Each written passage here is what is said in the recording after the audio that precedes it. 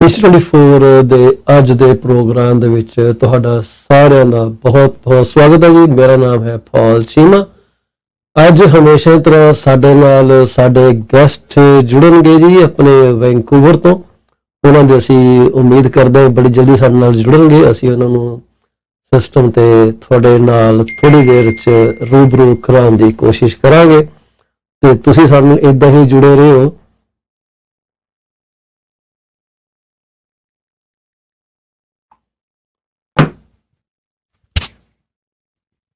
ਮੈਨੂੰ ਪਤਾ ਲੱਗਾ ਕਿ ਮੇਰੀ ਆਵਾਜ਼ ਸ਼ਾਇਦ ਕਹਿੰਦੇ ਕਲੀਅਰ ਨਹੀਂ ਆ ਰਹੀ।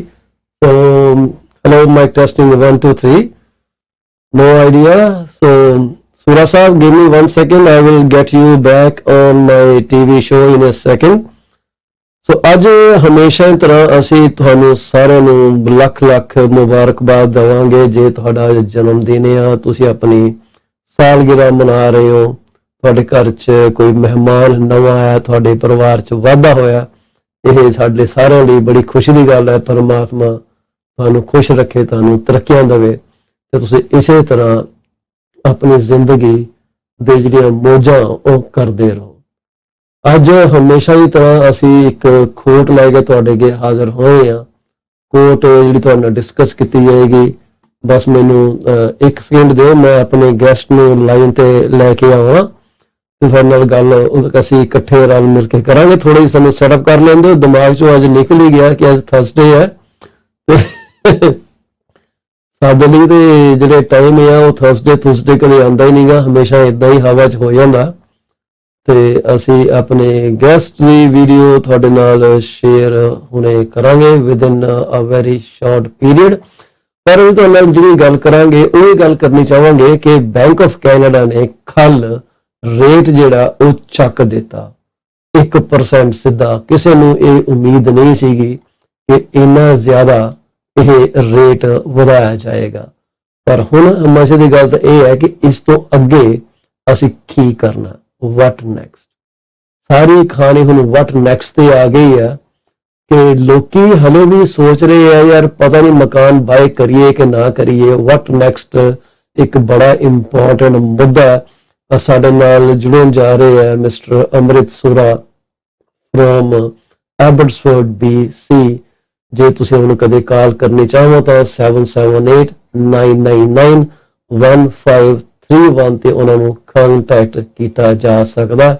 ਮੈਨੂੰ ਉਹਨਾਂ ਦਾ ਫੋਨ ਨੰਬਰ ਦੇਖੋ ਜ਼ੁਬਾਨੀ ਯਾਦ ਹੋ ਗਿਆ, ਪਹਿਲਾਂ ਨਹੀਂ ਸੀ ਯਾਦ ਹੁੰਦਾ, ਪਰ ਮੈਂ ਪਿੱਛੇ ਥੋੜੇ ਬਦਾਮ ਬੁਦਮ ਖਾਣੇ ਸ਼ੁਰੂ ਕੀਤੇ ਤੇ ਮੇਰੇ ਨਾਲ ਉਹਦਾ ਥੋੜਾ ਜਿਹਾ I think that changed how my memory has improved. So ਬਦਾਮ ਖਾਇਆ ਕਰੋ, ਕਾਜੂ ਪਿਸਤੇ ਖਾਇਆ ਕਰੋ, ਉਹਦੇ ਨਾਲ ਤੁਹਾਡਾ ਜਿਹੜਾ ਦਿਮਾਗ ਹੈ ਬੜਾ ਤਿੱਖਾ ਹੋਏਗਾ। ਇਹਦੇ ਨਾਲ ਤੁਹਾਨੂੰ ਤਾਕਤ ਹੀ ਮਿਲੇਗੀ ਕਿਉਂਕਿ ਜਿਹੜਾ ਅੱਜ ਕੱਲ ਥੋੜਾ ਬੈਂਕ ਆਫ ਕੈਨੇਡਾ ਨੇ ਜਿਹੜਾ ਸ਼ੌਕ ਦਿੱਤਾ ਤੁਹਾਨੂੰ ਸਾਰਿਆਂ ਨੂੰ, ਉਹ ਬੜਾ ਜ਼ਰੂਰੀ ਹੈ ਕਿ ਉੱਥੋਂ ਕਿੱਦਾਂ ਤੁਸੀਂ ਬਾਹਰ ਨਿਕਲਣਾ ਹੈ।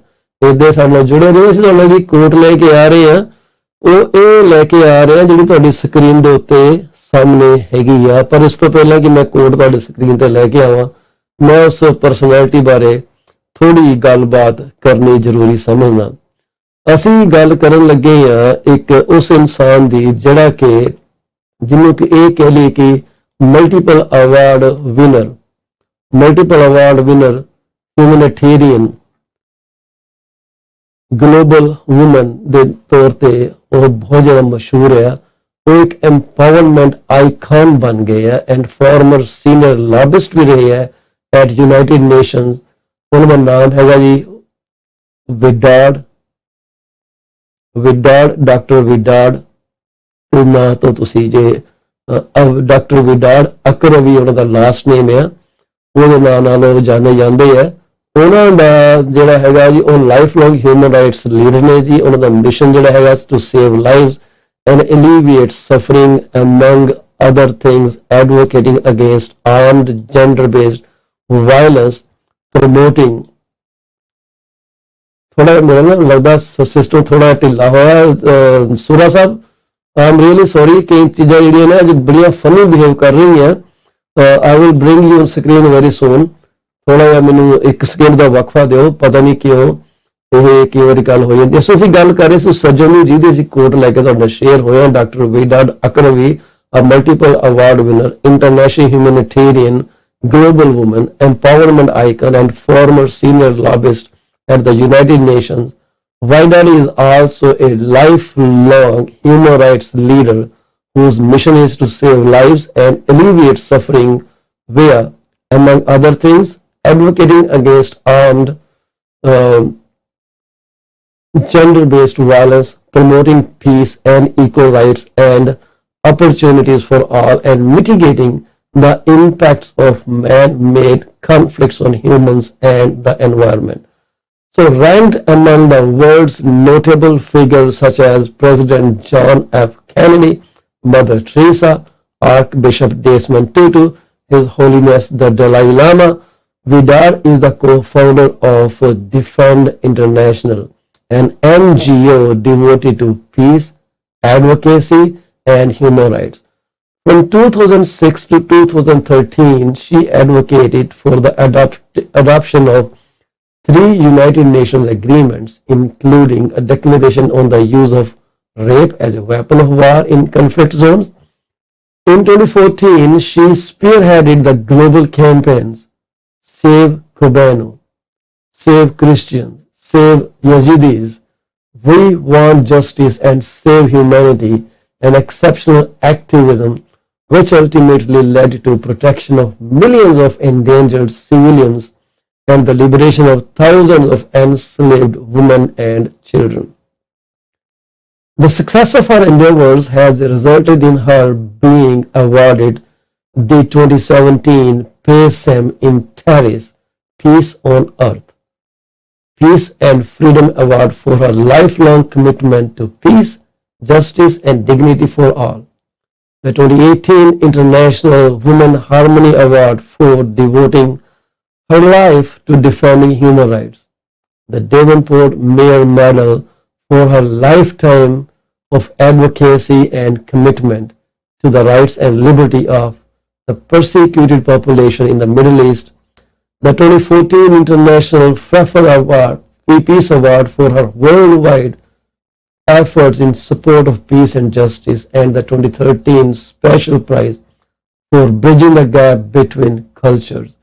She has also been honored as a Woman of the Year 2020 for her achievements and for being an inspirational woman.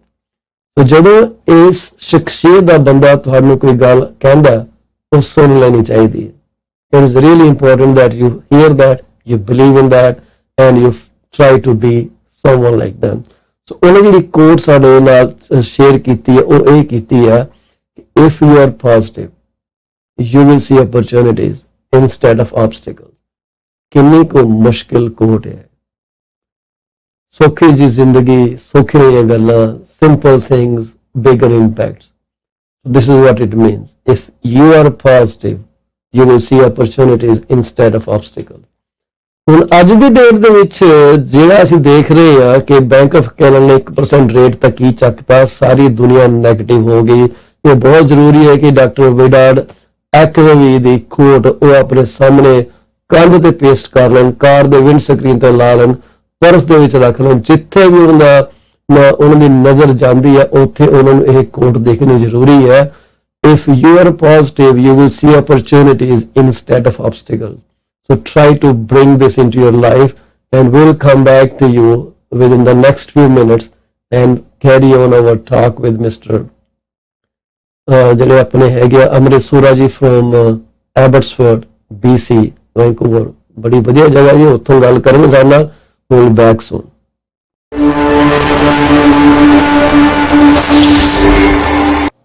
Are you looking for a reliable legal office that can handle your closing in the most effective manner? If yes, please get in touch with Rakesh Joshi at 416-213-8600. Joshi Law Office provides all the legal advices about real estate law, business law, immigration laws, notarization and affidavits, wills and trust. Give them a call today, 416-213-8600. Are you looking for reliable immigration services? If yes, contact Sukhi Paul at 647-296-4575 or office phone number 905-790-8877. They are located at 219-220 at 7956 Torban Road. It's right at the intersection of Torban Road and Steeles Avenue West. Contact them for all kind of visa services. Finding an honest and diligent insurance and investment advisor is a rarity these days. If you are looking for great advice, contact Mr. Bhupendra Mane, who is the regional director of Cosmos Financial Center. They are located at Union number 830 Top Flight Drive, Mississauga. The phone number to call is 647-448-6229. Give them a call today. Is your business suffering from performance? If yes, it is the right time to call Ravinder Duggi at 416-807-7986. She will find out the weak points and the points where the performance issues are paramount and help you fix those issues. Give her a call today. Do not be late. Are you looking to buy or sell your home or any commercial real estate? If yes, call me today at 647-333-2273 or 647-328-3279. I provide services in real estate and mortgages. I am mortgage broker with Akal Mortgages Inc., where when we say yes, we stand behind our promise. Reach out to me today. Do you want to shop right without burning your pockets? If yes, please visit Manisha Discount Warehouse at 377 Burnhamthorpe Road, East Mississauga, Ontario. They are the best. They have all kind of Indian, Pakistani and other local stuff that you can buy at literally throwaway prices. Contact them at 905-361-0773. Manisha Discount Warehouse. D.P. Jain is a well-known name in the fields of accounting. You can contact him today at his cell number 416-305-0080 or his office number 905-790-9327. Once you start working with him, you will never want to leave him. He is 5-star professional. Call him today. D.P. Jain Professional Corporation. PC24-RETV is heard over so many different channels. If you want to promote your business for free, call me at 647-333-2273. You can also send your artwork to contact@paulchima.com. We are here to be partners in your business success. 647-333-2273.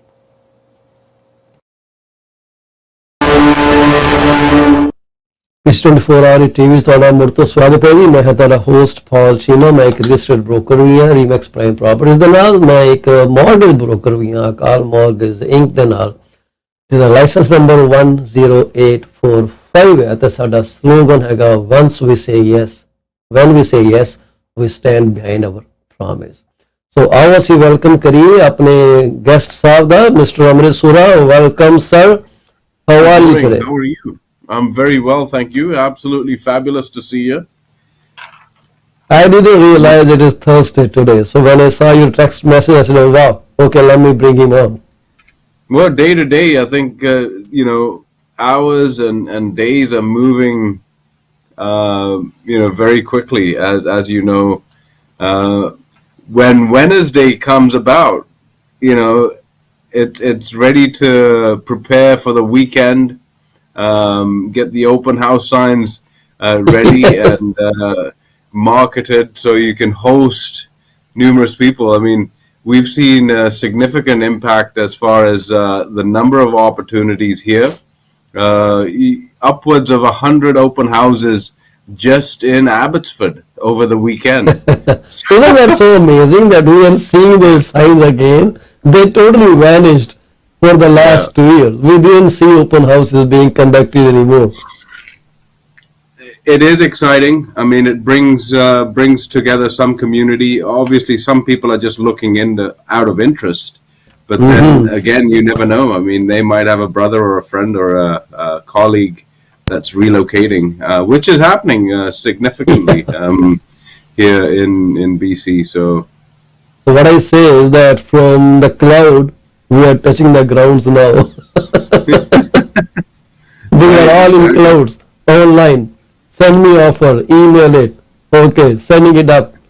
So no in person. So I have set a date for 17th this month to receive offer in person at the property. So I don't know how many will come in because of the newest development. The Bank of Canada actually shot a big blow to everyone. People are so scared. So I keep telling them, keep seeing this. If you are positive, you will see opportunities instead of obstacles. But people need this dose of positivity a lot. Let's see where we have now. But yeah, you are right. From our exile, actually, I would call it exile for the last year. We didn't see people much. Now we are getting on the ground, trying to do open houses, selling houses, marketing, doing our best. Hey, the previous market is back here again. yeah, so well, it's time to roll up everyone's sleeves and pound the pavement. I mean, you know, in the olden days when I used to be a salesman in other industries, I'd be knocking on doors. I mean, knocking on doors is not unheard of. It really depends. So, and depends where you want to get to and how many people you want to impact. Now, on what you know, the Bank of Canada comes along and says, okay, here's a full 1%. Let's round it up, right? So they round it up, give everybody a good surprise, and it's a shock. Everyone's like, oh my dear Lord, what's going to happen now? Is the sky falling down? No, not really. Well, if you look at $100,000, the additional 1% is $44, $44 to $45 a month, right? So yes, let's calculate all the way up to $1 million. So you have some additional amount of payments that you're going to make. So how do you resourcefully utilize your current real estate in order to leverage yourself further?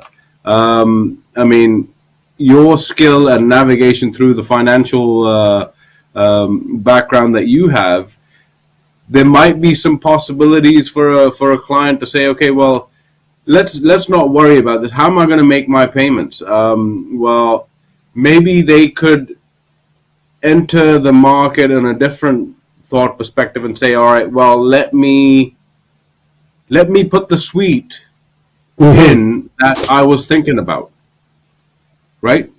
A few dollars will go in and have the ability to carry that forward, because people still need shelter. They need to live somewhere, whether they're renting or buying. There's got to be provision of homes. So what do you do when we need some essential items to live, such as bread and milk? And bread and milk, they go up in prices. Do we stop eating bread, or do we stop buying milk?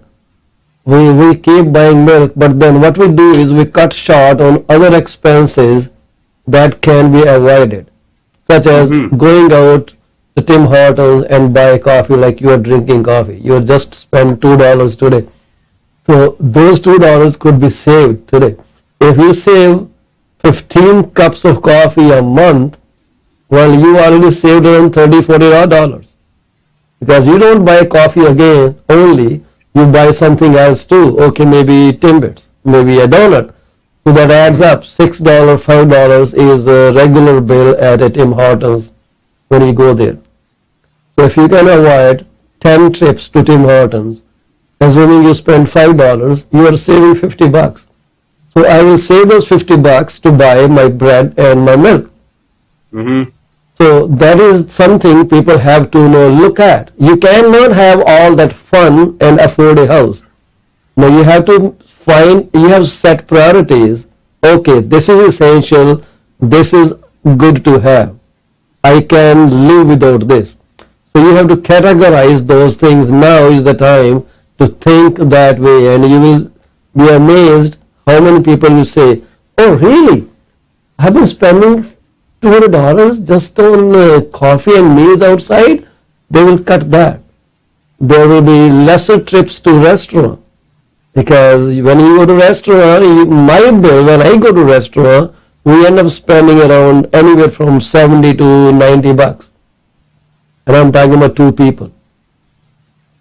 All those costs can cover up your extra mortgage payment. So be creative, make meals at your home, make coffee at your home. It's much cheaper. It's what it is. It's just hot water. Yeah. With some flavor in it. So I'm not going to say that you grow a cocoa tree and start making your own beans. That's okay. You can still buy beans from Costco. It's much cheaper there. And you get bulk packs. So isn't that positive aspect that how you can get over this problem of the rate hike? Because food prices are going to come down slowly now with inflation. And Bank of Canada Absolutely. doesn't care if your house value goes to $1 million or it goes to $200,000. This is not their mandate. They don't care. Yeah, I think what you're addressing is putting categories of needs and wants in your day-to-day Yes. living, and that's a simple thing. I mean,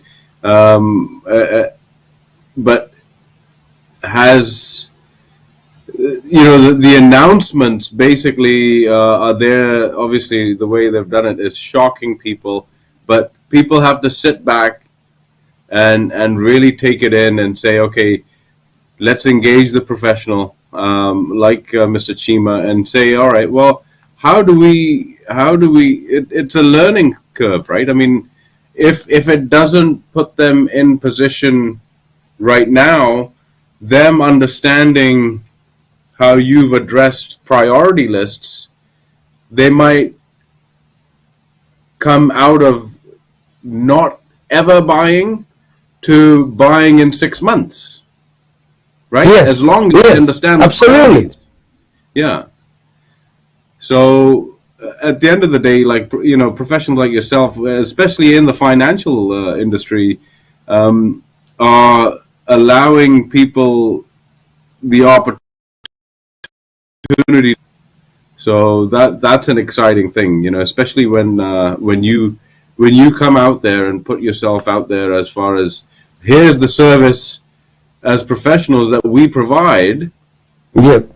Use our skill and service, right? At the end of the day, leverage it to the max. So that's I'm just exciting. saying, prioritize where you put your money. That's simple. So maybe there are 1,000 things you can do at your own home. Food, cooking is a fun, right? You should enjoy Yeah. it. So restaurant and Uber, hey, I just canceled my Uber pass. I think they used to charge me $10.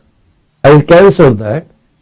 I can just drive down to a restaurant if I have to go pick up my food, and it's only once a while. And if I'm only saving $5 a month and paying them $10 for service that I'm going to utilize, so I can just get rid of that. I can make coffee at home. Those machines are very cheap these days. You can make your own coffee at home. Just press the button, and boom, your coffee is up there. These things people have to understand how to handle that. Ask those people who have witnessed the world wars, how they became hoarders and how they value little to little thing to survive, right? So those people knew the value. We are not in those circumstances which were so much painful, very hard to stand through, but people still lived through World War II and 1 and 2. I was going to say 3, but we don't have 3rd yet. Hopefully we don't have 3rd. Hopefully we never have it, right? Hopefully we never have 3rd World War. Yeah, we were thinking when Ukraine was attacked by Russia, maybe it's going to trigger 3rd World War, but thankfully we are not there yet. So this is what I wanted to say. Have a positive outlook that you want a house, you work for it. There's no easy way to home ownership. It's that Exactly. simple. Yeah. Right? It never was an easy way to home ownership. I never heard that hey, one night I just thought I should buy a house, and the next day I bought a house. I have never seen anyone say that, except maybe those millionaires. I am excluding them. I'm talking about a common man. People have to work harder. It's only that we are so much used to, those shining objects around us that we fall for them. We subscribe to those services. We get tempted to purchase them and then waste money, which you can put to a better use. You go to Canadian Tire, you buy some stuff you will never open. You go to Walmart, you see sales going on, you buy stuff, you don't want to use that forever. And those unused items, they end up on Kijiji or Facebook Marketplace or other places saying, hey, never open, it's still there, I don't want it. But why did you buy it in the first place? Yeah, impulse purchases, right? So that's the sad thing. Most what I've noticed is everybody becomes into the category of very reactive, right? Yeah. So they're reacting, whether it's for a newcomer that's come in, because I've heard it in the past where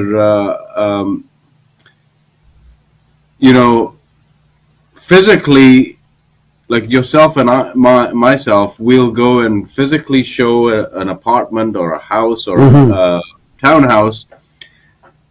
But that is also happening digitally with other products. Yes. Right? So you've got a digital salesperson following you around now. Right? So Google tracking your behavior and whatnot, and all the things that you like will pop up. Yes. And somebody at some point is going to be sitting there having their glass of wine and say, oh, wow, I was looking at that. Yeah. Click. Your credit card's already logged into the system. Boom. Next thing you know, you've spent $49.99. So very, like the response is reactive, right? It is reactive. It's reactive everywhere. Even on social media, it's very reactive. Yeah. So I keep talking about what's going on in our industry. I talk about area that is Peel region. So if I say that from 12th of July till today, 14th of July, it's 10:58 seconds a.m. So at this point, we have about 144 new listings that showed up. 144. And then we have 46 houses that changed their price. Most of the prices, they went down. There are always 3 or 4 people, homeowners, who will think they can still get more money. They will price their houses upwards. Price up, not price down. And then there are 2 listings that didn't sell, but then the sellers gave extension to the listing. There are still active listings. There are 2 such active listings right now in Peel region. One in Brampton, one in Caledon. One listed for $999,999. The other one listed for $1.988 million. And so this is a very critical thing that we will say right now, and this is something that is very worrying too. Amrit, in the region of Peel, which includes 3 municipalities, Brampton, Mississauga and Caledon, there have been 11 sales that did not close, which we call deals fell through, probably for mortgage reasons or for appraisal reasons, when the value comes very low than what was offered. 11 such listings could not be closed, and then there are 30 listings that have been sold with conditions. Hey, with conditions. Can you believe that, Amrit? 30 houses in the last a couple months before April, there were none sold conditional. But now I'm seeing 30 sold conditional, subject to inspection, financing, even sale of their own home. Right. Right? So those are sold conditional, and then there are sold listings, 50 houses sold successfully. Right? 50 houses sold. I'm not talking about closed yet, just sold. Because the conditions have been completed and the real estate office marked those listings as sold. That's it. Simple. But we will see when they close. That's the different dynamics. And so many listings, about 73 were taken off market. A few of them might have appeared again as new listing. The data is included there. And from the last 2 days, 20 listings were suspended. Means they are still listed, but no showings are allowed. They are suspended for one or the other reason. Sometimes agents do not do well with the home seller. And this is a heated exchange situation where no party budges. And seller maybe wants to cancel, agents don't want to cancel, the listing is suspended. So limbo. Or sometimes there are construction thing going on in the house, when people like to suspend listings for a short period. That's not unnatural. This is part of it. Then there are about 3 listings that did not sell, 2 in Mississauga, 1 in Caledon, ranged from 1.699 all the way up to $2.235 million. This is 2 days market data live for you if you are listening to this program. So how is market going on in your area, Amrit? So as a whole, Vancouver sales prices have dropped 37%. Okay. Right. So, and what we're seeing effectively within the Fraser Valley region, anywhere between 7 and 10% on downward pricing, and then, like you explained just now, some people are coming a little bit higher. Psychologically, that sometimes does work, right? Because not everyone has seen a particular listing at a certain price, and then if they price it up, it's likely, depending on what condition the home is, that you might garner a sale at the previous price, depending on the buyer and the seller. So you're seeing some exciting things happen. Definitely, new home construction is onward and upward, and the new homes are definitely driving toward providing certain incentives, which try and lock in the buyers for the future purchase. Obviously,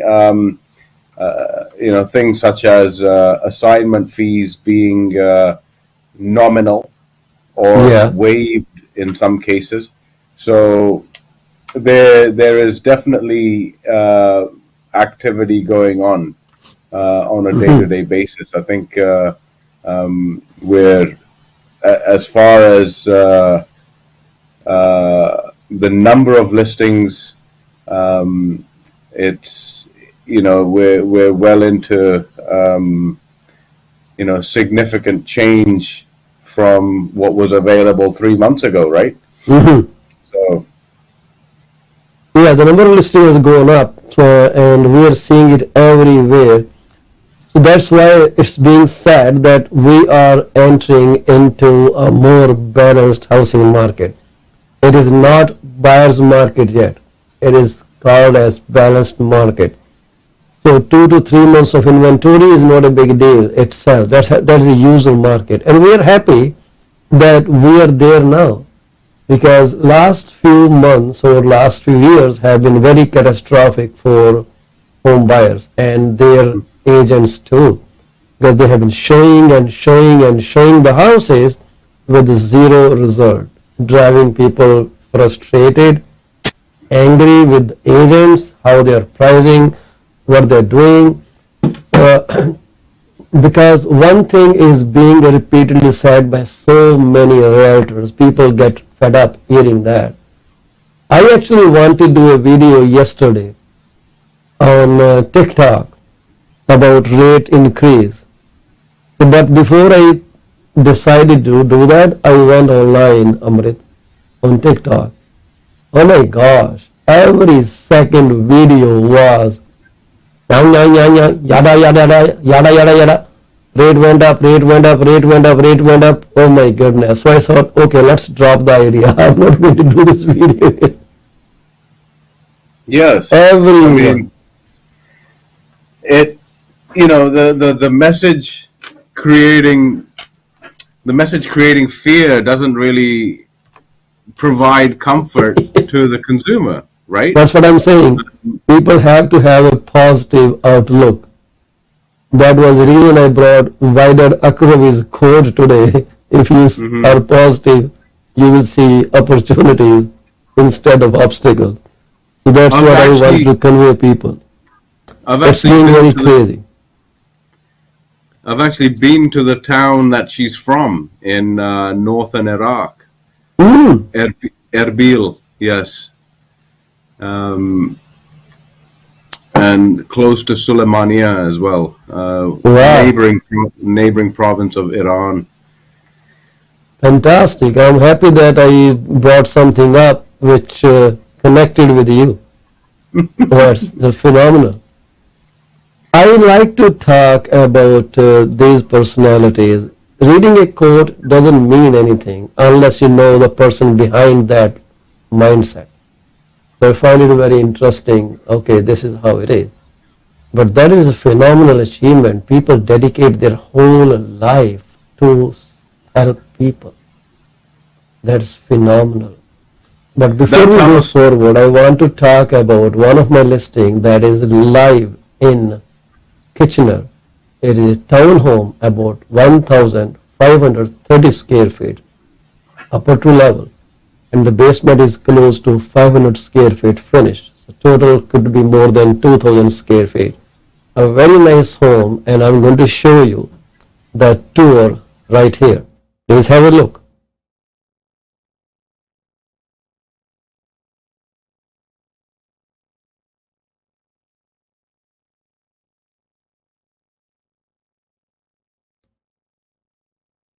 There's no music to this video. I don't think there's a music to this video.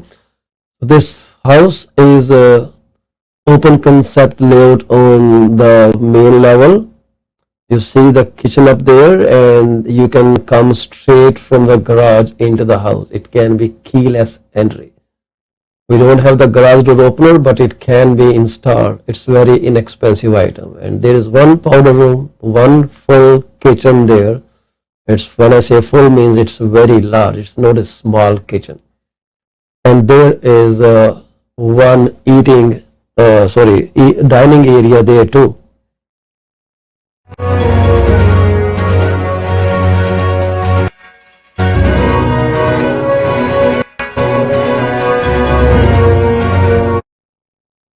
But there was music to it.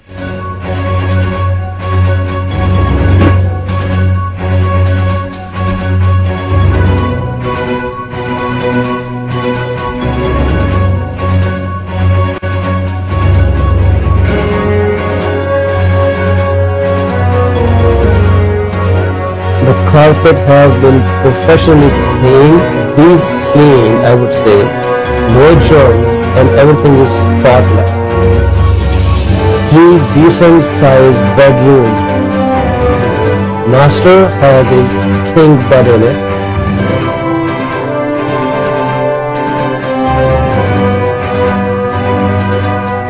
This is a very good home for someone who is buying their first home, or maybe an investor. This area is very easily a rentable area in Kitchener.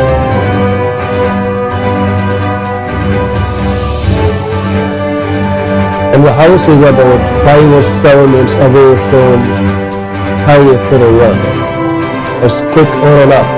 If you're a first-time home buyer, or you are an investor looking to put money in a house and rent it out, well, this is it.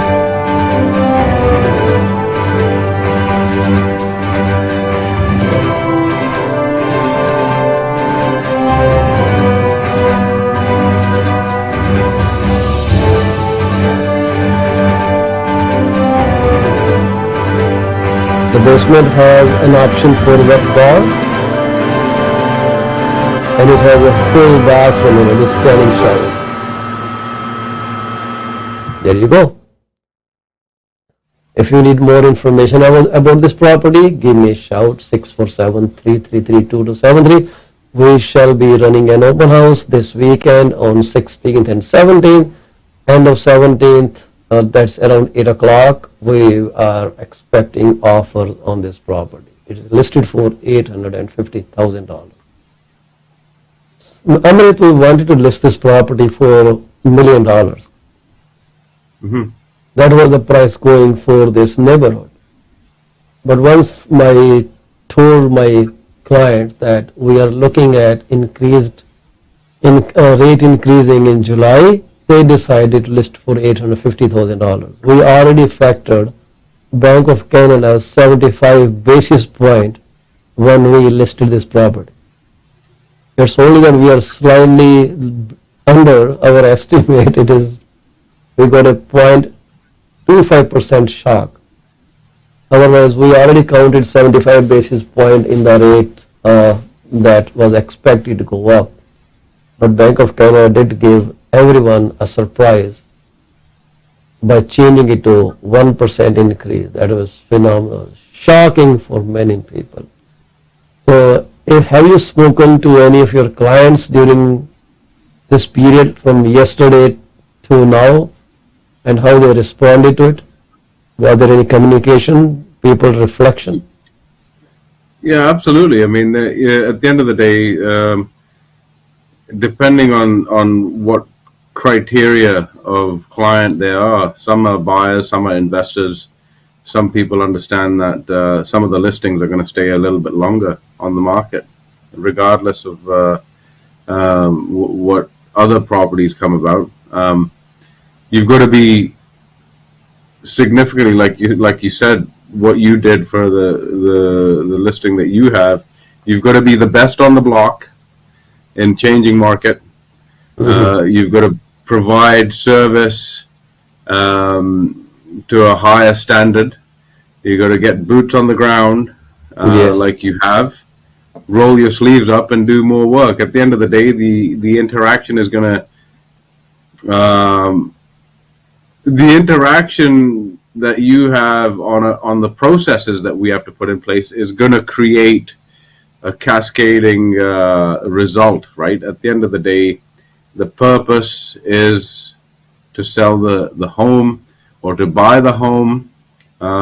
We had a scenario a little while ago where the buyers needed a particular place, which is fine. We went in there, but there's restrictions on the size of pets. So we engaged the strata, wrote letters. They're happily inviting the family animal now, so which is great. And our behavior to our peers must also be respectful at all times.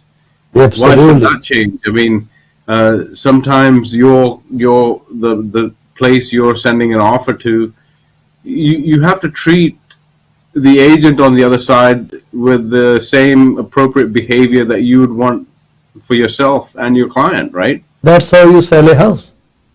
Yeah, you have to have some kind of working relationship, whether it's with the buyer, seller, or your peers and colleagues. And it's so significant at this point when you brought that quote up. Let's look at the positive side of life as opposed to being on a negative trajectory. I think the conversations, going back to the conversations I had with the clients, some are, some are okay, great. We'll just wait, see how things pan out, which is fine. And then the listings, obviously, we sign up for a little bit longer than most listings that we were signing up before. So yes. Because it takes significant investment. I mean, you're looking at spending a good chunk of $5,000 trying to market a home, right? Yeah, I agree. So we need to spend a lot of money to market a property these days. It's not just a sign on the property and then wait when someone will come and buy the property. It's not going to work anymore. You really have to be very active, or I would say proactive, in selling a property these days. This is how it is. And if you're not, then you know what, you will never end up selling. Sometimes also having an event for the peers at the property, because you never know.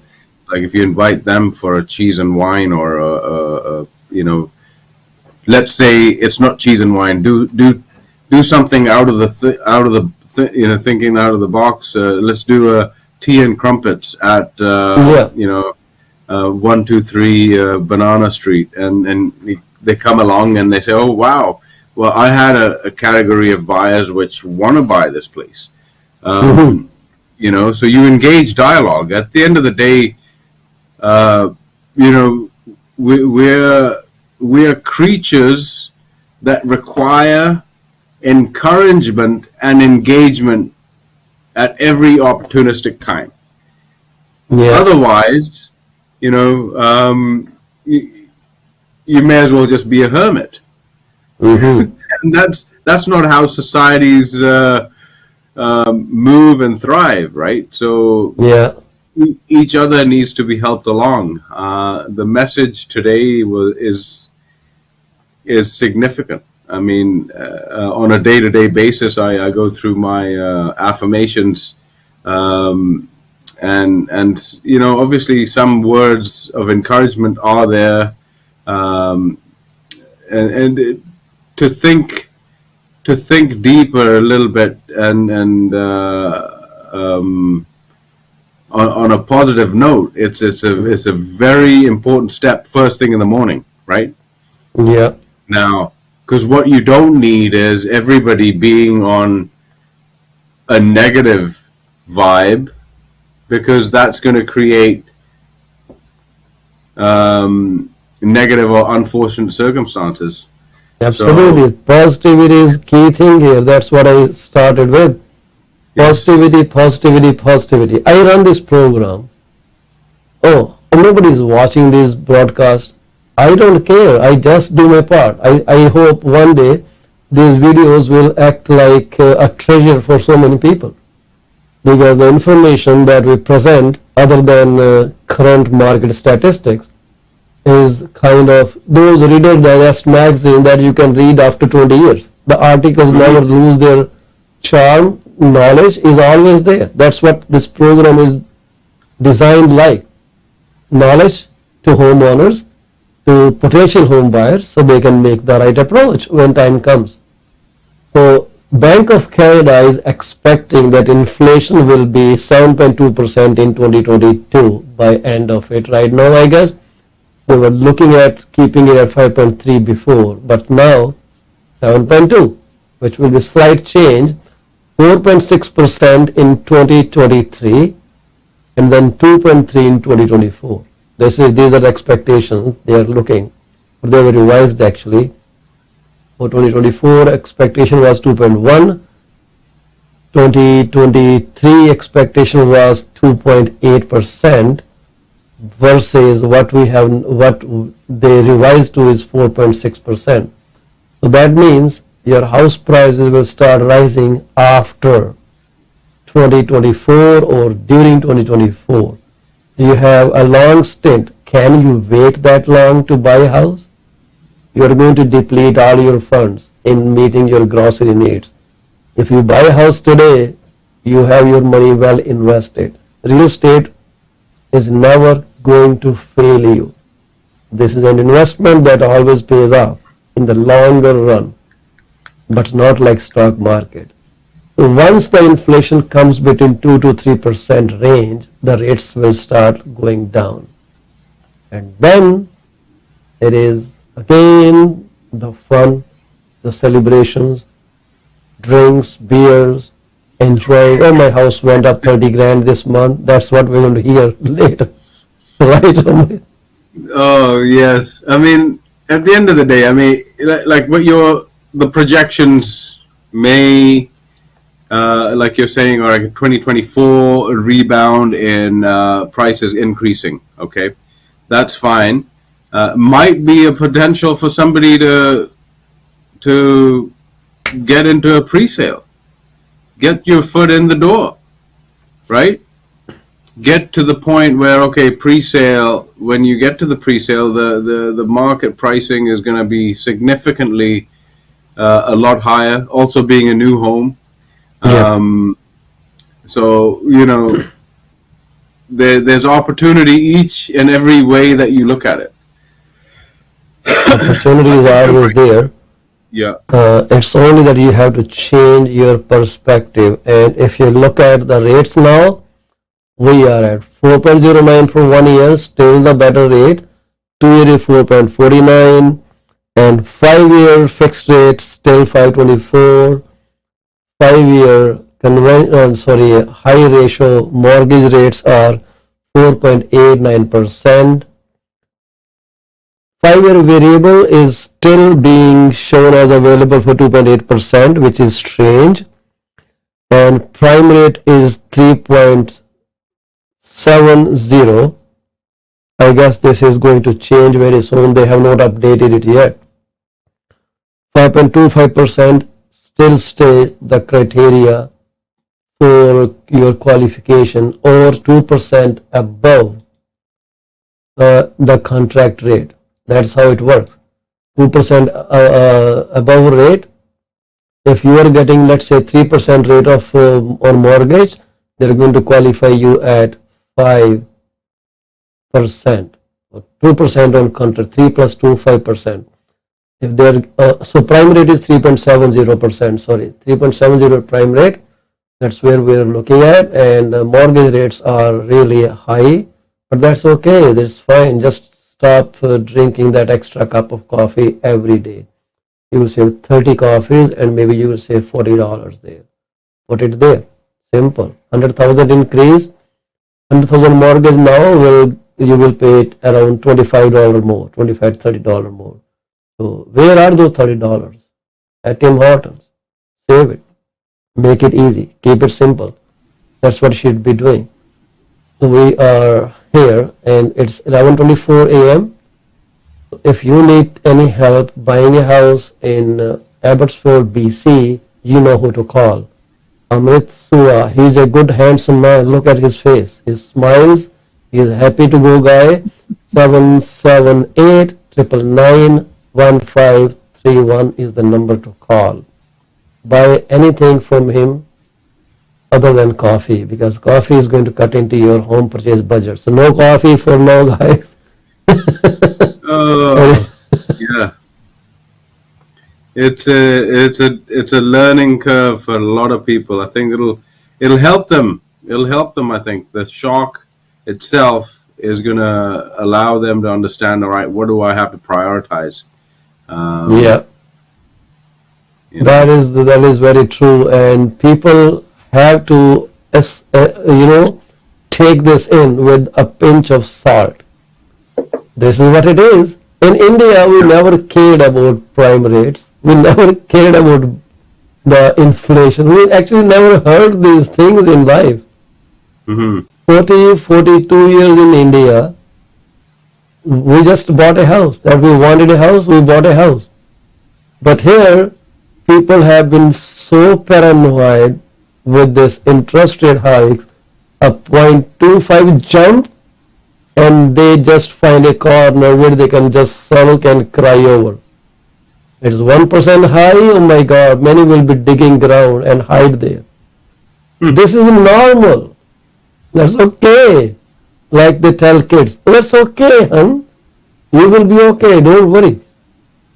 You will still get a house. All you need to have is one thing in your character, and that is positivity. Hard or easy, house is a house. You need to work for it. So they say good things are not within reach, they are out of reach. You have to jump to get them. So it's time for you to make a bigger jump. It was. Jump higher. right? Yeah, jump higher. Exactly. Yeah, you have to Yeah. stretch your arm. It's way beyond this reach. You have to go farther, and you have to Hmm. stretch. So how much you can stretch defines your limits, and the life is limitless. Your skills are limitless. Your brain can do million times more than you think you can. Carry on with your one focus. Focus is on purchase of home. And people make fun of realtor on TikTok. They say, oh yeah, you have to say that houses are cheaper, buy. Are you looking for another job? And they're also talking, oh, another realtor my family knows is looking for a job. Don't make fun of them. This is how they get into industry. And it is also recommended for new agents to, try this out. Take the license, try this out, and see if it works parallel with their current business or job they're doing. Once they're comfortable, they can make a transition. So don't make fun of part-timers too. Part-timer agent, they are also trying to put their foot through a door in this industry. It's okay. It's up to you to decide who to work with. Someone who is available all the time, someone you have to adjust your own timings for their availability. So this is all that defines how you want to work, what kind of person you are looking to work with.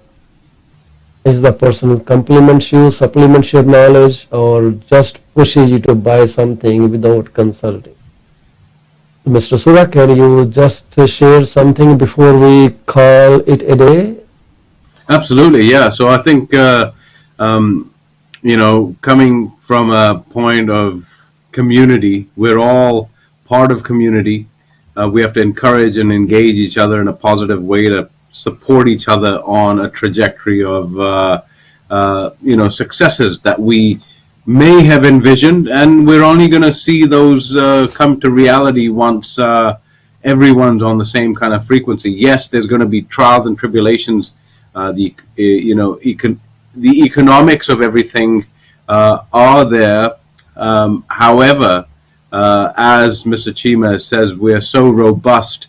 The in depth being that we are, we're able to handle more than you can think. So I encourage you to stay positive, get out there and enjoy your days, guys. I'm so thankful. And that That's that all was about pretty it. much it. So be Yeah. thankful, respect realtors. They really do a lot of hard work. Don't make fun of them. They are writing their own checks, and it's not easy. Self-employment is very hard. So before I end the program, like always, I would like to express my condolences to those who lost their family member. Well, we shall pray to God for giving you strength to overcome this tragedy, the void in your life that has come up. But understand that this is the way life is designed. We come to this world and we walk toward our death every single day, every single moment, every single fraction of a moment. Keep those amazing memories in your mind. You can still see them in your mind. You can still enjoy the love. You can still feel their presence. But try to stay happy and move forward in your life. Thank you very much for being with us today. Paul Shima and Amrit, we both thank you for being our audience for this episode today. Are any questions? Please call us. If you are looking at this episode or watching this episode, that's the right word.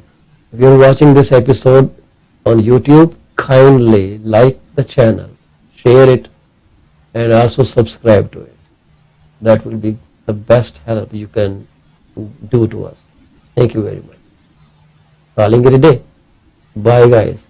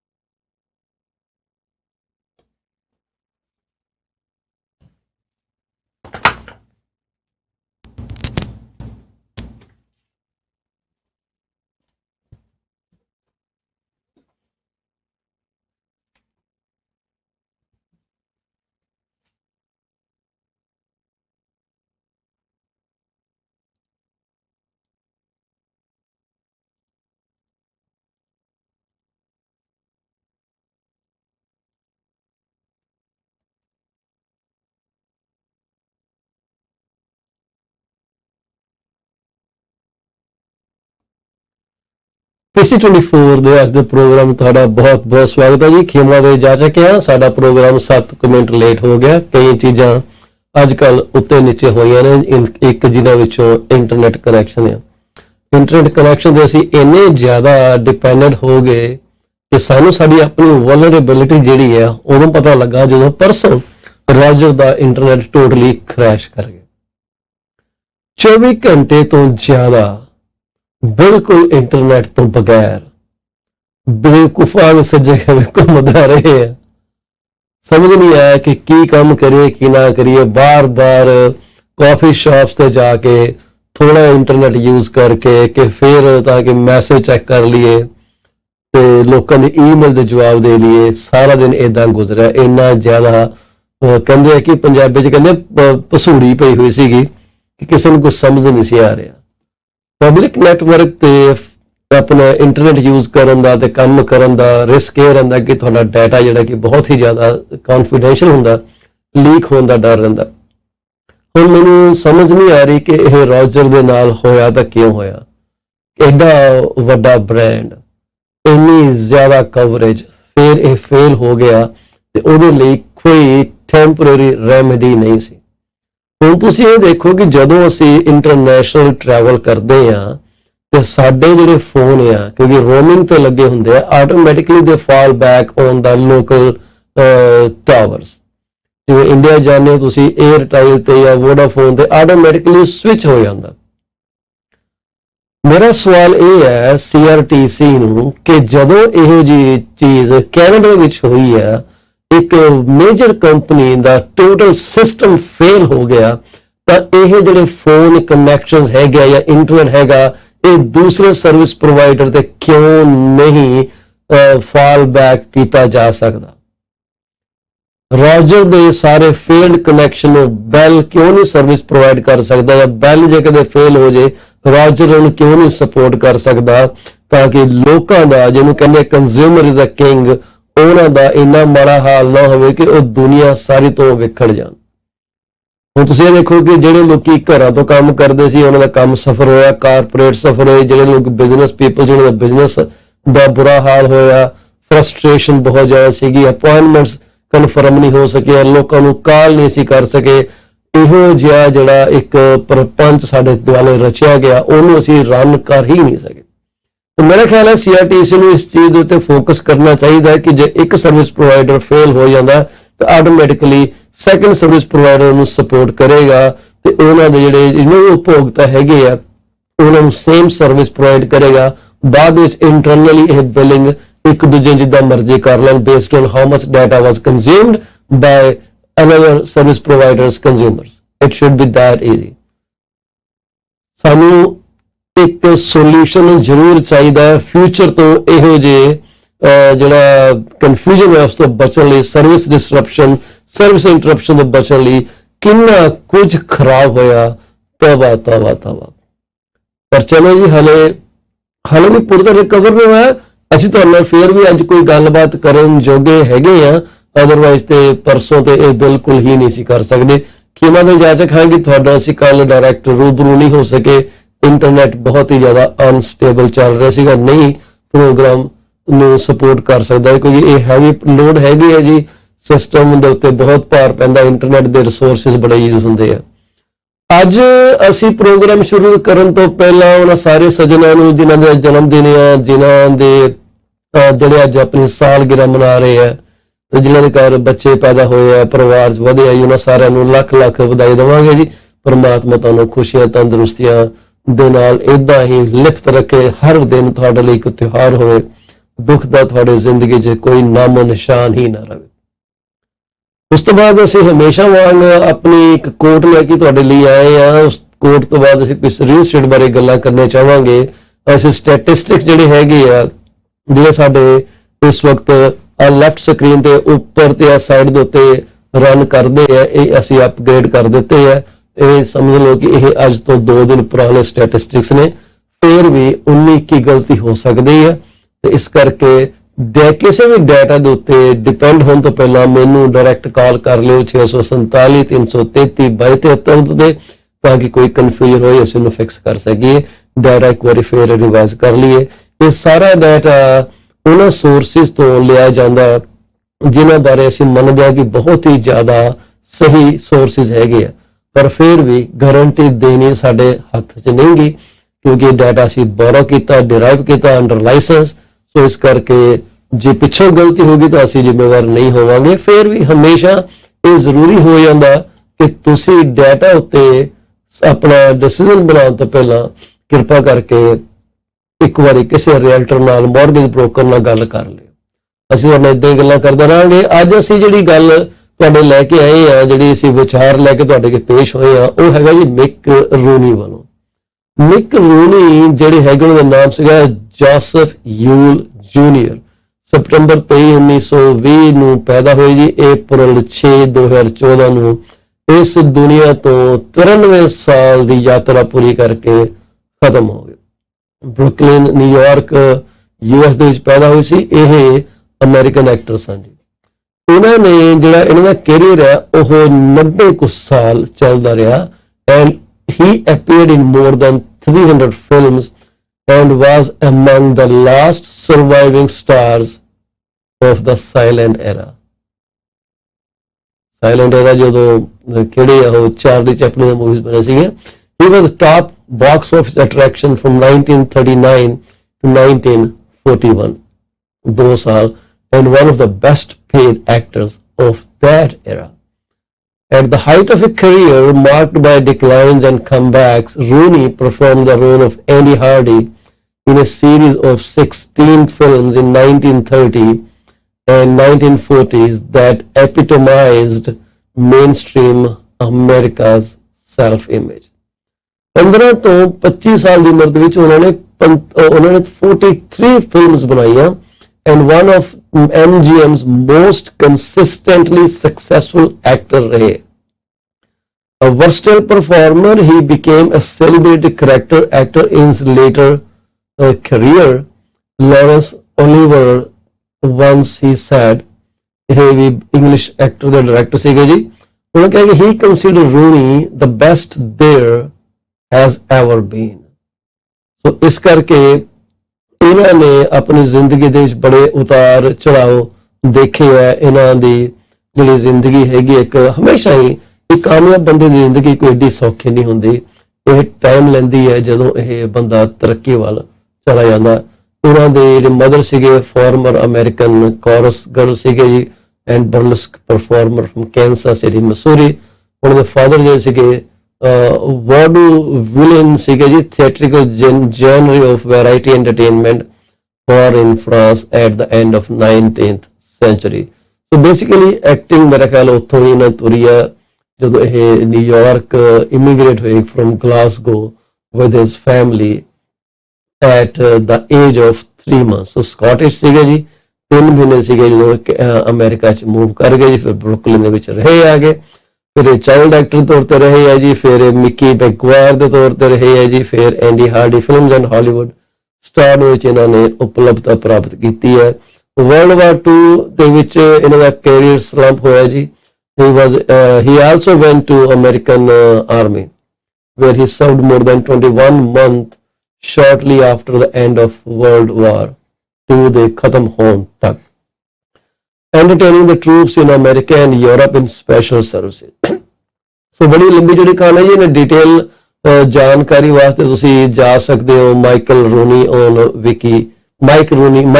On Wikipedia, Maiki MACKAY।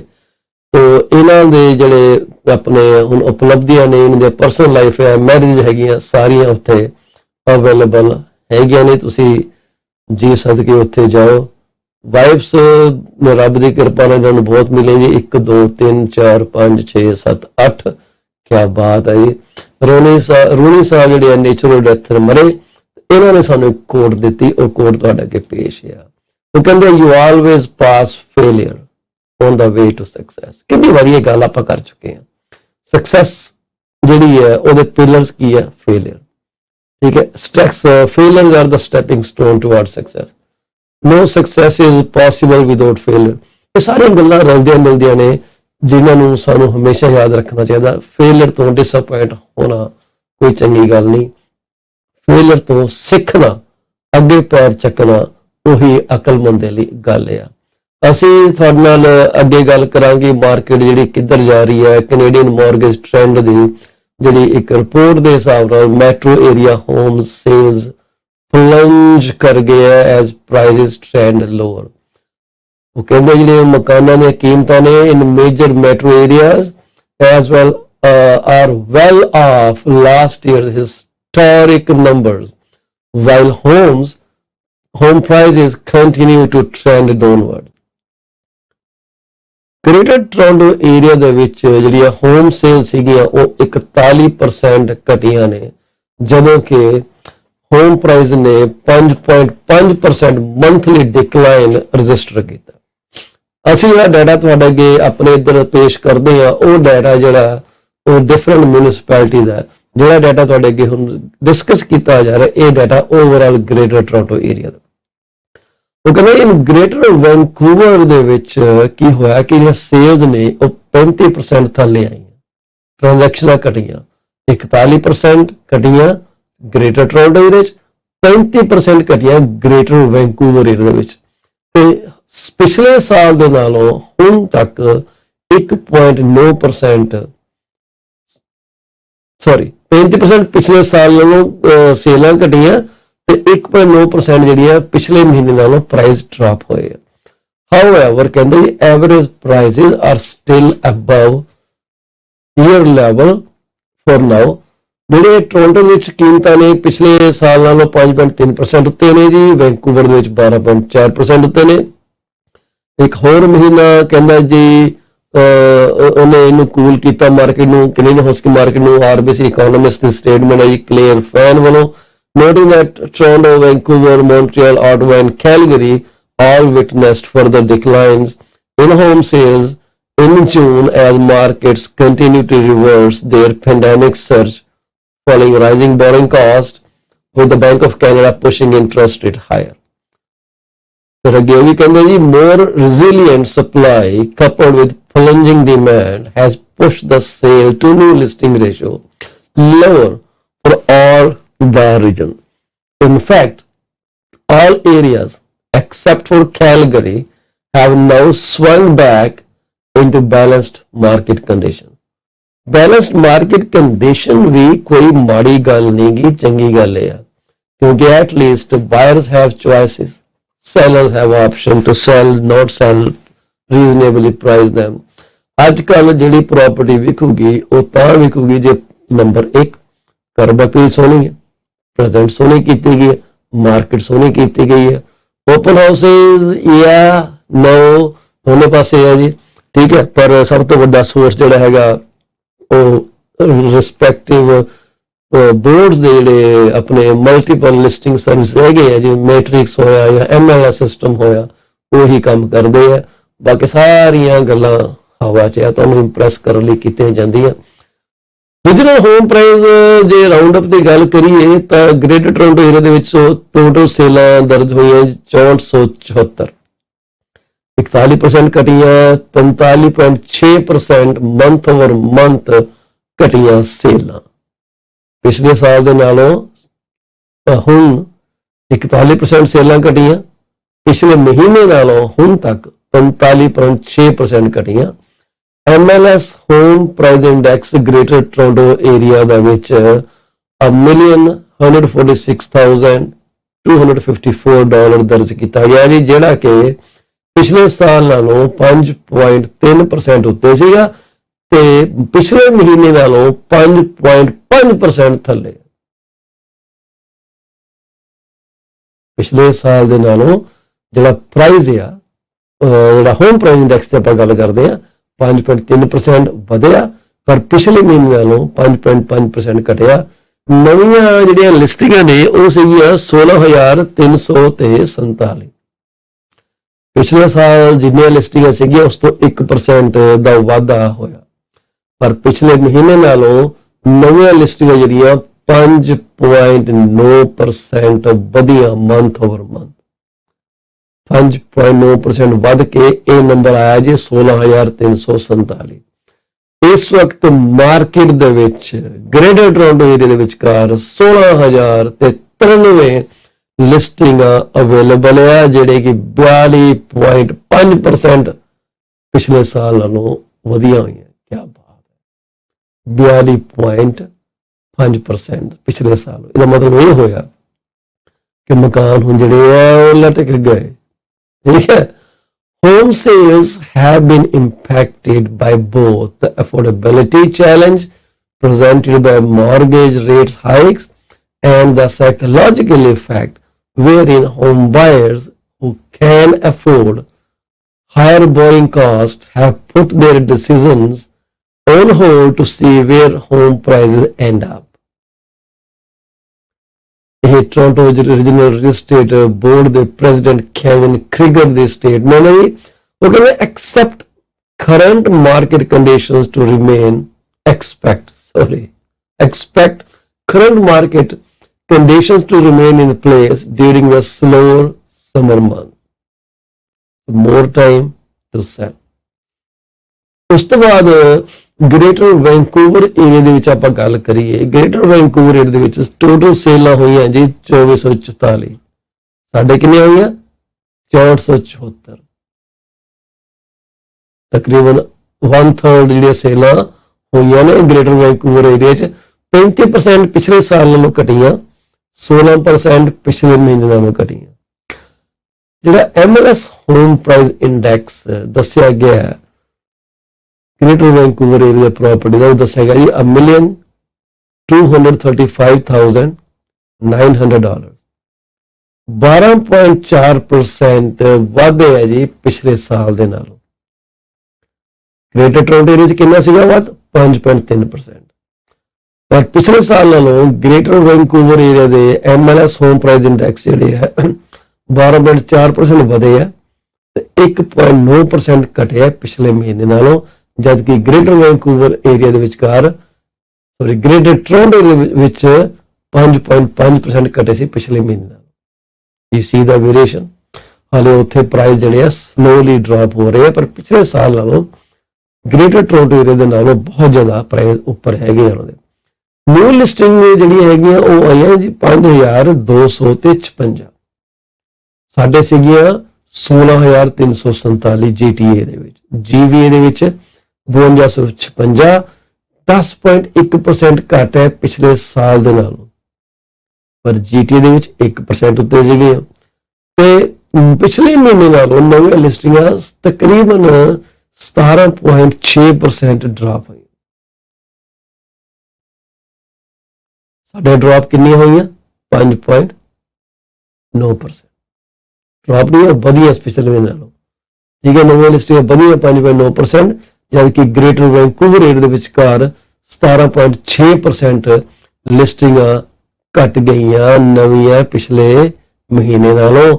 Active listing ਜਿਹੜੀ ਹੈਗੀ ਉਸ ਵਕਤ GVA ਦੇ ਵਿੱਚ ਹੈਗਾ 10,425, 3.8% ਦੀ ਕਮੀ ਹੈ ਜੀ ਪਿਛਲੇ ਸਾਲ ਨਾਲੋਂ, 4% ਦਾ ਵਾਧਾ ਹੈ ਜੀ ਪਿਛਲੇ ਮਹੀਨੇ ਨਾਲੋਂ।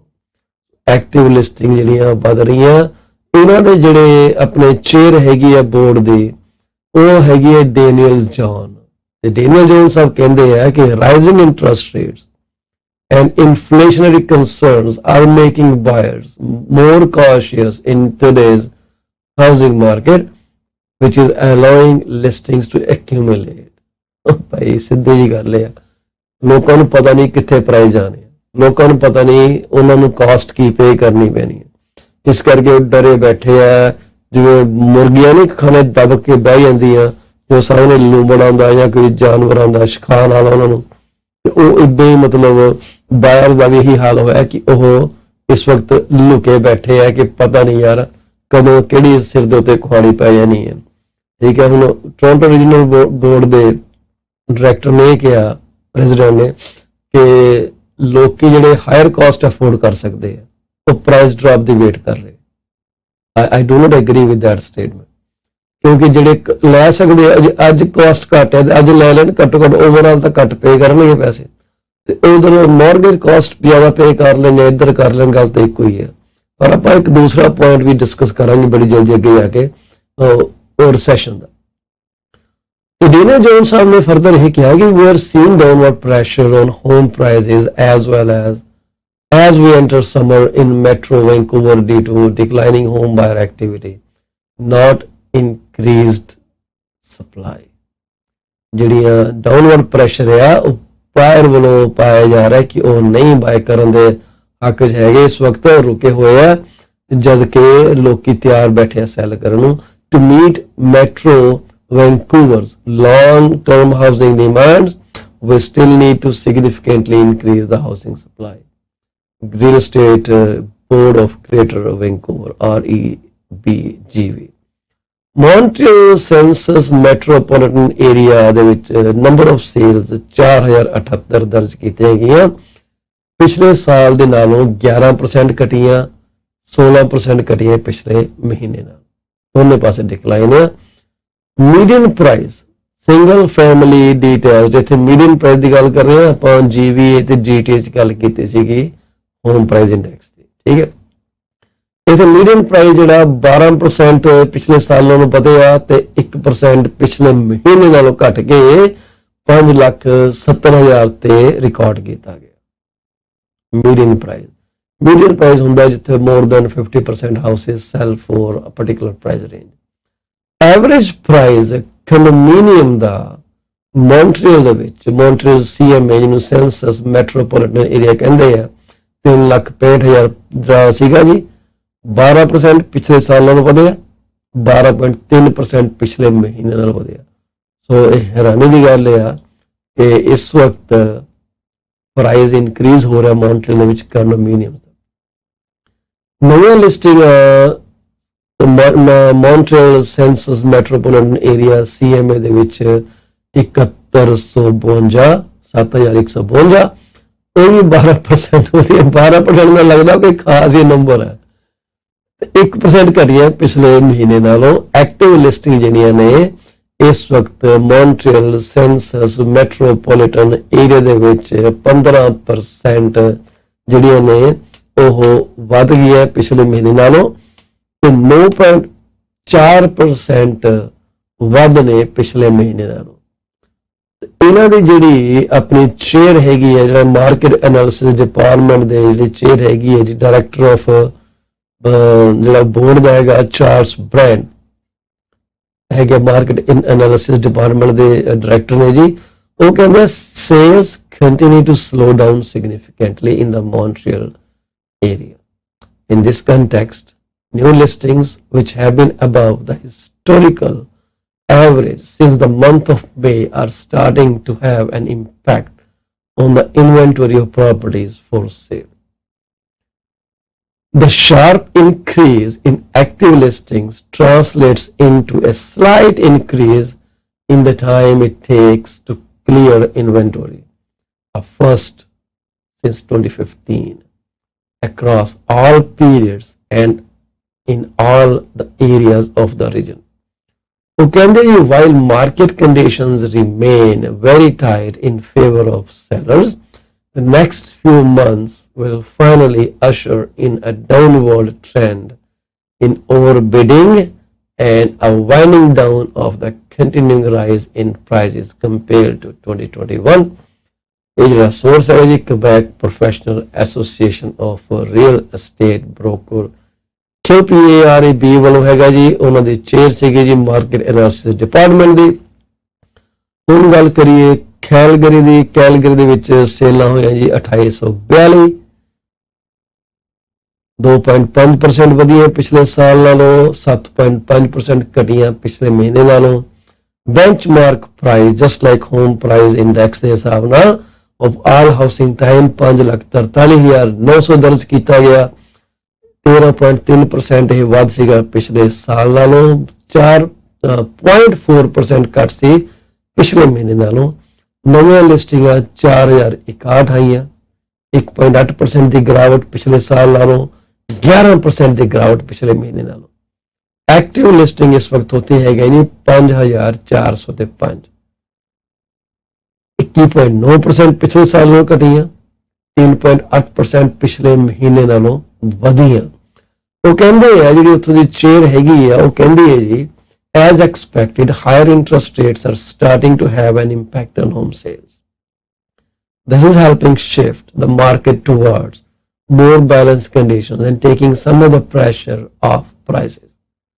ਇਹ ਹੈਗੇ ਜੀ ਕੈਲਗਰੀ ਰੀਅਲ estate board ਦੇ ਜਿਹੜੇ ਚੀਫ ਇਕੋਨੋਮਿਸਟ ਹੈਗੇ ਜੀ Ann Marie Lurie. While we are starting to see some transition, it is important to note that in Calgary, year-to-date sales are still at record levels and prices are still far above expectations for the year. Price ਦੀ ਗੱਲ ਕਰੀਏ ਤੇ price ਪਿਛਲੇ ਸਾਲ ਨਾਲੋਂ 13.3% ਵਧਿਆ Calgary ਦੇ ਵਿੱਚ, ਪਿਛਲੇ ਮਹੀਨੇ ਨਾਲੋਂ ਘਟਿਆ 0.4%. ਆਟਵਾ ਦੇ ਵਿੱਚ ਟੋਟਲ ਸੇਲਾਂ ਹੋਈ 1508, ਜਿਨ੍ਹਾਂ ਨੂੰ ਕਹਿੰਦੇ ਆ ਕਿ 29% ਦੀ ਗਿਰਾਵਟ ਪਿਛਲੇ ਸਾਲ ਨਾਲੋਂ, 18% ਦੀ ਗਿਰਾਵਟ ਪਿਛਲੇ ਮਹੀਨੇ ਨਾਲੋਂ. ਐਵਰੇਜ ਪ੍ਰਾਈਸ ਜਿਹੜਾ ਰੈਜ਼ੀਡੈਂਸ਼ੀਅਲ ਪ੍ਰਾਪਰਟੀ ਦਾ ਹੈਗਾ ਜੀ $7,72,861, ਜਿਹੜਾ ਕਿ 6% ਵਧਿਆ ਪਿਛਲੇ ਸਾਲ ਨਾਲੋਂ, ਤਕਰੀਬਨ 3.5% ਘਟਿਆ ਪਿਛਲੇ ਮਹੀਨੇ ਨਾਲੋਂ. ਕੰਡੋਮੀਨੀਅਮ ਦਾ ਐਵਰੇਜ ਪ੍ਰਾਈਸ ਹੈਗਾ $4,38,977, 1% ਵਧਿਆ ਪਿਛਲੇ ਸਾਲ ਦੇ ਨਾਲੋਂ, 7% ਘਟਿਆ ਪਿਛਲੇ ਮਹੀਨੇ ਨਾਲੋਂ. ਨਵੀਆਂ ਲਿਸਟਿੰਗਾਂ 3213, 38% ਵਾਧਾ ਜੀ ਪਿਛਲੇ ਸਾਲ ਨਾਲੋਂ, 3% ਵਾਧਾ ਪਿਛਲੇ ਮਹੀਨੇ ਨਾਲੋਂ. ਉਹ ਕਹਿੰਦੇ ਆ ਜਿਹੜੇ ਪ੍ਰੈਜ਼ੀਡੈਂਟ ਹੈਗੇ ਆਟਵਾ ਰੀਅਲ estate board ਦੇ ਪ੍ਰੈਜ਼ੀਡੈਂਟ ਪੈਨੀ ਟੋਰਾਂਟੋ ਹੈਗੇ ਜੋ ਕਹਿੰਦੇ ਆ ਜੀ, after a frenzy of past 2 years, we are witnessing Ottawa's resale market normalize in 2022 and shift toward the more traditional seasonal ebb and flow cycle. While June transactions do typically taper as many look toward their summer holidays, last month's sales were at a slower pace than we have seen in well over a decade. So, उन्होंने आगे क्या कि we can likely attribute the decrease in unit sales to economic factors such as the rising interest rates and cost of living inflation. She added, other dynamics could include buyer fatigue combined with the wait and see approach toward home prices, lack of confidence amongst consumers, and perhaps the uncertainty surrounding back to work arrangement, as a long commute with rocketing gas prices will certainly affect decision about where to live. आज दी गल कीती बड़ी वधिया गल कीती है. Economist after all economist ही होंदा, ठीक है जी. उन्होंने कुछ गल्लां कीती, सिंगल सैग दी गल नहीं कीती. उन्होंने कहा जी जिहड़ा lack of confidence among consumer, ठीक है. फिर दूसरी उन्होंने ये नहीं पता uncertainty surrounding back to work arrangement, उन्होंने कंपनी उन्होंने कदों कॉल करेगी. पिछे तो लोग दूर दूर जान लग गए कि they were working from away from their work places, घरों काम करते थे, फर्क नहीं पैंदा कि 200 किलोमीटर दूर रहंदे 100 किलोमीटर दूर रहंदे. हुण जे back to work arrangement setup हो रहे हैं कि कंपनी बंदे नूं वापस बुला रही है, उस सूरत हाल दे विच ਉਹ ਜੇ ਕਮਿਊਟ ਦੇ ਦੂਰ ਲੈਣੀ, ਕਮਿਊਟ ਦਾ ਚੱਕਰ ਪਏਗਾ, ਗੈਸ ਪ੍ਰਾਈਸ ਤੁਹਾਨੂੰ ਪਤਾ ਕਿੱਥੇ ਅੱਗ ਲੱਗੀ ਪਈ ਹੈ. ਸੋ ਇਹ ਜਿਹੜੇ ਡਿਸੀਜਨ ਆ ਬਹੁਤ ਜ਼ਿਆਦਾ ਅਫੈਕਟ ਕਰਦੇ ਆ. ਸਾਡੇ ਨਾਲ ਜੁੜੇ ਰਹੋ. ਅਸੀਂ ਤੁਹਾਡੇ ਨਾਲ ਹੁਣੇ ਗੱਲ ਕਰਕੇ ਹਟੇ ਆ ਕਿ ਡਿਫਰੈਂਟ ਜਿਹੜੇ ਮੈਟਰੋਪੋਲੀਟਨ ਸੈਂਸਸ ਮੈਟਰੋਪੋਲੀਟਨ ਏਰੀਆਜ਼ ਹੈਗੇ ਕਿੱਦਾਂ ਉਹ ਚੇਂਜ ਹੋ ਰਹੇ ਹੈ. ਉਹਨਾਂ ਦੇ ਜਿਹੜੇ ਰੀਅਲ estate board ਦੇ ਜਾਂ ਇੱਕ ਮਾਰਕੀਟ ਐਨਾਲਿਸਿਸ ਦੇ ਜਾਂ ਚੀਫ ਇਕੋਨੋਮਿਸਟ ਕੀ ਕਹਿ ਰਹੇ ਹੈ, ਅਸੀਂ ਤੁਹਾਡੇ ਨਾਲ ਗੱਲ ਕਰਾਂਗੇ ਮੌਰਗੇਜ ਬਾਰੇ. इधर डटे रहो, जाओ ना, असीं एक छोटा जिहा ब्रेक लैके वापस आने लगे.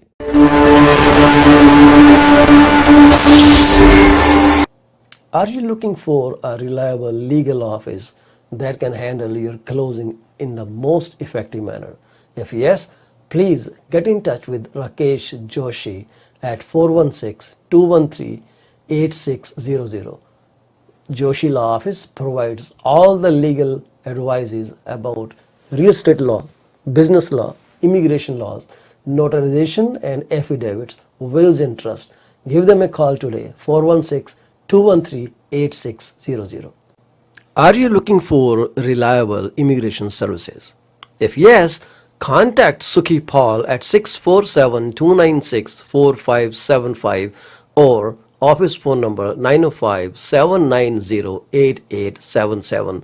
They are located at 219-220 at 7956 Torban Road. It's right at the intersection of Torban Road and Steeles Avenue West.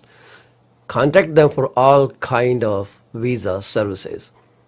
Finding an honest and diligent insurance and investment advisor is a rarity these days. If you are looking for great advice, contact Mr. Bhupendra Mane, who is the regional director of Cosmos Financial Center. They are located at Union number 830 Top Flight Drive, Mississauga. The phone number to call is 647-448-6229. Give them a call today.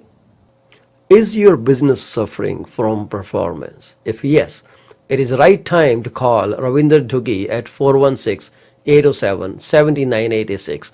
She will find out the weak points and the points where the performance issues are paramount and help you fix those issues. Give her a call today. Do not be late. Are you looking to buy or sell your home or any commercial real estate? If yes, call me today at 647-333-2273 or 647-328-3279. I provide services in real estate and mortgages. I am mortgage broker with Akal Mortgages Inc., where when we say yes, we stand behind our promise. Reach out to me today. Do you want to shop right without burning your pockets? If yes, please visit Manisha Discount Warehouse at 377 Burnhamthorpe Road, East Mississauga, Ontario. They are the best. They have all kind of Indian, Pakistani and other local stuff that you can buy at literally throwaway prices. Contact them at 905-361-0773. Manisha Discount Warehouse. D.P. Jain is a well-known name in the fields of accounting. You can contact him today at his cell number 416-305-0080 or his office number 905-790-9327. Once you start working with him, you will never want to leave him. He is 5-star professional. Call him today. D.P. Jain Professional Corporation. PC24-RETV is heard over so many different channels. If you want to promote your business for free, call me at 647-333-2273. You can also send your artwork to contact@paulchima.com. We are here to be partners in your business success. 647-333-2273.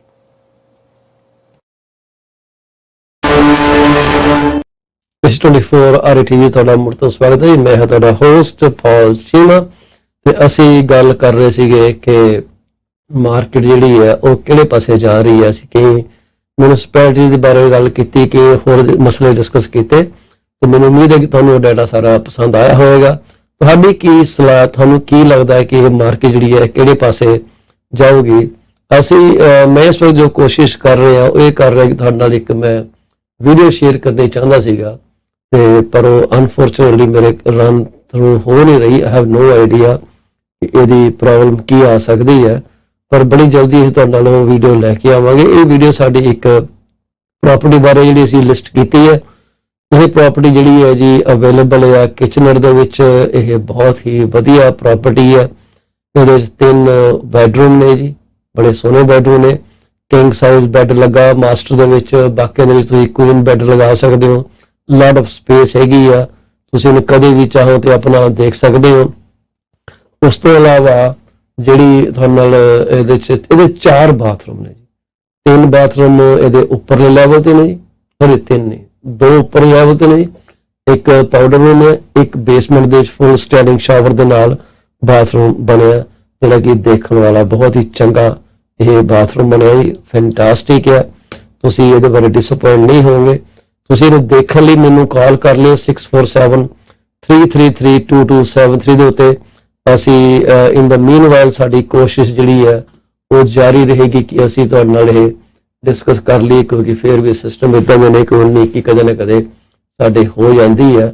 ਪਰ ਜਿੱਦਾਂ ਹੀ ਸਾਡਾ system correct ਹੁੰਦਾ ਅਸੀਂ ਤੁਹਾਡੇ ਨਾਲ right ਵੇ ਇਹ programme ਸਾਂਝਾ ਜ਼ਰੂਰ ਕਰਾਂਗੇ। ਹਾਂਜੀ, ਹੋ ਗਿਆ ਸਾਡੇ ਨਾਲ ਸਾਂਝਾ ਜੀ। ਆ ਲਓ, ਤੁਸੀਂ ਇਹ ਵੀਡੀਓ ਦੇਖ ਲਵੋ ਤੇ ਮੈਨੂੰ ਦੱਸਿਓ ਕਿ ਤੁਹਾਡਾ ਇਹਦੇ ਬਾਰੇ ਕੀ ਵਿਚਾਰ ਹੈ। ਜੇ ਤੁਸੀਂ ਇਹ ਪ੍ਰਾਪਰਟੀ ਬਾਏ ਕਰਨੀ ਚਾਹੁੰਦੇ ਹੋ ਤਾਂ ਮੈਨੂੰ ਕਿਸੇ ਵੇਲੇ ਵੀ ਤੁਸੀਂ ਕਾਲ ਕਰਕੇ ਦੱਸ ਸਕਦੇ ਹੋ कि चीमा जी मैनू ये प्रॉपर्टी दिखा दो, I will be more than happy to share this property with you. मैं तुहाडे नाल हुणे लिंक शेयर कर लगा, प्लीज हैव अ लुक।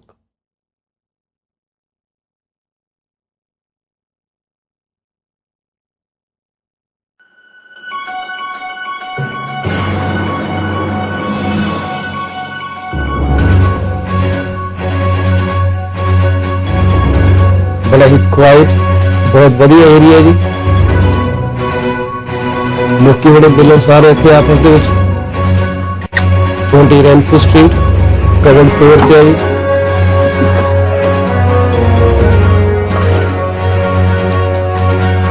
बहुत बढ़िया हाउसेज है मकान के अंदर, और स्टेनलेस स्टील किचन।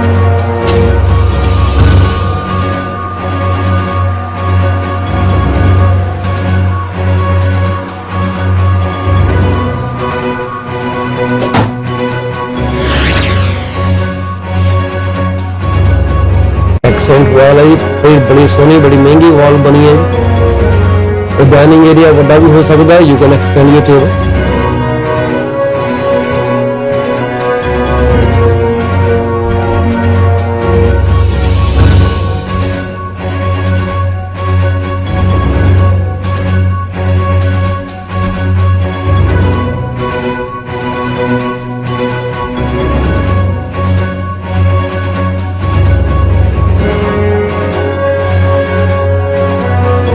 बहुत ही फंक्शनल लेआउट है ये मकान।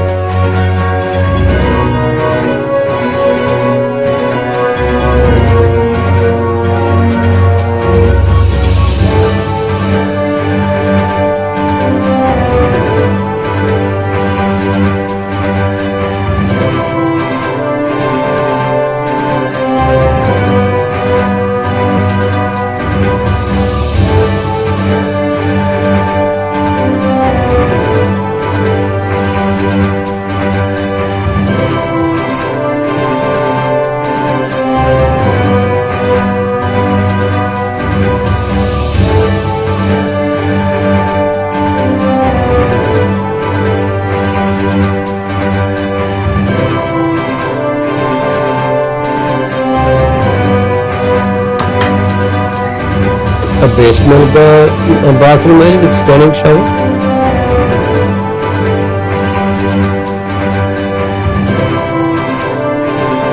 This basement is built according to city specification.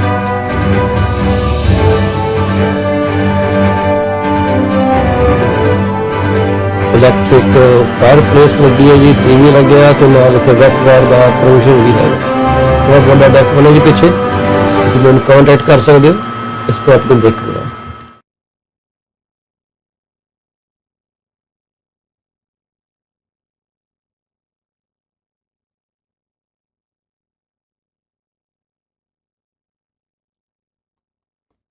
ਉਮੀਦ ਹੈ ਤੁਹਾਨੂੰ ਇਹ ਜਿਹੜਾ ਵੀਡੀਓ ਟੀਜ਼ਰ ਹੈਗਾ ਤੁਹਾਨੂੰ ਪਸੰਦ ਆਇਆ ਹੋਣਾ। ਇਹ ਪ੍ਰੋਪਰਟੀ ਇਸ ਵਕਤ ਅਵੇਲੇਬਲ ਹੈ ਜੀ। ਅੱਜ ਉੱਥੇ ਓਪਨ ਹਾਊਸ ਲੱਗਣ ਜਾ ਰਿਹਾ 2 ਤੋਂ ਲੈ ਕੇ 4 ਵਜੇ ਤੱਕ। ਤੁਸੀਂ ਜੀ ਆਇਆਂ ਨੂੰ ਜੀ, ਉੱਥੇ ਜਦੋਂ ਮਰਜ਼ੀ ਆਓ, ਮੈਨੂੰ ਕਾਲ ਕਰੋ 647 333 2273। ਸਿੰਪਲ ਦੀ ਡਾਇਰੈਕਸ਼ਨ ਹੈ ਜੀ 401 ਤੋਂ ਤੁਸੀਂ ਹੋਮਰ ਵਾਟਸਨ ਬੁਲੇਵਾਰਡ ਐਗਜ਼ਿਟ ਲੈਣਾ, ਨਾਰਥ ਵਾਲੇ ਪਾਸੇ ਜਾਣਾ ਐਂਡ ਤੁਸੀਂ ਉੱਥੋਂ ਹੀਰੋ ਰੋਡ ਦੇ ਉੱਤੇ ਐਗਜ਼ਿਟ ਲੈਣਾ।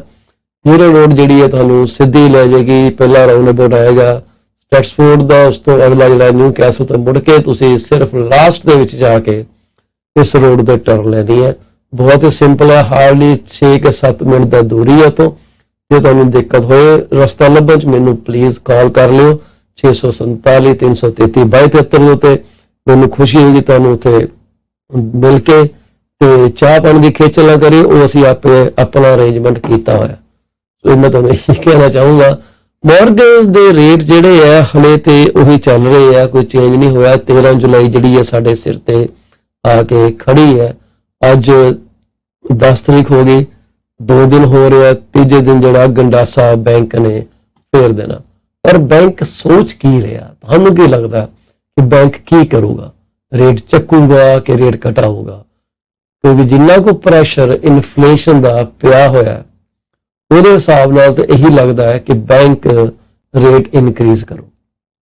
ਠੀਕ ਹੈ, ਬੈਂਕ ਰੇਟ ਇਨਕਰੀਜ਼ ਕਰੂਗਾ, ਕਿਉਂਕਿ ਉਹਦੀ ਕੋਈ ਜਿਹੜੀ ਹੈ ਟੈਂਡੈਂਸੀ ਨਹੀਂ ਹੈਗੀ ਕਿ ਜੋ ਪਹਾੜ ਟੁੱਟਣਾ ਟੁੱਟ ਜੇ। ਸਭ ਤੋਂ ਵੱਡੀ ਜਿਹੜੀ ਉਹਨੇ ਜਿਹੜਾ ਉਹਦੀ ਕੋਸ਼ਿਸ਼ ਹੈ ਬੈਂਕ ਆਫ ਕੈਨੇਡਾ ਦੀ, ਉਹ ਇਹ ਹੈਗੀ ਹੈ ਕਿ ਜਿਹੜੀ ਕਮਰ ਹੈ ਇਸ ਅਜਗਰ ਦੀ, ਜਿਹਨੂੰ ਅਸੀਂ ਕਹਿੰਦੇ ਆ ਇਨਫਲੇਸ਼ਨ, ਇਹ ਤੋੜ ਦਿੱਤੀ ਜਾਏ।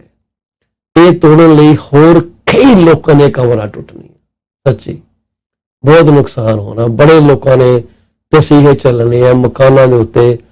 ਕਈ ਲੋਕਾਂ ਨੇ ਪਿਛਲੇ ਕੁਝ ਦਿਨਾਂ ਤੋਂ, ਜਿੰਨਾ ਕੁ ਮੈਨੂੰ ਗੱਲਾਂ ਬਾਰੇ ਪਤਾ ਲੱਗਦਾ ਉਹਨਾਂ ਨਾਲ ਗੱਲ ਕਰਕੇ, ਉਹਨਾਂ ਨੇ ਬੜੇ ਸੋਹਣੇ ਖਿਆਲ ਬੁਣੇ ਹੋਏ ਸੀਗੇ ਕਿ ਅਸੀਂ ਮਕਾਨ ਲੈਣਾ। ਸਾਡੇ ਆਪਣੇ ਪਰਿਵਾਰਾਂ ਦੇ ਵਿੱਚ ਵੀ ਏਦਾਂ ਦੇ ਸੱਜਣ ਹੈਗੇ ਆ ਜਿਨ੍ਹਾਂ ਨੇ ਸੋਚਿਆ ਸੀ ਕਿ ਉਹਨੇ ਮਕਾਨ ਲੈਣਾ, ਪਰ ਮਕਾਨ ਲੈਣਾ ਹੁਣ ਇਹੋ ਜਿਹੀ ਮੁਸ਼ਕਿਲ ਬਣੀ ਜਾਂਦੀ ਹੈ ਕਿ ਸਮਝ ਨਹੀਂ ਆ ਰਿਹਾ ਕਿ ਉਹ ਮਕਾਨ ਲੈ ਸਕਣਗੇ ਕਿ ਨਹੀਂ ਲੈ ਸਕਣਗੇ। ਇੰਨੀ ਜ਼ਿਆਦਾ ਅਨਸਰਟਨਟੀ ਉਹਨਾਂ ਨੂੰ ਸਾਹਮਣਾ ਕਰਨਾ ਪੈ ਰਿਹਾ ਕਿ ਬਹੁਤ ਹੀ ਜ਼ਿਆਦਾ ਕਨਫਿਊਜ਼ ਹੋਏ ਹੈ। ਯਕੀਨ ਮੰਨਿਓ, ਇਹੋ ਜਿਹੇ ਹਾਲਾਤ ਮੈਂ ਨਹੀਂ ਸੀ ਦੇਖੇ ਜਦ ਦਾ ਮੈਂ ਕੈਨੇਡਾ 'ਚ ਆਇਆ। ਮੈਨੂੰ ਕੈਨੇਡਾ 'ਚ ਕੰਮ ਕਰਦੇ ਤਕਰੀਬਨ 2007 ਤੋਂ ਕਿ 8 ਤੋਂ ਕੰਮ ਕਰ ਰਿਹਾ ਮੈਂ ਰੀਅਲ estate ਇੰਡਸਟਰੀ ਵਿੱਚ। ਕਦੇ ਕੋਈ ਐਡੀ ਮਤਲਬ ਕਹੀਏ ਕਿ ਬੜੀ ਉੱਚੀ ਮਾਰਕੀਟ 'ਚ ਪੈਰ ਰੱਖਿਆ ਨਹੀਂ ਕੀਤਾ। ਜਦੋਂ ਅਸੀਂ ਮਾਰਕੀਟ 'ਚ ਆਏ ਉਸ ਵੇਲੇ ਵੀ ਰਿਸੈਸ਼ਨ ਦੀ ਗੱਲਾਂ ਚੱਲਦੀਆਂ ਸੀਗੀਆਂ, ਸੋ ਸਾਨੂੰ ਉਸ ਵੇਲੇ ਖੈਰ ਪਤਾ ਨਹੀਂ ਸੀ ਕਿ ਰਿਸੈਸ਼ਨ ਹੁੰਦਾ ਕੀ ਆ, ਇਹ ਕਿੱਦਾਂ ਅਸਰ ਕਰਦਾ।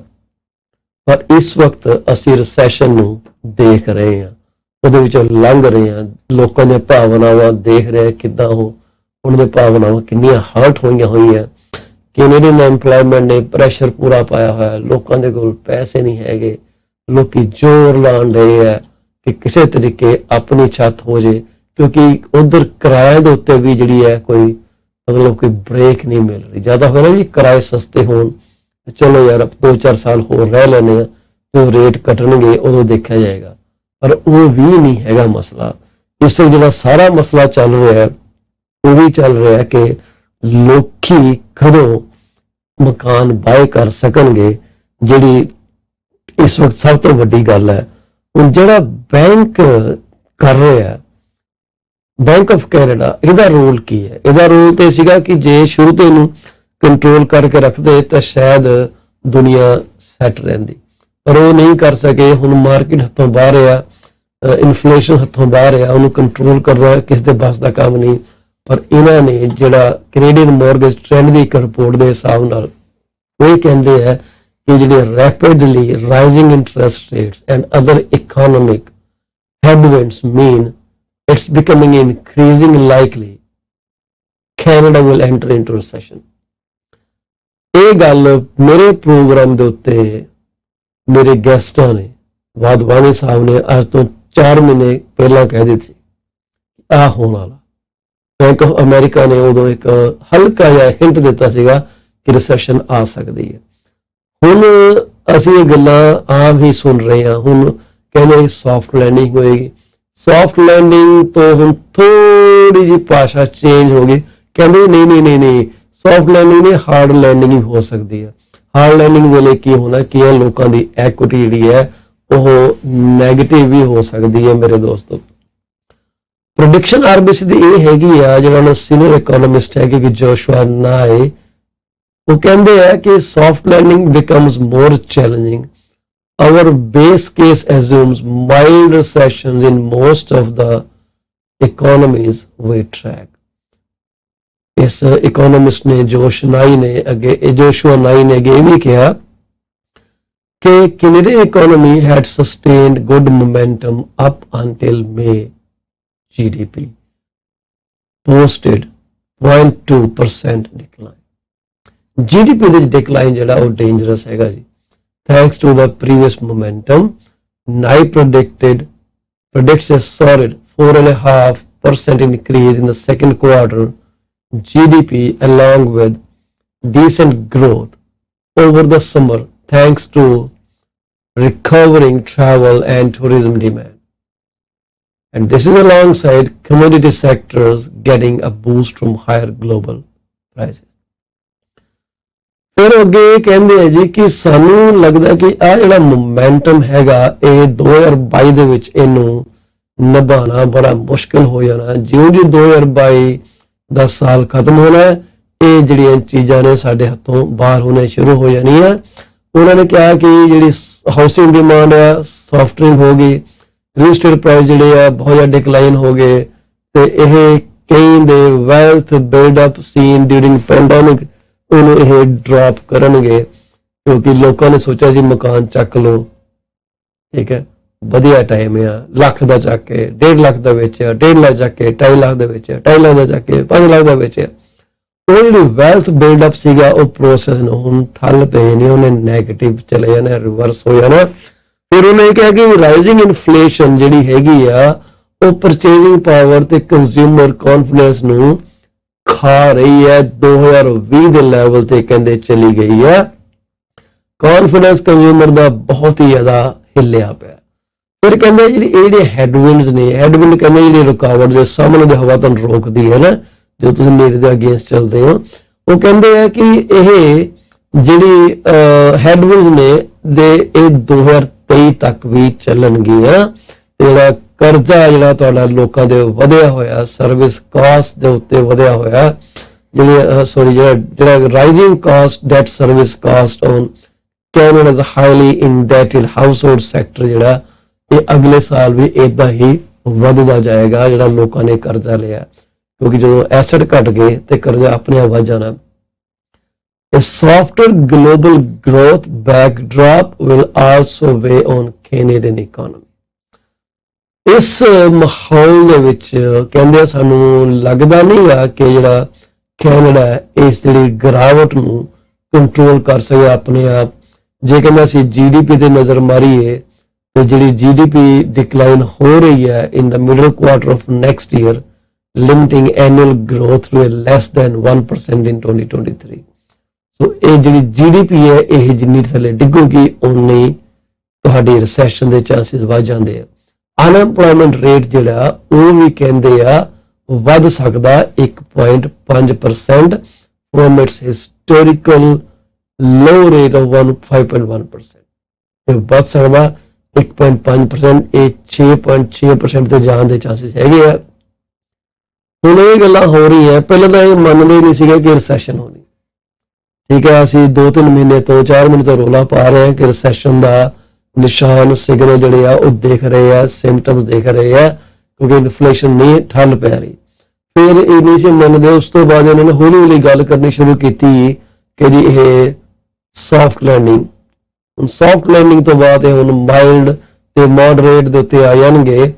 ਪਰ ਹੁਣ ਇਹ ਕਹਿ ਰਹੇ ਕਿ ਬੜੀ ਸ਼ਾਰਟ ਲਿਵਡ ਹੋਏਗੀ। 2020 ਦੇ ਵਿੱਚ ਵੀ ਸ਼ਾਰਟ ਲਿਵਡ ਸੀਗੀ, 2-2.5 ਮਹੀਨੇ ਚੱਲੀ ਸੀਗੀ ਰਿਸੈਸ਼ਨ, ਸ਼ਾਇਦ ਕਈਆਂ ਨੇ ਇਹਨੂੰ ਅਬਜ਼ਰਵ ਵੀ ਨਾ ਕੀਤਾ ਹੋਵੇ। ਹੁਣ ਉਹ ਕਹਿੰਦੇ ਕਿ 2023 ਦੇ ਵਿੱਚ ਰਿਸੈਸ਼ਨ ਆਉਣ ਦਾ ਚਾਂਸ ਹੈਗਾ ਉਹ ਮੋਡਰੇਟ ਹੋਊਗਾ, ਛੋਟਾ ਹੋਊਗਾ। ਕਿਉਂਕਿ ਦੂਸਰੀ ਰਿਪੋਰਟ ਹੈ RBC ਜਿਹਨੇ ਕਿਹਾ ਕਿ moderate and short lived by historical standard. ਉਹਦਾ ਮਤਲਬ ਕਿ ਜੇ ਉਹ 2020 ਦੇ ਵਿੱਚ ਰਿਸੈਸ਼ਨ ਛੋਟੀ ਹੋਈ ਸੀ, ਉਸ ਤੋਂ ਬਾਅਦ ਦੇਖ ਲਓ 2020 ਤੋਂ ਬਾਅਦ ਮਕਾਨਾਂ ਦੇ ਪ੍ਰਾਈਸ ਜਿਹੜੇ ਆ ਸਿੱਧੇ ਹਵਾ ਤੇ ਚਲੇ ਗਏ। ਤੇ ਜੇ ਹੁਣ ਇਦਾਂ ਹੀ ਕੰਮ ਹੁਣ ਦੁਬਾਰਾ ਹੋਣ ਲੱਗ ਗਿਆ ਤੇ ਮੋਡਰੇਟ ਤੋਂ ਬਾਅਦ ਫਿਰ ਮਕਾਨਾਂ ਦੀਆਂ ਕੀਮਤਾਂ ਜਿਹੜੀਆਂ ਵੱਧ ਸਕਦੀਆਂ ਨੇ। ਫਿਲਹਾਲ ਤਾਂ ਆਪਾਂ ਹੀ ਲੈ ਕੇ ਚੱਲਾਂਗੇ, ਰਿਸੈਸ਼ਨ ਦਾ ਟਾਈਮ ਹੈ ਜਦੋਂ ਰੇਟ ਘਟਣੇ ਸ਼ੁਰੂ ਹੋ ਜਾਂਦੇ ਆ ਤੇ ਸਰਕਾਰ ਮਾਰਕੀਟ ਦੇ ਵਿੱਚ ਮਨੀ ਪੰਪ ਕਰਨਾ ਸ਼ੁਰੂ ਕਰ ਦਿੰਦੀ ਹੈ। ਫਿਰ ਕਹਿੰਦਾ ਜੀ ਇੱਕ ਹੋਰ ਇਹਨਾਂ ਦੇ ਇਕਨੋਮਿਸਟ RBC ਦਾ Nathan Janzen and Claire Fan, ਉਹਨਾਂ ਨੇ ਕਿਹਾ ਜੀ ਆਹ ਜਿਹੜੀ ਰਿਸੈਸ਼ਨ ਆ could be reversed once inflation settles enough for central banks to lower rates. ਜੇ ਇੱਕ ਵਾਰੀ ਇਹ 2-3% ਦੇ ਵਿੱਚ ਆਪਣੀ ਇਨਫਲੇਸ਼ਨ ਲੈ ਆਉਂਦੇ ਆ, ਫਿਰ ਬਾਕੀ ਬੈਂਕ ਵੀ ਜਿਹੜੇ ਆ ਹੌਲੀ ਹੌਲੀ ਰੇਟ ਡ੍ਰੌਪ ਕਰਨਗੇ। Rate drop, price up, rate drop, ਇਹ ਜਿਹੜਾ ਕਤੀੜ ਖਾਨਾ ਜਿਹੜਾ ਸਾਰੀ ਉਮਰ ਇਹ ਚੱਲੀ ਜਾਣਾ। ਪ੍ਰਾਈਸਿਸ ਹਲੇ ਵੀ ਵੱਧ ਰਹੇ ਹੈ, ਕਹਿੰਦੇ ਇਨਫਲੇਸ਼ਨ ਹਲੇ ਵੀ ਵੱਧ ਰਹੀ ਹੈ ਤੇ it won't slow sustainability unless demand totally crash. So demand ਨੂੰ ਸਿੱਟਣ ਤੇ ਲੱਗੇ ਹੋਏ ਹੈ, ਬਟ ਵਾਂਸ ਦੈਟ ਹੈਪਨਸ, ਇਹ ਹੋਣਾ ਲੱਗ ਕਿ ਬੱਚੇ ਨੂੰ ਜੇ ਪੈਸੇ ਦੇ ਦਿਓ ਤੇ ਉਹਨੇ ਕਦੇ ਚਿੰਗਮ ਲੈਣੀ, ਕਦੇ ਚਾਕਲੇਟ ਲੈਣੀ, ਕਦੇ ਪੀਜ਼ਾ ਖਾਣਾ, ਤੇ ਇਹਦੇ ਕੋਲ ਪੈਸੇ ਖੋਣੇ ਸ਼ੁਰੂ ਕਰ ਦਿਓ, ਠੀਕ ਹੈ, ਤੇ ਵਿਚਾਰਾ ਕੀ ਬਾਏ ਕਰੂਗਾ। ਉਹੀ ਹਾਲ ਸਾਨੂੰ ਸਰਕਾਰ ਨੇ ਇੱਕ ਜਮਹੂਰੀਅਤ ਨੂੰ ਚਾਹਣ ਰਹੀ ਹੈ ਕਿ ਜਦੋਂ ਲੱਗਿਆ ਕਿ ਅਸੀਂ ਖੁਸ਼ ਹੋ ਰਹੇ ਹਾਂ, ਵੱਧ ਰਹੇ ਹਾਂ, ਬਾਏ ਕਰ ਰਹੇ ਹਾਂ, ਪੈਸੇ ਖਿੱਚ ਲਓ। ਜਦੋਂ ਸੁੱਗਣ ਗਏ, ਬਿਲਕੁਲ ਬੈਗ ਇਕੱਠੇ ਹੋ ਗਏ ਏਦਾਂ, ਉਹ ਕਹਿੰਦੇ ਲਿਆਓ ਚੱਕੋ ਪੈਸੇ, ਫਿਰ ਤਾਂ ਹੁਣ ਚੀਜ਼ਾਂ ਨਹੀਂ ਖਰੀਦਦੇ। ਸੋ ਸਾਰੀਆਂ ਚੀਜ਼ਾਂ ਇਹਨਾਂ ਦੇ ਕਨਵੀਨੀਅੰਸ ਤੇ ਹੋਣੀਆਂ, ਇਹਨੂੰ ਕਹਿੰਦੇ ਕੈਪੀਟਲਿਸਟਿਕ ਸੁਸਾਇਟੀ। ਮੇਰੇ ਕਈ ਦੋਸਤ ਕੈਪੀਟਲਿਸਟਿਕ ਸੁਸਾਇਟੀ ਦੇ ਬੜੇ ਸਖਤ ਖਿਲਾਫ ਆ। ਜਦੋਂ ਮੇਰੀ ਗੱਲ ਸੁਣ ਲਈ ਤਾਂ ਉਹਨਾਂ ਨੇ ਗਾਲਾਂ ਕੱਢਣੀਆਂ ਸ਼ੁਰੂ ਕਰ ਦਿੱਤੇ ਕੈਪੀਟਲਿਜ਼ਮ ਨੂੰ। ਕਹਿੰਦੇ ਆ CIBC capital market thinks rate cuts could B coming some time after 2023। ਸੋ 2023 ਦੇ ਬਾਅਦ ਜਾਂ ਦੌਰਾਨ ਜਿਹੜੇ ਆ ਰੇਟ ਕੱਟਣੇ ਸ਼ੁਰੂ ਹੋਏ। ਮੀਨਸ ਤੁਹਾਡੀ ਮੌਰਗੇਜ ਆ ਫਿਰ ਲੋਅਰ ਰੇਟ ਤੇ ਆ ਜਾਣਗੀਆਂ। ਆਹੀ ਕਹਾਣੀ ਚੱਲੀ ਜਾਣੀ ਆ। ਇਹ ਵੀ ਦਰਦ ਜ਼ਾਹਰ ਕੀਤਾ ਜਾ ਰਿਹਾ ਹੈ ਕਿ ਜਿਹੜੇ ਰਿਸੈਸ਼ਨ ਦੇ ਜਿਹੜੇ ਡਰ ਹੈਗਾ ਰਿਸੈਸ਼ਨ ਦਾ ਉਹ ਆਲਰੇਡੀ ਲੋਕਾਂ ਨੂੰ ਮਹਿਸੂਸ ਹੋ ਰਿਹਾ ਹੈ। ਹੁਣ ਮੈਂ ਟਿਕਟੌਕ ਤੇ ਇੱਕ ਵੀਡੀਓ ਦੇਖਦਾ ਕਿ ਮਕਾਨ ਬਾਏ ਕਰ ਲਓ ਜੀ 13 ਜੁਲਾਈ ਤੋਂ ਪਹਿਲਾਂ, ਉਸ ਤੋਂ ਬਾਅਦ ਕੀਮਤਾਂ ਬਹੁਤ ਡਿੱਗ ਜਾਣੀਆਂ ਜਾਂ ਵੇਚ ਲਓ। 13 ਜੁਲਾਈ ਤੋਂ ਪਹਿਲਾਂ ਵੇਚ ਲਓ, ਕੀਮਤਾਂ ਡਿੱਗ ਜਾਣੀਆਂ। ਭਾਈ 13 ਜੁਲਾਈ ਕੋਈ ਸਾਲਾ ਟਾਈਮ ਬੰਬ ਥੋੜੀ ਆ ਕਿ ਉਦੋਂ ਫਟ ਜਾਣਾ। ਕੀਮਤਾਂ ਤੇ 13 ਜੁਲਾਈ ਦੀ ਐਪਰੀਹੈਂਸ਼ਨ ਤੋਂ ਪਿਛਲੇ ਮਹੀਨੇ ਹੀ ਘਟੀਆਂ ਹੋਈਆਂ। ਠੀਕ ਹੈ, ਹੁਣ 13 ਕੋਈ ਡਰ ਨਹੀਂ ਹੈ ਕਿ ਉਹਨੇ ਘੁਮਾਇਆ ਤੇ ਰੇਟ ਇੱਕਦਮ ਥੱਲੇ ਡਿੱਗ ਗਏ। ਪਤਾ ਨਹੀਂ ਕਿਉਂ ਲੋਕੀ ਇਦਾਂ ਦਾ ਪੈਨਿਕ ਕ੍ਰੀਏਟ ਕਰਦੇ ਆ। ਤੁਸੀਂ ਆਪਣੇ ਆਪ ਨੂੰ ਮੂਰਖ ਸਾਬਤ ਕਰਦੇ ਹੋ ਜੋ ਸਿੱਧਾ ਦੀਆਂ ਗੱਲਾਂ ਕਰਦੇ ਹੋ। 13 ਜੁਲਾਈ ਤੋਂ ਬਾਅਦ ਪਤਾ ਨਹੀਂ ਕੀ ਹੋਣਾ। This is not A border line ਥੋੜੀ ਹੈ ਕਿ ਜੰਪ ਕੀਤਾ ਤੇ 7 ਲੱਖ ਦਾ ਮਕਾਨ 4 ਲੱਖ ਦਾ ਹੋ ਜਾਣਾ। ਉਹ ਪਹਿਲਾਂ ਹੀ ਚੇਂਜ ਹੋ ਚੁੱਕੀ ਹੈ। ਪਿਛਲੇ ਮਹੀਨੇ, ਪਿਛਲੇ 15, 20, 30 ਦਿਨਾਂ ਤੋਂ ਲੋਕਾਂ ਨੇ ਇਹ ਦੇਖ ਕੇ ਕਿ 13 ਜੁਲਾਈ ਦੀ ਅਨਾਉਂਸਮੈਂਟ 'ਚ ਰੇਟ ਘਟਨੇ ਆ, ਰੇਟ ਵਧਣੇ ਆ ਮਾਰਗੇਜ ਦੇ, ਉਹਨਾਂ ਨੇ ਪਹਿਲਾਂ ਹੀ ਉਸੇ ਤਰ੍ਹਾਂ ਨਾਲ ਪ੍ਰਾਈਸ ਪ੍ਰੋਪਰਟੀ ਕੀਤੀਆਂ। ਇਹ ਸੋਚ ਕੇ ਕੀਤੇ ਕਿ ਵੀ ਲੋਕਾਂ ਨੂੰ ਤਕਲੀਫ ਹੋਣੀ। ਜਿਹੜਾ ਮਕਾਨ ਹੋ ਸਕਦਾ ਅੱਜ ਤੋਂ 7-8 ਮਹੀਨੇ ਪਹਿਲਾਂ ਮਿਲੀਅਨ ਦਾ ਲੱਗਦਾ, ਉਹ ਅੱਜ 8, 8.5 ਦਾ ਲੱਗਾ ਹੋਇਆ। ਪਹਿਲਾਂ ਹੀ ਉਹਨਾਂ ਨੇ ਰੇਟ ਐਡਜਸਟ ਕਰਕੇ ਲਾਏ ਆ। The people who have to sell, they will always be reasonable. People who speculate, they will always be unreasonable. ਭਾਵੇਂ ਬਾਇਰ ਹੋਣ ਜਾਂ ਉਹ ਸੈਲਰ ਹੋਣ। ਠੀਕ ਹੈ, ਸੈਲਰ ਕਹਿੰਦਾ ਯਾਰ ਤੂੰ ਐ ਕਰ 1.5 ਮਿਲੀਅਨ ਦੇ ਲਾ ਦੇ, ਵਿਕਦਾ ਵਿਕ ਨਹੀਂ ਤਾਂ ਨਾ ਸੀ। ਪਿਆ ਰਹਿੰਦੇ 200 ਦਿਨ ਮਾਰਕੀਟ। ਬੇਸਿਕਲੀ ਅੱਜ ਦੀ ਮਾਰਕੀਟ ਦੇ ਵਿੱਚ ਤੁਸੀਂ ਉਹ ਚੇਂਜ ਜਿਹੜੇ 13 ਜੁਲਾਈ ਤੋਂ ਬਾਅਦ ਹੋਣੇ ਆ ਪਹਿਲਾਂ ਹੀ ਆਇਆ। ਅਸੀਂ ਵੀ ਜਿਹੜਾ 20 ਰੈਂਟ ਫ੍ਰੀ ਲਿਸਟ ਕੀਤਾ ਉਹ ਸੋਚ ਕੇ ਹੀ ਲਿਸਟ ਕੀਤਾ। ਜੇ ਮਾਰਕੀਟ ਪਿਛਲੇ 4 ਮਹੀਨੇ ਪਹਿਲਾਂ ਲਿਸਟ ਕੀਤਾ ਹੁੰਦਾ ਸ਼ਾਇਦ ਅਸੀਂ ਇਹਨੂੰ ਮਿਲੀਅਨ ਦਾ ਲਿਸਟ ਕਰਦੇ। ਅਸੀਂ ਵੀ ਉਹਨੂੰ ਸੋਚ ਸਮਝ ਕੇ 8.5 ਲੱਖ ਦਾ ਲਿਸਟ ਕੀਤਾ ਕਿ ਨਹੀਂ ਬਈ ਹੁਣ ਇਹੀ ਇਹਦਾ ਰਿਪਰੈਜ਼ੈਂਟੇਟਿਵ ਪ੍ਰਾਈਸ ਹੈ, ਕਿਉਂਕਿ ਜਿਹੜੇ ਸੈਲਰ ਹੈਗੇ ਆ ਉਹ ਸੈਲ ਕਰਨਾ ਚਾਹੁੰਦੇ ਆ ਟੂ ਰੀਜ਼ਨੇਬਲ ਬਾਇਰ, ਤਾਂ ਕਿ ਉਹ ਅਗਲਾ ਅੱਗੇ ਆਪਣਾ ਫੈਸਲਾ ਕਰ ਸਕਣ। ਸੋ ਇਹਨਾਂ ਗੱਲਾਂ ਦੇ ਜਿਹੜੀਆਂ ਗੱਲਾਂ ਦਾ ਮੈਂ ਤੁਹਾਨੂੰ ਇਹ ਕਹਿਣਾ ਚਾਹੁੰਦਾ ਕਿ ਗੱਲਾਂ ਕਰਨ ਨੂੰ ਦੁਨੀਆ ਬਹੁਤ ਬੈਠੀ ਆ, ਪਰ ਤੁਸੀਂ ਇਹ ਦੇਖਣਾ ਕਿ ਯਾਰ ਇਹ ਰਾਈਟ ਗੱਲ ਆ ਕਿ ਰੋਂਗ ਗੱਲ ਆ। ਕਿਉਂਕਿ ਇਸ ਵਕਤ ਜੋ ਸਾਰੀ ਕਹਾਣੀ ਹੈ ਉਸ ਇਹ ਨਹੀਂ ਕਿ 13 ਜੁਲਾਈ ਕੱਟ ਅਪਡੇਟ ਹੈਗੀ ਹੈ। ਹੋ ਸਕਦਾ 13 ਜੁਲਾਈ ਨੂੰ 50 ਬੇਸਿਸ ਪੁਆਇੰਟ ਰੇਟ ਇਨਕਰੀਜ਼ ਹੋਵੇ। ਚਲੋ 75 ਦੇ ਚਾਂਸਸ ਬਹੁਤ ਜ਼ਿਆਦਾ। ਅਸੀਂ ਸਿਰਫ ਗੈਸ ਹੀ ਕਰ ਰਹੇ ਨਾ, ਸਾਨੂੰ ਕੀ ਪਤਾ ਕਿ ਬੈਂਕ ਨੇ ਉਦੋਂ ਕਰਨਾ, ਕੀ ਪਤਾ ਨਾ ਹੀ ਕਰੇ ਚੇਂਜ। ਪਰ ਐਂਟੀਸਪੇਸ਼ਨ ਇਹੀ ਲੋਕਾਂ ਦੀ ਹੈਗੀ ਕਿ 75 ਬੇਸਿਸ ਪੁਆਇੰਟ ਦਾ ਰੇਟ ਚੇਂਜ ਹੋਣਾ, ਵਧਣਾ ਰੇਟ। ਇਸ ਕਰਕੇ ਪ੍ਰਾਈਸ ਲੋਕਾਂ ਨੇ ਪਹਿਲਾਂ ਹੀ ਐਡਜਸਟ ਹੋਏ ਹੈ। ਸੋ ਕਿਉਂਕਿ ਜੇ ਕਿਸੇ ਨੇ ਪਿਛਲੇ ਮਹੀਨੇ ਮਕਾਨ ਬਾਏ ਵੀ ਕੀਤਾ, ਉਹਦੀ ਕਲੋਜ਼ਿੰਗ ਹੋ ਸਕਦਾ ਸਤੰਬਰ 'ਚ ਜਾ ਕੇ ਹੋਏ। ਸਤੰਬਰ ਦੇ ਵਿੱਚ ਅਪਰੇਜ਼ਲ ਘਟ ਜਾਣਾ ਤੇ ਅਗਲੇ ਨੂੰ ਹੁਣੇ ਪਤਾ ਯਾਰ ਪਹਿਲਾਂ ਹੀ ਪ੍ਰਾਈਸ ਉਹਨਾਂ ਦਵਾਂ ਕਿ ਮੈਂ ਇਹਨੂੰ ਹੈਂਡਲ ਕਰ ਸਕਾਂ। ਠੀਕ ਹੈ, ਇਹ ਨਾ ਹੋਵੇ ਕਿ $1 ਮਿਲੀਅਨ ਦੇ ਕੇ 8 ਲੱਖ ਦੀ ਅਪਰੇਜ਼ਡ ਵੈਲਿਊ ਆਏ ਤੇ ਬਾਕੀ ਪੈਸੇ ਕਿੱਥੋਂ ਆਣੇ ਆ। ਦੇ ਆਲਰੇਡੀ ਨੋ ਦਿਸ ਥਿੰਗ। ਸੋ ਇਹ ਜਿਹੜੀਆਂ ਚੱਲ ਬਲੇਲੀਆਂ ਗੱਲਾਂ ਨੇ ਇਹਨਾਂ ਤੋਂ ਬਚ ਕੇ ਰਹੋ। RBC ਜਿਹੜੀਆਂ ਹੈਗੀਆਂ ਨੇ ਉਹ ਇਹ ਕਹਿੰਦੇ ਕਿ ਬੈਂਕ ਜਿਹੜਾ ਬਹੁਤ ਜ਼ਿਆਦਾ ਸਟਰੋਂਗਲੀ ਹੈ ਕਿ Bank of Canada 75 basis point rate increase ਕਰੂਗਾ ਅਗਲੇ ਇਸ ਵੈਨਸਡੇ ਨੂੰ। ਇਹ ਜਿਹੜਾ ਲਾਰਜੈਸਟ ਸਿੰਗਲ ਇਨਕਰੀਜ਼ ਹੋਊਗਾ 90 ਤੋਂ ਬਾਅਦ। May CPI growth of 7.7% is running well above bank's April forecast of 5.8% ਜਿਹੜੀ ਇਨਫਲੇਸ਼ਨ ਹੈਗੀ ਹੈ in the second quarter, and 60% of the prices tracked by measure are growing above Bank of Canada's 1% to 3% target range by our count. Worryingly, those higher price readings are beginning to seep into longer run inflation expectations. Most businesses and consumers still expect inflation to moderate toward pre-shock levels beyond the next 2 to 3 years. But the share expecting it to last longer is edging higher. So ਇਹ ਜਿਹੜੀ ਹੈ RBC ਦੀ ਨਵੀਂ prediction ਹੈਗੀ ਹੈ ਜੀ ਕਿ ਤੁਸੀਂ गर्म रहो, तैयार रहो। मकान बाय करना कर लो, अज कर सकते चक लो, कल का कोई भरोसा नहीं। अज सैल करना कर लो, पर रेट फ्यूचर का लैके चलो, इस तो पहला कि नवी इनक्रीज हो जाए, तुसी क्लोज प्रॉपर्टी करा सको। अदरवाइज कई लैंडर ने भी थोड़ा जिहा प्रोएक्टिवली काम किया, उन्होंने पहला ही अपने मापदंड जिहड़े चेंज किए हुए हैं कि जे क्लोजिंग 2-3 महीने लेट हो रही है तो उन्होंने रेट तुहानूं जिहड़ा देना वो अज ही एडजस्ट करके देना। मेरा ख्याल साडा प्रोग्राम अज इत्थे खत्म होने का वक्त आ गया जी। 11:32 हो गया। मैं भी इस वक्त भजना Kitchener they which open house वास्ते।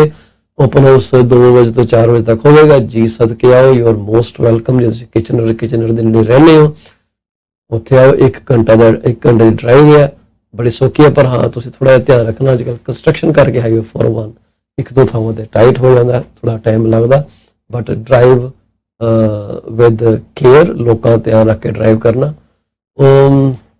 जान तो पहला जी मैं तुहानूं गल कहना चाहूँगा कि कई परिवारों के जी अजकल विछड़ गए। PC24 RETV उन्हां सारे विछड़िया रूहां दी शांति वास्ते वाहिगुरू अगे रब अगे अरदास करदा, परमात्मा उन्होंने अपने चरणों च निवास बख्शे, आवागमन के चक्कर तो मुक्त करे। साडी तुहाडे नाल पूरी सहानुभूति है जी, असीं तुहाडे दुख च शरीक है। परमात्मा थानूं इस सदमे चों उभरन दा बल बख्शे, उन्हें चंगियां चीज़ां चंगियां यादां लैके तुसीं अगे चलो। जिंदगी जिहड़ी है वो चलन का ही नाम है, रुक ही नहीं सकते। असीं सारे इक्को सिरे वल तुरे जाने आ, जिथे कि खत्म हो जाना साह। जिन्ने को साह परमात्मा दिते है उस तो एक साह उपर असीं लै ही नहीं सकते। तेरा भाना मीठा लागे, ना पदार्थ नानक मांगे।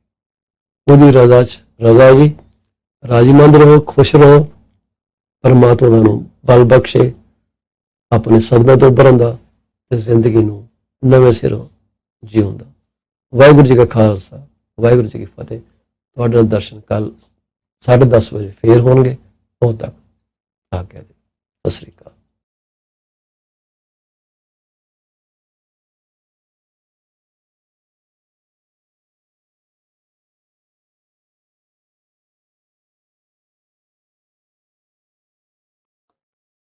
PC24 ਦੇ ਅੱਜ ਦੇ ਪ੍ਰੋਗਰਾਮ 'ਚ ਪਾਲ ਚੀਮਾ ਵੱਲੋਂ ਤੁਹਾਡਾ ਬਹੁਤ ਬਹੁਤ ਸਵਾਗਤ ਹੈ ਜੀ। ਹਮੇਸ਼ਾ ਦੀ ਤਰ੍ਹਾਂ ਅਸੀਂ ਜਿਹੜਾ ਪ੍ਰੋਗਰਾਮ ਅੱਜ ਤੁਹਾਡੇ ਲਈ ਲੈ ਕੇ ਪੇਸ਼ ਹੋਏ ਆ, ਉਹਦੇ 'ਚ ਸਾਡੀ ਹਮੇਸ਼ਾ ਵਾਂਗ ਸ਼ੁਭ ਕਾਮਨਾਵਾਂ, ਇੱਕ ਕੋਟ ਦੇਣ ਵਾਲੇ ਸੱਜਣ ਦੇ ਬਾਰੇ ਕੋਈ ਜਾਣਕਾਰੀ, ਉਸ ਤੋਂ ਇਲਾਵਾ ਅਸੀਂ ਮਾਫ ਕਰ ਦਿਓ ਥੋੜਾ ਜਿਹਾ ਕਾਲਾ ਮਾਲਾ ਹੀ ਹੋਈ ਜਾਂਦਾ। प्रोग्राम में हमेशा वांग असी शुभकामनावां लैके हाजिर होए हैं। तुहाडे लई एक कोट ते जिस बंदे ने कोट दित्ती है ਉਹਦੇ बारे कोई जिक्र लैके तुहाडे सामने हाजिर होए हैं। इस तो इलावा असी कुछ गल्लां करांगे रियल स्टेट मार्केट दियां, नाल गल्लां करांगे मॉर्गेज दियां, देखांगे इकोनॉमी किहड़े पासे मूव करदी है। तुसीं साडे नाल इदां ही जुड़े रहियो ते असी तुहानूं हमेशा वांग चंगी जानकारी देवांगे। जे तुसीं साडा प्रोग्राम YouTube ते देख रहे हो तो मेरी तुहानूं बेनती है कि YouTube के चैनल नूं लाइक करो, सबसक्राइब करो, अपने दोस्तों मित्रों नाल शेयर करो, क्योंकि ये जिहड़ी इन्फॉर्मेशन है यह तुहानूं होर किधरों नहीं मिलनी। यह PC24 RETV अपना टाइम खर्च करके तुहाडे लई इकट्ठी करके यह तुहाडे सामने हर रोज़ 10:30 तो 11:30 प्रस्तुत करदा। सवा संडे दे संडे नूं असीं ब्रेक लैण दा रुझान कीता। संडे नूं असीं मोस्टली जिहड़े पिछले एपीसोड्स हैगे वो प्ले कर दिंदे ते अज जिन्हां सज्जनां दे जन्म दिन है, जिन्हां परिवारां दे विच सालगिरह मनाई जा रही है, तो जिन्हां परिवारां दे विच नवें मैंबरस आए ने, वाधा होया उन्हां दे परिवारां जी वधे है, उन्हां सारिआं नूं पाल चीमा वल्लों लख लख वधाई होवे। परमात्मा अगे असीं अरदास करदे हां कि तुहाडी जिंदगी च खुशियां खेड़े का मेला लग्या रहे ते तुसीं इसे खुशी खेड़े नाल लोकां नूं हस के मिलो, उन्हां नूं प्रसन्नचित करो, ताकि सारा देश खुश रहे, तरक्कियां वल तुहाडे एक छोटे ਜਿਹੇ उद्यम दे नाल उपराले नाल देश किते दा किते जा सकदा। ਹਮੇਸ਼ਾ ਹੀ ਤਰ੍ਹਾਂ ਜਿਹੜੀ ਅਸੀਂ ਕੋਟ ਲੈ ਕੇ ਆਏ ਆ, ਅੱਜ ਅਸੀਂ ਕੋਟ ਲੈ ਕੇ ਆਏ ਇੱਕ ਜਿਹੜਾ ਬੈਸਟ ਸਕੇਟਰ ਸੀ ਜਿਹਨੂੰ ਕਹਿੰਦੇ ਆ ਸਪੀਡ ਸਕੇਟਰ ਅਮਰੀਕਾ ਦਾ, ਉਹਦਾ ਨਾਮ ਸੀ ਜੀ Boney Kathleen Blair. Boney Kathleen Blair, ਜਿਵੇਂ ਮੈਂ ਤੁਹਾਨੂੰ ਦੱਸਿਆ ਕਿ ਇੱਕ ਰਿਟਾਇਰਡ ਅਮਰੀਕਨ ਸਪੀਡ ਸਕੇਟਰ ਨੇ। She is one of the top skater of her era and ਇੱਕ ਇਹੋ ਜਿਹੇ ਐਥਲੀਟ ਨੇ ਜਿਨ੍ਹਾਂ ਨੂੰ ਓਲੰਪਿਕ ਹਿਸਟਰੀ ਵਿੱਚ ਡੈਕੋਰੇਟ ਕੀਤਾ ਗਿਆ। ਬਲੇਅਰ ਨੇ ਆਪਣਾ ਇਹਨੇ ਕੰਪੀਟ ਕੀਤਾ ਸੀਗਾ for the United state in 4 Olympics, winning 5 gold medals and 1 bronze medal. She never came back without a medal in her lap. ਸੋ ਪਹਿਲੀ ਵਾਰੀ ਇਹ ਸਰੀਓ ਦੇ ਵਿੱਚ 1984 ਦੇ ਵਿੱਚ ਇਹਨਾਂ ਨੇ ਕੰਪੀਟ ਕੀਤਾ, ਜਿੱਥੇ 8ਵੇਂ ਨੰਬਰ ਤੇ ਹੈ 500 ਮੀਟਰ ਦੀ ਜਿਹੜੀ ਇਹਨਾਂ ਦੀ ਸਪੀਡ ਸਕੇਟਿੰਗ ਸੀਗੀ। ਉਸ ਟਾਈਮ ਤੇ ਬਲੇਅਰ ਨੇ short track and long track skating ਦੇ ਉੱਤੇ ਪ੍ਰੈਕਟਿਸ ਕੀਤੀ ਸੀ, ਤੁਸੀਂ ਟ੍ਰੇਨਡ ਆਪਣੇ ਆਪ ਨੂੰ ਕੀਤਾ ਸੀਗਾ। 1986 ਵਿੱਚ ਸ਼ਾਰਟ ਟਰੈਕ ਵਰਲਡ ਚੈਂਪੀਅਨਸ਼ਿਪ ਜਿੱਤੀ। Blair returned to Olympics in 1988, competing in long track at the 1988 Winter Olympics here in Calgary, Canada.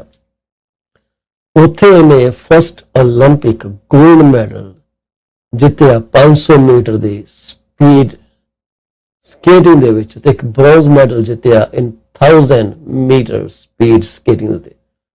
ਹੁਣ ਅੱਜ ਕੱਲ ਇਹ ਰਿਟਾਇਰ ਹੋ ਗਏ ਜੀ, ਰਿਟਾਇਰ ਹੋ ਗਏ ਇਹ ਮੋਟੀਵੇਸ਼ਨਲ ਸਪੀਕਰ ਬਣ ਗਏ ਆ। ਇਹਨਾਂ ਨੂੰ ਸ਼ਿਕਾਗੋਲੈਂਡ ਸਪੋਰਟਸ ਹਾਲ ਆਫ ਫੇਮ ਦੇ ਵਿੱਚ ਜਗ੍ਹਾ ਦਿੱਤੀ ਗਈ ਹੈ, ਤੇ ਇਹਨਾਂ ਨੂੰ Wisconsin athletic hall of fame ਦੇ ਵਿੱਚ ਅਤੇ United States Olympic hall of fame ਦੇ ਵਿੱਚ ਵੀ ਜਗ੍ਹਾ ਦਿੱਤੀ ਗਈ। ਇੱਥੋਂ ਤੱਕ ਕਿ ਇਹਨਾਂ ਨੂੰ ਅਜ਼ਰਬਾਈਜਾਨ ਦੀ ਜਿਹੜੀ ਸਟੈਂਪ ਆ, ਅਜ਼ਰਬਾਈਜਾਨੀ ਪੋਸਟੇਜ ਦੇ ਉੱਤੇ ਵੀ ਇਹਨਾਂ ਦਾ ਨਾਮ ਛਪ ਚੁੱਕਿਆ। ਇਹਨਾਂ ਨੇ ਆਪਣੀ ਤਰੀਕ ਕ੍ਰੀਏਟ ਕਰ ਦਿੱਤੀ ਹੈ, ਉੱਥੇ ਹਿਸਟਰੀ ਬਣਾ ਦਿੱਤੀ ਹੈ। ਇਹਨਾਂ ਨੂੰ ਜਿਹੜੀ ਅਵਾਰਡਸ ਮਿਲੇ ਆ, 3rd winter athlete to win Sullivan award. Blair also won 1992 Oscar Matheson Award, being the first female winner of this award. 1992 ਦੇ ਵਿੱਚ ਬਲੇਅਰ ਨੂੰ she also received Golden Plate Award of the American Academy of Achievement. She also was the Female Athlete of the Year as selected by the Associated Press in 1994. Blair also won the World Cup Points Championship 11 times. Sports Illustrated named Blair their sportswoman of the year for 1994. By 1994, Blair's hometown of Champaign had renamed one of its street Bonnie Blair Drive. So Bonnie Blair Drive ਤੇ ਜੇ ਤੁਸੀਂ champagne ਹੋਮਟਾਊਨ ਚ ਘੁੰਮ ਰਹੇ ਹੋ ਤਾਂ ਸਮਝ ਲਓ ਕਿ ਬੋਨੀ ਬਲੇਅਰ ਜਿਹਦੀ ਅਸੀਂ ਗੱਲ ਕਰ ਰਹੇ ਹਾਂ ਉਹਦੇ ਬਾਰੇ ਹੈਗੀ ਹੈ ਇਹ ਗੱਲਬਾਤ। ਅੱਜ ਕੱਲ ਇਹ ਮੋਟੀਵੇਸ਼ਨਲ ਸਪੀਕਰ ਬਣੇ ਹੋਏ ਆ ਜੀ। ਇਹਨਾਂ ਨੇ ਇੱਕ ਸਾਨੂੰ ਇੱਕ ਕੋਡ ਦਿੱਤੀ, ਜਿਹੜੀ ਕੋਡ ਤੁਹਾਡੇ ਸਾਹਮਣੇ ਸਕਰੀਨ ਦੇ ਉੱਤੇ ਹੈ। ਇਹ ਕਹਿੰਦੇ ਆ ਕਿ winning doesn't always mean being first.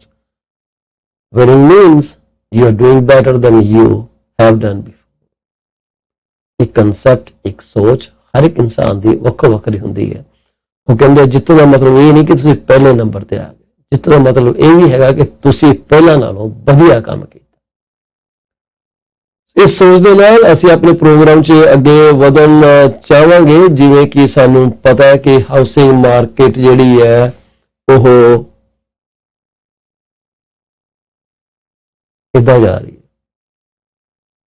ਜਾ ਰਹੀ ਹੈ ਜਿਵੇਂ ਕਿ ਰਾਕਟ ਜਿਹੜਾ ਜ਼ਮੀਨ ਦੇ ਉੱਤੇ ਵਾਪਸ ਉਤਰ ਰਿਹਾ ਹੁੰਦਾ। ਪਹਿਲਾਂ ਉੱਪਰ ਚੜਿਆ ਸੀਗਾ, ਫਰਵਰੀ ਸਟੇਬਲ ਹੋਇਆ, ਉਸ ਤੋਂ ਬਾਅਦ ਇਹ ਥੱਲੇ ਆਉਣ ਲੱਗ ਗਿਆ ਤੇ ਇਹ ਰੁਕਣ ਦਾ ਹਲੇ ਨਾਮ ਨਹੀਂ ਲੈ ਰਹੇ।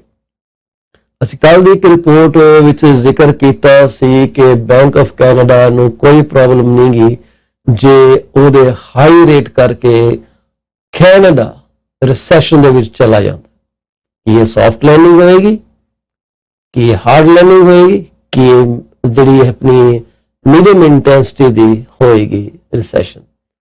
छोटे पीरियड ਦੀ ਹੋਏਗੀ, ਲੰਬੇ ਪੀਰੀਅਡ ਦੀ ਹੋਏਗੀ, ਬਹੁਤ ਲੰਬੇ ਪੀਰੀਅਡ ਦੀ ਹੋਏਗੀ, ਇਹ ਤਾਂ ਵਕਤ ਹੀ ਦੱਸੇਗਾ।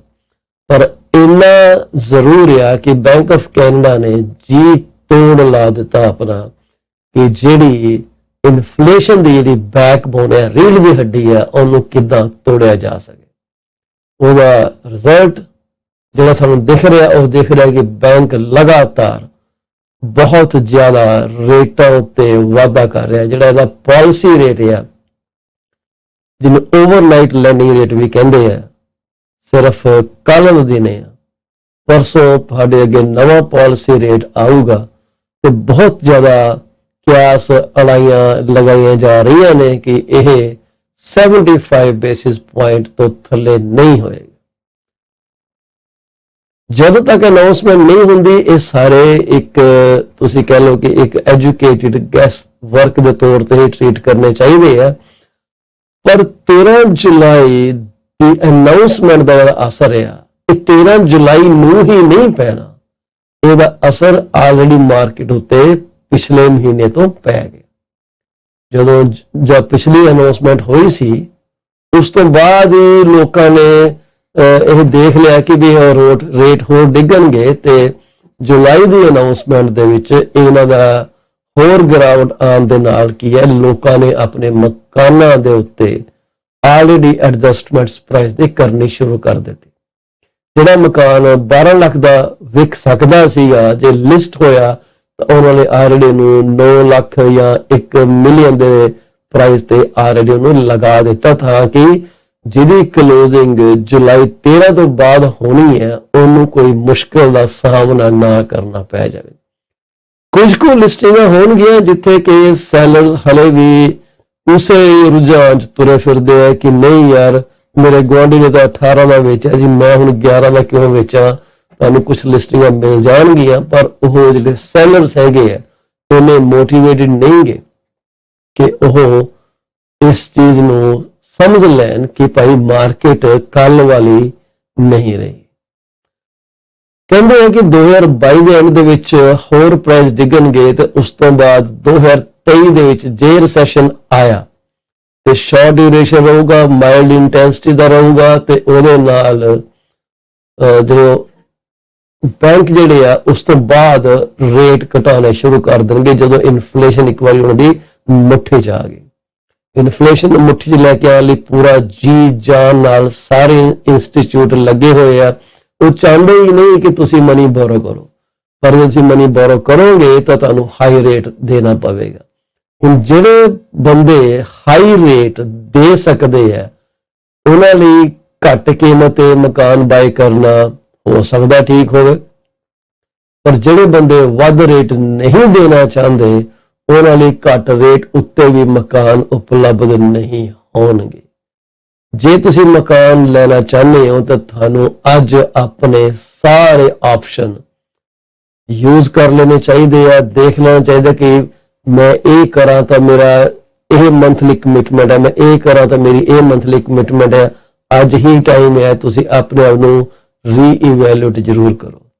ਅਸੀਂ ਹਾਊਸਿੰਗ ਮਾਰਕੀਟ ਬਾਰੇ ਗੱਲਾਂ ਕਰਦੇ ਰਵਾਂਗੇ, ਪਰ ਉਸ ਤੋਂ ਪਹਿਲਾਂ ਕਿਸੇ ਅੱਗੇ ਵਧੀਆ ਇੱਕ ਛੋਟਾ ਸੁਨੇਹਾ ਤੁਹਾਡੇ ਅੱਗੇ ਪ੍ਰੇ ਕਰਨਾ ਚਾਹਾਂਗੇ ਸਾਡੇ ਬਿਜ਼ਨਸ ਭੈਣਾਂ ਭਰਾਵਾਂ ਦਾ। ਇੱਥੇ ਰਹੋ, ਅਸੀਂ ਹੁਣੇ ਮੁੜ ਕੇ ਵਾਪਸ ਆਏ।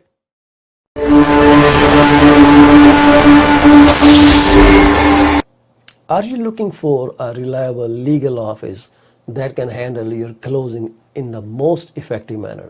If yes, please get in touch with Rakesh Joshi at 416-213-8600. Joshi Law Office provides all the legal advices about real estate law, business law, immigration laws, notarization and affidavits, wills and trust. Give them a call today, 416-213-8600. Are you looking for reliable immigration services? If yes, contact Sukhi Paul at 647-296-4575 or office phone number 905-790-8877. They are located at 219-220 at 7956 Torban Road. It's right at the intersection of Torban Road and Steeles Avenue West. Contact them for all kind of visa services. Finding an honest and diligent insurance and investment advisor is a rarity these days. If you are looking for great advice, contact Mr. Bhupendra Mane, who is the regional director of Cosmos Financial Center.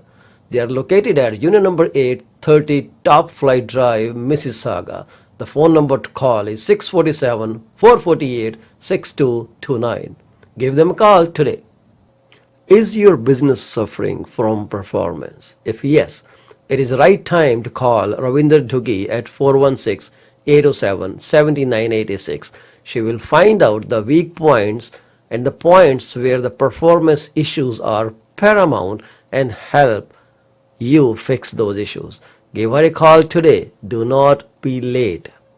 Are you looking to buy or sell your home or any commercial real estate?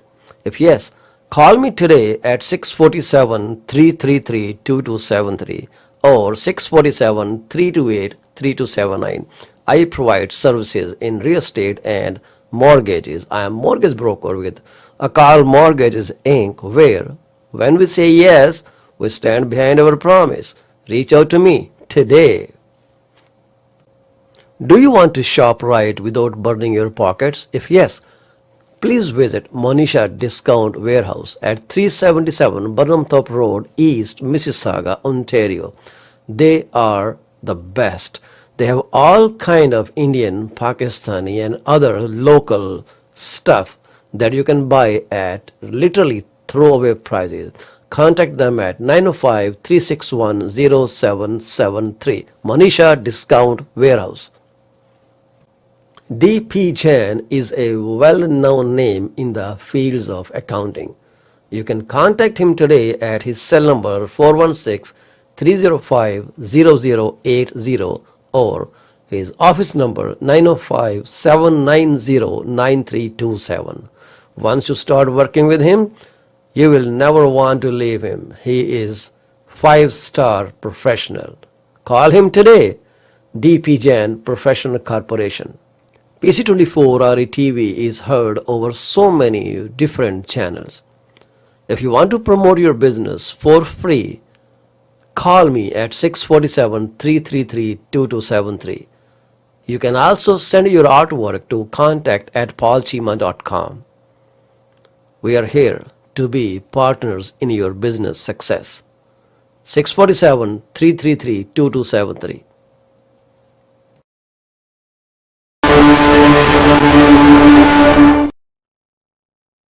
PC24-RETV ਵਿੱਚ ਤੁਹਾਡਾ ਮੁੜ ਤੋਂ ਸਵਾਗਤ ਹੈ ਜੀ। ਮੈਂ ਹਾਂ ਤੁਹਾਡਾ ਹੋਸਟ ਪੌਲ ਚੀਮਾ ਤੇ ਆਪਾਂ ਅੱਜ ਗੱਲ ਕਰ ਰਹੇ ਹਾਂ housing market the, bank of Canada recession ਦੇ ਬਾਰੇ ਗੱਲ ਕਰ ਰਹੇ ਹਾਂ। ਨਾਲ ਅਸੀਂ ਮਾਰਗੇਜ ਦੇ ਉੱਤੇ ਕਿਹੜੇ ਚੇਂਜਸ ਆਉਣ ਜਾ ਰਹੇ ਆ ਤੇ ਮਕਾਨਾਂ ਦੀਆਂ ਕੀਮਤਾਂ ਦਾ ਕਿੱਦਾਂ ਰੱਦੋ ਬਦਲ ਹੇਰ ਫੇਰ ਹੋ ਰਿਹਾ ਉਹਦੇ ਬਾਰੇ ਆਪਾਂ ਕੁਝ ਗੱਲ ਕਰਾਂਗੇ।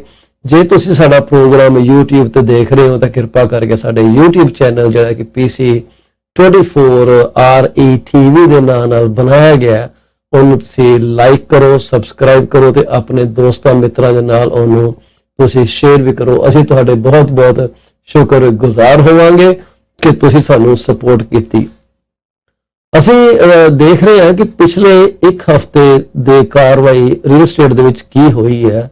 ਜੇ ਅਸੀਂ ਗੱਲ ਕਰੀਏ ਤੇ ਰੀਅਲ ਸਟੇਟ ਦੇ ਵਿੱਚ ਪੀਲ ਰੀਜਨ ਦੇ ਵਿੱਚ ਜਿਹੜਾ ਕਿ ਬਰੈਂਪਟਨ, ਮਿਸੀਸਾਗਾ ਤੇ ਕੈਲੇਡੋਨ ਦੀਆਂ ਮਿਊਨਿਸਪੈਲਿਟੀਆਂ ਆਉਂਦੀਆਂ ਜਿਹਦੇ ਚ ਉਹਦੇ ਚ ਜਿਹੜੀਆਂ 485 ਲਿਸਟਿੰਗਾਂ ਮਾਰਕੀਟ ਦੇ ਵਿੱਚ ਆਈਆਂ, 485 ਲਿਸਟਿੰਗਸ ਅਵੇਲੇਬਲ ਹੈਗੀਆਂ ਤੇ ਕੁਝ ਕੁ ਲਿਸਟਿੰਗਾਂ ਨੇ ਆਪਣੇ ਪ੍ਰਾਈਸ ਵੀ ਚੇਂਜ ਕੀਤੇ ਆ ਜਿਨ੍ਹਾਂ ਦੀ ਗਿਣਤੀ 135 ਦੇ ਕਰੀਬ।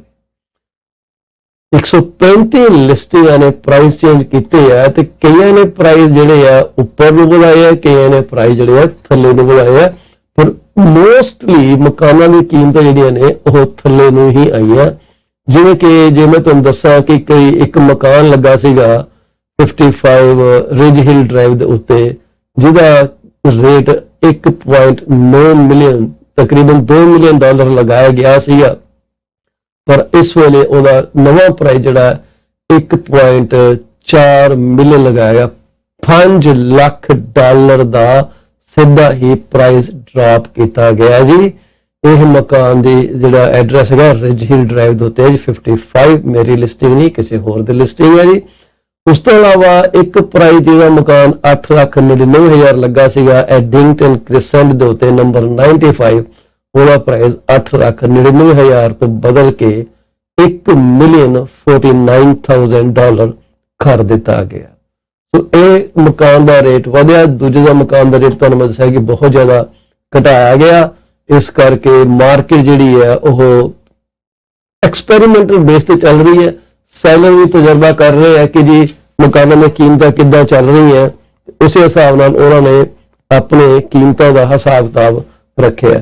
ਤੁਸੀਂ ਜੇ ਦੇਖੋਗੇ ਕਿ ਮਕਾਨ ਬਾਰ-ਬਾਰ ਮਾਰਕੀਟ 'ਚ ਆਇਆ ਤਾਂ ਉਹਦੇ ਬਾਰੇ ਇਨਫੋਰਮੇਸ਼ਨ ਲੈਣ ਲਈ ਮੈਨੂੰ ਹੋਰ ਕਾਲ ਕਰ ਸਕਦੇ 647 333 2273 ਦੇ ਉੱਤੇ।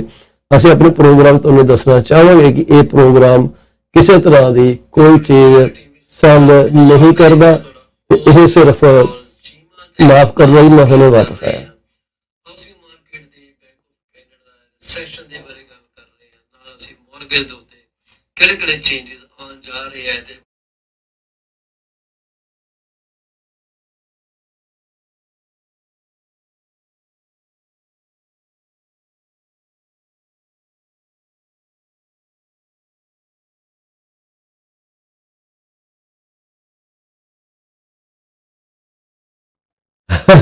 ਜੀ ਥੋੜਾ ਨਾਲ ਟਿਕਟੌਕ ਤੇ ਰਿਕਾਰਡ ਕਰ ਰਹੇ ਸੀ ਤੇ ਉਹਦੀ ਵੀ ਆਵਾਜ਼ ਵਾਪਸ ਆਣੀ ਸ਼ੁਰੂ ਹੋ ਗਈ। ਇਹਨਾਂ ਚੀਜ਼ਾਂ ਦਾ ਅਹਿਸਾਸ ਨਹੀਂ ਸੀ ਕਿ ਜਦੋਂ ਇਹ ਕਰਾਂਗੇ ਤਾਂ ਕੁਝ ਹੋਣਾ ਸ਼ੁਰੂ ਹੋ ਜਾਏਗਾ। ਪਰ ਚਲੋ ਜੀ ਇਹ ਰੌਣਕ ਮੇਲਾ ਚੱਲਦਾ ਰਹਿਣਾ। ਸੋ 135 ਮਕਾਨਾਂ ਨੇ ਰੇਟ ਬਦਲੇ ਹੈ। ਜਿਵੇਂ ਮੈਂ ਦੇਖ ਰਿਹਾ ਕਿ ਇਹਦੇ 'ਚ ਕੁਝ ਮਕਾਨਾਂ ਰੇਟ ਚੱਕੇ ਵੀ ਹੈਗੇ, ਜਿਵੇਂ ਮਾਰਚ ਬੈਂਕ ਕ੍ਰਿਸੈਂਟ ਦੇ ਉੱਤੇ $9,99,999 ਸਾਰੇ 99999 ਸੀਗੇ। ਉਹਨਾਂ ਨੇ ਤਕਰੀਬਨ ਪ੍ਰਾਈਸ ਦੇ ਉੱਤੇ ਕੋਈ ਮੇਰਾ ਖਿਆਲ $1,00,000 ਚੇਂਜ ਕੀਤਾ, ਵਧਾਇਆ, ਹੁਣ 11,79,000 ਸਮਥਿੰਗ ਦਾ ਲਿਸਟ ਕੀਤਾ ਜੀ। ਫਿਰ ਮੋਸਟਲੀ ਮਕਾਨਾਂ ਦੇ ਜਿਹੜੇ ਰੇਟ ਹੈ ਉਹ ਡਿੱਗੇ ਆ, ਕੁਛ ਕੁ ਨੂੰ ਛੱਡ ਕੇ। ਇੱਕ 2.1 ਮਿਲੀਅਨ ਦਾ ਮਕਾਨ ਜਿਹੜਾ ਇੰਡਲ ਬੋਰੋ ਡਰਾਈਵ ਤੇ ਲੱਗਾ ਸੀਗਾ ਉਹ 21 ਲੱਖ ਦਾ ਲੱਗਾ ਸੀਗਾ, ਹੁਣ 19,99,000 ਦਾ ਮਾਰਕੀਟ ਦੇ ਵਿੱਚ ਆਇਆ। ਤੇ ਜ਼ਿਆਦਾਤਰ ਮਕਾਨਾਂ ਦੀਆਂ ਕੀਮਤਾਂ ਜੀ ਡਰਾਪ ਹੋਈਆਂ, ਸਵਾ 1-2 ਨੂੰ ਛੱਡ ਕੇ ਜਿਨ੍ਹਾਂ ਨੇ ਪ੍ਰਾਈਸ ਉੱਪਰ ਨੂੰ ਰਿਵਾਈਜ਼ ਕੀਤੇ ਹੈ। ਇਹ ਤਾਂ ਹੈਗੀ ਆ ਮਕਾਨਾਂ ਦੇ ਪ੍ਰਾਈਸ ਹੋਣ ਦੀ ਤੇ ਕਿੰਨੇ ਕੁ ਲਿਸਟਿੰਗ ਆਈਆਂ। ਜੇ ਹੁਣ ਅਸੀਂ ਗੱਲ ਕਰੀਏ ਕਿ ਇਸ ਵਕਤ ਲਿਸਟਿੰਗ ਐਕਸਟੈਂਡ ਵੀ ਹੋ ਰਹੀ ਹੈ। ਐਕਸਟੈਂਸ਼ਨ ਦਾ ਮਤਲਬ ਇਹ ਹੈ ਕਿ ਮਾਰਕੀਟ ਦੇ ਵਿੱਚ ਮਕਾਨ ਲੱਗਾ, ਉਹਦੀ ਲਿਸਟਿੰਗ ਖਤਮ ਹੋ ਗਈ, ਟਾਈਮ ਪੂਰਾ ਹੋ ਗਿਆ, ਪਰ ਸੈਲਰ ਨੇ ਉਹਨੂੰ ਐਕਸਟਰਾ ਟਾਈਮ ਦੇ ਦਿੱਤਾ ਕਿ ਤੁਸੀਂ ਇਹਨੂੰ ਹੋਰ ਅੱਗੇ ਲੈ ਜਾਓ, ਰਿਨਿਊ ਕਰ ਲਵੋ। ਉਹ ਕਿ ਸਾਡੇ ਕੋਲ 6 ਮਕਾਨ ਨੇ ਜਿਹੜੇ ਕਿ 9,99,000 ਤੋਂ ਲੈ ਕੇ 29,99,000 ਤੱਕ ਲੱਗੇ ਹੋਏ। 29,99,000 ਦਾ ਮਕਾਨ 43 ਲੌਂਜੇਵਿਟੀ ਤੇ ਲੱਗਾ ਜੀ, ਤੇ 13 ਮਕਾਨਾਂ ਦੇ ਡੀਲਾਂ ਟੁੱਟ ਗਈਆਂ। ਆਹ ਚੀਜ਼ ਜਿਹੜੀ ਹੈ ਬੜੀ ਡਿਸਟਰਬ ਕਰਨ ਵਾਲੀ। 13 ਹਾਊਸਿਸ ਦੇ ਲਾਸਟ देयर ਡੀਲਸ। ਹੁਣ ਇਹਦਾ ਕਾਰਨ ਕੀ ਹੋ ਸਕਦਾ?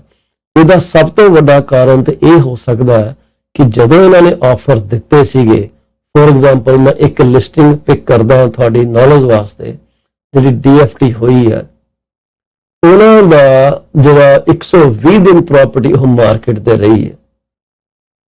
ਹੁਣ ਉਹਨਾਂ ਨੇ ਉਹਦੀ ਜੇ ਮੈਂ ਹਿਸਟਰੀ ਲੱਭਣ ਦੀ ਕੋਸ਼ਿਸ਼ ਕਰਾਂ ਆਪਣੇ ਸਾਹਮਣੇ, ਤੇ ਇਹ ਪ੍ਰਾਪਰਟੀ ਜਿਹੜੀ ਹੈ ਇਹ ਸੇਲ ਤੇ ਚਲੀ ਗਈ ਸੀਗੀ 30 ਜੂਨ 2022 ਨੂੰ।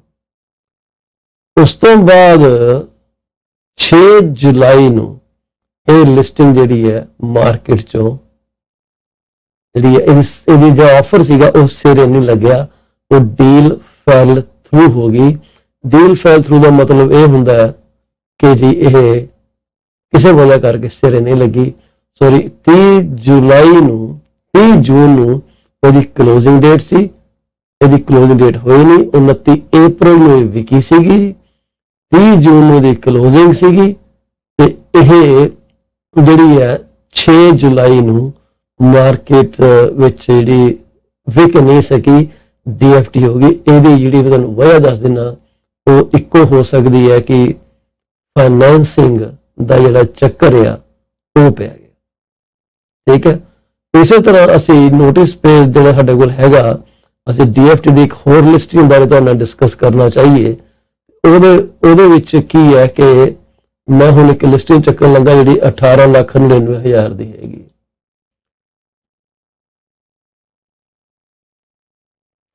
ਇਹ ਲਿਸਟਿੰਗ 18 ਦਿਨ ਮਾਰਕੀਟ ਤੇ ਰਹੀ। ਇਹਦੇ ਚ ਕੀ ਕਹਾਣੀ ਹੋਈ ਹੈ ਕਿ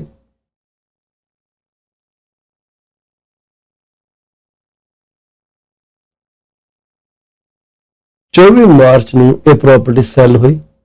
ਇਹਦੀ ਕਲੋਜ਼ਿੰਗ ਜਿਹੜੀ ਆ 28 ਅਪ੍ਰੈਲ ਦੀ ਦੱਸੀ ਗਈ ਹੈ, ਪਰ 28 ਅਪ੍ਰੈਲ ਨੂੰ ਵੀ ਇਹ ਪ੍ਰਾਪਰਟੀ ਜਿਹੜੀ ਹੈ ਮਾਰਕੀਟ ਤੇ ਨਹੀਂ ਆਈ ਤੇ ਜੁਲਾਈ 10 ਨੂੰ ਇਹਨੂੰ ਉਹਨਾਂ ਨੇ DFT ਕਰ ਦਿੱਤਾ ਕਿ ਜੇ ਕਿਸੇ ਵਜ੍ਹਾ ਕਰਕੇ ਇਹ ਪ੍ਰਾਪਰਟੀ ਜਿਹੜੀ ਹੈ ਉਹ ਵਿਕ ਨਹੀਂ ਸਕੀ।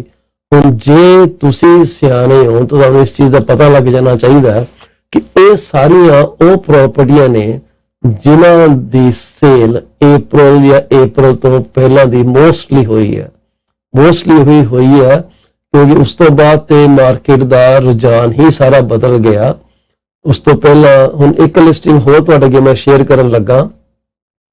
ਇਹ ਲਿਸਟਿੰਗ ਜਿਹੜੀ ਹੈ ਇਹ ਵਿਕੀ ਸੀਗੀ 27 ਮਾਰਚ ਨੂੰ। ਇਹਦੀ ਕਲੋਜ਼ਿੰਗ ਡੇਟ ਸੀਗੀ 30 ਮਈ। 4 ਜੁਲਾਈ ਨੂੰ ਇਹਨੂੰ ਦੱਸ ਦਿੱਤਾ ਗਿਆ ਕਿ ਇਹ DFT ਹੋ ਗਈ, ਮਤਲਬ ਡੀਲ ਫੈਲ ਥਰੂ ਹੋ ਗਈ।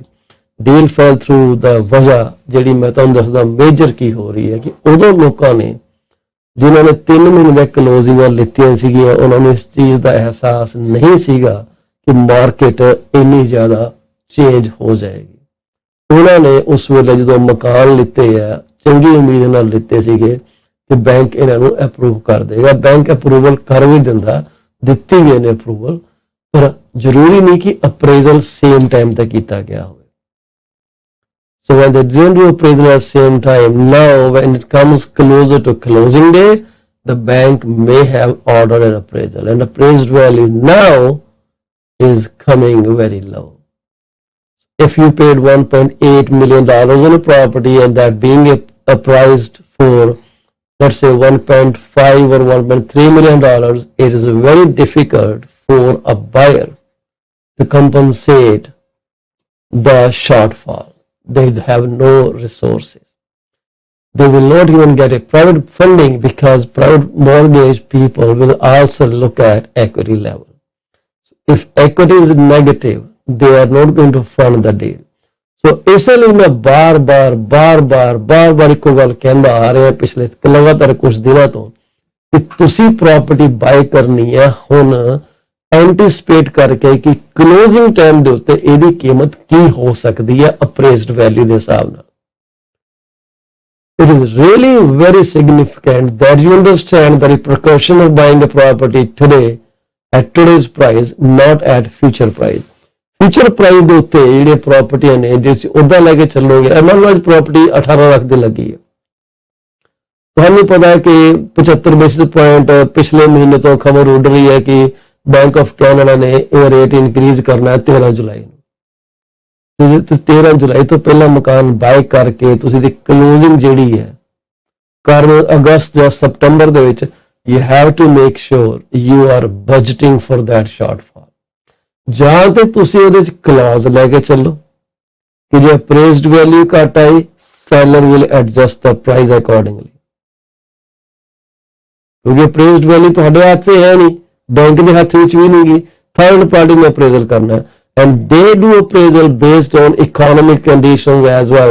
Economic condition ਦੀ ਜਿਹੜੀ prediction ਹੈ, analysis ਹੈ, ਉਹ ਕਰਦੇ ਹੈ before they give a appraised value.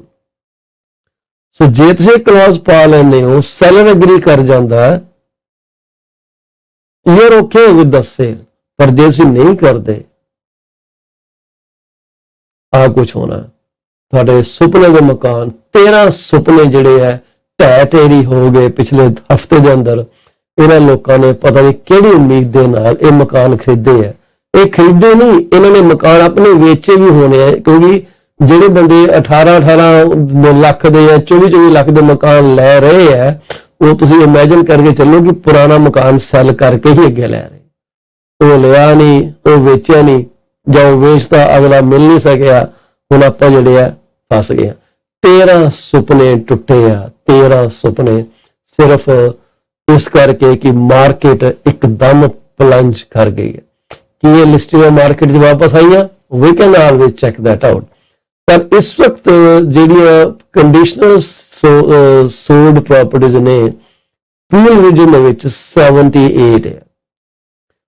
ਇਹ 13 ਮਕਾਨ ਜਿਹੜੇ DFT ਹੋਏ ਆ, ਡੀਲ ਫੈਲ ਥਰੂ ਹੋਏ ਆ, ਇਹ ਬਰੈਂਪਟਨ, ਮਿਸਾਗਾ ਤੇ ਕੈਲੇਡੋਨ ਦੇ ਆ। ਠੀਕ ਹੈ, ਹੁਣ ਤੁਸੀਂ ਓਨਟਾਰੀਓ ਵਾਈਡ ਦੇਖ ਲਓ, GTA ਵਾਈਡ ਦੇਖ ਲਓ, ਦ number will be very large. 13 ਮਕਾਨ 78 ਮਕਾਨ ਜਿਹੜੇ ਆ ਉਹ ਕੰਡੀਸ਼ਨਲੀ ਸੇਲ ਹੋ ਗਏ, ਸੁਪਨੇ ਵਿਕ ਚੁੱਕੇ ਆ, ਲੋਕਾਂ ਨੇ ਲੈ ਲਏ ਆ।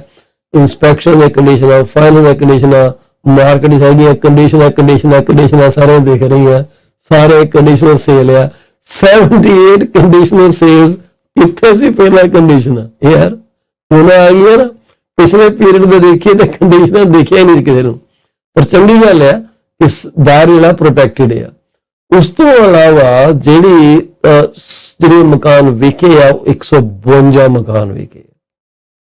152 houses sold within the last 7 days in the region of Peel, that is Brampton, Mississauga and Caledon. ਹੁਣ ਜਿਹੜੇ ਮਕਾਨ ਵਿਕੇ ਆ ਉਹਨਾਂ ਦੀਆਂ ਕੀਮਤਾਂ ਜਿਹੜੀਆਂ ਨੇ, ਤੁਸੀਂ ਦੇਖੋ ਕਿ ਇੱਕ ਮਕਾਨ 8.5 ਲੱਖ ਦਾ ਲੱਗਾ ਸੀਗਾ, 8.11 ਦਾ ਵਿਕਿਆ। ਇੱਕ ਮਕਾਨ 8,80,000 ਦਾ ਵਿਕਿਆ, ਜਿਹੜਾ ਕਿ 9,27,000 ਦਾ ਲਿਸਟ ਕੀਤਾ ਸੀਗਾ। ਮਤਲਬ ਕੋਈ ਮੈਥ ਲਗਾਓ ਜੀ, ਕੋਈ ਜਾਣਾ 987 - 880, ਇਹ ਮਕਾਨ ਦਾ ਜਿਹੜਾ ਰੇਟ ਤੁਹਾਡਾ ਵਿਕਿਆ 440,000 ਥੱਲੇ, 47,000 ਥੱਲੇ। ਉਸ ਤੋਂ ਇਲਾਵਾ ਇੱਕ ਮਕਾਨ ਇਹੋ ਜਿਹਾ ਵੀ ਸੀ ਜਿਹੜਾ 9,99,000 ਦਾ ਲੱਗ ਕੇ ਤੇ $1 ਮਿਲੀਅਨ 55,000 ਦਾ ਵਿਕਿਆ। ਮੋਸਟਲੀ ਮਕਾਨਾਂ ਜਿਹੜੇ ਕੀਮਤਾਂ ਨੇ ਕੁਛ ਨੂੰ ਕੋਈ ਛੱਡ ਕੇ ਲਿਸਟ ਪ੍ਰਾਈਸ ਤੋਂ ਥੱਲੇ ਹੀ ਵਿਕਿਆ ਨੇ।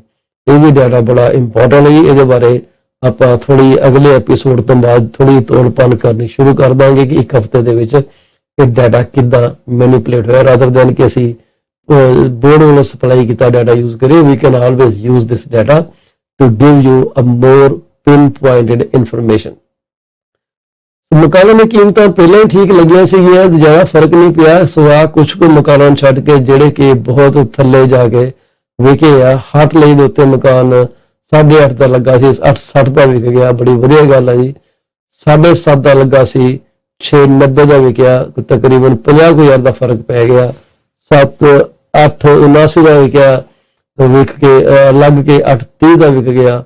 ਸੋ ਚੰਗੇ ਮਕਾਨ ਤੇ ਮਤਲਬ ਲੋਕਾਂ ਨੂੰ ਚੰਗੇ ਮਕਾਨ ਮਿਲ ਗਏ ਚੰਗੀਆਂ ਕੀਮਤਾਂ ਉੱਤੇ। ਜਿਹੜੇ ਮਕਾਨਾਂ ਦੇ ਰੇਟ ਉੱਪਰ ਗਏ ਆ ਲਿਸਟਡ ਪ੍ਰਾਈਸ ਨਾਲੋਂ, ਉਹ ਡੈਫੀਨੇਟਲੀ ਅੰਡਰ ਪ੍ਰਾਈਸ ਮਕਾਨ ਲਗਾਏ ਗਏ ਸੀ। ਲੰਡਨ ਦੇ ਵਿੱਚ ਇੱਕ ਹਾਊਸਿੰਗ ਅਪਰਚੁਨਿਟੀ ਹੈ ਜੀ, ਜੇ ਤੁਸੀਂ ਲੈਣਾ ਚਾਹੁੰਦੇ ਹੋ। ਲੰਡਨ ਦੇ ਵਿੱਚ ਮਕਾਨ ਹੈ, ਜੇ ਕੁਇਕ ਕਲੋਜ਼ਿੰਗ ਕਰਨੀ ਚਾਹੁੰਦੇ ਹੋ ਤਾਂ ਤੁਹਾਨੂੰ ਬਹੁਤ ਸਸਤਾ ਮਿਲ ਸਕਦਾ। ਕਿਹੜਾ ਮਕਾਨ ਹੈ ਮੈਂ ਦੱਸ ਨਹੀਂ ਸਕਦਾ, ਕੌਨਫੀਡੈਂਸ਼ੀਅਲ ਐਗਰੀਮੈਂਟ ਸਾਈਨ ਕਰਨਾ ਪਏਗਾ, ਤੁਹਾਡਾ ਆਫਰ ਪਵਾਇਆ ਜਾ ਸਕਦਾ, ਤੁਹਾਨੂੰ ਬੈਟਰ ਡੀਲ ਦਵਾਈ ਜਾ ਸਕਦੀ ਹੈ। ਇਸ ਵਕਤ ਜਿਹੜੀ ਇਹ ਆਪਾਂ ਗੱਲ ਕਰਦੇ ਹਾਂ ਕਿ ਮਾਰਕੀਟ ਦੇ ਵਿੱਚ ਕੀ ਚੱਲ ਰਿਹਾ। ਹੁਣ ਅਸੀਂ ਗੱਲ ਕਰਦੇ ਹਾਂ ਜਿਹੜੀਆਂ ਲਿਸਟਿੰਗਾਂ ਟਰਮੀਨੇਟ ਹੋਈਆਂ। ਅਸੀਂ ਗੱਲ ਕੀਤੀ ਨਵੀਆਂ ਲਿਸਟਿੰਗਾਂ ਦੀ, ਅਸੀਂ ਗੱਲ ਕੀਤੀ ਜਿਹੜੀਆਂ ਲਿਸਟਿੰਗਾਂ ਐਕਸਪਾਇਰ ਹੋ ਗਈਆਂ, ਅਸੀਂ ਗੱਲ ਕੀਤੀ ਜਿਹੜੀਆਂ ਲਿਸਟਿੰਗਾਂ ਟੁੱਟ ਗਈਆਂ, ਡੀਲਾਂ ਟੁੱਟ ਗਈਆਂ, ਅਸੀਂ ਗੱਲ ਕੀਤੀ ਜਿਹੜੀਆਂ ਲਿਸਟਿੰਗਾਂ ਸੋਲਡ ਹੋਈਆਂ। ਹੁਣ ਅਸੀਂ ਗੱਲ ਕਰਦੇ ਹਾਂ ਲਿਸਟਿੰਗਾਂ ਟਰਮੀਨੇਟ ਕਿੰਨੀਆਂ ਹੋਈਆਂ, 239। 239 ਜਿਹੜੀਆਂ ਲਿਸਟਿੰਗਾਂ ਟਰਮੀਨੇਟ ਹੋਈਆਂ। ਜ਼ਰੂਰੀ ਨਹੀਂ ਕਿ ਇਹ ਦੁਬਾਰਾ ਮਾਰਕੀਟ ਨਹੀਂ ਆਈਆਂ ਹੋਣਗੀਆਂ, ਇਹਨਾਂ ਚੋਂ ਲਿਸਟਿੰਗਾਂ ਵਾਪਸ ਵੀ ਆਈਆਂ ਨੇ। ਠੀਕ ਹੈ ਜੀ, ਅਸੀਂ ਇਹਨਾਂ ਨੂੰ ਹੁਣ ਤੋੜਾਂਗੇ ਕਿਉਂਕਿ ਇੱਕ ਲਿਸਟ ਨੂੰ ਦੇਖਣਾ ਬੜਾ ਮੁਸ਼ਕਿਲ ਆ। We can bring it back, we can just correlate ਕਿ ਕਿਹੜੀ ਲਿਸਟਿੰਗ ਦੁਆਰਾ ਆਈ ਹੈ, but that needs some work to do. 239 listings came back on market. ਠੀਕ ਹੈ ਜੀ, ਇਹ ਤੁਹਾਡਾ ਇਸ ਵਕਤ ਇੱਕ ਹਫ਼ਤੇ ਦੀ ਜਿਹੜੀ ਰੁਝਾਨ ਹੈ ਮਾਰਕੀਟ ਦਾ ਉਹ ਹੈਗਾ ਜੀ। ਜੇ ਅਸੀਂ ਦੇਖੀਏ ਤੇ 33 ਆਰਗਾਈਲ ਕ੍ਰਸੈਂਟ ਲੱਗੀ ਸੀ 7,99,999 ਦੀ, 10 ਜੁਲਾਈ ਨੂੰ ਇਹ ਟਰਮੀਨੇਟ ਹੋਈ ਹੈ ਜੀ। ਉਸ ਤੋਂ ਇਲਾਵਾ ਉਸ ਤੋਂ ਬਾਅਦ ਇਹ ਮਾਰਕੀਟ ਜਿਹੜੀ ਹੈ 24 ਜੂਨ ਨੂੰ ਲਿਸਟਿੰਗ ਹੋਈ ਸੀ ਪ੍ਰੋਪਰਟੀ ਦੀ, ਠੀਕ ਹੈ, ਜੁਲਾਈ ਟਰਮੀਨੇਟ ਹੋ ਗਈ, ਪਰ ਇਹ ਦੁਬਾਰਾ ਫੇਰ ਮਾਰਕੀਟ 'ਚ ਆ ਗਈ ਹੈ ਜੀ। ਇਸ ਵਕਤ ਇਹ 7,59,000 ਤੇ ਲਿਸਟ ਹੋਈ। 7,99,000 ਤੋਂ ਬਦਲ ਕੇ 7,59,000 ਦੇ ਉੱਤੇ ਇਹ ਪ੍ਰਾਪਰਟੀ ਦੁਆਰਾ ਲਿਸਟ ਹੋਈ ਆ ਮਾਰਕੀਟ ਦੇ ਵਿੱਚ। ਸਿਰਫ ਮੈਂ ਤੁਹਾਨੂੰ ਦੱਸਣਾ ਚਾਹੁੰਦਾ ਸੀ ਕਿ ਇਹ ਮਾਰਕੀਟ ਜਿਹੜੀ ਆ ਉਹ ਕਿੱਦਾਂ ਮੂਵ ਕਰਦੀ ਹੈ। ਜੇ ਅਸੀਂ ਹੁਣ ਗੱਲ ਕਰੀਏ 73 ਐਡਿੰਗਟਨ ਕ੍ਰਿਸੈਂਟ ਦੀ, ਜਿਹੜੀ ਕਿ ਲੱਗੀ ਸੀਗੀ 9,99,000 ਦੀ ਜੀ। ਅਸੀਂ ਜੇ ਹੁਣ ਦੇਖਣ ਦੀ ਕੋਸ਼ਿਸ਼ ਕਰੀਏ ਇਹਦਾ ਹੁਣ ਨਵਾਂ ਕੀ ਹੋਇਆ ਪ੍ਰਾਈਸ, ਤੇ 9,99,000 ਦੀ ਪਹਿਲਾਂ ਲੱਗੀ ਸੀ, 9,99,000 ਦੀ ਇਹਨਾਂ ਨੇ ਦੁਬਾਰਾ ਫੇਰ ਲਿਸਟ ਕੀਤੀ ਹੈ। ਸੈਲਰ ਨਹੀਂ ਮੰਨਦੇ ਕਿ ਅਸੀਂ ਇਹ ਪ੍ਰਾਪਰਟੀ ਨੂੰ ਹਲੇ ਘੱਟ ਪ੍ਰਾਈਸ ਦੇ ਵੇਚਣਾ। ਫਿਰ ਇੱਕ ਪ੍ਰਾਪਰਟੀ ਹੈ ਬਰੈਂਪਟਨ ਵਿੱਚ ਬੈਲਮੌਂਟ ਡਰਾਈਵ ਦੇ ਉੱਤੇ, ਇਹਦਾ ਇਹ ਲਿਸਟਿੰਗ ਜਿਹੜੀ ਆ ਅਵੇਲੇਬਲ ਹਲੇ ਨਹੀਂ ਹੈਗੀ। ਪਨਾਮਾ ਪਲੇਸ ਦੇ ਉੱਤੇ ਲਿਸਟਿੰਗ ਲੱਗੀ ਸੀਗੀ ਤੁਹਾਡੀ 9,99,000 ਦੀ, ਤੇ ਇਹ ਜਿਹੜੀ ਪ੍ਰਾਪਰਟੀ ਹੈ ਇਹ ਵੀ ਹਲੇ ਇਦਾਂ ਹੀ ਹੈ ਜੀ। ਹੋ ਸਕਦਾ ਇਹਨਾਂ ਨੇ ਲਿਸਟਿੰਗ ਐਗਰੀਮੈਂਟ ਸਾਈਨ ਕੀਤੇ ਹੋਣ ਪਰ ਡੇਟਾ ਤੇ ਹਲੇ ਨਹੀਂ ਪਾਏ ਮਕਾਨ, ਤੇ ਜਦੋਂ ਪਾਉਣਗੇ ਤਾਂ ਪਤਾ ਲੱਗ ਜਾਊਗਾ। ਕਈ ਲੋਕ ਡਿਸਅਪੁਆਇੰਟ ਹੋ ਗਏ ਆ ਕਿ ਨਹੀਂ ਯਾਰ ਅਸੀਂ ਵੇਚ ਨਹੀਂ ਸਕਦੇ ਮਕਾਨ, ਇਹਦਾ ਬਹੁਤ ਹੀ ਘੱਟ ਆ ਕੀਮਤਾਂ, ਸਾਨੂੰ ਨਹੀਂ ਕੰਮ ਸਾਡਾ ਸਰਦਾ। ਕੈਲਡਰ ਸਟੋਨ ਜਿਹੜੀ ਹੈ ਇਸ ਵਕਤ 1,29,000 ਤੇ ਲੱਗੀ ਹੈ, ਇਹ ਜਦੋਂ ਪਹਿਲਾਂ ਲੱਗੀ ਸੀਗੀ 1,59,000 ਤੇ ਲੱਗੀ ਸੀਗੀ। $30,000 ਦਾ ਡ੍ਰੌਪ ਇਨ ਪ੍ਰਾਈਸ ਹੈਗਾ। ਸਾਡੇ ਨਾਲ ਜੁੜੇ ਰਹੋ, ਅਸੀਂ ਹੋਰ ਬੜੀ ਰੋਚਕ ਜਾਣਕਾਰੀ ਤੁਹਾਡੇ ਨਾਲ ਸਾਂਝੀ ਕਰਾਂਗੇ। ਅਸੀਂ ਮੁੜ ਕੇ ਹੁਣੇ ਵਾਪਸ ਆਏ।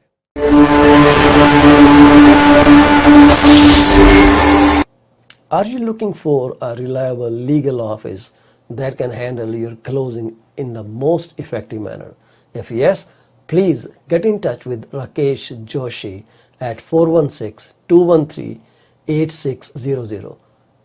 Joshi Law Office provides all the legal advices about real estate law, business law, immigration laws, notarization and affidavits, wills and trust. Give them a call today, 416-213-8600. Are you looking for reliable immigration services? If yes, contact Sukhi Paul at 647-296-4575 or office phone number 905-790-8877.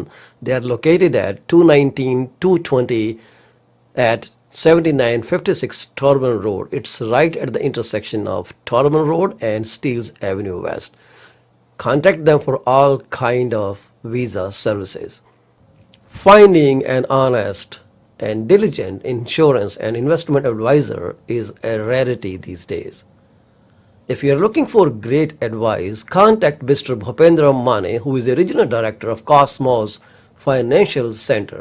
They are located at Unit number 830 Top Flight Drive, Mississauga. The phone number to call is 647-448-6229. Give them a call today. Is your business suffering from performance? If yes, it is the right time to call Ravinder Duggi at 416-807-7986. She will find out the weak points and the points where the performance issues are paramount and help you fix those issues. Give her a call today. Do not be late. Are you looking to buy or sell your home or any commercial real estate? If yes, call me today at 647-333-2273 or 647-328-3279.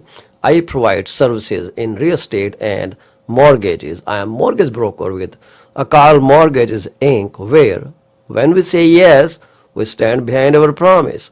Reach out to me today. Do you want to shop right without burning your pockets? If yes, please visit Manisha Discount Warehouse at 377 Burnhamthorpe Road, East Mississauga, Ontario. They are the best. They have all kind of Indian, Pakistani and other local stuff that you can buy at literally throwaway prices. Contact them at 905-361-0773. Manisha Discount Warehouse. D.P. Jain is a well-known name in the fields of accounting. You can contact him today at his cell number 416-305-0080 or his office number 905-790-9327.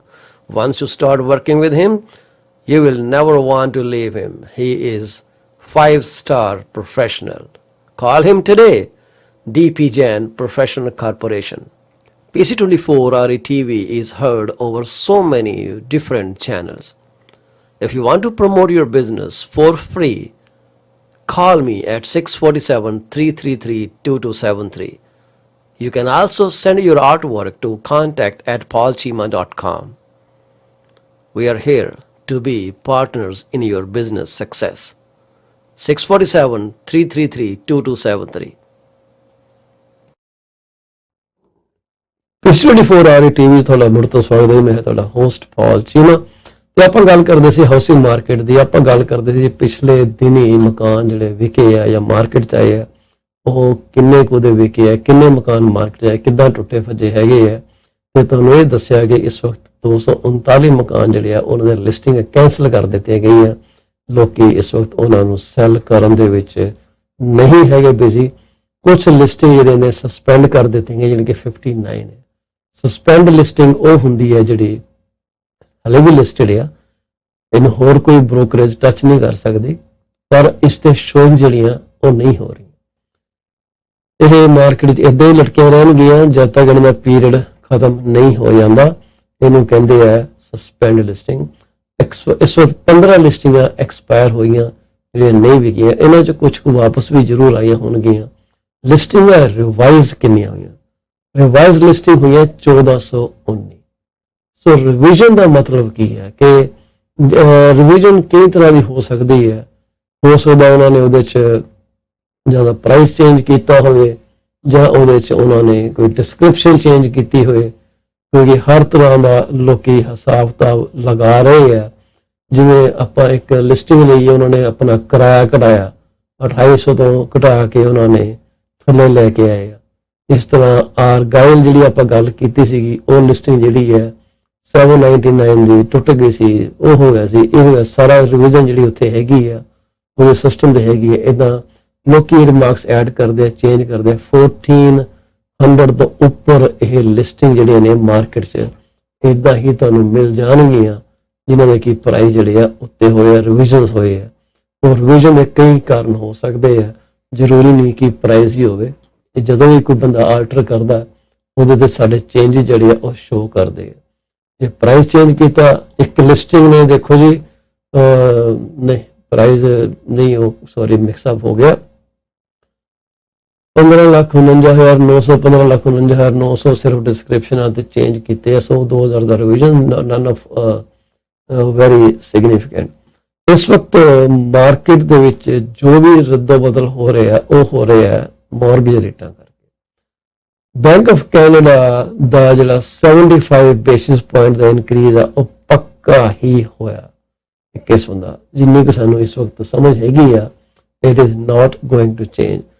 Markets and economists alike are overwhelmingly expecting the Bank of Canada to lift its policy rate by 75 basis points when it meets this Wednesday. ਕਹਿੰਦੇ ਜੇ ਇਹ ਕਰੂਗਾ, this would be Bank of Canada's largest rate hike since 1998.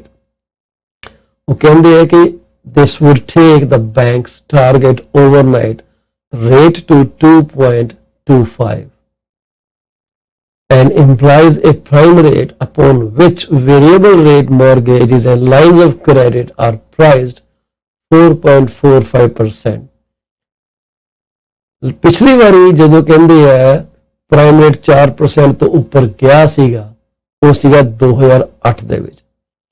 ਜਿਹੜੇ expert ਹੈਗੇ ਆ ਉਹ agri ਕਰਦੇ ਆ ਕਿ ਇਨਫਲੇਸ਼ਨ ਹਲੇ ਵੀ ਜਿਹੜੀ ਇੱਕ ਜਿਹੜੇ ਕਹਿੰਦੇ ਆ ਨਾ ਕਿ ਭੁੱਸਰਿਆ ਹੋਇਆ ਸਾਂਢ ਆ ਉਹਦੇ ਵਾਂਗ 7.7% ਤੇ ਖੜੀ ਆ। ਬੈਂਕ ਆਫ ਕੈਨੇਡਾ ਦੀ ਮਜਬੂਰੀ ਹੈ ਕਿ ਉਹਨੇ ਜਿੰਨਾ ਵੀ ਜ਼ੋਰ ਲੱਗਿਆ ਲਾ ਕੇ ਇਹਨੂੰ ਥੱਲੇ ਲੈ ਕੇ ਆਉਣਾ। It is going to break consumer expectations of lingering high inflation. High inflation ਦੀ ਵਜ੍ਹਾ gas price, high wages, commodity prices high ਹੈਗੇ ਆ, ਉਹ ਸਾਰੇ ਕਰਾ ਕੇ ਤਿਆਰ ਹੈ। ਦੂਸਰੀ ਰੱਬ ਪੁਟਿਨ ਨੂੰ ਅਕਲ ਦੇਵੇ ਜਿੰਨੇ ਕਿ ਯੂਕਰੇਨ ਦੇ ਨਾਲ ਪੰਗਾ ਲੈ ਕੇ ਸਾਰੇ ਦੇਸ਼ਾਂ ਨੂੰ ਇਹੋ ਜਿਹੀ ਭੰਬਲ ਭੂਸੇ 'ਚ ਪਾਇਆ। ਜਦੋਂ ਤੱਕ Bank of Canada inflation psychology ਨੂੰ ਬ੍ਰੇਕ ਨਹੀਂ ਕਰ ਦਿੰਦਾ with convincing hikes this month and in September and or oil price dive, CPI's return to 2% could take more than 2 years. And that is so true. मैं पहले भी किया सी कि जिथे इन्फ्लेशन इन्नी ज़्यादा हैगी आ, इन्होंने टारगेट सीगा कि 2 ਤੋਂ 3% से लेके आनी है, पर नहीं आ रही। हम बैंक जड़ा वो रस्सियां खिंची जा रहा है, जिथों हथ पैंदा इधरों खिंच, इधरों खिंच, इधरों खिंच, इधरों खिंच, पूरा जोर ला के उन्हें इनू कब्जे च करने की कोशिश कर रहा है। पर 2 साल लग जाएंगे कि जे Bank of Canada inflation psychology ਨੂੰ ब्रेक नहीं कर सकिया। ਹੁਣ ਜਿਹੜੀ ਹੈਗੀ ਆ ਪਾਸਟ ਇਨਫਲੇਸ਼ਨ ਸਪਾਈਕਸ ਤੋਂ ਬੜਾ ਸਾਬਤ ਹੋ ਜਾਂਦਾ ਕਿ ਇਹੀ ਕੁਝ ਹੋਣਾ। ਜਿਹੜੇ ਕੁਝ ਕਮੈਂਟਸ ਵਗੈਰਾ ਹੈਗੇ ਦਾ ਆਊਟਲੁੱਕ ਚ ਰਿਲੀਜ਼ ਹੋਈਆਂ ਸੀਗੀਆਂ related bank of Canada the upcoming meeting, ਉਹ ਇਦਾਂ ਦੇ ਨੇ। On rate hike expectation RBC ਨੇ ਕੀ ਕਿਹਾ? ਆਰਬੀਸੀ ਕਹਿੰਦਾ ਕਿ ਵੀ expect the economic growth risk from hiking rates too aggressively in the near term will be overshadowed by the medium-term cost of not doing enough. The overnight rate remains too low at 1.5%, and the 75 basis point hike we expect this week would still leave it toward the lower end of the bank's estimate of its neutral range, 2 to 3%. National Bank of Canada's the expectation is that although markets have moved well off of peak hawkishness for 2023, for example, 4% plus policy rate, there has been nothing to upend the ultra aggressive near-term trajectory. Quite the contrary, another blistering inflation surprise in Canada last month means the fire under Bank of Canada's feet has only grown hotter. A fresh jobs report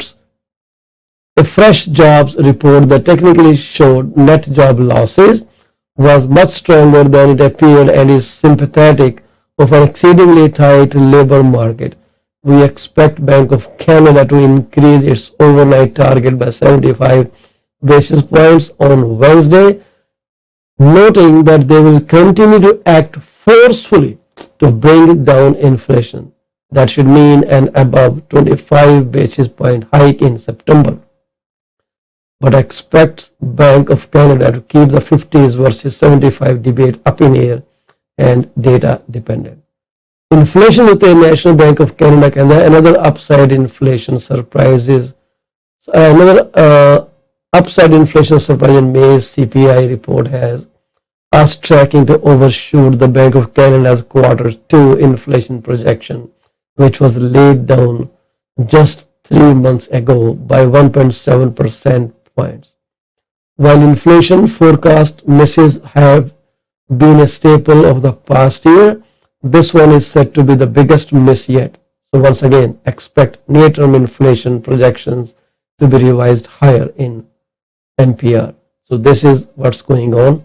Employment data हैगा TD Economics ਦੇ ਹਿਸਾਬ ਨਾਲ June's employment report, which featured a weak headline but better details, is unlikely to sway the Bank of Canada's aggressive stance, particularly with job markets so tight and wages accelerating rapidly. Policymakers are resolute in their determination to rein in inflation and prevent expectations from becoming further unanchored. As such, we still expect them to hike by 75 basis points at the next policy rate meeting. Scotia Bank ਦੇ ਹਵਾਲੇ ਨਾਲ ਗੱਲ ਕਰੀਏ, ਉਹ ਕਹਿੰਦੇ ਇਹ Bank of Canada is very likely to ignore a surprise loss of 43,000 jobs in June. Their fixation is upon their inflation mandate, with inflation running at about 4 times their 2% target. So ਜਿਹੜਾ focus Bank of Canada ਦਾ ਅੱਜ ਜਿੰਨਾ ਵੀ ਲੱਗਾ ਹੋਇਆ ਉਹ ਲੱਗਾ ਹੋਇਆ inflation ਨੂੰ control ਕਰਨ ਤੇ, ਹੋਰ ਉਹਨਾਂ ਦਾ ਕੋਈ ਕਿਸੇ ਚੀਜ਼ ਤੇ ਦਿਮਾਗ ਨਹੀਂਗਾ।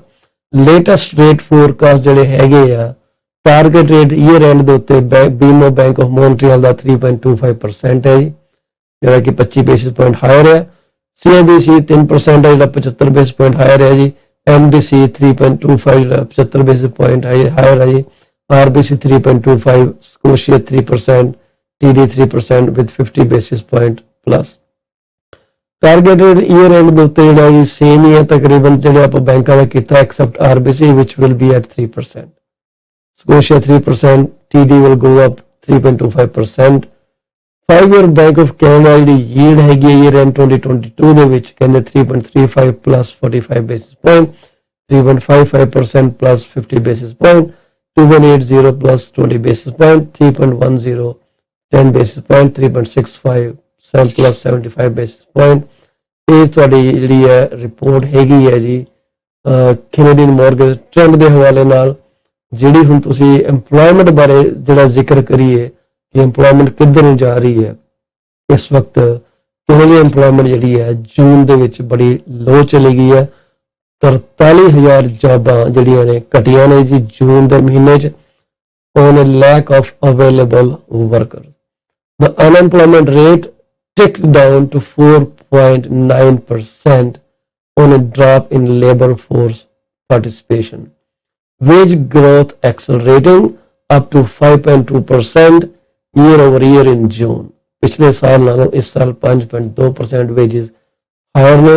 ਜਿਹੜੇ ਬੰਦੇ ਪਹਿਲਾਂ 40,000 ਕਮਾਉਂਦੇ ਸੀਗੇ ਹੁਣ ਉਹਦਾ 40,000 ਦਾ 5% ਲਗਾ ਲਓ, $2,000 ਹੋਇਆ ਹੀ ਉੱਪਰ ਚਲਾ ਗਿਆ।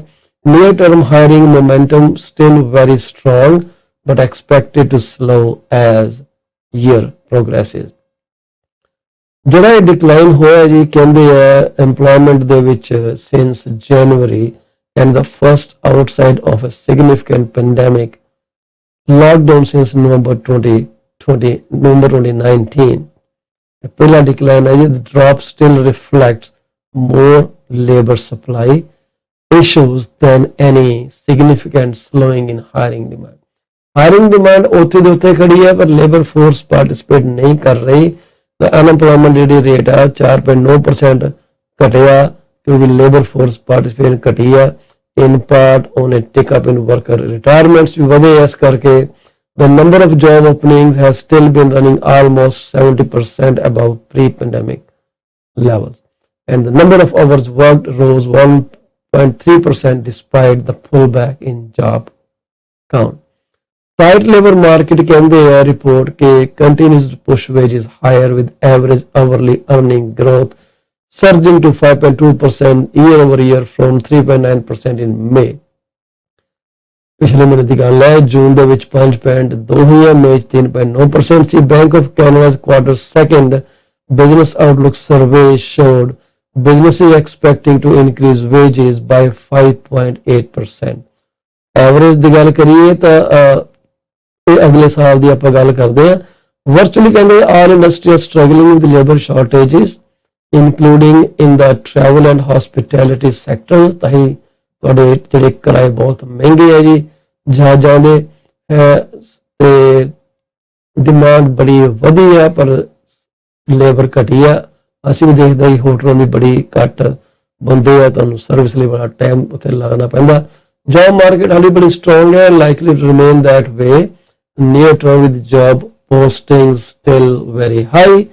Central banks globally are now aggressively hiking interest rates। ਠੀਕ ਹੈ ਜੀ। ਇਹ we look for Bank of Canada to hike the overnight lending rate 75 basis point। ਸੋ ਮੇਰੇ ਮਿੱਤਰੋ ਤਿਆਰ ਹੋ ਜਾਓ, ਇਹ ਰੇਟ ਵਧਣ ਵਾਲੇ ਆ ਤੇ ਹੋਰ ਵਧਣਗੇ ਹੋਰ ਵਧਣਗੇ ਹੋਰ ਵਧਣਗੇ ਜਦ ਤੱਕ ਤੁਸੀਂ ਮਕਾਨ ਲੈਣਾ ਛੱਡ ਨਹੀਂ ਦਿੰਦੇ, ਜਦੋਂ ਤੱਕ ਗਰੋਸਰੀ ਨਹੀਂ ਘਟ ਜਾਂਦੀ, ਜਦੋਂ ਤੱਕ ਇਨਫਲੇਸ਼ਨ ਜਿਹੜੀ ਹੈ ਉਹ 2 to 3 ਜਾਂ 3.5 ਤੱਕ ਨਹੀਂ ਆ ਜਾਂਦੀ। Bank of Canada is going to keep hammering on it।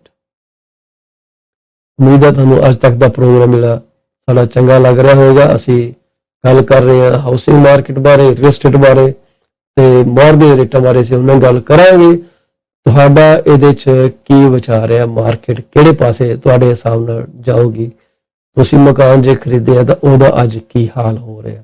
ਇਹ ਮੈਨੂੰ ਤੁਸੀਂ ਜ਼ਰੂਰ ਦੱਸਣਾ ਮੈਸੇਜ ਕਰਕੇ। ਮੈਨੂੰ ਖੁਸ਼ੀ ਹੋਗੀ ਤੁਹਾਡੇ ਨਾਲ ਪਾਰਟਿਸਿਪੇਟ ਕਰਕੇ, ਤੁਹਾਡੀ ਨੌਲੇਜ, ਤੁਹਾਡਾ ਬ੍ਰੇਨ ਪਿਕ ਕਰਕੇ ਕਿ ਇੱਕ ਕੰਜ਼ਿਊਮਰ ਕੀ ਸੋਚ ਰਿਹਾ ਹੈ ਕਿ ਮਾਰਕੀਟ ਉਹਦੇ ਲਈ ਕਿਹੋ ਜਿਹਾ ਪੋਟੈਂਸ਼ੀਅਲ ਲੈ ਕੇ ਆ ਰਹੀ ਹੈ, ਕਿਉਂਕਿ ਮਾਰਕੀਟ ਤੁਹਾਡੇ ਨਾਲ ਹੈ, ਤੁਸੀਂ ਮਾਰਕੀਟ ਦੇ ਨਾਲ ਨਹੀਂ। You are the people who make and run market, you are the people who set prices, you are the people who guide suppliers what and how much and for how much they should supply the item. So ਤੁਹਾਡੀ demand ਦੇ ਉੱਤੇ ਹੁਣ ਜਿਹੜਾ ਕੋਹੜਾ ਚੱਲ ਰਿਹਾ, ਘਟਾਈ ਜਾ ਰਹੀ ਹੈ ਕਿ ਤੁਸੀਂ ਘੱਟ ਖਰੀਦੋ। ਸੈਲਰ ਮਜਬੂਰ ਹੋ ਜਾਣ ਆਪਣੇ ਖਰਚੇ ਘਟਾਉਣ ਨੂੰ, ਪ੍ਰਾਈਸ ਘਟਾਉਣ ਨੂੰ। ਇਨਫਲੇਸ਼ਨ ਤਾਂ ਹੀ ਘਟਣੀ ਹੈ ਜੇ ਕੀਮਤਾਂ ਘਟਣਗੀਆਂ, ਡਿਮਾਂਡ ਘਟੂਗੀ। ਸਪਲਾਈ ਜਿਹੜੀ ਆ ਵੱਧ ਰਹੀ ਹੈ, ਦਿਨੋਂ ਦਿਨ ਮਕਾਨਾਂ ਦੀ ਆਮਦ ਜਿਹੜੀ ਆ ਮਾਰਕੀਟ ਤੇ ਵੱਧ ਰਹੀ ਹੈ। ਇਸ ਵਕਤ ਬਹੁਤ ਮਕਾਨ ਅਵੇਲੇਬਲ ਹੈ ਜੀ, ਜਿਸ ਤੁਹਾਨੂੰ ਇੰਡੀਵਿਜੂਅਲ ਡਾਟਾ ਲਿਆ ਕੇ ਦਈਏ ਕਿ ਇਸ ਵਕਤ ਮਾਰਕੀਟ ਦੇ ਵਿੱਚ ਕੀ ਕੁਝ ਚੱਲ ਰਿਹਾ। ਤੇ ਮੈਂ ਤੁਹਾਡੇ ਨਾਲ ਜੇ ਸਿਰਫ ਪੀਲ ਰੀਜਨ ਦੀ ਗੱਲ ਕਰਾਂ, ਸਾਡੇ 3 ਮਿਊਨਿਸਪੈਲਿਟੀਆਂ ਮਿਸਾਗਾ, ਬਰੈਂਪਟਨ ਤੇ ਕੈਲੇਡਨ ਦੇ ਵਿੱਚ ਇਸ ਵਕਤ 3137 ਐਕਟਿਵ ਲਿਸਟਿੰਗਸ ਅਵੇਲੇਬਲ ਹੈ। ਜਿਹੜੀਆਂ ਵਿਕੀਆਂ ਨੇ ਉਹ ਵਿਕੀਆਂ ਨੇ 241। ਹਾਲੇ ਤੱਕ 9452 ਲਿਸਟਿੰਗ ਵਿਕੀਆਂ ਨੇ। ਐਵਰੇਜ ਪ੍ਰਾਈਸ ਬਰੈਂਪਟਨ ਦੇ ਵਿੱਚ ਮਕਾਨਾਂ ਦਾ $1,35,877 ਗਿਆ। ਕੈਲੇਡਨ ਦੇ ਵਿੱਚ $1,08,44,355 ਗਿਆ। ਮਿਸਿਸਾਗਾ ਦੇ ਵਿੱਚ $9,85,237 ਗਿਆ। ਇਹ ਮਤਲਬ ਐਵਰੇਜ ਹੈਗੇ। ਜੇ ਮਿਸਿਸਾਗਾ ਦੇ ਆਪਾਂ ਡੀਟੇਲਸ ਹੋਮ ਦੀ ਗੱਲ ਕਰੀਏ, ਇੱਕ ਐਵਰੇਜ ਡੀਟੇਲਸ ਹੋਮ ਜਿਹੜਾ ਵਿਕਿਆ ਉੱਥੇ 31 ਮਕਾਨਾਂ ਦੀ ਸੇਲ ਹੋਈ ਹੈ, ਉਹਦਾ ਰੇਟ ਤਕਰੀਬਨ $1.4 ਮਿਲੀਅਨ ਦਰਜ ਕੀਤਾ ਗਿਆ।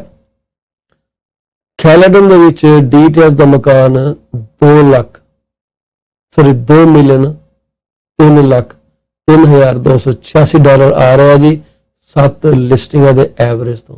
ਪਰ ਸਾਲ ਦੇ ਵਿੱਚ ਇੱਥੇ 399 ਡੀਟੇਲਸ ਮਕਾਨ ਵਿਕੇ ਹੈ। ਉਹਨਾਂ ਦੇ ਹਿਸਾਬ ਨਾਲ ਐਵਰੇਜ ਪ੍ਰਾਈਸ 19,41,368 ਆਇਆ ਸਾਲ ਤੱਕ ਜਿਹੜੇ ਵਿਕੇ ਆ। ਪਰ ਕਰੰਟਲੀ 2.3 ਮਿਲੀਅਨ ਤੇ ਵਿਕ ਰਹੇ ਆ ਜੀ। ਉਸ ਤੋਂ ਇਲਾਵਾ ਜਿਹੜਾ ਮੈਕਸਿਮਮ ਪ੍ਰਾਈਸ ਮਕਾਨ ਵਿਕ ਰਿਹਾ 15 ਲੱਖ ਦੀ ਰੇਂਜ ਵਿਕ ਰਹੇ ਆ। ਫਿਰ ਆ ਜਾਵੇ ਬਰੈਂਪਟਨ ਉੱਤੇ, ਬਰੈਂਪਟਨ ਵਿੱਚ ਡੀਟੇਲਸ ਦਾ ਮਕਾਨ ਦਾ ਰੇਟ ਇਸ ਤੋਂ $12,48,207 ਹੈ ਜੀ। ਜੇ ਅਸੀਂ ਸਾਲ ਦੀ ਐਵਰੇਜ ਕੱਢੀਏ ਤਾਂ $14,94,408 ਕੀਮਤ। ਇਹ ਹੈਗੀ ਜੀ ਸਾਰੇ ਮਕਾਨਾਂ ਦੀ ਹਿਸਾਬ ਕਿਤਾਬ। ਜੇ ਤੁਹਾਨੂੰ ਇਸ ਤੋਂ ਜ਼ਿਆਦਾ ਕੋਈ ਇਨਫੋਰਮੇਸ਼ਨ ਚਾਹੀਦੀ ਹੈ ਤਾਂ ਮੇਰੇ ਨਾਲ ਗੱਲ ਕਰ ਲਿਓ। ਅਸੀਂ ਹੁਣ ਰੀਜ਼ਨ ਸਾਡੇ ਕੋਲ ਬਹੁਤ ਹੈ, ਜੇ ਅਸੀਂ ਡਿਸਕਸ ਕਰਨ ਲੱਗ ਜਾਈਏ ਤੇ ਮੇਰਾ ਖਿਆਲ ਸਾਨੂੰ ਅੱਧਾ ਘੰਟਾ ਉਹਦੇ ਵਾਸਤੇ ਹੋਰ ਚਾਹੀਦਾ। ਅਰੋਰਾ ਦੇ ਵਿੱਚ ਐਵਰੇਜ ਪ੍ਰਾਈਸ 12,99,000 ਚੱਲ ਰਿਹਾ ਜੀ। ਈਸਟ ਗੁਲਿੰਬਰੀ ਦੇ ਵਿੱਚ 11,21,000 ਚੱਲ ਰਿਹਾ ਜੀ। ਜਾਰਜੀਨਾ 'ਚ 9,61,417 ਚੱਲ ਰਿਹਾ। ਕਿੰਗ ਦੇ ਵਿੱਚ 16,17,000 ਚੱਲ ਰਿਹਾ ਜੀ। ਮਾਰਕਮ ਦੇ ਵਿੱਚ 12,72,000 ਚੱਲ ਰਿਹਾ। 11,60,000 ਚੱਲ ਰਿਹਾ ਨਿਊ ਮਾਰਕੀਟ ਦੇ ਵਿੱਚ। 15,34,000 ਚੱਲ ਰਿਹਾ ਰਿਚਮੰਡ ਦੇ ਵਿੱਚ। 11,35,000 ਚੱਲ ਰਿਹਾ ਵਾਨ ਦੇ ਵਿੱਚ। ਵਿਟਚਰਚ ਸਟੋਫੀਲਡ ਦੇ ਵਿੱਚ ਚੱਲ ਰਿਹਾ $11,59,633 ਦਾ ਕੀਮਤ ਚੱਲ ਰਹੀ ਹੈ ਜੀ। ਇਹ ਸਾਰੇ ਮਕਾਨਾਂ ਦੀ ਕੀਮਤਾਂ ਤੁਹਾਡੇ ਸਾਹਮਣੇ ਹਾਜ਼ਰ ਨੇ। ਤੁਸੀਂ ਇਹਦੇ ਬਾਰੇ ਕੋਈ ਹੋਰ ਜਾਣਕਾਰੀ ਲੈਣੀ ਹੋਏ ਮੈਨੂੰ ਕਾਲ ਕਰ ਲਿਓ। ਇਹ 10 ਜੁਲਾਈ ਦਾ ਡਾਟਾ ਜੀ। ਅੱਜ ਹੈਗੀ 11 ਤਰੀਕ। ਕੱਲ ਤੱਕ ਦਾ ਡਾਟਾ ਅਸੀਂ ਤੁਹਾਡੇ ਨਾਲ ਡਿਸਕਸ ਕੀਤਾ ਤੇ ਇਹ ਲੇਟੈਸਟ ਮਕਾਨਾਂ ਦੀ ਕੀਮਤ ਅਸੀਂ ਬੜੀ ਜਲਦੀ ਸਿਸਟਮ ਤੇ ਅਪਡੇਟ ਕਰਾਂਗੇ। ਜਿਹੜਾ ਸਾਡਾ ਇਹ ਉੱਪਰਲੇ ਪਾਸੇ ਟਿੱਕਰ ਚੱਲ ਰਿਹਾ, ਤੁਸੀਂ ਇਸ ਤੇ ਨਜ਼ਰ ਗੜਾ ਕੇ ਰੱਖਿਆ ਕਰੋ। ਇਹ ਤੁਹਾਨੂੰ ਦੱਸੂਗਾ ਕਿ ਮਾਰਕੀਟ 'ਚ ਕਿੱਦਾਂ ਉਤਾਰ ਚੜਾਅ ਹੋ ਰਿਹਾ। ਜਾਣ ਤੋਂ ਪਹਿਲਾਂ ਅਸੀਂ ਉਹਨਾਂ ਸਾਰੇ ਸੱਜਣਾਂ ਦੇ ਨਾਲ ਦੁੱਖ ਸਾਂਝਾ ਕਰਨਾ ਚਾਹੁੰਦੇ ਹਾਂ ਜਿਨ੍ਹਾਂ ਨੇ ਆਪਣੇ ਪਰਿਵਾਰਾਂ ਦੇ ਜੀਆਂ ਨੂੰ ਗਵਾ ਲਿਆ, ਅੱਜ ਚਲੇ ਗਏ। ਪਰਮਾਤਮਾ ਉਹਨਾਂ ਨੂੰ ਮੁਕਤੀ ਦੇਵੇ, ਆਵਾਗਮਨ ਦੇ ਚੱਕਰ ਤੋਂ ਬਚਾਏ ਤੇ ਉਹਨਾਂ ਦੀ ਆਤਮਾ ਲਈ ਅਸੀਂ ਸ਼ਾਂਤੀ ਦੀ ਅਰਦਾਸ ਕਰਦੇ ਹਾਂ। ਤੁਹਾਡੇ ਲਈ ਅਸੀਂ ਇਹ ਦੁਆ ਕਰਾਂਗੇ ਕਿ ਤੁਹਾਨੂੰ ਰੱਬ ਭਾਣਾ ਮੰਨਣ ਦਾ ਬਲ ਬਖਸ਼ੇ। ਤੁਸੀਂ ਆਪਣੀ ਜ਼ਿੰਦਗੀ ਨੂੰ ਅਗਲੇ ਜਿਹੜਾ ਤੁਹਾਡਾ ਪਹਿਰਾ ਲਾਈਫ ਉੱਥੇ ਲੈ ਕੇ ਜਾਓ। ਚੰਗੀਆਂ ਯਾਦਾਂ ਸਮੋਵੋ ਜਾਣ ਵਾਲੇ ਸੱਜਣਾਂ ਦੀਆਂ, ਉਹਨਾਂ ਦੀ ਲੈਗੇਸੀ ਨਾਲ ਜੀਓ। 1 ਵੇ ਟ੍ਰੈਫਿਕ ਹੈ ਜੀ, ਯੂ ਟਰਨ ਹੈ ਨਹੀਂ। ਸਾਰਿਆਂ ਨੇ ਉੱਥੇ ਜਾਣਾ। ਸੋ ਇਹਨੂੰ ਰੱਬ ਦਾ ਪਾਣਾ ਮੰਨਣ 'ਚ ਹੀ ਅਕਲਮੰਦੀ ਹੈ। आज्ञा दो जी। 11:03 होने वाले है। ਅਸੀਂ ਤੁਹਾਨੂੰ ਕੱਲ 10:30 ਵਜੇ ਫਿਰ ਇਦਾਂ ਮਿਲਾਂਗੇ, ਗੁਫ਼ਤਗੂ ਕਰਾਂਗੇ ਤੁਹਾਡੇ ਨਾਲ ਤੇ ਤੁਹਾਡੇ ਨਾਲ ਰੀਅਲ ਏਸਟੇਟ ਬਾਰੇ ਹੋਰ ਜਾਣਕਾਰੀ ਸਾਂਝੀ ਕਰਾਂਗੇ। ਤੁਹਾਡਾ ਕੋਈ ਵਿਚਾਰ ਹੋਵੇ ਪ੍ਰੋਗਰਾਮ ਬਾਰੇ ਜ਼ਰੂਰ ਦੱਸਣਾ। ਸਾਡੇ YouTube ਚੈਨਲ ਨੂੰ ਲਾਈਕ, ਸਬਸਕ੍ਰਾਈਬ ਤੇ ਸ਼ੇਅਰ ਕਰਨਾ ਨਾ ਭੁੱਲੇ। ਵਾਹਿਗੁਰੂ ਜੀ ਕਾ ਖਾਲਸਾ, ਵਾਹਿਗੁਰੂ ਜੀ ਕੀ ਫਤਿਹ।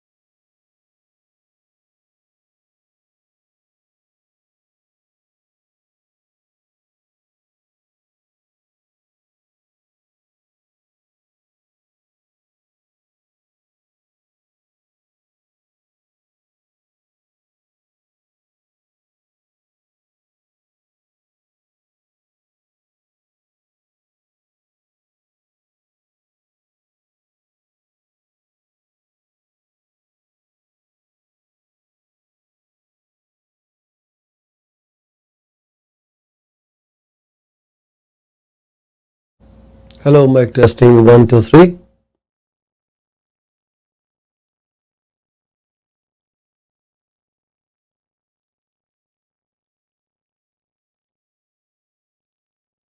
Hello, mic testing.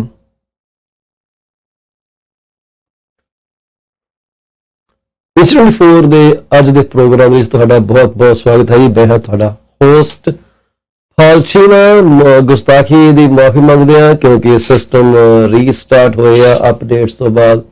ਕਈ ਸੈਟਿੰਗਸ ਆਟੋਮੈਟਿਕਲੀ ਚੇਂਜ ਹੋ ਗਈਆਂ। ਸਾਨੂੰ ਉਦੋਂ ਤੱਕ ਪਤਾ ਨਹੀਂ ਲੱਗਦਾ ਜਦੋਂ ਤੱਕ ਅਸੀਂ ਉਹਨੂੰ ਪਲੱਗ ਇਨ ਨਹੀਂ ਕਰ ਲੈਂਦੇ ਤੇ ਆਪਣੀ ਵੀਡੀਓ ਸ਼ੁਰੂ ਨਹੀਂ ਕਰ ਲੈਂਦੇ। ਜਿਹੜਾ ਡਾਟਾ ਤੁਸੀਂ ਤੁਹਾਡੀ ਸਕਰੀਨ ਤੇ ਦੇਖ ਰਹੇ ਹੋ ਇਹ ਲੇਟੈਸਟ ਡਾਟਾ ਨਹੀਂ ਹੈਗਾ, ਥੋੜਾ ਜਿਹਾ ਪੁਰਾਣਾ ਡਾਟਾ ਹੈ। ਈਵਨ 27 ਜੂਨ ਦਾ ਵੀ ਨਹੀਂਗਾ ਡਾਟਾ, ਇੰਨਾ ਪੁਰਾਣਾ ਵੀ ਨਹੀਂਗਾ, ਪਰ ਕਿਸੇ ਕਾਰਨ ਕਰਕੇ ਇਹ ਅਪਡੇਟ ਨਹੀਂ ਕੀਤਾ ਜਾ ਸਕਿਆ। ਪਰ ਇਹ ਤੁਸੀਂ ਸਮਝ ਲਓ ਕਿ 4-5 ਦਿਨ ਪੁਰਾਣਾ ਹੀ ਡਾਟਾ ਹੋ ਸਕਦਾ। ਅਸੀਂ ਤੁਹਾਡੇ ਨਾਲ ਹਮੇਸ਼ਾ ਤਰ੍ਹਾਂ ਕਈ ਗੱਲਾਂ ਕਰਾਂਗੇ ਜਿਹਦੇ ਕਿ ਜਿਹੜਾ ਤੁਹਾਨੂੰ ਜਾਣਕਾਰੀ ਮਿਲੇ ਮਾਰਕੀਟ ਦੇ ਵਿੱਚ ਕੀ ਹੋਵੇ। ਅੱਜ ਕੱਲ ਇੱਕ ਬੜੀ ਵੱਡੀ ਖਬਰ ਚੱਲ ਰਹੀ ਹੈ, ਉਹ ਚੱਲ ਰਹੀ ਹੈ ਕਿ ਜਿਹੜਾ ਮੈਂ ਤੁਹਾਨੂੰ ਸ਼ੇਅਰ ਹੀ ਕਰਦਾ ਉਹ ਖਬਰ। ਮੇਰੇ ਨਾਲ ਤੁਸੀਂ 1 ਸਕਿੰਟ ਦਾ ਜਿਹੜਾ ਮੈਨੂੰ ਤੁਸੀਂ ਦਿਓ ਕਿ ਤੁਹਾਨੂੰ ਮੈਂ ਇੱਕ ਬੜੀ ਇੰਪੋਰਟੈਂਟ ਬ੍ਰੇਕਿੰਗ ਨਿਊਜ਼ ਜਿਹੜੀ ਹੈ ਸਾਂਝੀ ਕਰਨ ਲੱਗਾ। ਤੁਸੀਂ ਹੈਰਾਨ ਹੋ ਜਾਣਾ ਕਿ ਚੱਲ ਕੀ ਰਹੀ ਹੈ ਮਾਰਕੀਟ ਦੇ ਵਿੱਚ। ਕਿ ਮਾਰਕੀਟ ਦੇ ਵਿੱਚ ਇਸ ਇੱਕ ਬ੍ਰੇਕਿੰਗ ਨਿਊਜ਼ ਨੇ ਪੂਰੀਆਂ ਧੁੰਮਾਂ ਪਾਈਆਂ ਹੋਈਆਂ। ਹਰ ਕੋਈ ਬੰਦਾ ਜਿਹੜਾ ਇੱਥੇ ਚੱਲ ਰਿਹਾ ਤੇ ਸੁਣਨ ਚ ਆਇਆ ਕਿ ਇਸ ਵਕਤ ਆਹ ਜਿਹੜੀ ਸਿਚੁਏਸ਼ਨ ਹੈ ਮਾਰਕੀਟ ਦੀ, ਸੋਸ਼ਲ ਮੀਡੀਆ ਦੀ ਆ ਸਕਰੀਨ ਦੇ ਉੱਤੇ ਤੁਹਾਨੂੰ ਮਿਲ ਗਈ ਆ breaking news. Social media overflowing with realtors and mortgage brokers or agents, videos on the Bank of Canada's rate hike and what to do now, the world is crashing hashtag। ਇਹ ਅਸੀਂ ਸੁਣਨ ਚ ਸਾਨੂੰ ਆ ਰਿਹਾ ਕਿ ਬਹੁਤ ਜ਼ਿਆਦਾ ਭੜਥੂ ਪਿਆ ਵੀਡੀਓਜ਼ ਦਾ। ਲੋਕੀ ਕੀ ਜੀ, ਮੈਂ ਤੁਹਾਨੂੰ ਦੱਸਾਂ ਕਿ ਇੰਨਾ ਰਿਸਪੌਂਸਿਵ ਮੀਡੀਆ ਸ਼ਾਇਦ ਮੈਂ ਨਹੀਂ ਦੇਖਿਆ ਹੋਣਾ ਜਿੰਨਾ ਕਿ ਅਸੀਂ 13 ਜੁਲਾਈ ਨੂੰ 11:05 ਦੇ ਉੱਤੇ ਜੋ ਭੜਥੂ ਪਿਆ video the Bhai goodness. Everybody was in a race to promote this news, to be the first to declare this news to the audience that I'm the person who is declaring. I wanted to do a video for this in a different perspective, not the fear mongering, but just informational idea on how to get over this. But then I decided not to do that. I thought it is okay if people can absorb all this news from 1, 2, 3, 4, 50, 60, 100, 200, 3,000 people, that Bank of Canada has actually increased 100 basis point That was a news. Oh boy. Trust me, this crashed the social media. Check up TikTok videos on this. You will see what I'm saying. ਇਸ ਤੋਂ ਪਹਿਲਾਂ ਕਿਸੇ ਅੱਗੇ ਚੱਲੀਏ, ਅਸੀਂ ਆਪਣੇ ਸਾਰੇ ਉਹਨਾਂ ਸੱਜਣਾਂ ਨੂੰ ਜਿਨ੍ਹਾਂ ਦੇ ਅੱਜ ਜਨਮ ਦਿਨ ਅੱਜ ਦੀ ਤਰੀਕ ਦੇ ਉੱਤੇ ਆਏ ਨੇ ਜੀ, ਜਿਨ੍ਹਾਂ ਦੀਆਂ ਸਾਲਗਿਰਾਵਾਂ ਅੱਜ ਆਈਆਂ ਨੇ ਤੇ ਜਿਨ੍ਹਾਂ ਦੇ ਘਰ ਨਵੇਂ ਜੀ ਆਏ ਨੇ ਜੀ, ਉਹਨਾਂ ਸਾਰਿਆਂ ਨੂੰ ਪਾਲਚੀ ਮੋਹਰ ਲੱਖ ਲੱਖ ਵਧਾਈ ਹੋਵੇ। ਪਰਮਾਤਮਾ ਤੁਹਾਨੂੰ ਏਦਾਂ ਹੀ ਖੁਸ਼ੀਆਂ 'ਚ ਬਿਲਕੁਲ ਲਿਪਤ ਰੱਖੇ। ਤੁਸੀਂ ਉਹੀ ਖੁਸ਼ੀਆਂ ਆਪਣੇ ਮੁਹੱਲੇ, ਆਪਣੀ ਕਮਿਊਨਿਟੀ, ਆਪਣੇ ਪਿੰਡ, ਸ਼ਹਿਰ, ਸਟੇਟ, ਦੇਸ਼ ਦੇ ਵਿੱਚ ਫੈਲਾਓ ਤਾਂ ਕਿ ਸਾਰੀ ਦੁਨੀਆ ਨੂੰ ਇੱਕ ਸ਼ਾਂਤਮਈ ਮਾਹੌਲ ਦਿੱਤਾ ਜਾ ਸਕੇ। ਜਿਹੜੀ ਕਿ ਦੁਨੀਆ ਬੜੀ ਭਖੀ ਪਈ ਹੈ, ਹਰ ਮਸਲੇ, ਹਰ ਗੱਲ ਦਾ ਇਲਾਜ ਬੰਦੂਕ ਸਮਝਿਆ ਜਾਣ ਲੱਗਿਆ, ਜਿਹੜਾ ਕਿ ਨਹੀਂ ਹੋਣਾ ਚਾਹੀਦਾ। ਸ਼ਾਇਦ ਇੱਕ ਗਲੈਮਰਾਈਜੇਸ਼ਨ ਬਹੁਤ ਜ਼ਿਆਦਾ ਹੋ ਗਈ ਹੈ। ਪਹਿਲਾਂ ਜਦੋਂ ਇਹ ਸੋਸ਼ਲ ਮੀਡੀਆ ਨਹੀਂ ਸੀ ਹੁੰਦੇ, ਸਾਨੂੰ ਇਹਨਾਂ ਚੀਜ਼ਾਂ ਦਾ ਪਤਾ ਵੀ ਨਹੀਂ ਸੀ ਲੱਗਦਾ ਕਿ ਕਿੱਥੇ ਕੀ ਹੋਇਆ, ਕਿੱਥੇ ਕੀ ਨਹੀਂ ਹੋਇਆ। ਪਰ ਹੁਣ ਕਿਉਂਕਿ ਹਰ ਇੱਕ ਚੀਜ਼ ਜਿਹੜੀ ਹੈ ਲਾਈਵ ਆ, ਦਿਖਦੀ ਹੈ, ਲੋਕੀ ਉਹਨੂੰ ਪੜ੍ਹ ਸਕਦੇ ਆ, ਦੇਖ ਸਕਦੇ ਆ। ਹਰ ਇੱਕ ਬੰਦਾ 5 ਸਾਲ ਤੋਂ ਲੈ ਕੇ 90 ਸਾਲ ਤੱਕ ਇੱਕ ਕੀ ਕਹਿੰਦੇ ਆ ਨਿਊਜ਼ ਰਿਪੋਰਟਰ ਬਣ ਗਿਆ। ਹਰ ਇੱਕ ਚੀਜ਼ ਫਟਾਫਟ ਰਿਕਾਰਡ ਹੋ ਕੇ ਲੋਕਾਂ ਤੱਕ ਜਾ ਰਹੀ। ਬਟ ਐਨੀਵੇਜ਼, ਇਹਨਾਂ ਗੱਲਾਂ ਦਾ ਹਿਸਾਬ ਕਿਤਾਬ ਅਸੀਂ ਬਹੁਤ ਲੰਬਾ ਚੌੜਾ ਕਰਾਂਗੇ ਅੱਜ ਦੇ ਪ੍ਰੋਗਰਾਮ ਦੇ ਵਿੱਚ, ਕਿਉਂਕਿ ਬੈਂਕ ਆਫ ਕੈਨੇਡਾ ਨੇ ਜਿਹੜਾ ਰੇਟ ਚੱਕਿਆ, ਹੁਣ ਸਾਨੂੰ ਕੀ ਕਰਨਾ ਚਾਹੀਦਾ। ਕੀ ਤੁਹਾਨੂੰ ਇਹ ਲੱਗਦਾ ਹੈ ਕਿ ਤੁਹਾਡਾ ਜਿਹੜਾ ਸੁਪਨਾ ਸੀ ਮਕਾਨ ਖਰੀਦਣ ਦਾ ਉਹ ਹਵਾ ਹੋ ਗਿਆ? ਕੀ ਤੁਹਾਨੂੰ ਇਹ ਲੱਗਦਾ ਹੈ ਕਿ ਹੁਣ ਜਿਹੜੇ ਇਨਵੈਸਟਰ ਹੈਗੇ ਆ ਉਹ ਤੁਹਾਡਾ ਮਕਾਨ ਕੋੜੀਆਂ ਦੇ ਮੁੱਲ ਖਰੀਦਣਗੇ? ਇੰਨਾ ਡਰਨ ਦੀ ਜ਼ਰੂਰਤ ਨਹੀਂ, ਹਲੇ ਜੰਗਲ ਦਾ ਕਾਨੂੰਨ ਨਹੀਂ ਲੱਗਿਆ ਇੱਥੇ। ਮਕਾਨ ਦੀ ਮਲਕੀਤੀ ਹਲੇ ਵੀ ਤੁਹਾਡੀ, ਮਾਲਕ ਤੁਸੀਂ ਹੋ। ਹੁਣ ਤੁਸੀਂ ਇਸ ਮਾਹੌਲ ਦੇ ਵਿੱਚੋਂ ਕਿੱਦਾਂ ਨਿਕਲਣਾ ਹੈ, ਅਸੀਂ ਉਹਦੇ ਬਾਰੇ ਥੋੜ੍ਹੇ ਜਿਹਾ ਵਿਚਾਰ ਵਟਾਂਦਰਾ ਤੁਹਾਡੇ ਨਾਲ ਕਰਨਾ ਚਾਹਾਂਗੇ। ਜੇ ਤੁਸੀਂ ਚਾਹੋ ਤਾਂ ਸਾਡੇ ਨਾਲ ਪਾਰਟਿਸਿਪੇਟ ਕਰ ਸਕਦੇ ਹੋ। ਤੁਸੀਂ ਸਾਨੂੰ ਜਿਹੜੇ ਮੀਡੀਅਮ ਦੇ ਉੱਤੇ ਤੁਸੀਂ ਇਹ ਵੀਡੀਓਜ਼ ਦੇਖ ਰਹੇ ਹੋ, ਉੱਥੇ ਜਾ ਕੇ ਜੇ ਤੁਸੀਂ ਸਾਨੂੰ ਟੈਕਸਟ ਮੈਸੇਜ ਕਰੋਗੇ ਜਾਂ ਜੋ ਵੀ ਕਮੈਂਟ ਕਰੋਗੇ, ਸਾਡੇ ਸਾਹਮਣੇ ਸਕਰੀਨ ਤੇ ਆਏਗਾ। ਅਸੀਂ ਦੇਖਦੇ ਸਾਰੀ ਤੁਹਾਨੂੰ ਉਹਦਾ ਜਵਾਬ ਦੇਵਾਂਗੇ। ਅੱਜ ਅਸੀਂ ਇੱਕ ਸ਼ਖਸੀਅਤ ਬਾਰੇ ਗੱਲ ਕਰਨੀ ਚਾਹਾਂਗੇ ਜੀ, ਜਿਨ੍ਹਾਂ ਦਾ ਨਾਮ ਰਾਬਰਟ ਕੋਲੀਅਰ ਹੈਗਾ ਜੀ। 19 ਅਪ੍ਰੈਲ 1885 ਸੇਂਟ ਲੂਇਸ ਮਿਜ਼ੂਰੀ 'ਚ ਪੈਦਾ ਹੋਏ ਤੇ ਜਨਵਰੀ 9 1950 ਨੂੰ ਇਸ ਦੁਨੀਆ ਨੂੰ ਇਹ ਅਲਵਿਦਾ ਕਹਿ ਕੇ ਚਲੇ ਗਏ। ਇਹਨਾਂ ਬਾਰੇ ਜ਼ਿਆਦਾ ਜਾਣਕਾਰੀ ਅਵੇਲੇਬਲ ਤਾਂ ਨਹੀਂ ਹੈਗੀ, ਸ਼ਾਇਦ ਡਾਟਾ ਉਦੋਂ ਤੱਕ ਦਾ ਇਕੱਠਾ ਨਹੀਂ ਹੋਇਆ, ਪਰ ਇਹਨਾਂ ਬਾਰੇ ਇਹ ਪ੍ਰਚਲਿਤ ਹੈ ਜੀ ਕਿ ਇਹ American author of self help and New Thought metaphysical books ਦੇ ਆਥਰ ਰਹੇ ਹੈ ਜੀ ਆਫ ਦਾ 20th ਸੈਂਚੁਰੀ। ਇਹ ਪੀਟਰ ਫੈਨਲਨ ਕੋਲੀਅਰ ਜਿਹੜੇ ਕਿ ਫਾਊਂਡਰ ਸੀਗੇ ਜੀ ਕੋਲੀਅਰਸ ਵੀਕਲੀ, ਉਹਨਾਂ ਦੇ ਭਤੀਜੇ ਰਹੇ ਹੈ ਜੀ। He was involved in writing, editing and research for most of his life. ਉਹਨਾਂ ਦੀ ਕਿਤਾਬ ਆ Secret of the Ages 1926 ਦੇ ਵਿੱਚ ਪਬਲਿਸ਼ ਹੋਈ ਸੀ।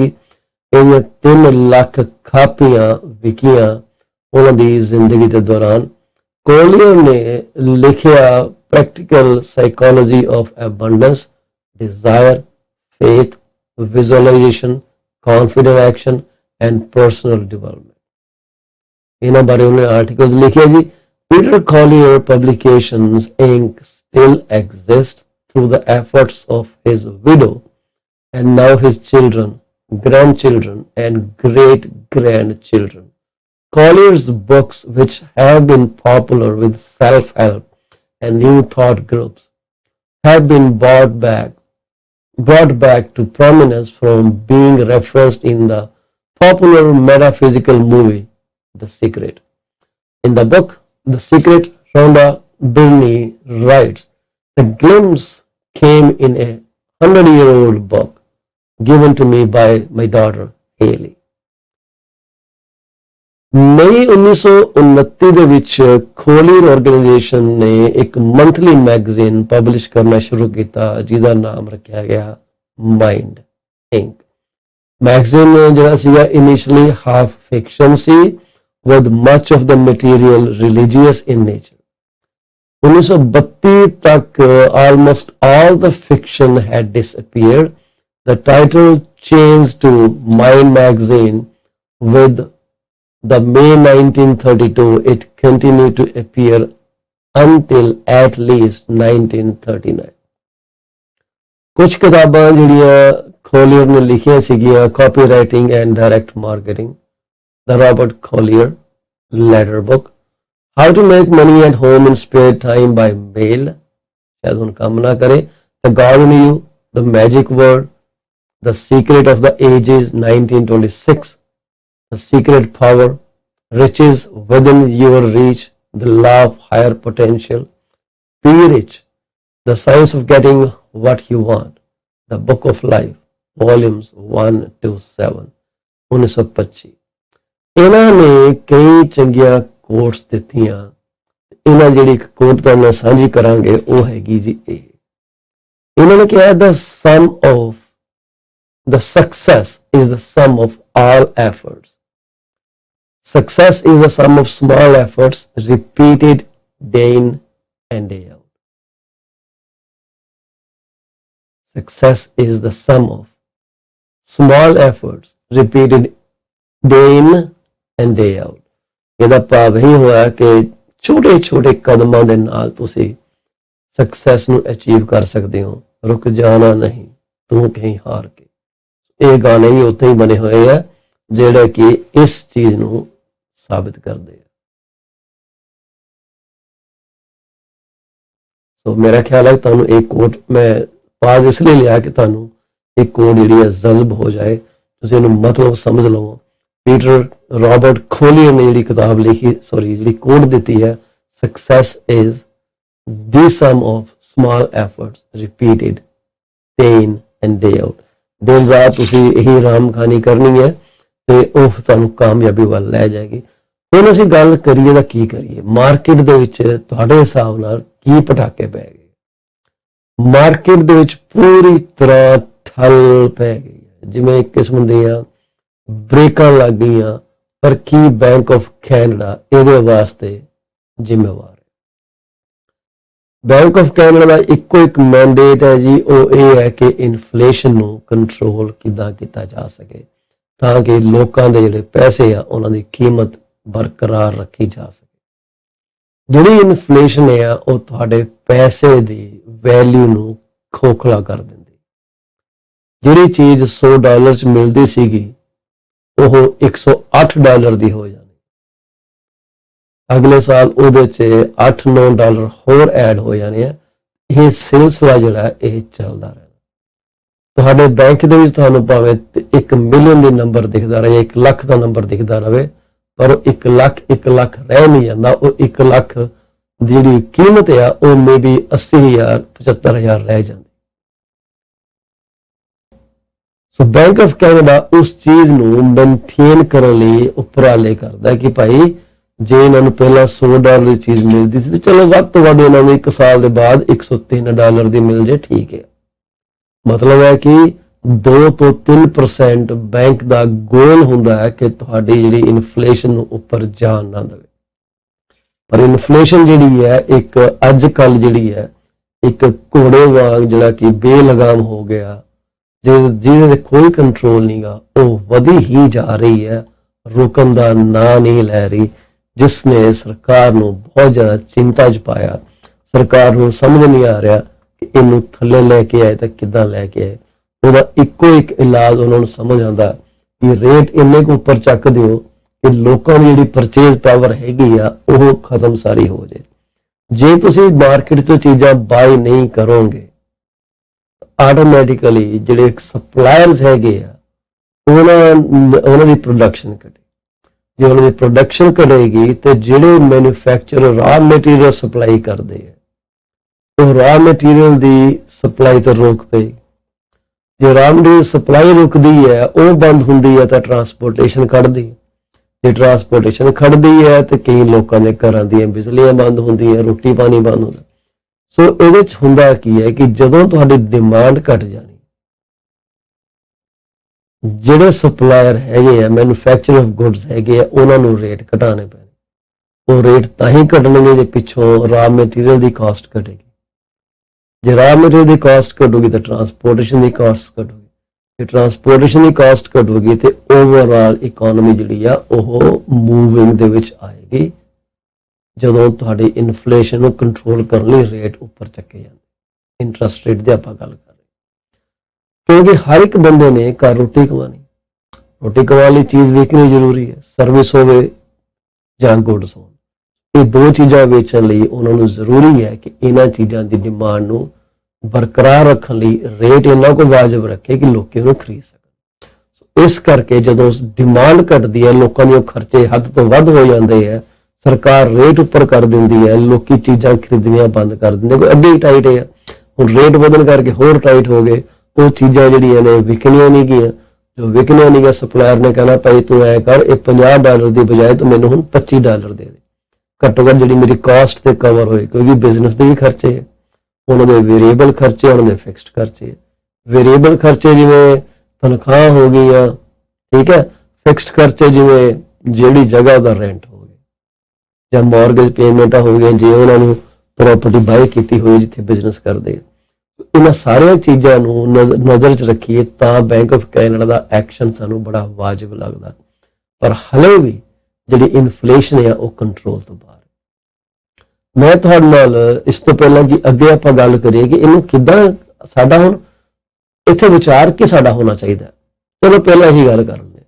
ਸਾਡਾ ਵਿਚਾਰ ਕੀ ਹੋਣਾ ਚਾਹੀਦਾ, ਸਾਡੇ ਕੋਡ ਆਫ ਕੰਡਕਟ, ਸਾਡੀ ਲਾਈਫ ਸਟਾਈਲ ਕਿੱਦਾਂ ਆਲਟਰ ਹੋਏਗੀ। ਹੁਣ ਜੇ ਤੁਸੀਂ ਬੈਠ ਕੇ ਆਪਣੇ ਐਕਸਪੈਂਸਿਸ ਨੂੰ ਲਾਈਨ ਅਪ ਕਰੋਗੇ ਕਿ ਮੈਂ ਮਹੀਨੇ ਦੇ ਵਿੱਚ ਕਿਹੜੀ ਜਗ੍ਹਾ ਤੇ ਖਰਚਾ ਕਰਦਾ, ਪਿਛਲੇ ਸਟੇਟਮੈਂਟ ਕੱਢ ਲਵੋ। ਅੱਜ ਕੱਲ ਤਾਂ ਸਾਰਾ ਕੰਮ ਕ੍ਰੈਡਿਟ ਕਾਰਡ ਤੇ ਹੁੰਦਾ, ਪਿਛਲੇ 6 ਮਹੀਨੇ ਦੇ ਕ੍ਰੈਡਿਟ ਕਾਰਡ ਸਟੇਟਮੈਂਟ ਕੱਢ ਕੇ ਤੁਹਾਨੂੰ ਪਤਾ ਲੱਗ ਜਾਏਗਾ ਕਿ ਤੁਹਾਡੇ ਪੈਸੇ ਕਿੱਥੇ ਕਿੱਥੇ ਖਰਚ ਹੋ ਰਹੇ ਆ। ਵੈਸੇ ਤਾਂ ਕਿ ਬੈਂਕਾਂ ਨੇ ਕੈਟਾਗਰੀਜ਼ ਕਰ ਦਿੱਤੀਆਂ ਨੇ ਕਿ ਤੁਹਾਡੇ ਕਿਹੜੇ ਪੈਸੇ ਕਿੱਥੇ ਜਾ ਰਹੇ, ਪਰ ਫਿਰ ਵੀ ਤੁਹਾਨੂੰ ਆਪਣੀ ਕੈਟਾਗਰੀ ਜ਼ਿਆਦਾ ਕ੍ਰੀਏਟ ਕਰਨੀ ਸੌਖੀ ਰਹੇਗੀ। ਜੇ ਤੁਹਾਨੂੰ ਪਤਾ ਲੱਗਦਾ ਕਿ ਤੁਹਾਡੀ ਕਾਫੀ ਉੱਤੇ ਮਹੀਨੇ ਦੇ ਡੇਲੀ ਦਾ ਮੰਨ ਲਓ $18 ਜਾਂ $15 ਦਾ ਖਰਚਾ, ਠੀਕ ਹੈ, 15 ਤੇ 45 $450 ਤੇ ਇਹੀ ਹੋ ਜਾਂਦਾ। ਚਲੋ 450 ਨੂੰ ਛੱਡੋ, $200 ਲਾ ਲਓ। $200 ਦਾ ਮਤਲਬ ਹੈ ਕਿ ਤਕਰੀਬਨ ਤੁਸੀਂ $9-10 ਡੇਲੀ ਦੇ ਤੁਸੀਂ ਕਾਫੀ ਦੇ ਖਰਚ ਕਰਦੇ। ਤੇ $200 ਵਿੱਚੋਂ ਤੁਸੀਂ $100 ਵੀ ਬਚਾ ਲਓ, ਉਹ ਤੁਹਾਡੀ ਵਧੀ ਹੋਈ ਮੌਰਗੇਜ ਦੀ ਪੇਮੈਂਟ ਕੱਢ ਸਕਦੀ। ਦੂਸਰੀ ਗੱਲ, ਤੁਸੀਂ ਕਿੰਨਾ ਕੁ ਖਾਣਾ ਬਾਹਰ ਖਾਂਦੇ ਹੋ। ਉਬਰ ਨੇ ਇੰਨਾ ਕੁ ਸੌਖਾ ਕਰ ਦਿੱਤਾ ਕਿ ਲੋਕਾਂ ਨੂੰ ਘਰ 'ਚ ਖਾਣਾ ਬਣਾਉਣਾ ਔਖਾ ਲੱਗਣ ਲੱਗ ਗਿਆ। ਕਰਨਾ ਕੀ ਹੈ, ਐਪ ਤੇ ਜਾਣਾ ਤੇ ਸਿੱਧਾ ਆਰਡਰ ਕਰ ਦੇਣਾ। ਉਹਨਾਂ ਨੇ ਤੁਹਾਡੇ ਤੋਂ 5-7 ਐਕਸਟਰਾ ਡਾਲਰ ਲੈਣੇ, ਤੁਹਾਡੇ ਘਰ ਫੂਡ ਆ ਗਿਆ, ਕਨਵੀਨੀਅੰਸ ਹੈ। ਤੁਸੀਂ ਟੀਵੀ ਵਾਚ ਕਰੋ, ਕੋਈ ਵਿਚਾਰਾ ਜਿਹਨੂੰ ਨੌਕਰੀ ਚਾਹੀਦੀ ਹੈ, ਜਿਹਨੂੰ ਪੈਸੇ ਚਾਹੀਦੇ ਆ, ਉਹ ਆਪਣੀ ਗੱਡੀ ਦੀ ਗੈਸ ਫੂਕ ਕੇ ਤੁਹਾਡੇ ਘਰ ਡੋਰ ਤੇ ਫੂਡ ਰੱਖ ਜਾਂਦਾ। ਕਨਵੀਨੀਅੰਸ ਨੇ ਲੋਕਾਂ ਨੂੰ ਲੇਜ਼ੀ ਕਰ ਦਿੱਤਾ। ਸਾਡੇ ਵੀ ਇਹੀ ਚੱਲਦਾ, ਸਾਡਾ ਘਰ ਕੋਈ ਐਕਸੈਪਸ਼ਨ ਨਹੀਂ, ਅਸੀਂ ਵੀ ਉਹਨਾਂ ਵਰਗੀਆਂ ਜਿਹੜੇ ਜਿਵੇਂ ਕਿ ਆਮ ਸਾਰੇ ਬੰਦੇ। ਸਾਨੂੰ ਵੀ ਕਈ ਵਾਰ ਲੱਗਦਾ ਯਾਰ ਥੱਕ ਗਏ, ਅੱਜ ਰੋਟੀ ਐਂਕਰੀ ਬਾਹਰੋਂ ਲੈ ਕੇ ਆਈਏ। ਮੈਨੂੰ ਇੱਕ ਗੱਲ ਦਾ ਜਵਾਬ ਦਿਓ ਕਿ ਜਦੋਂ ਇਹ ਸਹੂਲਤਾਂ ਨਹੀਂ ਹੁੰਦੀਆਂ ਸੀ, 1990 ਦੀ ਗੱਲ ਲੈ ਲਈ, ਜਦੋਂ ਇਹ ਸਹੂਲਤਾਂ ਨਹੀਂ ਹੁੰਦੀਆਂ ਸੀਗੀਆਂ, ਅਸੀਂ ਕਿੰਨਾ ਕੁ ਫੂਡ ਬਾਹਰੋਂ ਲੈ ਕੇ ਖਾਇਆ ਕਰਦੇ।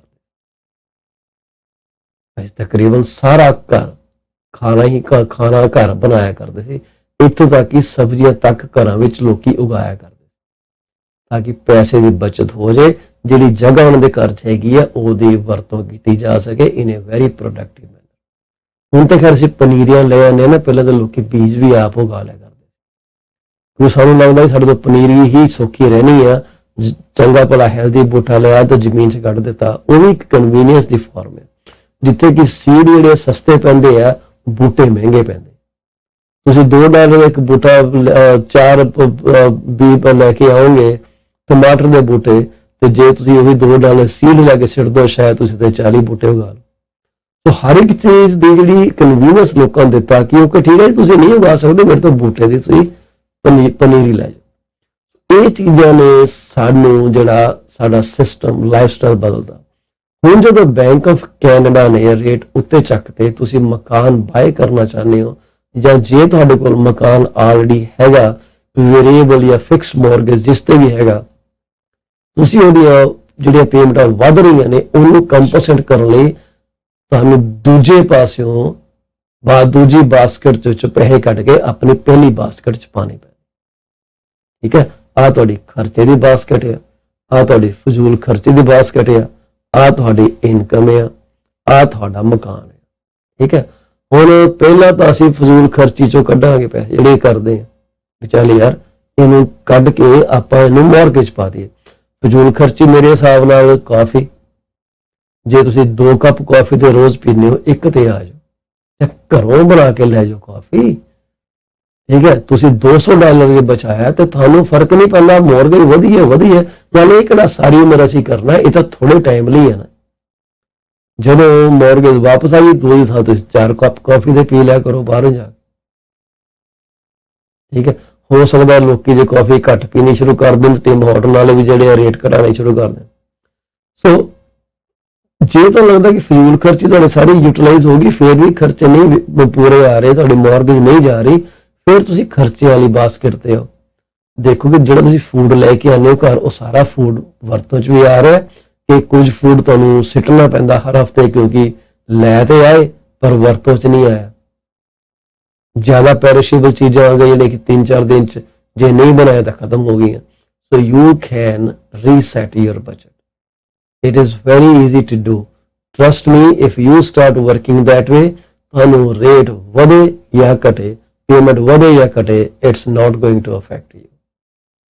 ਜਿਹੜੇ ਲੋਕੀ ਅੱਜ ਦੀ ਡੇਟ ਦੇ ਵਿੱਚ ਨੈਗੇਟਿਵ ਪ੍ਰੋਪੇਗੈਂਡਾ ਕਰ ਰਹੇ ਆ, ਤੁਹਾਨੂੰ ਡਰਾ ਰਹੇ ਆ, ਉਹਨਾਂ ਦੇ ਆਪਣੇ ਡਿਜ਼ਾਈਨਸ ਹੋ ਸਕਦੇ ਆ, ਹੋ ਸਕਦਾ ਕਿ ਉਹਦੇ ਨਾਲ ਉਹਨਾਂ ਦਾ ਕੋਈ ਇਹੋ ਜਿਹਾ ਐਂਡ ਮੀਟ ਕਰਦਾ ਹੋਵੇ ਜਿਹੜਾ ਕਿ ਤੁਹਾਨੂੰ ਅੱਜ ਸਮਝ ਨਹੀਂ ਆ ਰਿਹਾ, ਜਾਂ ਉਹਨਾਂ ਨੂੰ ਖੁਦ ਵੀ ਸਮਝ ਨਾ ਹੋਏ ਕਿ ਉਹ ਕਹਿ ਰਹੇ ਆ ਤਾਂ ਕਿਉਂ ਕਹਿ ਰਹੇ ਆ, ਉਹਦੀ ਰਿਪਰਕਸ਼ਨ ਕੀ ਹੈ।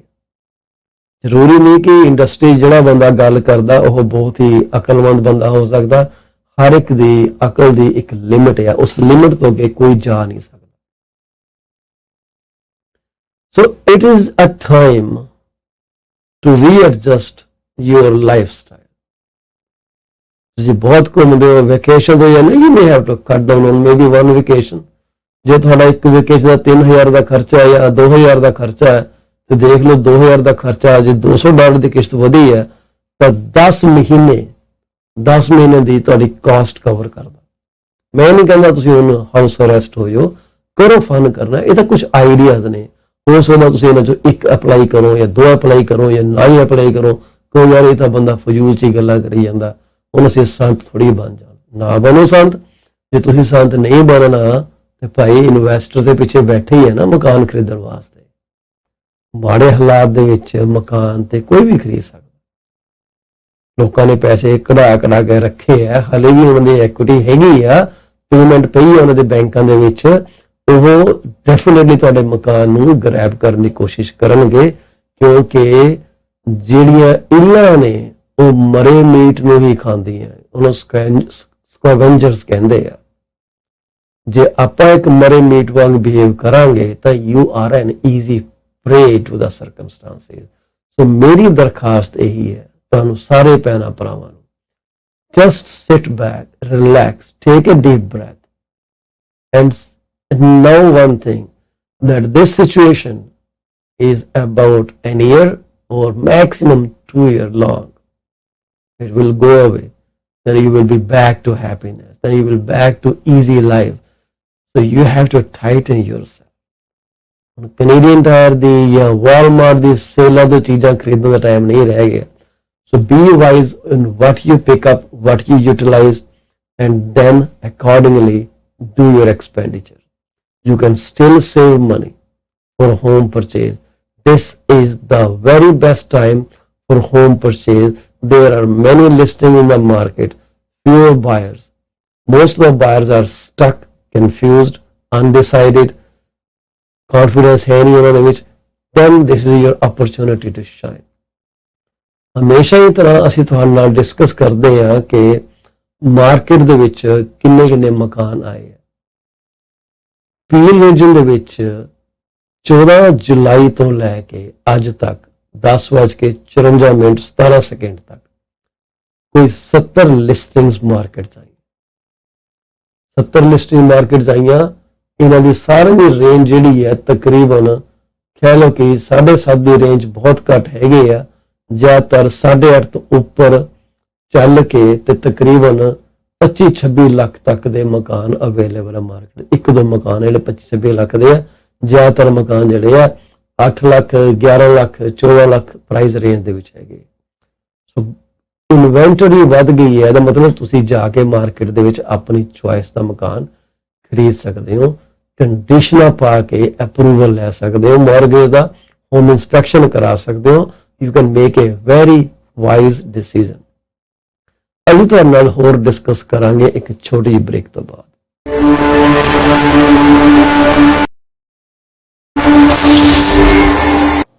Are you looking for a reliable legal office that can handle your closing in the most effective manner? If yes, please get in touch with Rakesh Joshi at 416-213-8600. Joshi Law Office provides all the legal advices about real estate law, business law, immigration laws, notarization and affidavits, wills and trust. Give them a call today, 416-213-8600. Are you looking for reliable immigration services? If yes, contact Sukhi Paul at 647-296-4575 or office phone number 905-790-8877. They are located at 219-220 at 7956 Torban Road. It's right at the intersection of Torban Road and Steeles Avenue West. Contact them for all kind of visa services. Finding an honest and diligent insurance and investment advisor is a rarity these days. If you are looking for great advice, contact Mr. Bhupendra Mane, who is the regional director of Cosmos Financial Center. They are located at Union number 830 Top Flight Drive, Mississauga. The phone number to call is 647-448-6229. Give them a call today. Is your business suffering from performance? If yes, it is the right time to call Ravinder Duggi at 416-807-7986. She will find out the weak points and the points where the performance issues are paramount and help you fix those issues. Give her a call today. Do not be late. Are you looking to buy or sell your home or any commercial real estate? If yes, call me today at 647-333-2273 or 647-328-3279. I provide services in real estate and mortgages. I am mortgage broker with Akal Mortgages Inc., where when we say yes, we stand behind our promise. Reach out to me today. Do you want to shop right without burning your pockets? If yes, please visit Manisha Discount Warehouse at 377 Burnhamthorpe Road, East Mississauga, Ontario. They are the best. They have all kind of Indian, Pakistani and other local stuff that you can buy at literally throwaway prices. Contact them at 905-361-0773. Manisha Discount Warehouse. D.P. Jain is a well-known name in the fields of accounting. You can contact him today at his cell number 416-305-0080 or his office number 905-790-9327. Once you start working with him, you will never want to leave him. He is 5-star professional. Call him today. D.P. Jain Professional Corporation. PC24-RETV is heard over so many different channels. If you want to promote your business for free, call me at 647-333-2273. You can also send your artwork to contact@paulchima.com. We are here to be partners in your business success. 647-333-2273. PC24-RETV ਤੁਹਾਡਾ ਮੁੜ ਤੋਂ ਸਵਾਗਤ ਹੈ ਜੀ। ਮੈਂ ਹਾਂ ਤੁਹਾਡਾ host ਪਾਲ ਚੀਮਾ। ਇਸ ਵਕਤ 11 ਵੱਜ ਗਏ ਨੇ ਜੀ ਤੇ ਆਪਣਾ ਪ੍ਰੋਗਰਾਮ ਰੱਬ ਦੀ ਕਿਰਪਾ ਨਾਲ ਬਿਲਕੁਲ ਸਹੀ ਟਾਈਮ ਤੇ ਜਾ ਰਿਹਾ। ਬਹੁਤ ਬਹੁਤ ਸ਼ੁਕਰੀਆ ਤੁਹਾਡਾ ਸਾਡੇ ਨਾਲ ਰਹਿਣ ਦਾ, ਇੰਤਜ਼ਾਰ ਕਰਨ ਦਾ। ਅਸੀਂ ਇਹ ਗੱਲਾਂ ਕਰਦੇ ਆ ਰਹੇ ਹਾਂ ਕਿ ਇਸ ਵਕਤ ਮਾਰਕੀਟ ਦੇ ਵਿੱਚ ਜ਼ਰੂਰਤ ਕਿਸ ਚੀਜ਼ ਦੀ ਹੈ, ਪੇਸ਼ੈਂਸ ਦੀ, and it's also a requisite criteria that you adjust your lifestyle in the light of changed mortgage and housing or market situations. If you don't do that, someone is going to take advantage of your situation. Market ਜਿਹੜੀ ਹੈ ਕਦੇ ਵੀ ਮਾੜੀ ਹੈ, ਚੰਗੀ ਨਹੀਂ ਹੁੰਦੀ। ਸਾਡੇ behaviour, ਸਾਡੇ ਲਾਈਫ ਸਟਾਈਲ ਜਿਹੜੇ ਹੈ ਉਹ ਅਫੈਕਟ ਕਰਦੇ ਆ ਆਊਟਕਮ। ਤੁਹਾਡੀ ਆਊਟਕਮ ਠੀਕ ਹੋਏ ਤਾਂ ਸਾਰਾ ਕੁਝ ਠੀਕ ਹੈ। ਹੁਣ ਅਸੀਂ ਤੁਹਾਡੇ ਨਾਲ ਡਿਸਕਸ ਕਰਨਾ ਚਾਹਾਂਗੇ ਕਿ ਪੀਲ ਰੀਜਨ ਦੇ ਵਿੱਚ ਪਿਛਲੇ ਦਿਨੀ ਤੋਂ ਲੈ ਕੇ ਹੁਣ ਤੱਕ 14 ਤਰੀਕ ਸਵੇਰ ਦੇ 10:58 ਤੋਂ ਲੈ ਕੇ 10:54 ਤੱਕ, ਮਤਲਬ ਇਹ 24 ਘੰਟੇ ਟਾਈਮ 'ਚ ਕੀ ਹੋਇਆ। ਇਹਨਾਂ 24 ਘੰਟਿਆਂ ਦੇ ਵਿੱਚ 70 ਲਿਸਟਿੰਗ ਮਾਰਕੀਟ ਦੇ ਵਿੱਚ ਅਪਲੋਡ ਹੋਈ। 24 ਮਕਾਨਾਂ ਨੇ ਆਪਣੀਆਂ ਕੀਮਤਾਂ ਦੇ ਵਿੱਚ ਐਡਜਸਟਮੈਂਟ ਕੀਤੀ। ਮੋਸਟਲੀ ਡਾਊਨਵਰਡ ਆ, ਪਰ ਕੁਝ ਕੁ ਮਕਾਨ ਅਪਵਰਡ ਵੀ ਰਿਵਾਈਜ਼ ਹੋਏ ਆ।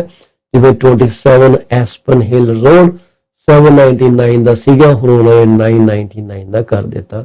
ਹੋ ਸਕਦਾ ਉਹਨਾਂ ਨੇ ਪਹਿਲਾਂ ਅੰਡਰ ਪ੍ਰਾਈਸ ਕਰਕੇ ਟਰਾਈ ਕੀਤਾ ਹੋਵੇ, ਵਰਕਆਊਟ ਨਹੀਂ ਕੀਤਾ।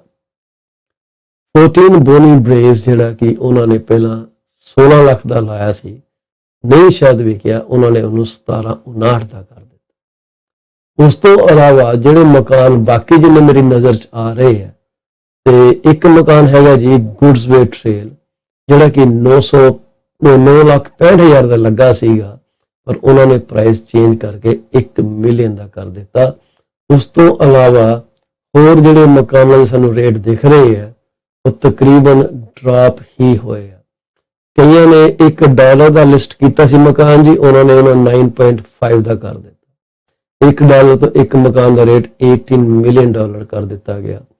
ਮੋਸਟਲੀ ਮਕਾਨ ਦੇ ਰੇਟ ਜਿਹੜੇ ਆ ਉਹ ਡਿੱਗ ਰਹੇ ਆ ਜੀ, ਘਟੇ ਆ। ਸਿਰਫ ਆ 3 ਐਕਸੈਪਸ਼ਨਾਂ ਜਿਹੜੀਆਂ ਮੈਂ ਤੁਹਾਡੇ ਨਾਲ ਡਿਸਕਸ ਕੀਤੀਆਂ, ਉਹਨਾਂ ਦੇ ਪ੍ਰਾਈਸ ਜਿਹੜੇ ਆ ਇਹ ਚੇਂਜ ਹੋਏ ਆ।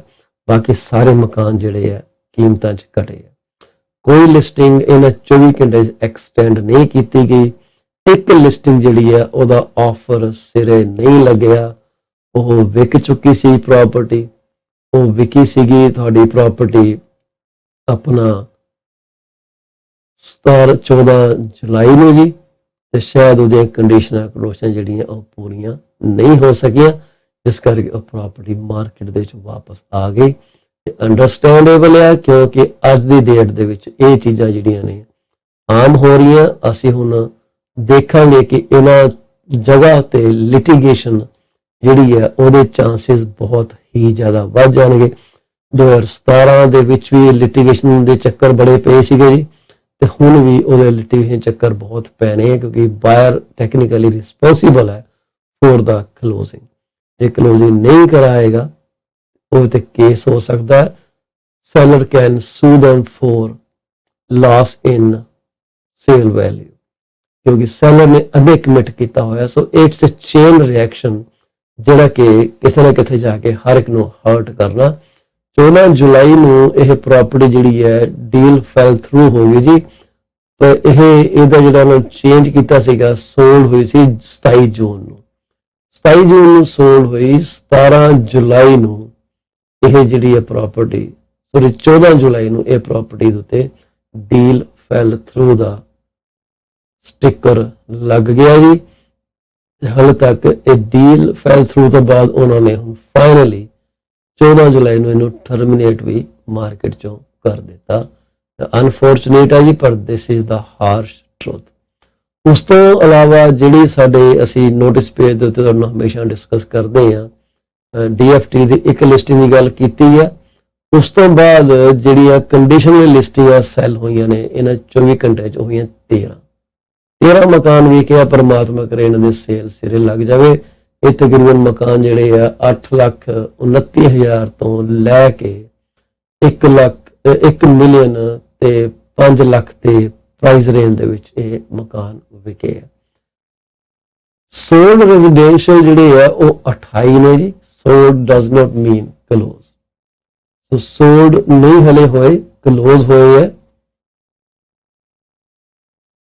ਠੀਕ ਹੈ ਜੀ, ਸੋਲਡ ਨਹੀਂ ਹੋਏ, ਕਲੋਜ਼ ਹੋਈਆਂ ਪ੍ਰੋਪਰਟੀਆਂ, ਸੋਰੀ ਸੋਲਡ ਹੋਈਆਂ ਕਲੋਜ਼ ਨਹੀਂ ਹੋਈਆਂ, ਉਹ ਹੈਗੀਆਂ ਜੀ 28। ਬੜੀ ਵੱਡੀ ਗੱਲ ਹੋਣੀ ਹੈ ਜਿਹੜੀਆਂ ਕਲੋਜ਼ ਹੋਣਗੀਆਂ, ਕਿਉਂਕਿ closing sale and the recently confirm ਹੋਏ ਤੇ ਚਾਂਸਿਸ ਹੈਗੇ ਕਿ ਪ੍ਰਾਈਸ ਜਿਹੜੇ ਆ ਐਡਜਸਟ ਹੋਏ ਆ। 34 ਲਿਸਟਿੰਗਾਂ ਜਿਹੜੀਆਂ ਨੇ ਟਰਮੀਨੇਟ ਕਰ ਦਿੱਤੀਆਂ ਗਈਆਂ ਜੀ ਮਾਰਕੀਟ ਚੋਂ। ਇਹ ਸਾਰੀਆਂ ਗੱਲਾਂ ਪੀਲ ਰੀਜਨ ਦੀ ਆਪਾਂ ਕਰਦੇ ਹਾਂ। ਤੇ 7 ਲਿਸਟਿੰਗਾਂ ਨੂੰ ਸਸਪੈਂਡ ਕਰ ਦਿੱਤਾ ਗਿਆ ਜੀ, ਕਿਉਂਕਿ ਉਹ ਸ਼ਾਇਦ ਨਹੀਂ ਪਸੰਦ ਕੀਤਾ ਕਿਸੇ ਚੀਜ਼ ਨੂੰ, ਕੋਈ ਚੀਜ਼ ਨਹੀਂ ਵਰਕ ਹੋਈ ਟੁਗੇਦਰ। 2 ਐਕਸਪਾਇਰਡ ਲਿਸਟਿੰਗ ਜਿਹੜੀਆਂ ਨੇ ਉਹ ਫੇਰ ਸੇਲ ਤੇ ਨੇ ਜੀ। Expired residential free hold for sale 2 ਨੇ ਜੀ ਆਪਣੀਆਂ, ਇੱਕ 8.5 ਦੀ, ਇੱਕ 17 ਲੱਖ ਦੀ ਹੈ ਜੀ। ਇਹਦੀ ਮੈਂ ਤੁਹਾਨੂੰ ਡੀਟੇਲ ਡਿਸਕਸ ਕਰਾਂ ਤੇ ਉਹ ਐਕਸਪਾਇਰਡ ਲਿਸਟਿੰਗਸ ਹੈਗੇ ਨੇ 115 ਦਿਨ ਮਾਰਕੀਟ 'ਚ ਰਹਿ ਕੇ ਉਹ ਖਤਮ ਹੋ ਗਈਆਂ। ਇੱਕ ਦਾ ਲਾਟ 20/103 ਫੁੱਟ ਸੀ ਜੀ ਮਕਾਨ ਦਾ, ਤੇ power of sale the property ਸੀਗੀ, ਨਹੀਂ ਵਿਕ ਸਕੀ। ਦੂਸਰੀ ਪ੍ਰਾਪਰਟੀ ਜਿਹੜੀ ਹੈ ਇਹਦੀ, ਉਹ ਮੈਂ ਤੁਹਾਨੂੰ ਹੁਣ ਸਕਰੀਨ ਰਿਫਰੈਸ਼ ਹੁੰਦੀ ਹੈ ਤੁਹਾਨੂੰ ਫੇਰ ਦੱਸਦਾ, ਤੇ ਉਹ ਲਿਸਟਿੰਗ ਸੀਗੀ ਦੋਨੇ, ਇੱਕ ਮੈਡੋਵੇਜ ਹੈ, ਇੱਕ ਕਲਾਰਕਸਨ ਦੇ ਵਿੱਚ ਹੈ। ਇੱਕ 17 ਲੱਖ ਦੀ ਲੱਗੀ ਸੀ ਜੀ, ਬੜੀ ਵੱਡੀ ਕੰਪਨੀ ਵੱਲੋਂ ਲਿਸਟ ਕੀਤੀ ਗਈ ਸੀ, ਨਹੀਂ ਵੇਚ ਸਕੇ। ਅਲਟੀਮੇਟਲੀ ਦਾ ਫੈਕਟ ਸਟੇਜ਼ ਕਾਂਸਟੈਂਟ ਕਿ ਪ੍ਰਾਪਰਟੀ ਵਿਕਣੀ ਹੈ ਤਾਂ ਮਾਰਕੀਟ ਵੈਲਿਊ ਐਡਜਸਟ ਹੋ ਕੇ ਵਿਕਣੀ ਹੈ ਜੀ। ਇਹ 34/146 ਫੁੱਟ ਦਾ ਲਾਟ ਸੀ, 4/4 ਬੈਡਰੂਮ ਦੀ, ਬੜੀ ਵੱਡੀ ਪ੍ਰਾਪਰਟੀ ਸੀ ਜੀ। ਇਹ ਸੈਲ ਨਹੀਂ ਹੋ ਸਕੀ, ਇਸ ਕਰਕੇ ਇਹਨੂੰ ਹੁਣ ਕੋਈ ਤਕਰੀਬਨ 70 ਦਿਨਾਂ ਬਾਅਦ ਮਾਰਕੀਟ ਤੋਂ ਥੱਲੇ ਲਾ ਲਿਆ ਗਿਆ ਹੈ। ਇਹ ਸੀਗਾ ਪੀਲ ਰੀਜਨ ਦਾ ਡਾਟਾ। ਇਸ ਤੋਂ ਬਾਅਦ ਜੇ ਮੈਂ ਤੁਹਾਡੇ ਨਾਲ ਯਾਰਕ ਰੀਜਨ ਦਾ ਡਾਟਾ ਡਿਸਕਸ ਕਰਾਂ ਅੱਜ ਦੀ ਡੇਟ ਦੇ ਵਿੱਚ, ਉਹਦੇ 'ਚ ਯਾਰਕ ਰੀਜਨ ਦੇ ਵਿੱਚ ਮੈਨੂੰ ਤੁਹਾਨੂੰ 1 ਸਕਿੰਟ ਦੇਣਾ ਪੈਣਾ ਜੀ। ਥੋੜੀ ਸੈਟਿੰਗ ਚੇਂਜ ਕਰਕੇ ਤੁਹਾਡੇ ਨਾਲ ਨੰਬਰ ਡਿਸਕਸ ਜ਼ਰੂਰ ਕਰਾਂਗੇ। ਸ਼ਾਇਦ ਇੰਟਰਨੈਟ ਵੀ ਥੋੜਾ ਜਿਹਾ ਝਟਕੇ ਖਾ ਕੇ ਚੱਲ ਰਿਹਾ, ਡਿੱਕੇ ਡੋਲੇ ਖਾ ਕੇ ਚੱਲ ਰਿਹਾ। ਯਾਰਕ ਰੀਜਨ ਕਿਉਂ ਮੈਂ ਡਿਸਕਸ ਕਰਨਾ ਚਾਹੁੰਦਾ ਕਿ ਇਹ ਵੀ ਬੜਾ ਇੰਪੋਰਟੈਂਟ ਰੀਜਨ ਹੈ ਜੀ। ਇਹ ਅੱਜ ਦੀ ਜਿਹੜੀ ਇਹਦੀ ਅਸੀਂ ਕਰਨ ਲੱਗੇ ਆ, ਡਾਟਾ ਦੇਖਣ ਲੱਗੇ ਆ ਕਿ ਕੀ ਇਹਦੇ 'ਚ ਹੋ ਰਿਹਾ। ਇਹਦੇ 'ਚ 15 ਜੁਲਾਈ 12 ਵਜੇ ਤੋਂ ਲੈ ਕੇ ਹੁਣ ਤੱਕ, ਠੀਕ ਹੈ, ਤਕਰੀਬਨ 12 ਘੰਟੇ ਹੋਏ ਆ, ਅੰਦਾਜ਼ਨ 1 ਘੰਟਾ ਘੱਟ ਹੈ। ਇਹਨਾਂ ਟਾਈਮ ਦੇ ਵਿਚਕਾਰ 18 ਨਵੀਆਂ ਲਿਸਟਿੰਗਾਂ ਅਪਲੋਡ ਹੋਈਆਂ ਜੀ। 18 ਲਿਸਟਿੰਗਾਂ ਦੇ ਪ੍ਰਾਈਸ ਜਿਹੜੇ ਆ ਉਹ ਤਕਰੀਬਨ 8 ਲੱਖ ਤੋਂ ਸ਼ੁਰੂ ਹੋ ਕੇ ਤੇ 38 ਲੱਖ ਤੱਕ ਗਏ ਆ ਜੀ ਪ੍ਰਾਈਸ। ਇਹਨਾਂ ਕੁਝ ਘੰਟਿਆਂ ਦੇ ਵਿਚਕਾਰ 5 ਲਿਸਟਿੰਗਾਂ ਨੇ ਪ੍ਰਾਈਸ ਚੇਂਜ ਕੀਤੇ ਆ ਜੀ। ਪ੍ਰਾਈਸ ਤਕਰੀਬਨ ਘਟੇ ਆ ਸਾਰਿਆਂ ਦੇ 2.25 ਲਿਸਟਿੰਗ ਦੇ। ਇੱਕ 3 ਮਿਲੀਅਨ ਤੋਂ ਚੇਂਜ ਹੋ ਕੇ 3.4 ਮਿਲੀਅਨ ਤੇ ਚਲੀ ਗਈ ਹੈ ਜੀ, 3.5 ਵੀ ਲਾਈਏ ਆਪਾਂ। ਦੂਸਰੀ 999 ਤੋਂ ਲੈ ਕੇ 1.159 ਤੇ ਚਲੀ ਗਈ ਹੈ। ਸੋ 2 ਲਿਸਟਿੰਗਾਂ ਅਪ ਪ੍ਰਾਈਸ ਹੋਈਆਂ ਤੇ ਬਾਕੀ ਲਿਸਟਿੰਗਾਂ ਡਾਊਨ ਪ੍ਰਾਈਸ ਕੀਤੀਆਂ ਗਈਆਂ। ਡੀਲ ਕੋਈ ਨਹੀਂ ਟੁੱਟੀ ਇੱਥੇ ਜੀ, ਵਧੀਆ ਗੱਲ ਆ। ਕੰਡੀਸ਼ਨਲ ਜਿਹੜੀਆਂ ਸੇਲਾਂ ਨੇ ਇੱਥੇ ਇਸ ਵਕਤ 3 ਦਰਜ ਕੀਤੀਆਂ ਗਈਆਂ, ਜਿਹੜੀਆਂ ਸੋਲਡ ਲਿਸਟਿੰਗ ਨੇ ਇਸ ਵਕਤ ਉੱਥੇ 5 ਦਰਜ ਕੀਤੀਆਂ ਗਈਆਂ। 9 ਲਿਸਟਿੰਗਾਂ ਨੂੰ ਮਾਰਕੀਟ ਚੋਂ ਬਾਹਰ ਕੱਢ ਲਿਆ ਗਿਆ ਜੀ, ਸ਼ਾਇਦ ਇਹਨਾਂ 'ਚ ਕੁਝ ਵਾਪਸ ਰੀਲਿਸਟ ਵੀ ਹੋ ਗਈਆਂ ਹੋਣਗੀਆਂ। 4 ਲਿਸਟਿੰਗਾਂ ਇਹੋ ਜਿਹੀਆਂ ਨੇ ਜਿਨ੍ਹਾਂ ਨੂੰ ਸਸਪੈਂਡ ਕਰ ਦਿੱਤਾ ਗਿਆ ਕਿਉਂਕਿ ਕਿਸੇ ਵਜ੍ਹਾ ਕਰਕੇ ਕੋਈ ਚੀਜ਼ ਕੰਮ ਨਹੀਂ ਕਰ ਸਕੀ, ਜਿਸ ਕਰਕੇ ਉਹਨਾਂ ਨੂੰ ਮਾਰਕੀਟ ਚੋਂ ਬਾਹਰ ਲੈ ਲਿਆ ਗਿਆ। 4 ਲਿਸਟਿੰਗਾਂ ਤੇ ਐਕਸਪਾਇਰਡ ਹੋਇਆ ਜੀ 5 ਲਿਸਟਿੰਗਾਂ। ਐਕਸਪਾਇਰਡ ਹੋਇਆ 5 ਲਿਸਟਿੰਗਾਂ ਬੜੀਆਂ ਚੰਗੀਆਂ ਲੋਕੇਸ਼ਨਾਂ ਤੇ ਨੇ ਜੀ। ਇੱਕ ਤਾਂ ਤਕਰੀਬਨ 9.1 ਮਿਲੀਅਨ ਦੀ ਪ੍ਰਾਪਰਟੀ ਦੱਸੀ ਜਾਂਦੀ ਹੈ ਜੀ, ਤੇ ਬਾਕੀ ਜਿਹੜੇ ਸਾਰੇ ਨੇ ਤਕਰੀਬਨ 1.9, 1.6, 1.4 ਮਿਲੀਅਨ ਡਾਲਰ ਦੀ ਪ੍ਰਾਈਸ ਰੇਂਜ ਦੇ ਵਿੱਚ ਹੈਗੀਆਂ ਨੇ ਪ੍ਰਾਪਰਟੀਆਂ। ਇਹ ਕੁਝ ਯਾਰਕ ਰੀਜਨ ਦਾ ਤੇ ਇੱਕ ਪੀਲ ਰੀਜਨ ਦਾ ਜਿਹੜਾ ਤੁਹਾਡੇ ਅੱਗੇ ਡਾਟਾ ਅਸੀਂ ਪੇਸ਼ ਕੀਤਾ ਤੁਹਾਡੇ ਜਾਣਕਾਰੀ ਵਾਸਤੇ ਕਿ ਕਿੱਦਾਂ ਮਾਰਕੀਟ ਚੱਲ ਰਹੀ ਹੈ। ਇਹ ਸਾਰੀਆਂ ਗੱਲਾਂ ਅਸੀਂ ਕਰਦੇ ਹਾਂ ਰੈਜ਼ੀਡੈਂਸ਼ੀਅਲ ਫ੍ਰੀ ਹੋਲਡ ਦੀਆਂ, ਕੰਡੋਮੀਨੀਅਮ ਦੀ ਗੱਲ ਨਹੀਂ ਕਰ ਰਹੇ।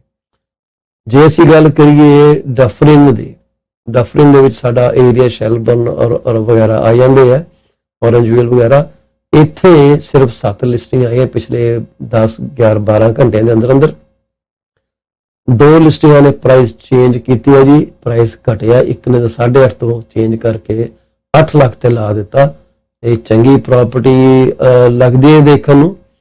ਇੱਕ ਡੀਟੈਚਡ 66 ਬਾਏ 142 ਫੀਟ ਲਾਟ ਹੈ ਜੀ। 9 ਦਿਨਾਂ ਦੇ ਵਿੱਚ ਇਹਨਾਂ ਨੇ ਮਾਰਕੀਟ 'ਚ ਉਹਦਾ ਪ੍ਰਾਈਸ ਚੇਂਜ ਕਰ ਲਿੱਤਾ। ਜੇ ਤੁਸੀਂ ਇਹਦੀ ਮਤਲਬ ਸ਼ਕਲ ਦੇਖਣੀ ਚਾਹੋ ਤੇ ਮੈਂ ਤੁਹਾਨੂੰ ਇਹਦੀ ਸ਼ਕਲ ਵੀ ਦਿਖਾ ਸਕਦਾ ਪ੍ਰਾਪਰਟੀ ਦੀ। ਮੈਨੂੰ 1 ਸਕਿੰਟ ਦਿਓ। This is how this house looks like.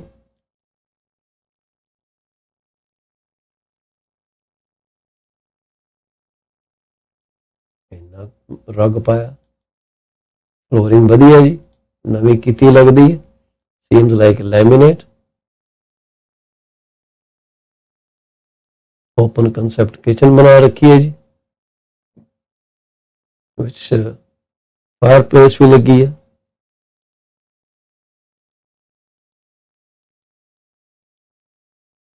कमरे ने जी वाशरूम अपग्रेड किया, बेसमेंट कारपेट लगा।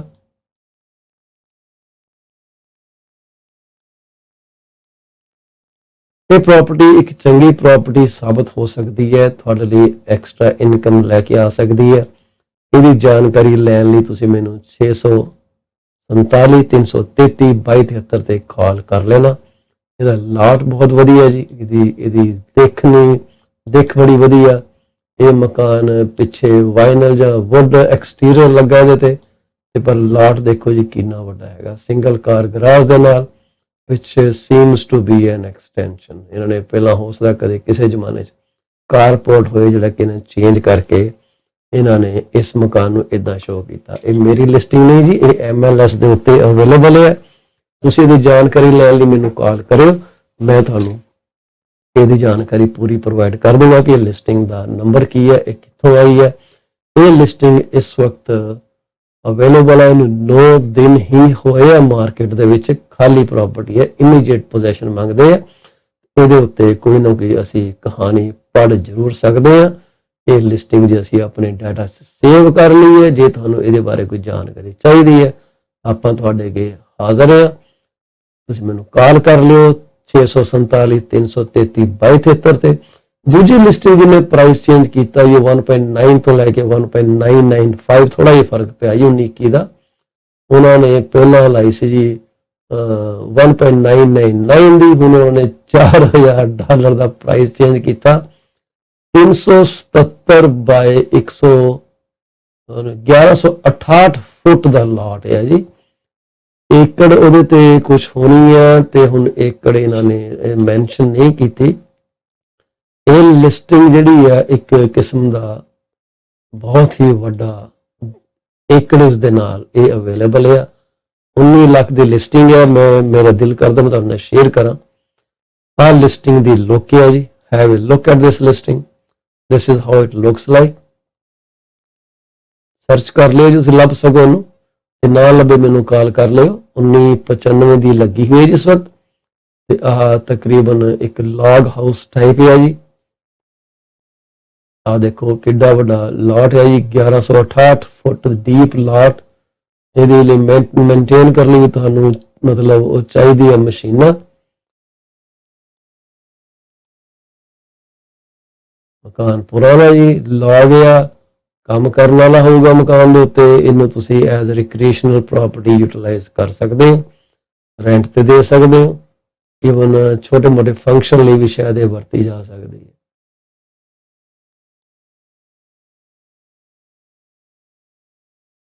ਲਵ ਬਹੁਤ ਆਈ ਪ੍ਰਾਪਰਟੀ 'ਚ।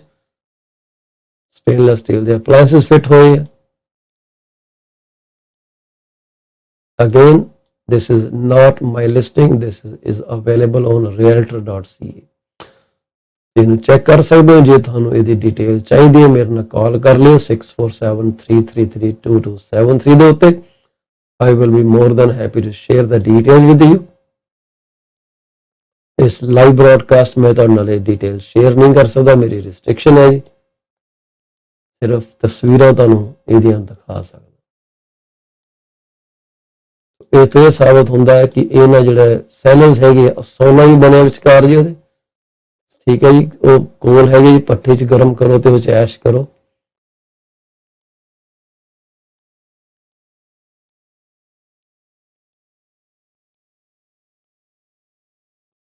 ਫਾਇਰ ਪਿਟ ਲੱਗਾ,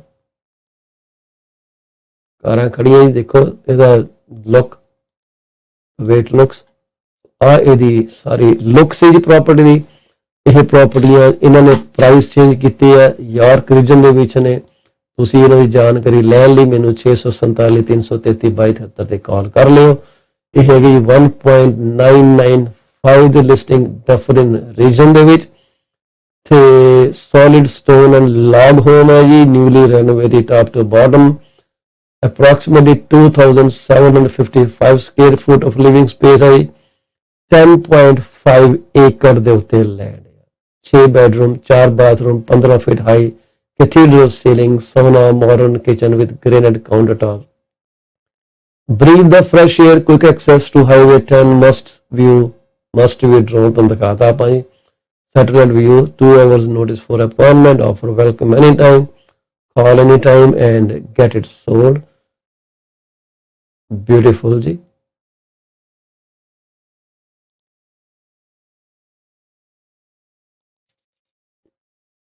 ਇਹ ਸੀਗਾ ਸਾਡਾ ਡਫਰਿਨ ਰੀਜਨ ਦਾ ਅਪਡੇਟ। ਉੱਥੇ ਮਾਰਕੀਟ 'ਚ ਕੀ ਹੋ ਰਿਹਾ, ਕੁਝ ਲਿਸਟਿੰਗ ਸਸਪੈਂਡ ਹੋਈਆਂ ਜਿਹੜੀ ਕਿ $2.5 ਮਿਲੀਅਨ ਦੀ ਰੇਂਜ ਦੇ ਵਿੱਚ ਸੀਗੀ। ਮਾਰਕੀਟ ਦਾ ਮਤਲਬ ਹੈ ਕਿ ਇਸ ਵਕਤ ਜੇ ਤੁਸੀਂ ਬਾਈ ਕਰ ਸਕਦੇ ਹੋ, it's time to jump on the property right now. ਅਸੀਂ ਗੱਲ ਕੀਤੀ ਸੀ ਕਿ ਗਾਰਡਨ ਸਵੀਟਸ ਜਿਹੜੇ ਆ ਪਰਮਿਟ ਕਰ ਦਿੱਤੇ ਗਏ ਆ ਟੋਰਾਂਟੋ ਸ਼ਹਿਰ ਦੇ ਵਿੱਚ। ਮਤਲਬ ਹੈ ਕਿ ਜੇ ਤੁਹਾਡੇ ਘਰ 'ਚ ਐਕਸਟਰਾ ਜਗ੍ਹਾ ਬੈਕਯਾਰਡ 'ਚ, as long as there is 5 metre gap between main residence and the secondary unit, you are good to go. ਤੁਹਾਨੂੰ ਉਸ ਸੈਟਬੈਕਸ ਲਿਮਿਟ ਰੱਖਣੇ ਪਏ ਨੇ, ਯਾਨੀ ਕਿ 10% ਆਫ ਦਾ ਲਾਟ ਵਿਡਥ ਹੈ। ਉੱਥੇ ਤੁਸੀਂ ਵਿੰਡੋਜ਼ ਤਾਂ ਹੀ ਰੱਖ ਸਕਦੇ ਹੋ ਜੇ ਉੱਥੇ ਥੋੜਾ ਜਿਹਾ ਗੈਪ ਜ਼ਿਆਦਾ ਹੋਵੇ। ਮੈਨੂੰ ਹੁਣ ਭੁੱਲ ਗਿਆ ਕਿੰਨਾ, ਪਰ ਜੇ ਤੁਹਾਨੂੰ ਇਨਫੋਰਮੇਸ਼ਨ ਚਾਹੀਦੀ ਹੈ, I can always provide that information over to you. Call me anytime ਤੇ ਅਸੀਂ ਤੁਹਾਡੇ ਨਾਲ ਜ਼ਿਕਰ ਕਰਾਂਗੇ ਮਾਰਕੀਟ ਦਾ। ਮਾਰਕੀਟ ਵਾਚ ਜਿਹੜੀ ਤੁਹਾਨੂੰ ਡਿਸਕਸ ਆਲਰੇਡੀ ਅਸੀਂ ਕਰ ਚੁੱਕੇ ਹਾਂ ਪਿਛਲੇ ਬ੍ਰੌਡਕਾਸਟ ਦੇ ਵਿੱਚ। ਹੁਣ ਅਸੀਂ ਗੱਲ ਕਰਨੀ ਚਾਹਾਂਗੇ ਕਿ ਜਿਹੜੀ ਕੈਨੇਡੀਅਨ ਇਕਨੋਮੀ ਜਿਹੜੇ ਆ ਰੇਟ ਚੱਕੇ ਆ ਉਹਦੇ ਨਾਲ ਹੁਣ ਕੀ ਹੋਇਆ। ਕੈਨੇਡੀਅਨ ਰੈਂਟ ਪ੍ਰਾਈਸ ਜਿਹੜੇ ਆ ਜੂਨ ਦੇ ਵਿੱਚ ਫਲੈਟ ਸੀਗੇ। ਇਹ ਕੈਨੇਡੀਅਨ ਮੌਰਗੇਜ ਟ੍ਰੈਂਡਸ ਦੀ ਰਿਪੋਰਟ ਹੈ ਜੀ, ਪਰ ਕਹਿੰਦੇ ਆ ਜੀ ਇਹ ਜੇ ਡਿਮਾਂਡ ਵਧੇਗੀ ਇਹ ਵੱਧ ਵੀ ਸਕਦੇ। ਹੁਣ ਐਵਰੇਜ ਰੈਂਟ ਇਨ ਕੈਨੇਡਾ ਜਿਹੜਾ ਉਹ ਕਹਿੰਦਾ ਜੀ ਉਹਨੂੰ ਸੁੱਖ ਦਾ ਸਾਹ ਆਇਆ, ਜੂਨ ਦੇ ਵਿੱਚ ਨਹੀਂ ਵਧੇ। Slightly compare to May drop ਹੋਇਆ, ਵਧੇ ਨਹੀਂਗੇ। ਜਿਹੜਾ ਡਾਟਾ rentals.ca ਤੋਂ ਅਵੇਲੇਬਲ ਕੀਤਾ ਗਿਆ। The flat reading follows a 3.7% monthly increase in May. Average rents are still 9.5% higher than they were last year, but are down 3.5% compared to pre-pandemic June 2019. 5 Canadian city ਜਿਹੜੇ rent price ਹੈਗੇ ਆ ਉਹ ਜਿਹੜੇ ਆ ਪਿਛਲੇ ਸਾਲ ਦੇ ਨਾਲੋਂ 20% ਤੋਂ ਜ਼ਿਆਦਾ ਵਧੇ, ਮਤਲਬ ਵਧੇ ਦੇਖੇ ਗਏ ਆ। ਵੈਨਕੂਵਰ ਦੇ ਵਿੱਚ 25% ਰੈਂਟ ਇਨਕਰੀਜ਼ ਹੋਇਆ ਸੀਗਾ। ਟੋਰਾਂਟੋ ਦੇ ਵਿੱਚ 20% ਰੈਂਟ ਇਨਕਰੀਜ਼ ਹੋਇਆ ਸੀ। ਕੈਲਗਰੀ ਦੇ ਵਿੱਚ 26% ਰੈਂਟ ਇਨਕਰੀਜ਼ ਹੋਇਆ ਸੀ। ਲੰਡਨ ਦੇ ਵਿੱਚ 29% ਇਨਕਰੀਜ਼ ਹੋਇਆ ਸੀ। ਕਿਚਨਰ ਦੇ ਵਿੱਚ ਰੈਂਟ 21% ਇਨਕਰੀਜ਼ ਹੋਇਆ। ਇਹ ਕਹਿੰਦੇ ਆ ਕਿ 5 Canadian cities have seen rent prices for all property types soar over the past year by more than 20%. Vancouver 25%, Toronto 20%, Calgary 26%, Kitchener ਜਿਹੜਾ ਸੀ 21%, ਲੰਡਨ 29%। ਉਹ ਕਹਿੰਦੇ ਆ ਜਿਹੜੀ ਰਿਪੋਰਟ ਹੈਗੀ ਆ ਜਿਹੜਾ ਕੀਤੀ ਗਈ ਹੈ ਕਿ those oversized increase are largely due to rents having plummeted during the pandemic. Couple of those markets are still not even back to where they were prior to the pandemic. ਉਹਨਾਂ ਨੇ ਦੱਸਿਆ CMT ਨੂੰ, the Vancouver is the anomaly with rents significantly higher than they were in 2019. Average rent ਜਿਹੜੀ ਗੱਲ ਕੀਤੀ ਹੈ ਕਿ ਕਹਿੰਦਾ ਐਵਰੇਜ ਰੈਂਟ $3 ਘਟਿਆ ਜੂਨ ਦੇ ਵਿੱਚ। ਕੀ ਮਜ਼ਾਕ ਹੈ ਯਾਰ। ਠੀਕ ਹੈ, ਉਹ ਕਹਿੰਦੇ ਕਿ ਰਾਈਜ਼ਿੰਗ ਰੈਂਟ ਦਾ ਟ੍ਰੈਂਡ ਜਿਹੜਾ ਉਹ ਇਦਾਂ ਹੀ ਰਹਿਣਾ, ਕੀਮਤਾਂ ਕਿਰਾਏ ਦੀਆਂ ਵਧਦੀਆਂ ਜਾਣੀਆਂ ਕਿਉਂਕਿ ਲੋਕੀ ਇੱਕ ਤਾਂ ਬਾਹਰੋਂ ਆ ਰਹੇ, ਇੱਕ ਲੋਕੀ ਕੰਮ ਤੇ ਵਾਪਸ ਜਾ ਰਹੇ ਹੈ। ਠੀਕ ਹੈ, ਦੂਸਰਾ ਗੱਲ ਇਹ ਆ ਕਿ ਸਟੂਡੈਂਟਸ ਜਿਹੜੇ ਹੈਗੇ ਆ ਉਹਨਾਂ ਨੇ ਰੈਂਟਲ ਡਿਮਾਂਡ ਬਹੁਤ ਇਨਕਰੀਜ਼ ਕੀਤੀ ਹੈ, ਉਹਨਾਂ ਲਈ ਬੜੀ ਦਿੱਕਤ ਆ ਰਹੀ ਹੈ ਰੈਂਟਲ ਹਾਊਸਿੰਗ ਲੱਭਣ ਦੀ। ਤੇ ਦੂਸਰੀ ਗੱਲ ਹੈ ਕਿ ਪਹਿਲਾਂ ਲੋਕੀ ਯੂਨੀਵਰਸਿਟੀ ਟਾਊਨ ਚ ਰਹੇ because in place like Kingston, Kitchener, Waterloo, London, ਉਹ ਕਹਿੰਦੇ ਆ ਕਿਸੇ ਵੀ ਡਿਕਰੀਜ਼ ਨਹੀਂ ਦੇਖਿਆ ਰੈਂਟ ਦਾ ਈਵਨ ਡਿਊਰਿੰਗ ਪੈਂਡੈਮਿਕ। ਹੁਣ ਲੋਕੀ ਉਸ ਮਾਰਕੀਟ 'ਚ ਰਹੇ ਆ after they graduated from their universities and didn't even move to Toronto or Vancouver or Montreal for their first job। ਉਹ ਉੱਥੇ ਵੀ ਰੁਕੇ ਆ ਜੀ ਜਿੱਥੇ ਰੁਕੇ ਸੀਗੇ, ਇਸ ਕਰਕੇ ਉਹਨਾਂ ਦੀਆਂ ਕੀਮਤਾਂ ਨੇ ਕਿਰਾਏ ਦੀਆਂ ਉਹ ਵੱਧ ਹੀ ਰਹੀਆਂ ਨੇ, ਘੱਟ ਨਹੀਂ ਰਹੀਆਂ। ਦੂਸਰੀ ਗੱਲ ਹੈ ਕਿ ਜਿਹੜੇ ਰੈਂਟ ਜਿਹੜੇ ਇੰਟਰਸਟ ਰੇਟ ਜਿਹੜੇ ਵਧੇ ਆ, ਲੋਕਾਂ ਦੇ ਕੋਲ ਹੁਣ ਰਹਿਣ ਨੂੰ ਜਗ੍ਹਾ ਜੇ ਖਰੀਦ ਨਾ ਸਕਣਗੇ ਤੇ ਰੈਂਟ ਕਰਨਗੇ। ਉਹ ਕਹਿੰਦੇ ਕਿ ਰੈਂਟਲ ਡਿਮਾਂਡ ਇਸ ਲਈ ਵੀ ਵੱਧ ਰਹੀ ਹੈ ਕਿ ਇਸ ਵਕਤ ਲੋਕਾਂ ਦੀ ਰੀਚ ਤੋਂ ਮਕਾਨ ਬਾਹਰ ਹੋਈ ਜਾ ਰਹੇ ਹੈ। ਜੇ ਤੁਸੀਂ ਸਾਡਾ ਹੁਣ ਦੇਖੋਗੇ ਕਿ ਜਿਹੜੇ ਰੈਂਟ ਕਿੱਧਰ ਨੂੰ ਜਾ ਰਹੇ ਆ ਸਾਡੇ, ਉਮੀਦ ਹੈ ਕਿ ਮੈਂ ਤੁਹਾਡੇ ਨਾਲ ਜਲਦੀ ਹੀ ਸ਼ੇਅਰ ਕਰ ਸਕੂੰਗਾ। ਨੋਟ ਸ਼ੋਰ ਕਿ ਸਕਰੀਨ ਤੁਹਾਡੇ ਨਾਲ ਸ਼ੇਅਰ ਕਿਉਂ ਨਹੀਂ ਹੋ ਰਹੀ, ਹੋਣੀ ਚਾਹੀਦੀ ਹੈ।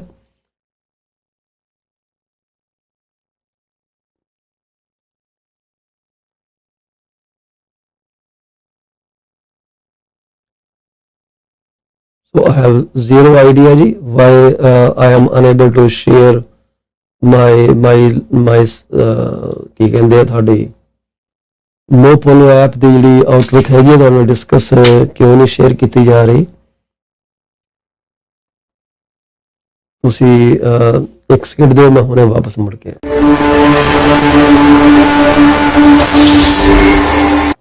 Are you looking for a reliable legal office that can handle your closing in the most effective manner? If yes, please get in touch with Rakesh Joshi at 416-213-8600. Joshi Law Office provides all the legal advices about real estate law, business law, immigration laws, notarization and affidavits, wills and trust.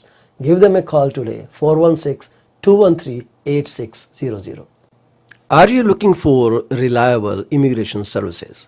If yes, contact Sukhi Paul at 647-296-4575 or office phone number 905-790-8877. They are located at 219-220 at 7956 Torban Road. It's right at the intersection of Torban Road and Steeles Avenue West. Contact them for all kind of visa services. Finding an honest and diligent insurance and investment advisor is a rarity these days. If you are looking for great advice, contact Mr. Bhupendra Mane, who is the regional director of Cosmos Financial Center. They are located at Union number 830 Top Flight Drive, Mississauga. The phone number to call is 647-448-6229. Give them a call today. Is your business suffering from performance? If yes, it is the right time to call Ravinder Duggi at 416-807-7986. She will find out the weak points and the points where the performance issues are paramount and help you fix those issues. Give her a call today. Do not be late. Are you looking to buy or sell your home or any commercial real estate? If yes, call me today at 647-333-2273 or 647-328-3279. I provide services in real estate and mortgages. I am mortgage broker with Akal Mortgages Inc., where when we say yes, we stand behind our promise. Reach out to me today. Do you want to shop right without burning your pockets? If yes, please visit Manisha Discount Warehouse at 377 Burnhamthorpe Road, East Mississauga, Ontario. They are the best. They have all kind of Indian, Pakistani and other local stuff that you can buy at literally throwaway prices. Contact them at 905-361-0773. Manisha Discount Warehouse. D.P. Jain is a well-known name in the fields of accounting. You can contact him today at his cell number 416-305-0080 or his office number 905-790-9327. Once you start working with him, you will never want to leave him. He is 5-star professional. Call him today. D.P. Jain Professional Corporation. PC24-RETV is heard over so many different channels. If you want to promote your business for free, call me at 647-333-2273. You can also send your artwork to contact@paulchima.com. We are here to be partners in your business success. 647-333-2273.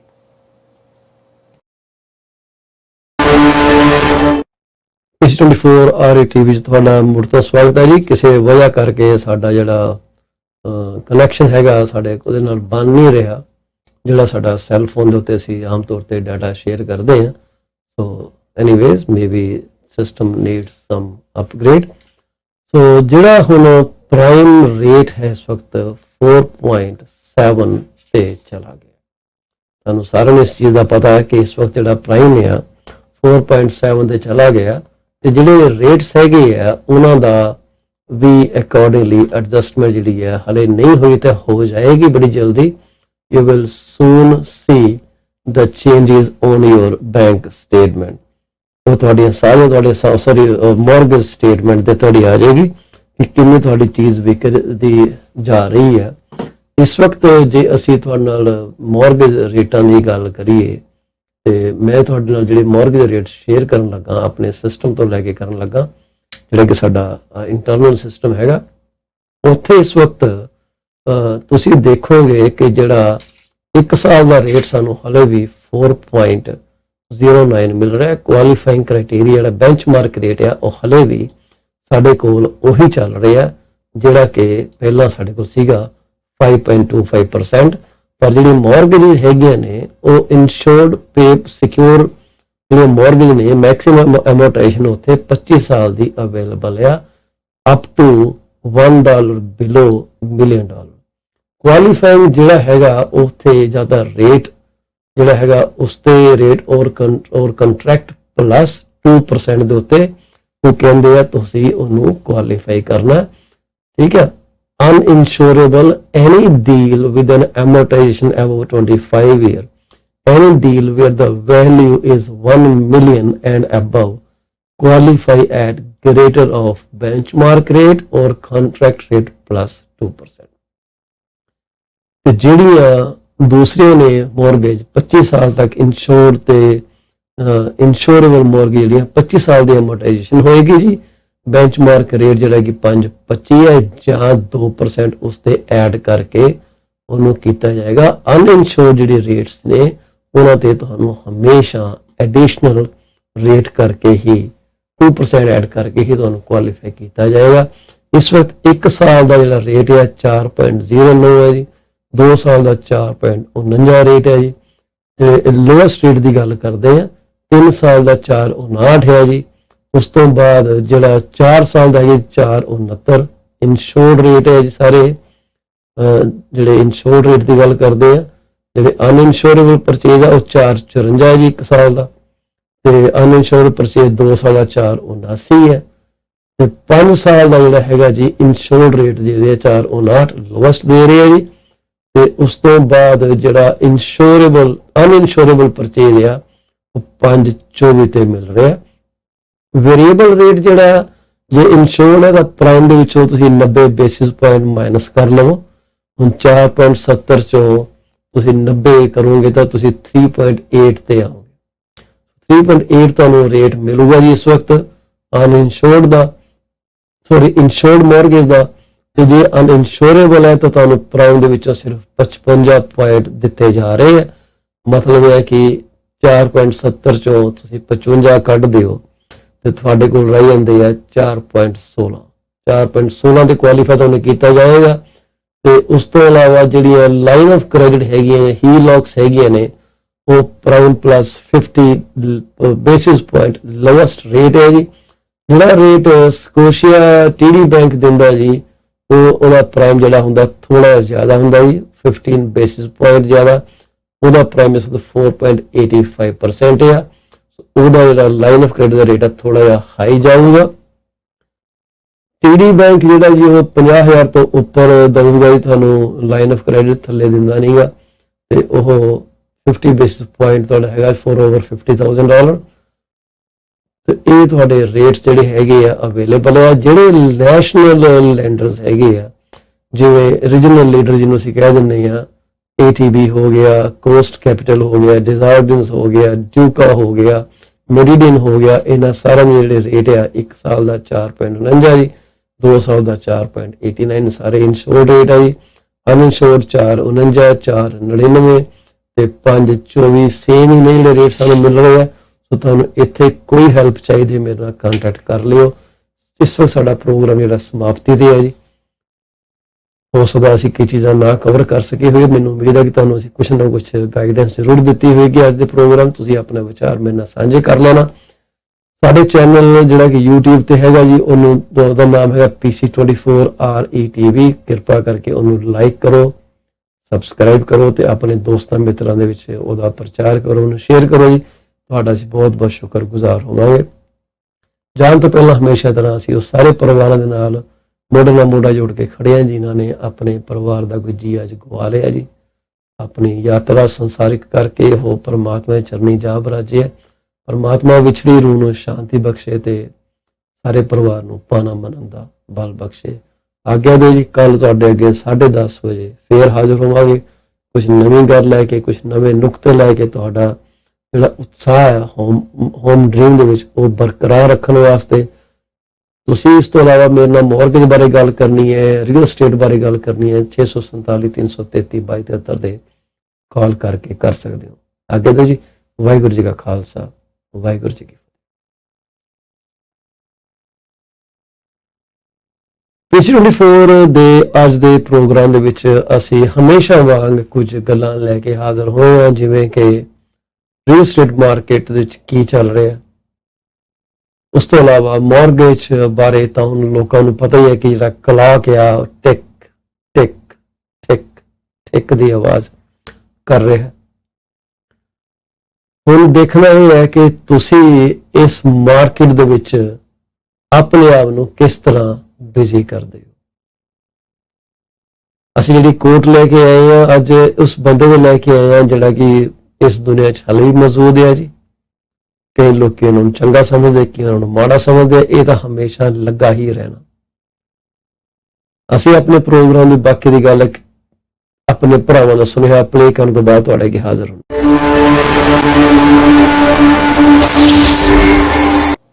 Are you looking for a reliable legal office that can handle your closing in the most effective manner? If yes, please get in touch with Rakesh Joshi at 416-213-8600. Joshi Law Office provides all the legal advices about real estate law, business law, immigration laws, notarization and affidavits, wills and trust. Give them a call today, 416-213-8600. Are you looking for reliable immigration services? If yes, contact Sukhi Paul at 647-296-4575 or office phone number 905-790-8877. They are located at 219-220 at 7956 Torban Road. It's right at the intersection of Torban Road and Steeles Avenue West.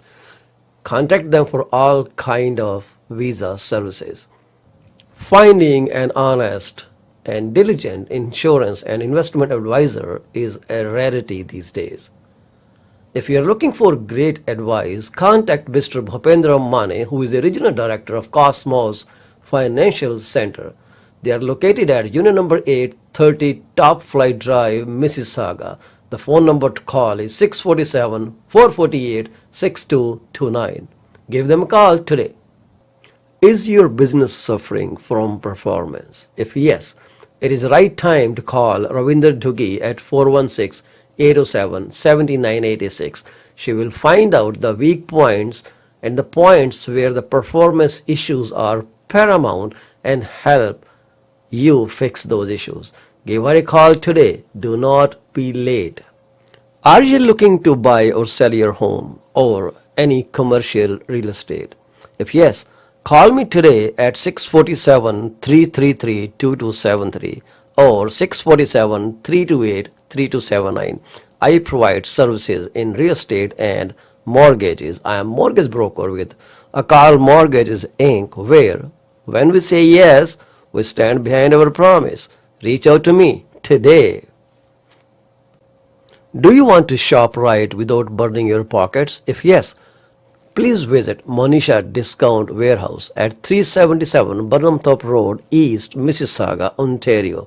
They are the best. They have all kind of Indian, Pakistani and other local stuff that you can buy at literally throwaway prices. Contact them at 905-361-0773. Manisha Discount Warehouse. D.P. Jain is a well-known name in the fields of accounting. You can contact him today at his cell number 416-305-0080 or his office number 905-790-9327. Once you start working with him, you will never want to leave him. He is 5-star professional. Call him today. D.P. Jain Professional Corporation. PC24-RETV is heard over so many different channels. If you want to promote your business for free, call me at 647-333-2273. You can also send your artwork to contact@paulchima.com. We are here to be partners in your business success. 647-333-2273.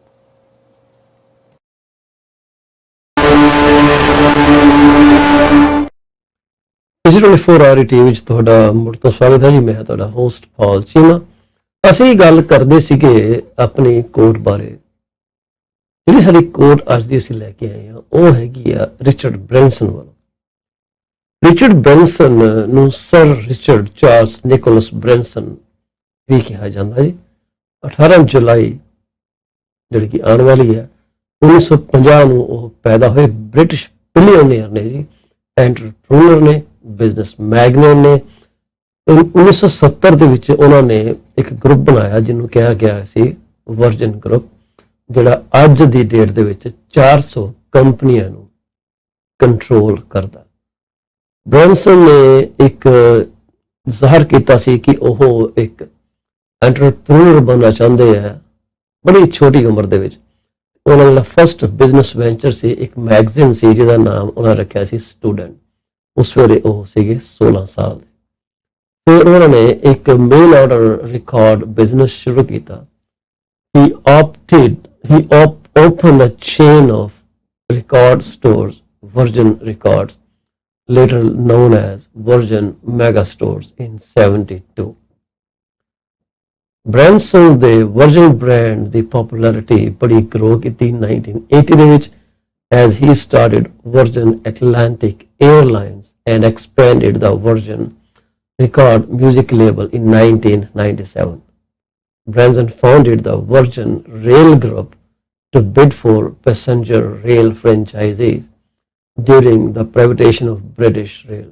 The Virgin Trains brand operated the intercity West Coast franchise from 1997 to 2019. The intercity cross country franchise from 1997 to 2007 and the intercity East Coast franchise from 2015 to 2018. 2004 ਦੇ ਵਿੱਚ ਉਹਨਾਂ ਨੇ space flight corporation Virgin Galactic based at Mojave Air and Spaceport in California established ਕੀਤੀ noted for spaceship, 2 suborbital space plane designed for space tourism. He thinks way ahead of the curve. 2000 ਦੇ ਵਿੱਚ March ਇਹਨਾਂ ਨੂੰ night ਦਾ ਖਿਤਾਬ ਦਿੱਤਾ ਗਿਆ ਸੀ Buckingham palace ਦੇ ਉੱਤੇ for service to entrepreneurship, for his work in retail, music and transport, with interest in land, air, sea and space travel, his taste for adventure and for his humanitarian work. He is a prominent global figure. ਉਹਨਾਂ ਦੀ ਜਿਹੜੀ company ਹੈਗੀ ਆ, ਉਹਨਾਂ ਦੀ ਬ੍ਰੈਂਸਨ ਦੀ ਜਿਹੜੀ net estimate ਕੀਤੀ ਜਾਂਦੀ ਹੈ worth ਉਹ ਹੈਗੀ US $5.7 billion. ਜੇ ਤੁਹਾਡੇ ਕੋਲ ਇੰਨੇ ਪੈਸੇ ਆ ਜਾਣ ਤੇ ਮੈਨੂੰ ਦੱਸੋ ਤੁਸੀਂ ਕੀ ਕਰੋਗੇ। Branson has been involved in a number of failed business ventures such as Virgin Cola, Virgin Cars, Virgin Publishing, Virgin Clothing, and Virgin Brides. However, Branson holds an optimistic view of failure. He has written, "I suppose the secret to bouncing back is not only to be unafraid of failures, but to use them as motivational and learning tools. There's nothing wrong with making mistakes as long as you do not make the same ones over and over again." ਇਹ ਉਹਨਾਂ ਦੀ philosophy ਹੈ, ਪਰ ਅਸੀਂ ਉਹਨਾਂ ਦੀ code ਲੈ ਕੇ ਆਏ ਤੁਹਾਡੇ ਕੀ ਉਹ ਹੈਗੀ there is no greater thing you can do with your life and your work. There is no greater thing you can do with your life and your work than follow your passions in a way that serves the world and you. Richard Branson. ਮੈਨੂੰ ਯਾਰ ਸਮਝ ਨਹੀਂ ਆਉਂਦੀ ਕਿ ਇਹ ਲੋਕ ਇਸ level ਤੱਕ ਕਿੱਦਾਂ ਪਹੁੰਚ ਜਾਂਦੇ ਆ, ਸਿਰਫ ਇਸੇ ਕਰਕੇ ਕਿ ਉਹ ਫੇਲਿਅਰ ਤੋਂ ਨਹੀਂ ਡਰਦੇ। ਅਸੀਂ ਫੇਲਿਅਰ ਤੋਂ ਇੰਨਾ ਡਰਦੇ ਆ ਕਿ ਅਸੀਂ ਸਟੈਪ ਚੱਕਣ ਤੋਂ ਪਹਿਲਾਂ ਇੰਨਾ ਕੁ ਸੋਚ ਲੈਂਦੇ ਆ ਕਿ ਸਾਨੂੰ ਲੱਗਦਾ ਕਿ ਨਹੀਂ ਯਾਰ ਅਸੀਂ ਅੱਗੇ ਜਾ ਹੀ ਨਹੀਂ ਸਕਦੇ, ਸਾਡੀ ਉੱਥੇ ਹੀ ਜਿਹੜੀ ਹੈ ਟਾਈਮ ਬੋਲ ਜਾਂਦੀ ਹੈ ਤੇ ਅਸੀਂ ਆਪਣਾ ਸਾਰਾ ਸੁਪਨਾ ਉੱਥੇ ਮਿੱਟੀ ਕਰ ਦਿੰਦੇ ਆ ਤੇ ਅਸੀਂ ਉੱਥੇ ਜਾ ਹੀ ਨਹੀਂ ਸਕਦੇ। ਇਹ ਸਾਡੀ ਮਜਬੂਰੀ ਹੈ। ਰੀਅਲ ਏਸਟੇਟ ਦੀ ਮਾਰਕੀਟ ਵਿੱਚ ਹਲੇ ਵੀ ਉਹੀ ਗੱਲਾਂ ਬਾਰ-ਬਾਰ ਆਪਾਂ ਕਰੀ ਜਾਵਾਂਗੇ ਕਿ ਇਹ ਡਿੱਗ ਰਹੀ ਹੈ, ਇਹ ਡਿੱਗੇਗੀ। 2023 ਤੱਕ ਇਹੀ ਕੁਛ ਇਹਦੇ ਰੁਝਾਨ ਰਹਿਣੇ ਆ, ਫਿਰ ਇਹਨੇ ਉੱਠ ਕਦੋਂ ਖਲੋਣਾ ਤੁਹਾਨੂੰ ਵੀ ਪਤਾ ਨਹੀਂ ਲੱਗਣਾ ਤੇ ਜਦੋਂ ਤੁਹਾਨੂੰ ਪਤਾ ਲੱਗਣਾ ਉਦੋਂ ਬਹੁਤ ਦੇਰ ਹੋ ਜਾਣੀ। ਮਕਾਨ ਲੈਣ ਦਾ ਟਾਈਮ ਜੇ ਹੁਣ ਮੈਂ ਤੁਹਾਨੂੰ ਦੱਸਾਂ ਕਿ ਅੱਜ ਆ ਤੁਸੀਂ ਕਹੋਗੇ ਰੀਅਲ ਏਸਟੇਟ ਦਾ ਕੰਮ ਕਰਦਾ ਇਹਨੇ ਤਾਂ ਕਹਿਣਾ ਹੀ ਕਹਿਣਾ, ਇਹ ਤਾਂ ਡਿਊਟੀ ਹੈ, ਇਹਨੇ ਬੋਲਣਾ। ਪਰ ਮੇਰਾ ਪਰਪਸ ਸਿਰਫ ਇੰਨਾ ਨਹੀਂ ਕਿ ਤੁਹਾਨੂੰ ਮਕਾਨ ਦੀ ਸੇਲ ਵਾਸਤੇ ਪੁਸ਼ ਕਰਾਂ ਤਾਂ ਕਿ ਮੈਂ ਆਪਣੇ ਪੈਸੇ ਕਮਾ ਸਕਾਂ। ਮੈਂ ਤੁਹਾਨੂੰ ਇਹੋ ਜਿਹੇ ਐਗਜ਼ਾਮਪਲਸ ਵੀ ਦੇ ਸਕਦਾ ਜਿੱਥੇ ਕਿ ਮੈਨੂੰ ਕਿਸੇ ਨੇ ਆਪਣਾ ਮਕਾਨ ਵੇਚਣ ਲਈ ਕਿਹਾ, ਜਦੋਂ ਉਹਨਾਂ ਦਾ ਬਿਜ਼ਨਸ ਟੋਟਲੀ ਕ੍ਰੈਸ਼ ਹੋ ਗਿਆ, ਕਹਿੰਦੇ ਮਕਾਨ ਸਾਡਾ ਸੈੱਲ ਕਰ ਦਿਓ, ਤੇ ਮੈਂ ਉਹਨੂੰ ਸਲਾਹ ਦਿੱਤੀ ਸੀ ਕਿ ਜੇ ਮਕਾਨ ਜੇ ਤੁਸੀਂ ਵੇਚਿਆ ਤੇ ਮੁੜ ਕੇ ਤੁਹਾਡੇ ਕੋਲੋਂ ਖਰੀਦਿਆ ਨਹੀਂ ਜਾਣਾ। ਉਹਨਾਂ ਨੂੰ ਉਹ ਮਕਾਨ ਵੀ ਮੈਂ ਹੀ ਲੈ ਕੇ ਦਿੱਤਾ ਸੀ। ਉਸ ਗੱਲ ਨੂੰ ਉਹਨਾਂ ਨੇ ਮੰਨ ਲਿਆ, ਮਕਾਨ ਨਹੀਂ ਵੇਚਿਆ। ਅੱਜ ਉਸੇ ਮਕਾਨ ਦੀ ਕੀਮਤ ਜਿਹੜੀ ਹੈ $1 ਮਿਲੀਅਨ ਤੋਂ ਉੱਪਰ ਚਲੀ ਗਈ। ਜਦੋਂ ਵੇਚਣ ਦੀ ਗੱਲ ਹੋ ਰਹੀ ਸੀ ਉਦੋਂ 4-4.25 ਲੱਖ ਦੇ ਕੀਮਤਾਂ ਦੌਰਾਨ ਉਹ ਪ੍ਰਾਈਸ ਸੀਗਾ ਪ੍ਰਾਪਰਟੀ ਦਾ। ਪਿੱਛੇ ਹੀ ਉਹਨਾਂ ਦੇ ਘਰ 'ਚ ਬੇਟਾ ਹੋਇਆ ਜੀ, 20 ਸਾਲਾਂ ਬਾਅਦ ਮੇਰੇ ਘਰ ਮਿਠਾਈ ਦਾ ਡੱਬਾ ਦੇ ਕੇ ਗਏ ਆ। ਮੈਨੂੰ ਪਰਿਵਾਰ ਦਾ ਇੱਕ ਜੀ ਸਮਝਦੇ ਆ, ਇੱਕ ਰੀਅਲ ਏਸਟੇਟ ਸੇਲਸ ਪਰਸਨ ਨਹੀਂ ਸਮਝਦੇ। ਮੈਂ ਆਪਣੇ ਆਪ ਨੂੰ ਕਦੇ ਸੇਲਸ ਪਰਸਨ ਤੌਰ ਤੇ ਕੰਡਕਟ ਵੀ ਨਹੀਂ ਕੀਤਾ। ਪਰ ਮੈਂ ਤੁਹਾਨੂੰ ਕਿਉਂ ਕਹਿ ਰਿਹਾ, ਮੈਂ ਆਪਣੀ ਜ਼ਿੰਦਗੀ ਦੇ ਤਜਰਬੇ ਤੋਂ ਕਹਿ ਰਿਹਾ। ਜਦੋਂ ਮੈਂ ਮੁਹਾਲੀ ਰਹਿੰਦਾ ਸੀਗਾ, ਅੱਜ ਮਕਾਨ ਬਾਏ ਕਰਾਂਗੇ, ਕੱਲ ਬਾਏ ਕਰਾਂਗੇ, ਕਦੇ ਸੋਚਿਆ ਨਹੀਂ ਇੰਨੀ ਡੂੰਘਾਈ ਦੇ ਨਾਲ। ਉਦੋਂ ਮਕਾਨਾਂ ਦੀ ਕੀਮਤਾਂ ਮੁਹਾਲੀ ਸ਼ਹਿਰ ਦੇ ਵਿੱਚ ਬਹੁਤ ਘੱਟ ਸੀਗੀਆਂ। ਮੈਂ ਗੱਲ ਕਰਦਾ ਜੀ 1990s ਦੀ। ਮਕਾਨਾਂ ਕਹਿੰਦੇ ਬੜੇ ਸਸਤੇ ਸੀਗੀਆਂ ਜੀ, ਕੋਈ ਏਡਾ ਮਹਿੰਗਾ ਨਹੀਂ ਸੀ ਕੰਮ ਚੱਲਦਾ, ਬੜਾ ਵਧੀਆ ਸੋਹਣਾ ਚੱਲ ਰਿਹਾ ਸਾਰਾ ਕੁਛ। ਐਵਰੀਥਿੰਗ ਵਾਜ਼ ਗੋਇੰਗ ਵੈਰੀ ਸਮੂਥ। ਫਿਰ ਜਦੋਂ ਮੈਂ ਮਕਾਨ ਬਾਏ ਕਰਨ ਬਾਰੇ ਪਲਾਨ ਕੀਤਾ, ਮੈਂ ਆਪਣੇ ਰਿਸ਼ਤੇਦਾਰ ਬੁਲਾ ਲਈ, ਦੇਖੋ ਜੀ ਮੈਂ ਮਕਾਨ ਦੇਖਣ ਲੱਗਾ। ਕਿਸੇ ਨਾ ਕਿਸੇ ਨੇ ਕੋਈ ਉਹਦੇ 'ਚ ਊਨ ਤੈ ਕੱਢਦੇ ਨਹੀਂ, ਆਹ ਠੀਕ ਨਹੀਂ, ਅਸੀਂ ਮਕਾਨ ਉਹ ਨਹੀਂ ਲਿਆਣਾ। ਕਿਉਂਕਿ ਇੱਕ ਵਾਰੀ ਤੁਹਾਡੇ ਮਨ 'ਚ ਸ਼ੱਕ ਪੈ ਜਾਵੇ ਤੇ ਤੁਸੀਂ ਅੱਗੇ ਵਧ ਹੀ ਨਹੀਂ ਸਕਦੇ। ਇਹ ਸਿਲਸਿਲਾ ਕਿੰਨੇ ਸਾਲ ਚੱਲਦਾ ਰਿਹਾ। ਮੈਂ ਕੈਨੇਡਾ ਦੇ ਵਿੱਚ 2004 ਦੇ ਵਿੱਚ ਆਇਆ। ਜਦੋਂ 84 ਦੇ ਦੰਗੇ ਹੋਏ ਤਾਂ ਬਹੁਤ ਵਸੋਂ ਜਿਹੜੀ ਹੈ ਇਹਨਾਂ ਸ਼ਹਿਰਾਂ 'ਚ ਆਈ, ਮੋਹਾਲੀ, ਚੰਡੀਗੜ੍ਹ, ਦਿੱਲੀ ਤੋਂ ਮੂਵ ਕਰਕੇ ਬੜੇ ਸਾਡੇ ਭਰਾ ਭੈਣਾਂ ਪਰਿਵਾਰ ਪੱਟ ਕੇ ਆਪਣੇ ਇੱਥੇ ਸੈਟਲ ਹੋ ਗਏ। ਡਿਮਾਂਡ ਦੇ ਨਾਲ ਕੀਮਤਾਂ ਵਧੀਆਂ। ਉਸ ਤੋਂ ਬਾਅਦ ਜਦੋਂ ਮੈਂ ਮਕਾਨ ਲਿਆ, ਉਹ ਮੈਂ ਲਿਆ ਜਾ ਕੇ 2002 ਦੇ ਵਿੱਚ, ਉਹ ਵੀ ਜਸਟ ਕੋਇਨਸੀਡੈਂਸ। ਪਰ ਜਦੋਂ ਮੈਂ ਮਕਾਨ ਲਿਆ ਉਦੋਂ ਮੈਂ ਕਿਸੇ ਬੰਦੇ ਨਾਲ ਗੱਲ ਨਹੀਂ ਕੀਤੀ, ਕੋਈ ਸਲਾਹ ਨਹੀਂ ਕੀਤੀ, ਕਿਸੇ ਨੂੰ ਮਕਾਨ ਦਿਖਾਇਆ ਨਹੀਂ, ਸਿਰਫ ਬਾਏ ਕੀਤਾ। ਤੇ ਮਕਾਨ ਮੈਨੂੰ ਬੜਾ ਮਹਿੰਗਾ ਮਿਲਿਆ ਜੀ, ਹਿੰਦੁਸਤਾਨ ਦੀ ਕਰੰਸੀ ਹਿਸਾਬ ਨਾਲ 20 ਕਿ 22 ਲੱਖ ਦਾ ਮਿਲਿਆ। ਉਹ 2002 ਦੀ ਗੱਲ ਕਰਦੇ ਹਾਂ ਅਸੀਂ। ਮੇਰੀ ਜਿਹੜੀ ਇੱਕ ਬੇਵਕੂਫੀ ਸੀ ਕਿ ਮੈਂ ਉਹਨੂੰ ਸੈੱਲ ਕਰ ਦਿੱਤਾ ਜਦੋਂ ਮੈਂ ਕੈਨੇਡਾ ਮੂਵ ਕੀਤਾ। ਸੈੱਲ ਕਰਨ ਤੋਂ ਵਿਦਿਨ 1 ਈਅਰ ਉੱਥੇ ਅਨਾਉਂਸ ਕੀਤਾ ਗਿਆ ਕਿ ਇੱਕ ਟੈਕ ਪਾਰਕ ਬਣੂਗਾ, IT ਪਾਰਕ ਬਣੂਗਾ। ਉਹਦੀ ਕੀਮਤ ਜਿਹੜੀ ਹੈ 80 ਲੱਖ ਤੋਂ ਉੱਪਰ ਚਲੀ। ਸੋ ਮਕਾਨ ਲੈਣਾ ਬਹੁਤ ਹੀ ਜ਼ਰੂਰੀ ਹੋ ਜਾਂਦਾ ਹੈ, ਕਿਉਂਕਿ ਇੱਕ ਤੁਹਾਡਾ ਇਹ ਸਭ ਤੋਂ ਵੱਡਾ ਐਸਟ ਹੈ, ਤੁਹਾਡੀ ਲਾਈਫ ਦੀ ਸਟੇਬਿਲਿਟੀ ਹੈ। ਜੇ ਤੁਸੀਂ ਅੱਜ ਮਕਾਨ ਲੈ ਸਕਦੇ ਹੋ ਤਾਂ ਕੱਲ ਦੀ ਇੰਤਜ਼ਾਰ ਕਰਨਾ ਇੱਕ ਬੇਵਕੂਫੀ ਵਾਲਾ ਕੰਮ ਹੋਵੇਗਾ। ਤੁਸੀਂ ਭਾਵੇਂ ਅੱਜ ਮਕਾਨ ਮਾਲਕ ਨੂੰ ਪੈਸੇ ਐਕਸਟਰਾ ਦਿਓ ਜਾਂ ਤੁਸੀਂ ਮੌਰਗੇਜ ਦੇ ਵਿੱਚ ਲੈਂਡਰ ਨੂੰ ਜ਼ਿਆਦਾ ਪੈਸੇ ਦਿਓ, ਗੱਲ ਇੱਕੋ ਹੀ ਰਹਿਣੀ। ਪਰ ਫਿਊਚਰ ਦੇ ਵਿੱਚ ਤੁਹਾਡੀ ਐਲੀਜੀਬਿਲਿਟੀ, ਤੁਹਾਡੀ ਕੁਆਲੀਫਿਕੇਸ਼ਨ ਕਿੰਨੀ ਟਾਈਟ ਹੋ ਜਾਣੀ ਹੈ, ਸ਼ਾਇਦ ਤੁਹਾਨੂੰ ਉਹਦਾ ਅੰਦਾਜ਼ਾ ਵੀ ਨਹੀਂ। ਸੁਣਨ ਚ ਆਇਆ ਕਿ 2023 ਤੋਂ ਬਾਅਦ ਜਦੋਂ ਇੱਕ ਵਾਰੀ ਇਨਫਲੇਸ਼ਨ ਨੂੰ ਬੈਂਕ ਆਫ ਕੈਨੇਡਾ ਨੇ ਨੱਥ ਪਾ ਲਈ, 2 ਤੇ 3% ਦੇ ਵਿੱਚ ਲੈ ਕੇ ਆ ਗਿਆ, ਉਸ ਤੋਂ ਬਾਅਦ ਬੈਂਕਾਂ ਨੇ ਰੇਟ ਘਟਾਣੇ ਸ਼ੁਰੂ ਕਰ ਦੇਣੇ।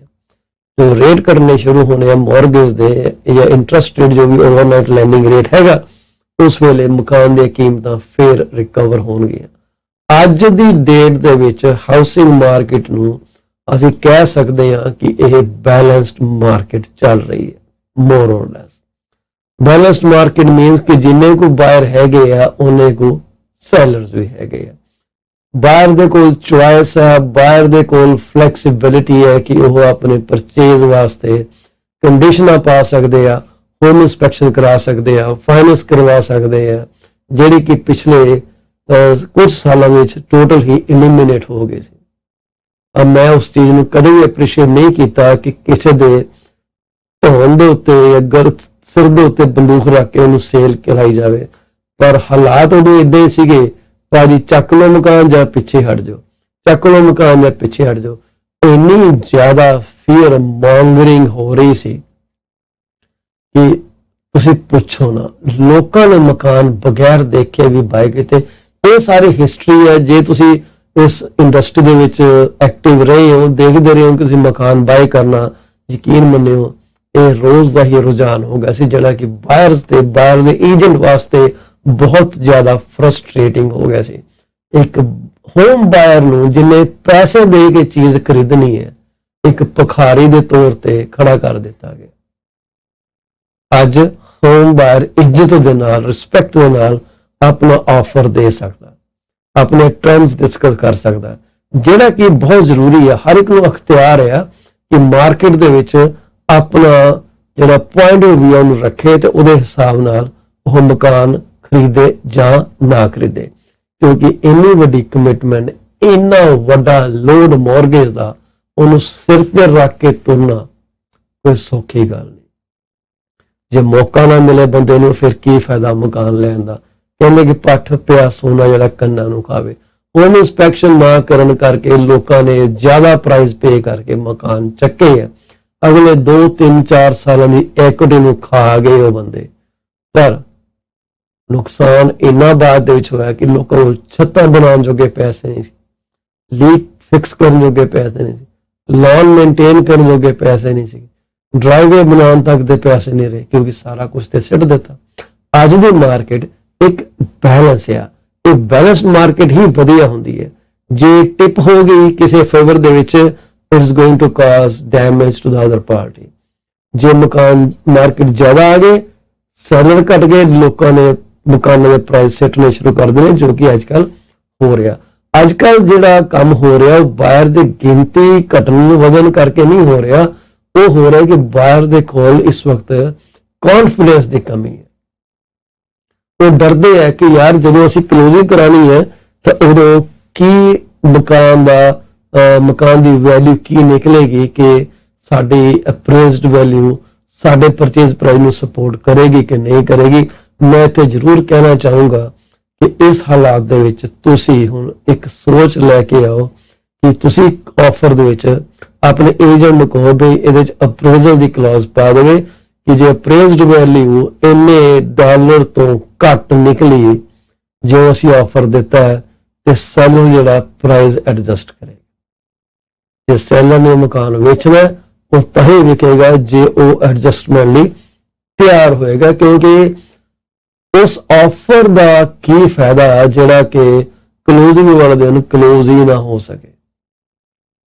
ਅਪਰੇਜ਼ਡ ਵੈਲਿਊ ਜਿਹੜੀ ਆ ਉਹ ਆਰਮਸ ਲੈਂਥ ਐਨਾਲਿਸਿਸ ਹੈ, ਥਰਡ ਪਾਰਟੀ ਕਰਦੀ ਹੈ, ਉਹ ਬੜੀ ਜੈਨੂਅਲ ਅਪਰੇਜ਼ ਕਰਦੇ ਆ, ਸਹੀ ਅਪਰੇਜ਼ਲ ਨਿਕਲਦਾ, ਤੁਸੀਂ ਉਹਦੇ ਹਿਸਾਬ ਨਾਲ ਦੇਖਣਾ ਕਿ ਤੁਸੀਂ ਪ੍ਰਾਈਸ ਕੀ ਦੇਣਾ ਕੀ ਨਹੀਂ ਦੇਣਾ।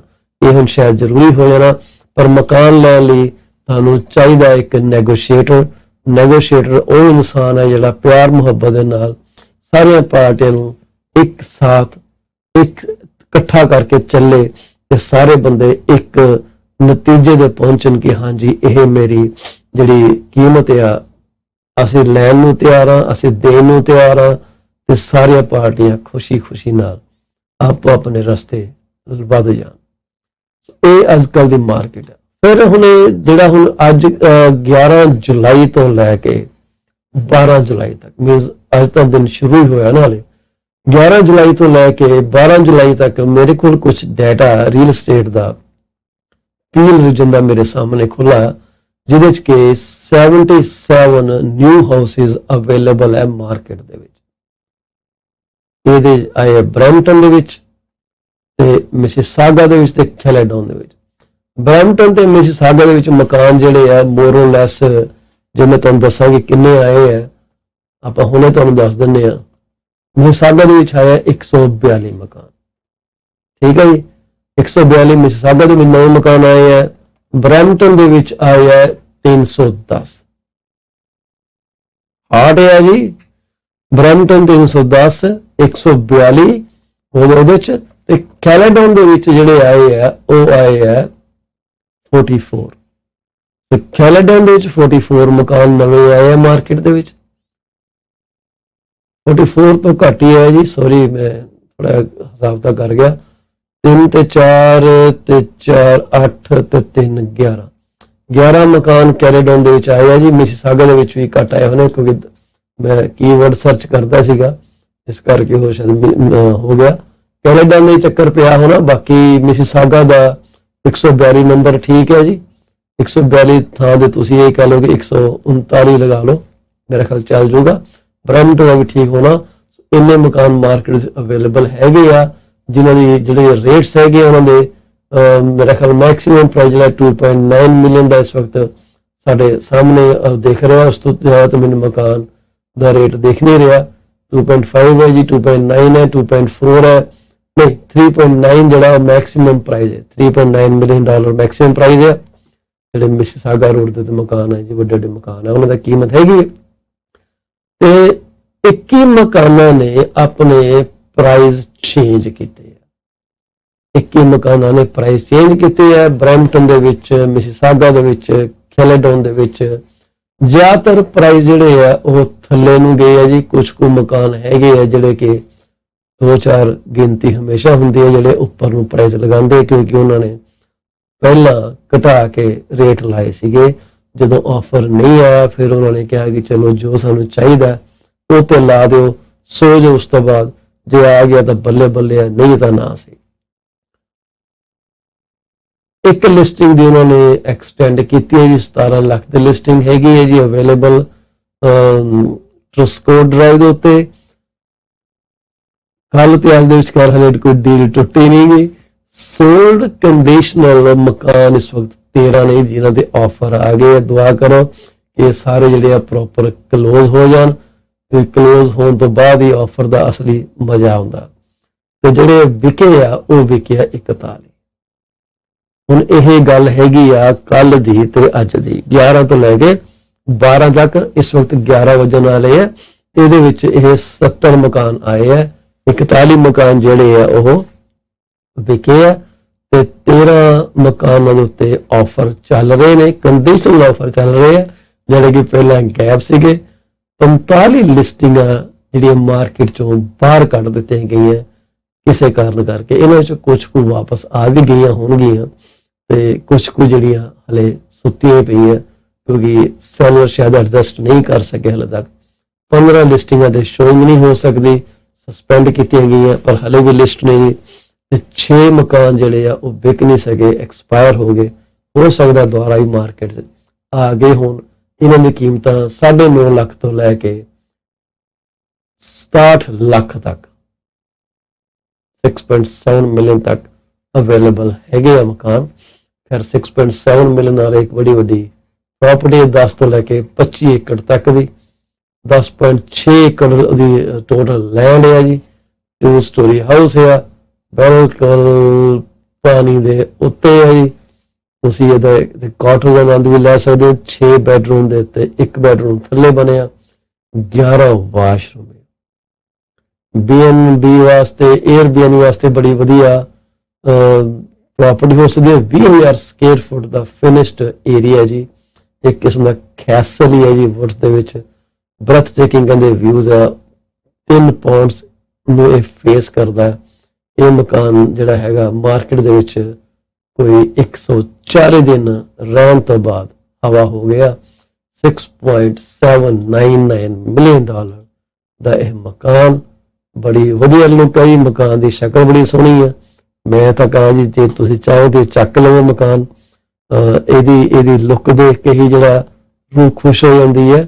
ਤੁਸੀਂ ਇਹ ਦੇਖੋ, ਇਹ ਤੁਹਾਡੇ ਸਾਹਮਣੇ ਇਹਦੀ ਤੁਹਾਡੇ ਅੱਗੇ ਫੋਟੋ ਹੈ ਜੀ। ਆਹ ਮਕਾਨ ਆ, ਸਾਹਮਣੇ ਪਾਣੀ ਆ ਤੇ ਆਹ ਇਹਦੀ ਲੁੱਕ ਆ।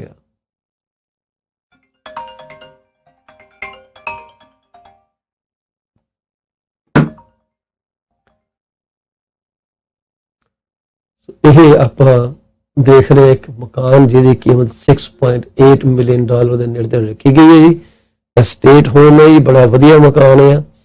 ਮੈਂ ਨਹੀਂ ਕਿਹਾ ਤੁਸੀਂ ਲੈ ਲਓ, ਮੈਂ ਸਿਰਫ ਇੱਕ ਇੰਟਰਸਟਿਡ ਸੀ ਇਹਨੂੰ ਦੇਖਣ ਵਾਸਤੇ ਕਿ ਮਕਾਨ ਹੈ ਤਾਂ ਕਿੱਦਾਂ ਦਾ ਮਕਾਨ ਹੈ।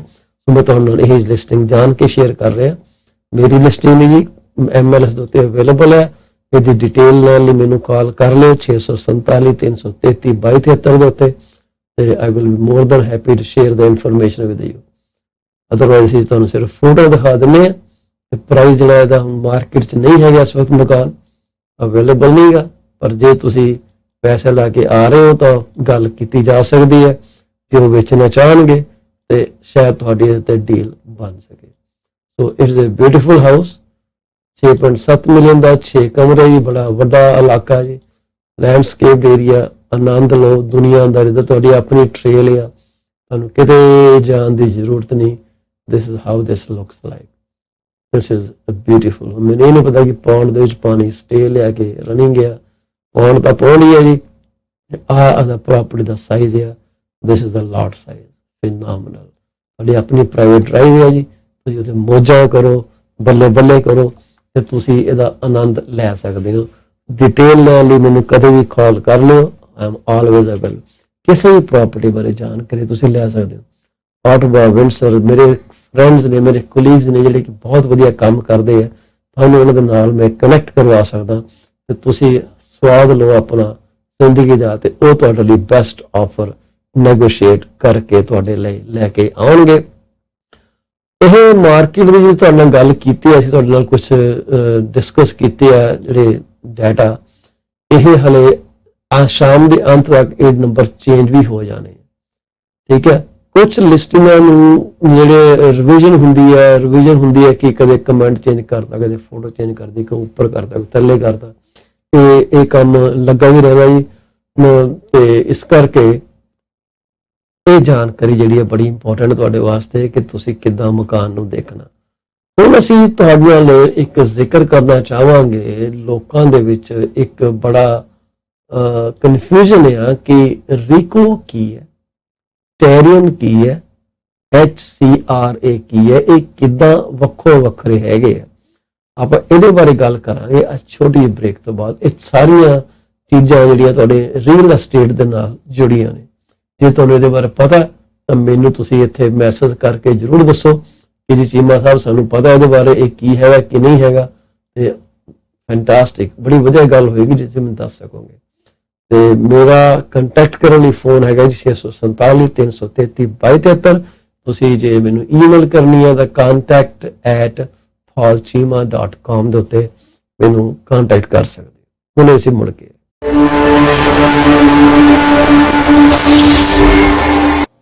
Are you looking for a reliable legal office that can handle your closing in the most effective manner?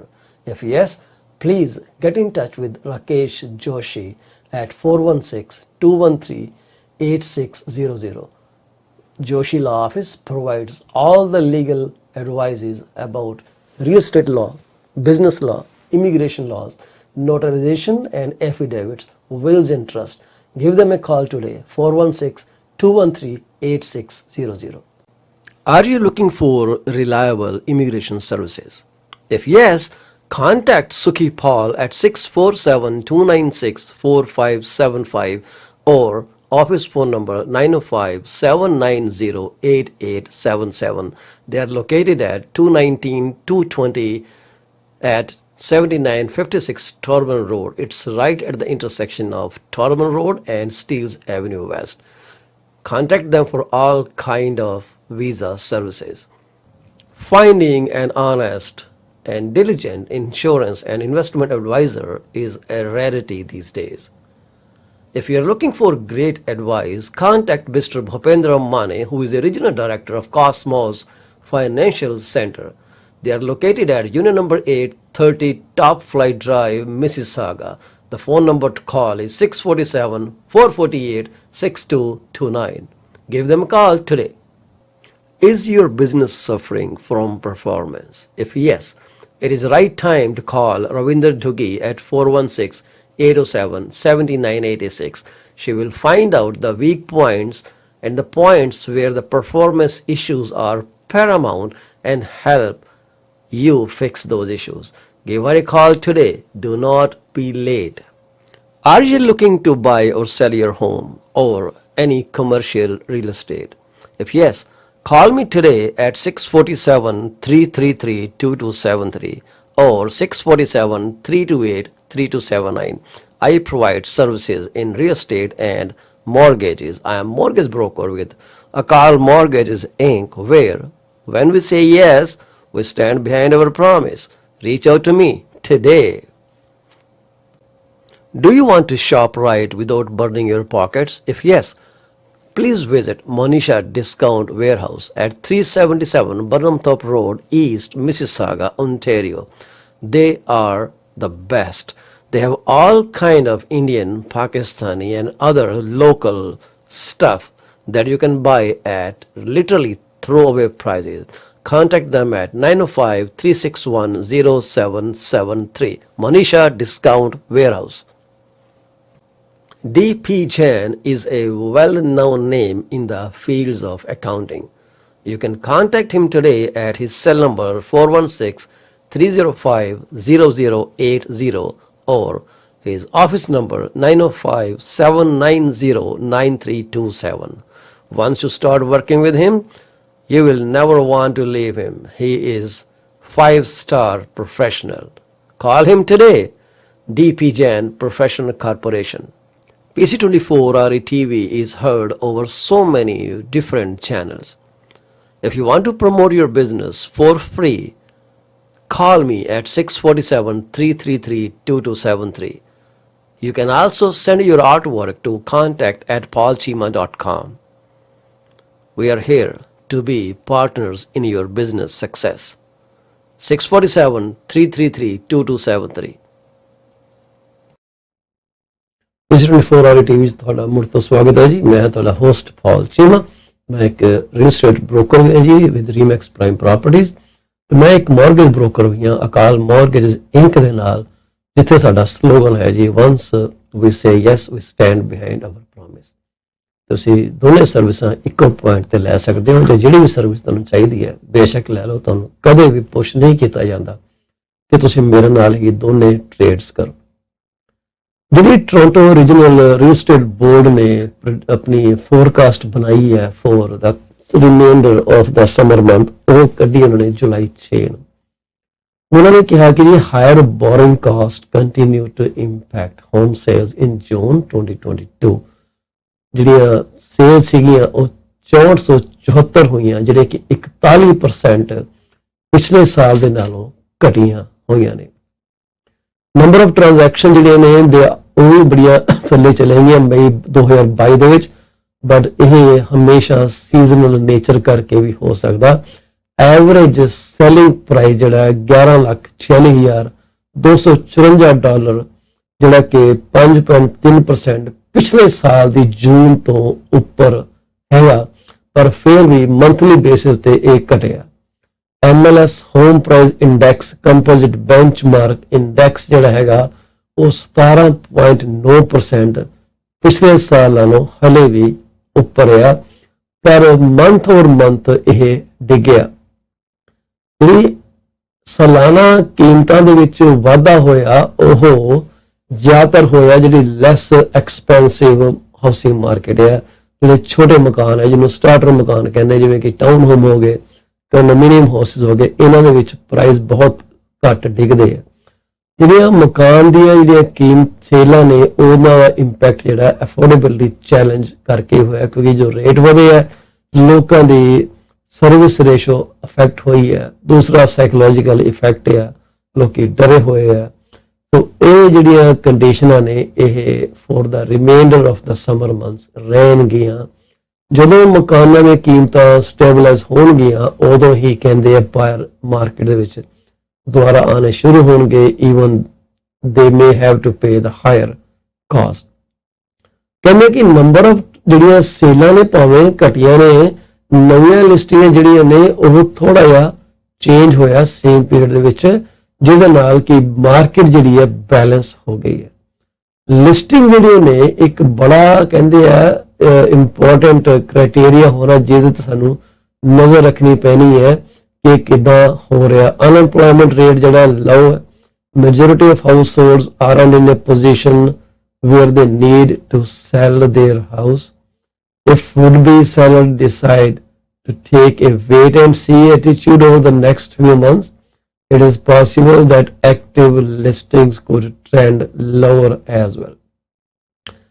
ਇਹਦੇ ਨਾਲ ਮਾਰਕੀਟ ਕੰਡੀਸ਼ਨ ਹੋਰ ਟਾਈਟ ਹੋ ਜਾਣਗੀਆਂ, ਪ੍ਰੋਵਾਈਡਿੰਗ ਸਪੋਰਟ ਟੂ ਪ੍ਰਾਈਸ। ਜਦੋਂ ਲਿਸਟਿੰਗਾਂ ਘਟ ਜਾਣਗੀਆਂ ਪ੍ਰਾਈਸ ਫਿਰ ਜਿਹੜੇ ਆ ਸਟੇਬਲ ਹੋ ਜਾਣਗੇ। ਇਹ ਚੀਫ ਐਨਾਲਿਸਟ ਜਿਹੜਾ ਹੈਗਾ Toronto regional real estate board Jason Mercer, ਉਹਨਾਂ ਵੱਲੋਂ ਇਹ ਕਿਹਾ ਗਿਆ। ਉਹ ਕਹਿੰਦੇ ਕਿ ਜਿਹੜਾ ਸਾਡਾ ਰੀਜਨ ਹੈ GTA ਦਾ continues to grow because we attract people and businesses from all around the world. All of these people will require a place to live, whether they choose to buy or rent. Despite the shorter term impact of higher borrowing cost, housing demand will remain strong over the long term, as long as we can produce homes within which people can live. So policy maker ਕੰਮ ਕਰ ਰਹੇ ਆਪੋ ਆਪਣਾ। City of Toronto ਦੇ ਵਿੱਚ ਜਿਹੜਾ 416 area ਉੱਤੇ ਸੇਲਾਂ ਹੋਈਆਂ 2422।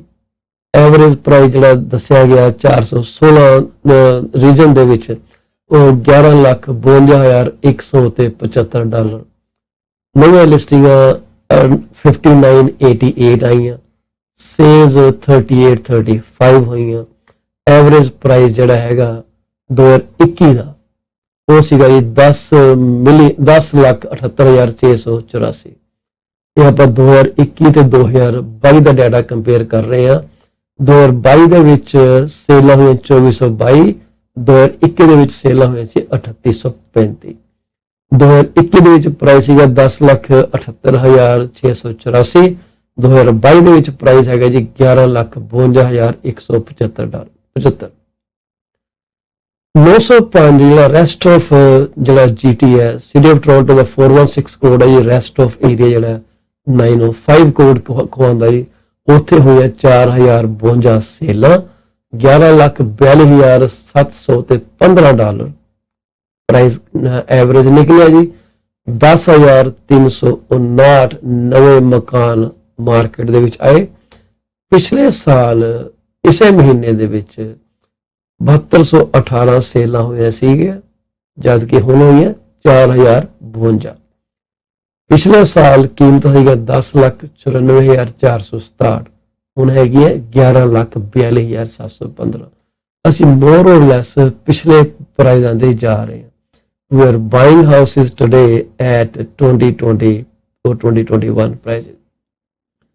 So Treb MLS ਸਿਸਟਮ ਦੇ ਵਿੱਚ ਜਿਹੜੇ sales and average price by home type ਦੱਸੀਆਂ ਗਈਆਂ ਉਹ ਇਦਾਂ ਨੇ। ਜੂਨ 1 ਤੋਂ ਲੈ ਕੇ ਜੂਨ 30 ਤੱਕ ਡਿਟੈਚਡ ਮਕਾਨ 416 ਜ਼ੋਨ ਦੇ ਵਿੱਚ ਉਹਨਾਂ ਦਾ ਜਿਹੜੀ ਐਵਰੇਜ ਪ੍ਰਾਈਸ ਸੀਗਾ ਜੀ ਉਹ ਸੀਗਾ 17,37,012।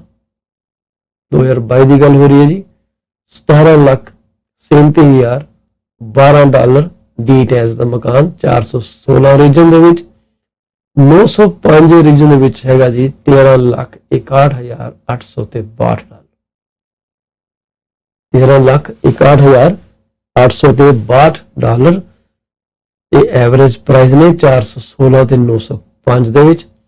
ਸਾਲਾਨਾ ਫਰਕ ਜਿਹੜਾ ਪ੍ਰਾਈਸ ਦੇ ਵਿੱਚ ਪਿਆ ਉਹ ਇਹ ਪਿਆ ਕਿ 416 ਦੇ ਵਿੱਚ 2.4% ਮਕਾਨਾਂ ਦੀ ਕੀਮਤਾਂ ਵਧੀਆਂ, 905 ਦੇ ਵਿੱਚ ਵੀ 2.4% ਵਧੀਆਂ। ਜਿਹੜੇ ਸੈਮੀ ਡਿਟੈਚਡ ਮਕਾਨ ਸੀਗੇ 416 ਰੀਜਨ ਦੇ ਵਿੱਚ $13,43,300 ਤੇ $78 ਦੇ ਵਿਕੇ, ਜਦਕਿ 905 ਦੇ ਵਿੱਚ ਇਹ ਵਿਕਿਆ $9,87,009। ਇੱਕ ਹੈਗਾ ਸਿਟੀ ਆਫ ਟੋਰਾਂਟੋ, ਇੱਕ ਹੈਗਾ ਰੈਸਟ ਆਫ GTA। ਇਹਦਾ ਮਤਲਬ ਹੈ ਕਿ ਐਵਰੇਜ ਪ੍ਰਾਈਸ ਚੇਂਜ ਜਿਹੜਾ ਪਿਛਲੇ ਸਾਲ ਨਾਲ ਹੋਇਆ 5.9% ਦਾ ਪ੍ਰਾਈਸ ਹੋਇਆ 416 ਜ਼ੋਨ ਦੇ ਵਿੱਚ। 905 ਜ਼ੋਨ ਦੇ ਵਿੱਚ ਸੈਮੀ ਦਾ ਪ੍ਰਾਈਸ 7.8% ਇਨਕਰੀਜ਼ ਹੋਇਆ ਲਾਸਟ ਈਅਰ ਦੇ ਨਾਲ। ਟਾਊਨ ਹੋਮ ਜਿਹੜੀ ਹੈ ਉਹਨਾਂ ਦੀ ਐਵਰੇਜ ਕੀਮਤ 416 ਦੇ ਵਿੱਚ ਸੀਗੀ $10,27,050। 905 ਰੈਸਟ ਆਫ GTA ਦੇ ਵਿੱਚ ਸੀਗੀ 9,06,311। ਕੰਡੋ ਅਪਾਰਟਮੈਂਟ ਜਿਹੜੇ ਆ ਵਿਕੇ ਹੈਗੇ ਜੀ $7,71,267 ਦੇ 416 ਜ਼ੋਨ ਦੇ ਵਿੱਚ। 6,92,598 ਦੇ ਵਿਕੇ ਹੈ ਜੀ 905 ਦੇ ਵਿੱਚ, ਜਿਹੜਾ ਕਿ 13.2% ਪਿਛਲੇ ਸਾਲ ਨਾਲੋਂ ਵਾਧਾ ਦੱਸਿਆ ਗਿਆ।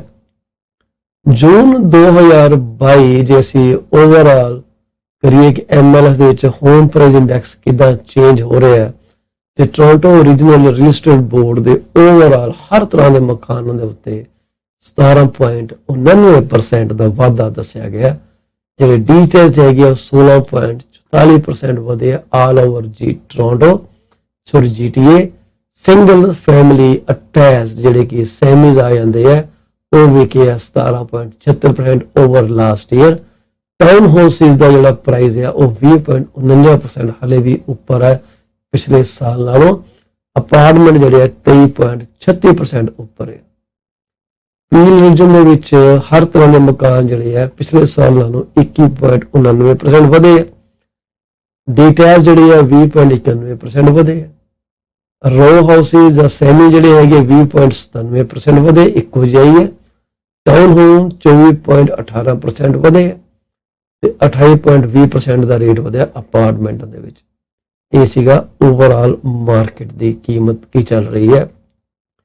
ਜਿਹੜੀਆਂ ਇਸ ਵਕਤ ਇਹ ਕੀਮਤਾਂ ਤੁਹਾਡੇ ਸਾਹਮਣੇ ਹੋ ਰਹੀਆਂ ਤੁਹਾਨੂੰ ਕਲੀਅਰ ਕੱਟ ਦੱਸ ਰਹੇ ਹਾਂ ਕਿ ਮਾਰਕੀਟ ਦੇ ਵਿੱਚ ਰੇਟ ਜਿਹੜੇ ਹੈ ਹਾਲੇ ਵੀ ਪਿਛਲੇ ਸਾਲ ਨਾਲੋਂ ਜ਼ਿਆਦਾ ਚੱਲ ਰਹੇ ਆ। ਹਾਲੇ ਸਾਡੇ ਕੋਲ ਰੀਅਲ ਲਿਸਟ ਡਾਟਾ ਨਹੀਂ ਹੈਗਾ। ਜੇ ਮੰਥ ਔਰ ਮੰਥ ਐਵਰੇਜ ਕੱਢੀਏ ਤਾਂ ਜੂਨ 21 ਦੇ ਵਿੱਚ 5.4% ਨੈਗੇਟਿਵ ਹੋਇਆ, ਜੁਲਾਈ ਦੇ ਵਿੱਚ 1.3%। ਇਹ 21 ਦੀਆਂ ਗੱਲਾਂ ਨੇ, ਜੁਲਾਈ 21 ਦੀਆਂ। ਤੇ ਜੂਨ 22 ਦੇ ਵਿੱਚ ਪਿਛਲੇ ਮਹੀਨੇ ਨਾਲੋਂ 4.7% ਕੀਮਤਾਂ ਗਿਰੀਆਂ, 7.9% ਮਈ 'ਚ ਗਿਰੀਆਂ। ਸਭ ਤੋਂ ਜ਼ਿਆਦਾ ਜਿਹੜਾ ਡ੍ਰੌਪ ਹੋਇਆ ਜੀ ਅਪ੍ਰੈਲ ਦੇ ਵਿੱਚ ਹੋਇਆ, 14.9% ਡਿੱਗੀਆਂ। ਮਾਰਚ ਦੇ ਵਿੱਚ 13.0% ਡਿੱਗੀਆਂ। ਇਹ ਮਕਾਨਾਂ ਦੀਆਂ ਕੀਮਤਾਂ ਇਦਾਂ ਹੀ ਫਲਕਚੁਏਟ ਕਰਦੀਆਂ ਰਹੀਆਂ। ਪਰ ਇਹ ਕੀਮਤਾਂ ਨਹੀਂ ਸੀਗੇ, ਨੰਬਰ ਆਫ ਸੇਲ ਸੀਗੇ ਜੀ। ਮੇਰੀ ਗੁਸਤਾਖੀ ਮਾਫ ਹੈ ਜੀ। ਜਿਹੜੀਆਂ ਕੀਮਤਾਂ ਘਟੀਆਂ ਨੇ ਜੀ ਉਹ ਘਟੀਆਂ ਇਹ ਮਾਰਚ ਦੇ ਵਿੱਚ 2.2% ਘਟੀਆਂ, ਜਨਵਰੀ ਦੇ ਵਿੱਚ 5% ਵਧੀਆਂ ਸੀਗੀਆਂ, ਫੈਬਰਵਰੀ ਦੇ ਵਿੱਚ 1% ਵਧੀਆਂ ਸੀਗੀਆਂ। ਉਸ ਤੋਂ ਬਾਅਦ ਮੰਥ ਓਵਰ ਮੰਥ ਇਹ ਘਟਨੇ ਸ਼ੁਰੂ ਹੋਈਆਂ। ਮਾਰਚ ਦੇ ਵਿੱਚ 2.2% ਘਟੀਆਂ, ਅਪ੍ਰੈਲ ਦੇ ਵਿੱਚ 3.7% ਘਟੀਆਂ, ਪਿਛਲੇ ਮਹੀਨੇ ਨਾਲੋਂ 2.7% ਘਟੀਆਂ ਮਈ ਦੇ ਵਿੱਚ ਅਪ੍ਰੈਲ ਨਾਲੋਂ, ਤੇ ਜੂਨ 'ਚ 3% ਕੀਮਤਾਂ ਘਟੀਆਂ ਮਕਾਨਾਂ ਦੀਆਂ। ਇਹ ਸਾਰੀ ਰਿਪੋਰਟ ਜਿਹੜੀ ਹੈ ਮੇਰੇ ਕੋਲ ਅਵੇਲੇਬਲ ਹੈ, ਤੁਹਾਨੂੰ ਚਾਹੀਦੀ ਹੋਏ ਮੇਰੇ ਤੋਂ ਕਾਲ ਕਰਕੇ ਲੈ ਲਿਓ 6473332273 ਦੇ ਉੱਤੇ। ਪਾਲ ਚੀਮਾ ਹਮੇਸ਼ਾ ਤੁਹਾਡੇ ਵਾਸਤੇ ਹਾਜ਼ਰ ਹੈ, ਤੁਹਾਡੀ ਮਦਦ ਕਰਨ ਵਾਸਤੇ, ਜਿੱਦਾਂ ਤੁਹਾਨੂੰ ਚਾਹੀਦੀ ਹੈ, ਰੀਅਲ estate ਵਾਸਤੇ, ਮੌਰਗੇਜ ਵਾਸਤੇ। ਅਸੀਂ ਹੁਣ ਇੱਕ ਤੁਹਾਡੇ ਨਾਲ ਗੱਲ ਕਰਨੀ ਚਾਹਾਂਗੇ ਮੌਰਗੇਜਸ ਬਾਰੇ। ਮੌਰਗੇਜ ਦੀਆਂ ਕੀਮਤਾਂ, ਰੇਟ ਜਿਹੜੇ ਆ ਵੱਧ ਰਹੇ ਆ, ਬੇਅਰਿੰਗ ਕਾਸਟ ਜਿਹੜੀ ਆ ਵੱਧ ਰਹੀ ਆ। ਤੁਹਾਡੀਆਂ ਡੀਲਾਂ ਹੋ ਸਕਦਾ ਕੁਛ ਕੁ ਨਾ ਸਿਰੇ ਲੱਗ ਰਹੀਆਂ ਹੋਣ। ਜੇ ਤੁਸੀਂ ਕਦੇ ਇਹੋ ਜਿਹੇ ਹਾਲਾਤ 'ਚ ਫਸ ਗਏ ਹੋ ਤਾਂ ਡੀਲ ਸਟਕ ਹੋ ਗਈ ਹੈ, ਸਾਡੇ ਕੋਲ ਕੰਪਨੀਆਂ ਨੇ ਜੀ ਜਿਹੜੀਆਂ ਕਿ ਤੁਹਾਡੇ ਮੌਰਗੇਜ ਨੂੰ ਸਿਰੇ ਲਾ ਸਕਦੀਆਂ ਨੇ। ਤੁਸੀਂ ਇੱਕ ਵਾਰੀ ਸਾਨੂੰ ਕੰਟੈਕਟ ਜ਼ਰੂਰ ਕਰ ਲਿਓ ਇਸ ਤੋਂ ਪਹਿਲਾਂ ਕਿ ਤੁਸੀਂ ਆਫਰ ਦੇ ਉੱਤੇ ਆਪਣਾ ਡਿਪੋਜ਼ਿਟ ਛੱਡਣ ਨੂੰ ਤਿਆਰ ਹੋ ਜਾਓ। ਤੁਸੀਂ ਕਹੋ ਜੀ ਮੈਂ ਮਕਾਨ ਨਹੀਂ ਖਰੀਦਣਾ, ਛੱਡ ਦੇਣਾ। ਇਹਦੇ ਲਈ ਚੰਗਾ ਇਹ ਹੈ ਕਿ ਤੁਸੀਂ ਆਪਣੇ ਇਸ ਮਕਾਨ ਦੀ ਜਿਹੜੀ ਟ੍ਰਾਂਜੈਕਸ਼ਨ ਹੈ ਉਹ ਸਿਰੇ ਲਗਾਓ, ਪਰ ਸਾਡੇ ਨਾਲ ਗੱਲ ਇਹ ਕਰੋ ਕਿ ਤੁਹਾਨੂੰ ਸੈਕਿੰਡ ਫੰਡਿੰਗ ਕਿੱਥੋਂ ਕਰਾ ਕੇ ਦੇ ਸਕਦੇ ਹਾਂ ਤਾਂ ਕਿ ਤੁਹਾਡੀ ਡੀਲ ਜਿਹੜੀ ਹੈ ਕਲੋਜ਼ ਹੋ ਸਕੇ। ਆਪਣਾ ਡਿਪੋਜ਼ਿਟ ਤੁਸੀਂ ਪ੍ਰੋਟੈਕਟ ਕਰੋ, ਇਹ ਬਹੁਤ ਹੀ ਇੰਪੋਰਟੈਂਟ ਹੈ। ਅਸੀਂ ਇੱਦਾਂ ਤੁਹਾਡੇ ਨਾਲ ਗੱਲ ਕਰਦੇ ਰਹਾਂਗੇ ਮੌਰਗੇਜ ਬਾਰੇ। ਮੌਰਗੇਜ ਵਿੱਚ ਲੋਕੀ ਕੰਸੋਲੀਡੇਟ ਕਰਦੇ ਆ ਜਿੰਨੇ ਦਾ ਡੈਟ ਹੈਗੇ ਅੱਜ ਕੱਲ੍ਹ, ਕਿਉਂਕਿ ਡੈਟ ਜਿਹੜਾ 180-84% ਤੋਂ ਉੱਪਰ ਗਿਆ ਹੋਇਆ। ਸੋ ਉਹਦੇ ਲਈ ਸਭ ਤੋਂ ਵਧੀਆ ਤਰੀਕਾ ਕੀ ਹੈ ਕਿ ਤੁਸੀਂ ਡੈਟ ਨੂੰ ਕੰਸੋਲੀਡੇਟ ਕਰ ਲਵੋ। ਇੱਕ ਸਿੰਪਲ ਪੇਮੈਂਟ ਮੌਰਗੇਜ ਵਿੱਚ ਬਲੈਂਡ ਕੀਤਾ ਜਾ ਸਕਦਾ, ਕਿਉਂਕਿ ਤੁਸੀਂ ਕ੍ਰੈਡਿਟ ਕਾਰਡ ਦੇ ਉੱਤੇ 28-29% ਜੇ ਬੈਲੈਂਸ ਪੇਮੈਂਟ ਤੇ ਕਰ ਰਹੇ ਹੋ, ਇਟ ਇਜ਼ ਵੈਰੀ ਬੈਟਰ ਕਿ ਤੁਸੀਂ ਉਹਦੇ ਲਈ ਮੌਰਗੇਜ ਲਵੋ। ਆਪਣੇ ਮਕਾਨ ਦੀ ਮੌਰਗੇਜ ਬਲੈਂਡ ਕਰਕੇ ਉਹਨੂੰ ਤੁਸੀਂ ਸਸਤੀਆਂ ਕਿਸ਼ਤਾਂ ਜਿਹੜੀਆਂ ਪੇ ਕਰਨੇ ਸ਼ੁਰੂ ਕਰੋ ਤਾਂ ਕਿ ਤੁਹਾਡੇ ਘਰ ਦੇ ਵਿੱਚ ਕੈਸ਼ ਫਲੋ ਇਨਕਰੀਜ਼ ਹੋ ਸਕੇ। ਇਟ ਇਜ਼ ਵੈਰੀ ਇੰਪੋਰਟੈਂਟ ਕਿ ਤੁਸੀਂ ਇਹਨਾਂ ਚੀਜ਼ਾਂ ਨੂੰ ਸਮਝੋ। ਡਿਟੇਲ ਜਾਣਕਾਰੀ ਲੈਣ ਲਈ ਮੈਨੂੰ 647-333-2273 ਤੇ ਕਦੇ ਵੀ ਕਾਲ ਕਰ ਲਿਓ। ਮੈਂ ਹਮੇਸ਼ਾ ਤੁਹਾਡੇ ਸਾਹਮਣੇ ਤੁਹਾਡੀ ਮਦਦ ਕਰਨ ਨੂੰ ਤਿਆਰ ਬੈਠਾ। ਇਹ ਗੱਲਾਂ ਜਿਹੜੀਆਂ ਨੇ ਬਹੁਤ ਹੀ ਕੀਮਤੀ ਨੇ, ਇਹਨਾਂ ਨੂੰ ਇਹ ਨਾ ਸੋਚੋ ਯਾਰ ਪਤਾ ਨਹੀਂ ਇਹ ਆਪਣੇ ਫਾਇਦੇ ਲਈ ਕਹਿ ਰਿਹਾ। ਜੇ ਤੁਹਾਨੂੰ ਆਪਣਾ ਫਾਇਦਾ ਨਹੀਂ ਲੱਗੂਗਾ ਤੇ ਬੇਸ਼ੱਕ ਤੁਸੀਂ ਕੋਈ ਪ੍ਰੋਡਕਟ ਨਾ ਲਿਓ। ਅਸੀਂ ਲੋਕਾਂ ਨੂੰ 2-2000 2,500 ਤੱਕ ਕੈਸ਼ ਫਲੋ ਇਨਕਰੀਜ਼ ਕਰਕੇ ਵੀ ਦਿੱਤਾ। ਤੁਹਾਡੇ ਲਈ ਵੀ ਅਸੀਂ ਇਹੋ ਜਿਹਾ ਕੰਮ ਕਰ ਸਕਦੇ ਹਾਂ। ਕੰਸੋਲੀਡੇਸ਼ਨ ਆਫ ਡੈਟ ਜਿਹੜਾ ਉਹ ਇੱਕ ਇਹੋ ਜਿਹਾ ਫੀਚਰ ਆ, ਕਿਉਂਕਿ ਤੁਸੀਂ ਮੌਰਗੇਜ ਉੱਤੇ ਹਾਲੇ ਵੀ ਮੰਨ ਲਓ 6% ਇੰਟਰਸਟ ਪੇ ਕਰ ਰਹੇ ਹੋ, ਪਰ ਤੁਹਾਡੇ ਕ੍ਰੈਡਿਟ ਕਾਰਡ ਉੱਤੇ 22, 24, 28, 29% ਦਾ ਰੇਟ ਤਾਂ ਬਹੁਤ ਜ਼ਿਆਦਾ ਨਾ। ਫਿਰ ਕਿਸੇ ਪੇਮੈਂਟ, ਕੋਈ ਪੇਮੈਂਟ ਤੁਹਾਡੀ ਜਾ ਰਹੀ ਹੈ ਜੀ 1 ਤਰੀਕ ਨੂੰ, ਕੋਈ ਜਾ ਰਹੀ ਹੈ 10 ਤਰੀਕ ਨੂੰ, ਕੋਈ ਜਾ ਰਿਹਾ 15 ਤਰੀਕ ਨੂੰ, ਕੋਈ ਜਾ ਰਿਹਾ 18 ਤਰੀਕ ਨੂੰ। ਉਹਦੇ ਨਾਲ ਬਰਕਤ ਹੀ ਨਹੀਂ ਪੈਂਦੀ। ਕਿੰਨਾ ਸੌਖਾ ਕੰਮ ਹੋ ਜਾਂਦਾ ਜੇ ਅਸੀਂ ਤੁਹਾਨੂੰ ਇੱਕੋ ਟਾਈਮ ਦੇ ਉੱਤੇ ਪੇਮੈਂਟ ਕਰਵਾ ਦਈਏ, ਘੱਟ ਹੋਵੇ ਪੇਮੈਂਟ ਓਵਰਆਲ, ਤੁਸੀਂ ਕ੍ਰੈਡਿਟ ਕਾਰਡ ਪੇ ਆਫ ਕਰੋ, ਆਪਣਾ ਕ੍ਰੈਡਿਟ ਜਿਹੜਾ ਉਹਨੂੰ ਇੰਪਰੂਵ ਕਰਨਾ ਸ਼ੁਰੂ ਕਰੋ, ਤੁਹਾਡੀ ਲਾਈਫ ਜਿਹੜੀ ਹੈ ਵੇ ਬੈਟਰ ਹੋ ਸਕਦੀ। ਮੈਨੂੰ ਕਾਲ ਕਰ ਲਿਓ ਇਹ ਚੀਜ਼ਾਂ ਸਮਝਣ ਵਾਸਤੇ 6473332273 ਦੇ ਉੱਤੇ ਕਿ ਇਹ ਕਿੱਦਾਂ ਸੰਭਵ ਹੈ ਕਿ ਤੁਹਾਨੂੰ ਵਧੀਆ ਰੇਟ ਵੀ ਮਿਲ ਜਾਵੇ, ਤੁਹਾਡੇ ਕੈਸ਼ ਫਲੋ ਵੀ ਵੱਧ ਜਾਵੇ। ਇਹ ਕੋਈ ਰਾਕਟ ਸਾਇੰਸ ਨਹੀਂ ਗੀ, ਇਹ ਸਮਝਣ ਵਾਲੀ ਗੱਲ ਹੈ। ਤੁਸੀਂ ਮੈਨੂੰ ਜਦੋਂ ਵੀ ਤੁਹਾਡਾ ਟਾਈਮ ਲੱਗੇ ਮੇਰੇ ਨਾਲ ਮੁਲਾਕਾਤ ਕਰ ਸਕਦੇ ਹੋ। ਮੈਂ ਮਿਲਣ ਤਿਆਰ ਹਾਂ। ਮੈਂ ਉਹਨਾਂ ਬੰਦਿਆਂ ਚੋਂ ਨਹੀਂ ਹਾਂ ਜਿਹੜਾ ਕਹੂਗਾ ਜੀ ਮੈਂ ਬਹੁਤ ਬਿਜ਼ੀ ਹਾਂ। ਮੈਂ ਹਰ ਵੇਲੇ ਹਰ ਕਿਸੇ ਲਈ ਅਵੇਲੇਬਲ ਹਾਂ। ਤੇ ਇੱਦਾਂ ਸਾਡੇ ਪ੍ਰੋਗਰਾਮ ਜੁੜੇ ਰਹੋ। ਅਸੀਂ ਇੱਕ ਛੋਟੀ ਜਿਹੀ ਬ੍ਰੇਕ ਲੈ ਕੇ ਫਿਰ ਹਾਜ਼ਰ ਹੁੰਦੇ।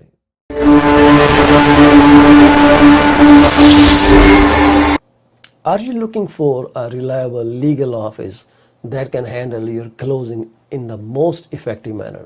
If yes, please get in touch with Rakesh Joshi at 416-213-8600. Joshi Law Office provides all the legal advices about real estate law, business law, immigration laws, notarization and affidavits, wills and trust. Give them a call today, 416-213-8600. Are you looking for reliable immigration services? If yes, contact Sukhi Paul at 647-296-4575 or office phone number 905-790-8877. They are located at 219-220 at 7956 Torban Road. It's right at the intersection of Torban Road and Steeles Avenue West. Contact them for all kind of visa services. Finding an honest and diligent insurance and investment advisor is a rarity these days. If you are looking for great advice, contact Mr. Bhupendra Mane, who is the regional director of Cosmos Financial Center. They are located at Union number 830 Top Flight Drive, Mississauga. The phone number to call is 647-448-6229. Give them a call today. Is your business suffering from performance? If yes, it is the right time to call Ravinder Duggi at 416-807-7986. She will find out the weak points and the points where the performance issues are paramount and help you fix those issues. Give her a call today. Do not be late. Are you looking to buy or sell your home or any commercial real estate? If yes, call me today at 647-333-2273 or 647-328-3279. I provide services in real estate and mortgages. I am mortgage broker with Akal Mortgages Inc., where when we say yes, we stand behind our promise. Reach out to me today. Do you want to shop right without burning your pockets? If yes, please visit Manisha Discount Warehouse at 377 Burnhamthorpe Road, East Mississauga, Ontario. They are the best. They have all kind of Indian, Pakistani and other local stuff that you can buy at literally throwaway prices. Contact them at 905-361-0773. Manisha Discount Warehouse.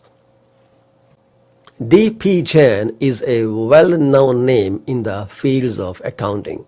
You can contact him today at his cell number 416-305-0080 or his office number 905-790-9327. Once you start working with him, you will never want to leave him. He is 5-star professional. Call him today. D.P. Jain Professional Corporation. PC24-RETV is heard over so many different channels.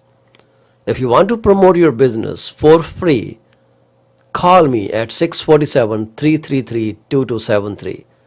You can also send your artwork to contact@paulchima.com. We are here to be partners in your business success. 647-333-2273. PC24-RETV ਤੁਹਾਡਾ ਮੁੜ ਤੋਂ ਸਵਾਗਤ ਹੈ ਜੀ। ਮੈਂ ਤੁਹਾਡਾ host ਤੇ ਇਸ programme the programmer 1 and 1 man army। ਅੱਜ ਤੁਹਾਨੂੰ ਸ਼ੇਅਰ ਕੀਤੀ ਹੈ ਕਿ ਮਾਰਕੀਟ ਦੀ ਆਊਟਲੁੱਕ ਕੀ ਹੈਗੀ ਟੋਰਾਂਟੋ ਰੀਜਨਲ ਰਜਿਸਟਰਡ ਬੋਰਡ ਦੇ ਨਾਲ।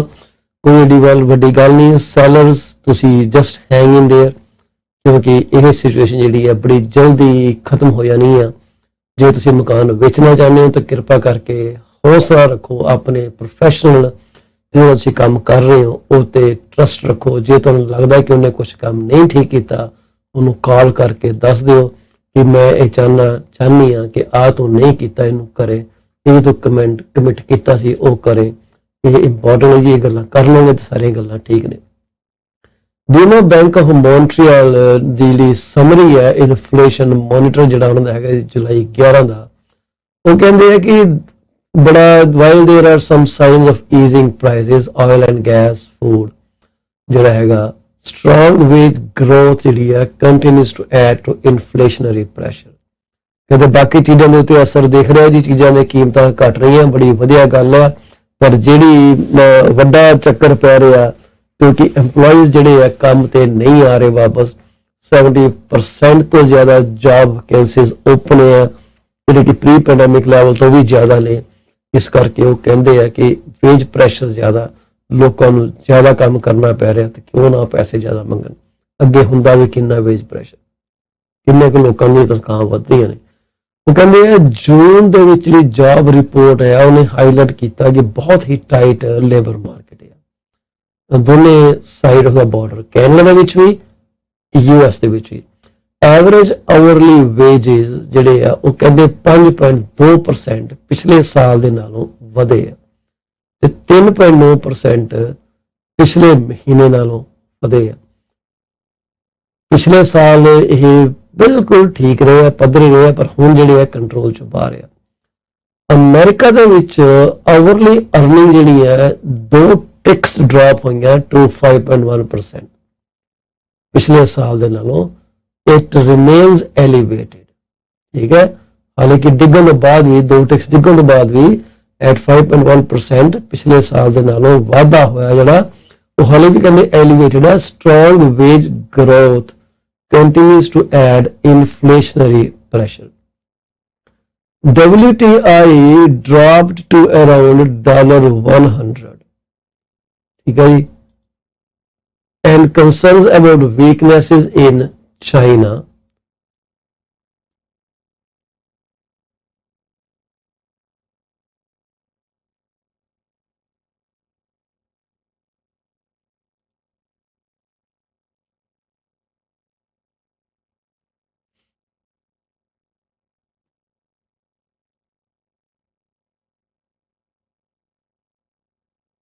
तो WTI ਜਿਹੜਾ ਮੈਂ ਦੇਖ ਰਿਹਾ ਸੀ ਕਿ WTI किस चिड़िया का नाम है, वो कहते जी वेस्ट टैक्सस इंटरमीडिएट एक बेंचमार्क है ਜਿਹੜਾ ਕਿ oil markets representing oil produced in US ਉਹ ਦੇ ਤੌਰ ਤੇ ਯੂਜ਼ ਕਰਦੇ ਆ। used by oil markets representing oil product produced in US. It is based on oil at a large tank and pipeline hub in Cushing, Oklahoma. ਇੱਥੋਂ ਇਹ ਕੀਤਾ ਗਿਆ। WTI ਕਹਿੰਦੇ ਆ drop ਹੋ ਗਿਆ to around $100 amid concerns about weaknesses in China.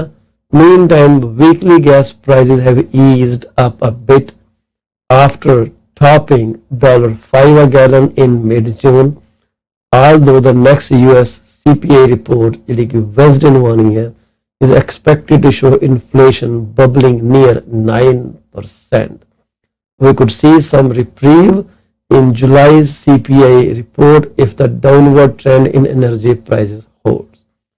तो मैं पिछले जे सोशल मीडिया ਦੇ ਪੋਸਟ ਦੇਖ ਰਿਹਾ ਸੀ, ਉਹ ਕਹਿ ਰਹੇ ਸੀ ਕਿ ਜੀ $3 a gallon is again back again, which was a good thing. China's consumer price ਜਿਹੜੇ ਆ ਉਹ 2.5% ਉੱਪਰ ਹੋ ਗਿਆ ਜੂਨ ਦੇ ਵਿੱਚ ਪਿਛਲੇ ਸਾਲ ਦੇ ਨਾਲੋਂ, ਤੇ ਹਲੇ ਕਹਿੰਦੇ ਮੋਡਰੇਟ ਆਈ ਹੋਰ ਬਾਕੀ ਕੰਟਰੀਆਂ ਨਾਲੋਂ, ਪਰ ਇਹ ਬੜੀ ਤੇਜ਼ੀ ਨਾਲ ਵਧੇ ਆ। ਉਸ ਤੋਂ ਇਲਾਵਾ ਵਰਲਡ ਫੂਡ ਪ੍ਰਾਈਸ ਜਿਹੜੇ ਆ ਉਹ ਤੀਸਰੇ ਮਹੀਨੇ ਲਗਾਤਾਰ ਡਿੱਗ ਰਹੇ ਆ ਜੀ, though still near all-time high according to United Nations Food and Agriculture Organization FAO. After a record spike in March due to war in Ukraine, the basket of food commodities fell 2.3% in June. The price of wheat dropped 5.7%, making the first decline since March.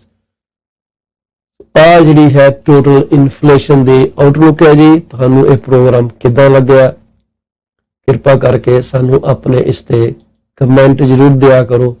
ਸਾਨੂੰ ਹੌਸਲਾ ਮਿਲਦਾ ਕਿ ਸਾਡੇ programme ਦੀ quality improve ਕਰਨ ਲਈ ਤੁਸੀਂ ਸਾਨੂੰ ਮਦਦ ਕਰ ਰਹੇ ਹੋ। ਜੇ ਤੁਸੀਂ ਪ੍ਰੋਗਰਾਮ ਸਾਡਾ YouTube ਤੇ ਦੇਖ ਰਹੇ ਹੋ ਤਾਂ ਮੇਰੀ ਬੇਨਤੀ ਹੈ ਕਿ YouTube ਦੇ ਉੱਤੇ ਸਾਡੇ PC24 RETV ਚੈਨਲ ਨੂੰ ਤੁਸੀਂ ਲਾਈਕ ਕਰੋ, ਸਬਸਕ੍ਰਾਈਬ ਕਰੋ, ਸਾਨੂੰ ਧੰਨਵਾਦ ਕਰਨ ਦਾ ਮੌਕਾ ਦਿਓ। ਸਾਨੂੰ ਬੜੀ ਖੁਸ਼ੀ ਹੋਏਗੀ ਜੇ ਤੁਸੀਂ ਸਾਨੂੰ ਇਸ ਮੁੱਦੇ ਤੇ ਸਪੋਰਟ ਕਰੋਗੇ। ਅਸੀਂ ਫੇਰ ਇੱਕ ਵਾਰੀ ਸੀਆ ਕੱਕੜ ਦੀ ਆਤਮਾ ਦੀ ਸ਼ਾਂਤੀ ਕਰਦੇ ਅਰਦਾਸ ਕਰਦੇ ਹਾਂ। ਉਹਨਾਂ ਦੇ ਪਰਿਵਾਰ ਦੇ ਦੁੱਖ ਵਿੱਚ ਖੜੇ ਹਾਂ।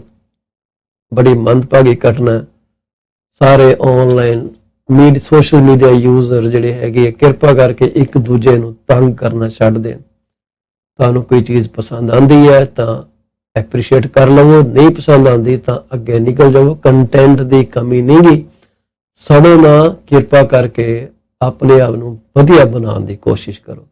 ਜੇ ਤੁਸੀਂ ਇੱਕ ਨੈਗੇਟਿਵ એનર્ਜੀ ਦਾ ਸਰੋਤ ਹੋ ਤਾਂ ਉਹ ਆਪਣੇ ਤੱਕ ਹੀ ਸੀਮਤ ਰੱਖੋ, ਬਾਹਰ ਨਾ ਲੈ ਕੇ ਜਾਓ। ਕਿਰਪਾ ਕਰਕੇ ਇਹ ਜ਼ਰੂਰ ਮੰਨ ਲਓ ਮੇਰੀ ਗੱਲ, ਕਿਉਂਕਿ ਦੂਸਰੇ ਜ਼ਿੰਦਗੀ ਕੱਟ ਸ਼ਾਰਟ ਕਰਨ ਦਾ ਸਾਨੂੰ ਕੋਈ ਅਖਤਿਆਰ ਨਹੀਂ ਗਾ। ਆਗਿਆ ਦਿਓ ਜੀ। ਵਾਹਿਗੁਰੂ ਜੀ ਕਾ ਖਾਲਸਾ, ਵਾਹਿਗੁਰੂ ਜੀ ਕੀ ਫਤਿਹ। ਕੱਲ ਤੁਹਾਡੇ ਨਾਲ 10:30 ਤੋਂ 11:30 ਫਿਰ ਇਦਾਂ ਹੀ ਕੋਈ ਗੱਲਬਾਤ ਕਰਾਂਗੇ ਤੁਹਾਡੇ ਨਾਲ ਆ ਕੇ। ਰੱਬ ਰਾਖਾ ਜੀ। ਬਾਏ।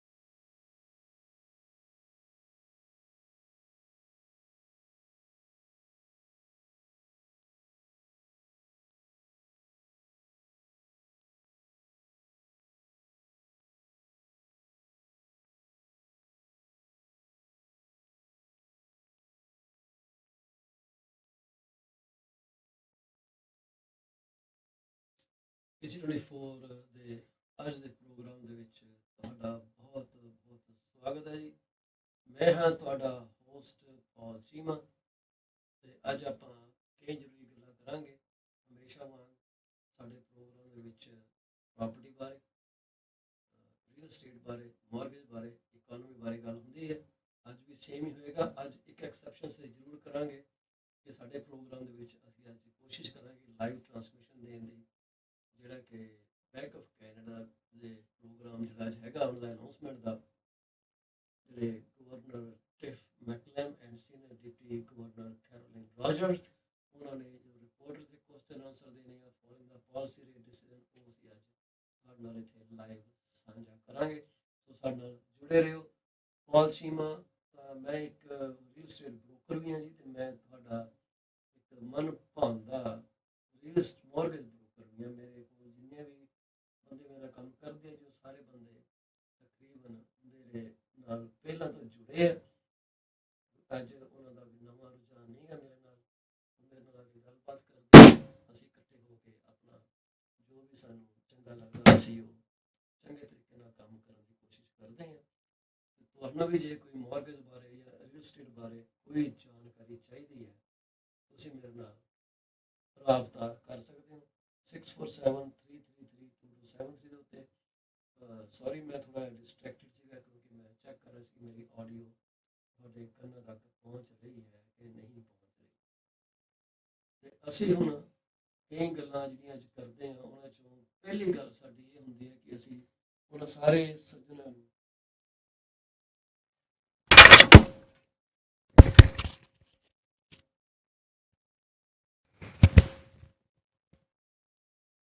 मेरा ख्याल है कि आही वजह सीगी कि मैंने मेरी आवाज चंगी तरह नहीं से सुन रही। ਅਸੀਂ ਹੁਣ ਪ੍ਰੋਗਰਾਮ ਦੁਆਰਾ ਸ਼ੁਰੂ ਕਰਨ ਜਾ ਰਹੇ ਹਾਂ ਜੀ। ਮਾਫੀ ਕਰਦੇ ਨਾ ਕਿ ਸਾਨੂੰ ਧਿਆਨ ਨਹੀਂ ਰਿਹਾ ਕਿ ਸਾਡਾ ਮਾਈਕ੍ਰੋਫੋਨ ਅਸੀਂ ਅਟੈਚ ਹੀ ਨਹੀਂ ਕੀਤਾ। PC24 ਦੇ ਅੱਜ ਦੇ ਪ੍ਰੋਗਰਾਮ ਦੇ ਵਿੱਚ ਤੁਹਾਡਾ ਬਹੁਤ ਬਹੁਤ ਸਵਾਗਤ ਹੈ। ਮੈਂ ਹਾਂ ਤੁਹਾਡਾ ਹੋਸਟ ਪਾਲ ਚੀਮਾ। ਮੈਂ ਇੱਕ ਮਾਰਗੇਜ ਬ੍ਰੋਕਰ ਵੀ ਹਾਂ, ਕਾਲ ਮਾਰਗੇਜਸ ਦੇ ਨਾਲ, ਜਿਹਦਾ ਲਾਇਸੈਂਸ ਨੰਬਰ 10845 ਹੈ, ਜਿੱਥੇ ਸਾਡਾ ਇੱਕੋ ਇੱਕ ਨਾਰਾ ਹੈ ਜੀ, when we say yes we stand behind our promise। ਤੇ ਮੈਂ ਇੱਕ ਰੀਅਲ ਏਸਟੇਟ ਬ੍ਰੋਕਰ ਵੀ ਹਾਂ ਰੀਮੈਕਸ ਪ੍ਰਾਈਮ ਪ੍ਰਾਪਰਟੀ ਦੇ ਨਾਲ। ਮੈਨੂੰ 2007-2008 ਤੋਂ ਪ੍ਰੈਕਟਿਸ ਕਰਦੇ ਟਾਈਮ ਹੋ ਗਿਆ, ਬੜਾ ਲੰਮਾ ਵਕਫਾ ਜੀ। ਹਰ ਤਰ੍ਹਾਂ ਦੀ ਮਾਰਕੀਟ ਦੇਖਣ ਦਾ, ਹਰ ਤਰ੍ਹਾਂ ਦੀ ਮਾਰਕੀਟ ਦੇ ਵਿੱਚ ਲੋਕਾਂ ਦੀ ਮਦਦ ਕਰਨ ਦਾ, ਉਹਨਾਂ ਨੂੰ ਉਹਨਾਂ ਦੇ ਮਨਪਾਉਂਦੇ ਮਕਾਨ ਵਿੱਚ ਲੈ ਕੇ ਜਾਣ ਦਾ ਤੇ ਆਪਣੇ ਪੁਰਾਣੇ ਮਕਾਨ ਨੂੰ ਡਿਸਪੋਜ਼ ਆਫ ਕਰਨ ਦਾ। ਅਸੀਂ ਗਰੰਟਿਡ ਸੇਲ ਪ੍ਰੋਗਰਾਮ ਵੀ ਦਿੰਦੇ ਹਾਂ।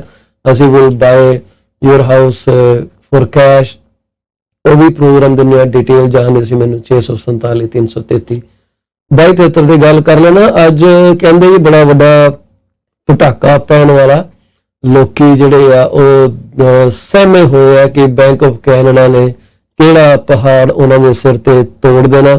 ਪਰ ਅਸੀਂ ਪਹਿਲੇ ਤੁਹਾਡੇ ਨਾਲ ਗੱਲ ਕਰ ਚੁੱਕੇ ਹਾਂ ਕਿ ਬੈਂਕ ਆਫ ਕੈਨੇਡਾ ਨੇ ਰੇਟ ਜਿਹੜਾ 75 ਬੇਸਿਸ ਪੁਆਇੰਟ ਇਨਕਰੀਜ਼ ਕਰਨਾ। This is the best gas ਜਿਹੜਾ। ਪਰ ਅਸੀਂ 11 ਵਜੇ ਗਵਰਨਰ ਜਿਹੜੇ ਹੈਗੇ ਆ ਆਪਣੇ ਬੈਂਕ ਆਫ ਕੈਨੇਡਾ ਦੇ ਮਿਸਟਰ ਟਿਫ ਮੈਕਲਮ ਤੇ ਜਿਹੜੇ ਡਿਪਟੀ ਗਵਰਨਰ ਕੈਰੋਲਿਨ ਰੋਜਰਸ, ਉਹਨਾਂ ਦੀ ਲਾਈਵ ਬ੍ਰੌਡਕਾਸਟ ਤੁਹਾਡੇ ਅੱਗੇ ਲੈ ਕੇ ਆਵਾਂਗੇ। 11 ਵਜੇ ਉਹਨਾਂ ਨੇ ਆਪਣਾ ਕੰਮ ਸ਼ੁਰੂ ਕਰਨਾ ਤੇ 11 ਵਜੇ ਤੁਸੀਂ ਲਾਈਵ ਫੀਡ ਦੇਖੋਗੇ ਬੈਂਕ ਆਫ ਕੈਨੇਡਾ ਦੇ ਟਿਫ ਮੈਕਲਮ ਤੇ ਕੈਰੋਲਿਨ ਰੋਜਰ ਦੇ ਵੱਲੋਂ। ਸੋ ਇਸ ਕਰਕੇ ਸਾਡੇ ਕੋਲ ਥੋੜਾ ਵਕਫਾ, ਅਸੀਂ ਉਸ ਵਕਫੇ 'ਚ ਜਿੰਨਾ ਕੁ ਸਾਡੇ ਕੋਲ ਕਵਰ ਹੋਇਆ ਕਵਰ ਕਰਾਂਗੇ। ਸਭ ਤੋਂ ਪਹਿਲਾਂ ਉਹਨਾਂ ਸਾਰੇ ਭੈਣਾਂ ਭਰਾਵਾਂ ਨੂੰ, ਫੈਮਲੀਆਂ ਨੂੰ ਜਿਨ੍ਹਾਂ ਦਾ ਅੱਜ ਜਨਮ ਦਿਨ ਹੈ, ਜਿਹੜੇ ਅੱਜ ਆਪਣੀ ਸਾਲਗਿਰਾ ਮਨਾ ਰਹੇ ਆ, ਜਿਨ੍ਹਾਂ ਦੇ ਘਰ ਬੱਚੇ ਪੈਦਾ ਹੋਏ ਜੀ, ਪਰਿਵਾਰ 'ਚ ਵਾਧਾ ਹੋਇਆ, ਉਹਨਾਂ ਸਾਰਿਆਂ ਨੂੰ ਪਾਲ ਚੀਮਾ ਵੱਲੋਂ ਤੇ PC24 ਦੀ ਸਾਰੀ ਟੀਮ ਵੱਲੋਂ ਲੱਖ ਲੱਖ ਵਧਾਈ ਹੋਵੇ ਜੀ। ਪਰਮਾਤਮਾ ਤੁਹਾਨੂੰ ਏਦਾਂ ਹੀ ਖੁਸ਼ੀਆਂ ਖੇੜਾਂ ਵਿੱਚ ਲਿਪਤ ਰੱਖੇ ਤੇ ਸਾਰਾ ਹਰ ਦਿਨ ਤੁਹਾਡੇ ਲਈ ਇੱਕ ਤਿਉਹਾਰ ਹੋਵੇ। ਅੱਜ ਦੀ ਜਿਹੜੀ ਅਸੀਂ ਖੋਟ ਲੈ ਕੇ ਆਏ ਆ, ਉਹ ਜਿਸ ਸੱਜਣ ਤੋਂ ਲੈ ਕੇ ਆਏ ਆ, ਉਹ ਪਹਿਲਾਂ ਆਪਣਾ ਹੁੰਦੇ ਸੀਗੇ ਰਸ਼ੀਅਨ ਐਮਪਾਇਰ ਦੇ ਵਿੱਚ। ਉੱਥੇ ਉਹਦਾ ਜਨਮ ਹੋਇਆ ਸੀਗਾ ਜੀ 26 ਜੂਨ 1865 ਨੂੰ ਤੇ ਉਹ ਅਕਤੂਬਰ 6 1959 ਨੂੰ ਇਸ ਦੁਨੀਆ ਨੂੰ ਅਲਵਿਦਾ ਕਹਿ ਕੇ ਚਲੇ ਗਏ। ਉਹਨਾਂ ਨੇ ਜਿਹੜੀ ਹੈ ਉਹ ਓਲਡ ਮਾਸਟਰ ਦੇ ਵਿੱਚ ਵੀ ਆਏ ਹੈ। ਓਲਡ ਮਾਸਟਰ ਜਿਹੜੀ ਹੁੰਦੀ ਹੈ in art history, old masters refers to any painter of skill who worked in Europe before about 1800 or a painting by such an artist. An old master print is an original print made by an artist in the same period, around 1800. The term old master drawing is used in the same way. So ਇਹ art historian ਰਹੀ ਹੈ ਜੀ, American art historian, ਜੂਨ 26 1865 ਨੂੰ ਪੈਦਾ ਹੋ ਕੇ October 6 1959 ਨੂੰ ਅਲਵਿਦਾ ਕਹਿ ਗਏ। ਕੋਈ 94 ਈਅਰ ਦੀ ਉਮਰ ਇਹਨਾਂ ਨੇ ਭੋਗੀ ਹੈ। ਮੈਨੂੰ ਲੱਗਦਾ ਕਿ ਸਾਡਾ ਨੈਟਵਰਕ ਥੋੜਾ ਜਿਹਾ ਡਿਪ ਹੋਇਆ, ਪਰ ਆਈ ਐਮ ਹੈਪੀ ਕਿ ਵੀ ਆਰ ਕਨੈਕਟਡ ਅਗੇਨ, ਕਿਉਂਕਿ ਸਾਡੇ ਸਿਸਟਮ ਦੇ ਉੱਤੇ ਪਾਵਰ ਸਿਸਟਮ ਲੱਗੇ ਹੋਏ। ਸੋ ਇਹਨਾਂ ਦਾ ਨਾਮ ਸੀਗਾ ਜੀ ਬਰਨਰਡ ਬੈਰਨਸਨ। ਉਹਦਾ ਓਰੀਜਨਲ ਨੇਮ ਇਹ ਨਹੀਂ ਸੀਗਾ, ਓਰੀਜਨਲ ਨੇਮ ਸ਼ਾਇਦ ਮੇਰੇ ਤੋਂ ਪ੍ਰੋਨਾਂਸ ਵੀ ਨਹੀਂ ਕੀਤਾ ਜਾਵੇ, ਉਹ ਸੀਗਾ ਜੀ ਬਰਨਹਾਰਡ ਵੈਲਬਰੋਜ਼ਿੰਸਕੀ।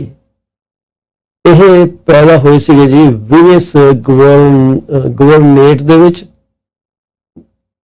ਜਿਹੜਾ ਕਿ ਹੁਣ ਐਲਿਟਸ ਡਿਸਟ੍ਰਿਕਟ ਆਫ ਲਿਥੁਆਨੀਆ ਦੇ ਵਿੱਚ ਆਉਂਦਾ ਹੈ, ਟੂ ਅ ਲਿਟਵੈਕ ਫੈਮਿਲੀ।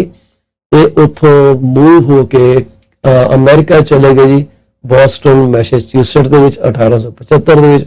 ਇੱਥੇ ਨੇ ਆਪਣਾ ਫੈਮਿਲੀ ਦਾ ਨਾਮ ਜਿਹੜਾ ਚੇਂਜ ਕਰਕੇ ਬੈਰਨਸਨ ਕਰ ਲਿਆ। ਕ੍ਰਿਸਚੀਅਨਿਟੀ ਤੋਂ ਬੈਰਨਸਨ ਕਨਵਰਟ ਹੋ ਗਏ ਜੀ 1885 'ਚ। ਤੇ ਇਹਨਾਂ ਨੇ ਗ੍ਰੈਜੂਏਸ਼ਨ ਕੀਤੀ ਫਰੋਮ ਬੋਸਟਨ ਲੈਟਿਨ ਸਕੂਲ। ਫਿਰ ਉਹਨੇ ਬੋਸਟਨ ਯੂਨੀਵਰਸਿਟੀ ਵੀ ਅਟੈਂਡ ਕੀਤੀ। ਇਹਨਾਂ ਦੇ ਜਿਹੜੇ ਕੰਮ ਹੈਗੇ ਜੀ, ਇਹਨਾਂ ਨੇ vanity painter of the Renaissance 1894 ਕੰਮ ਕੀਤਾ ਜੀ।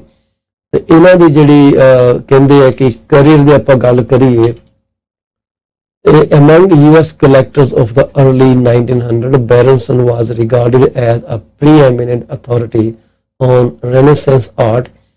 Early in his career, Berenson developed his own unique method of connoisseurship by combining the comparative examination techniques of Giovanni Morelli with the aesthetic idea put forth by John Eddington Simond that something of an artist's personality could be detected through his work of art.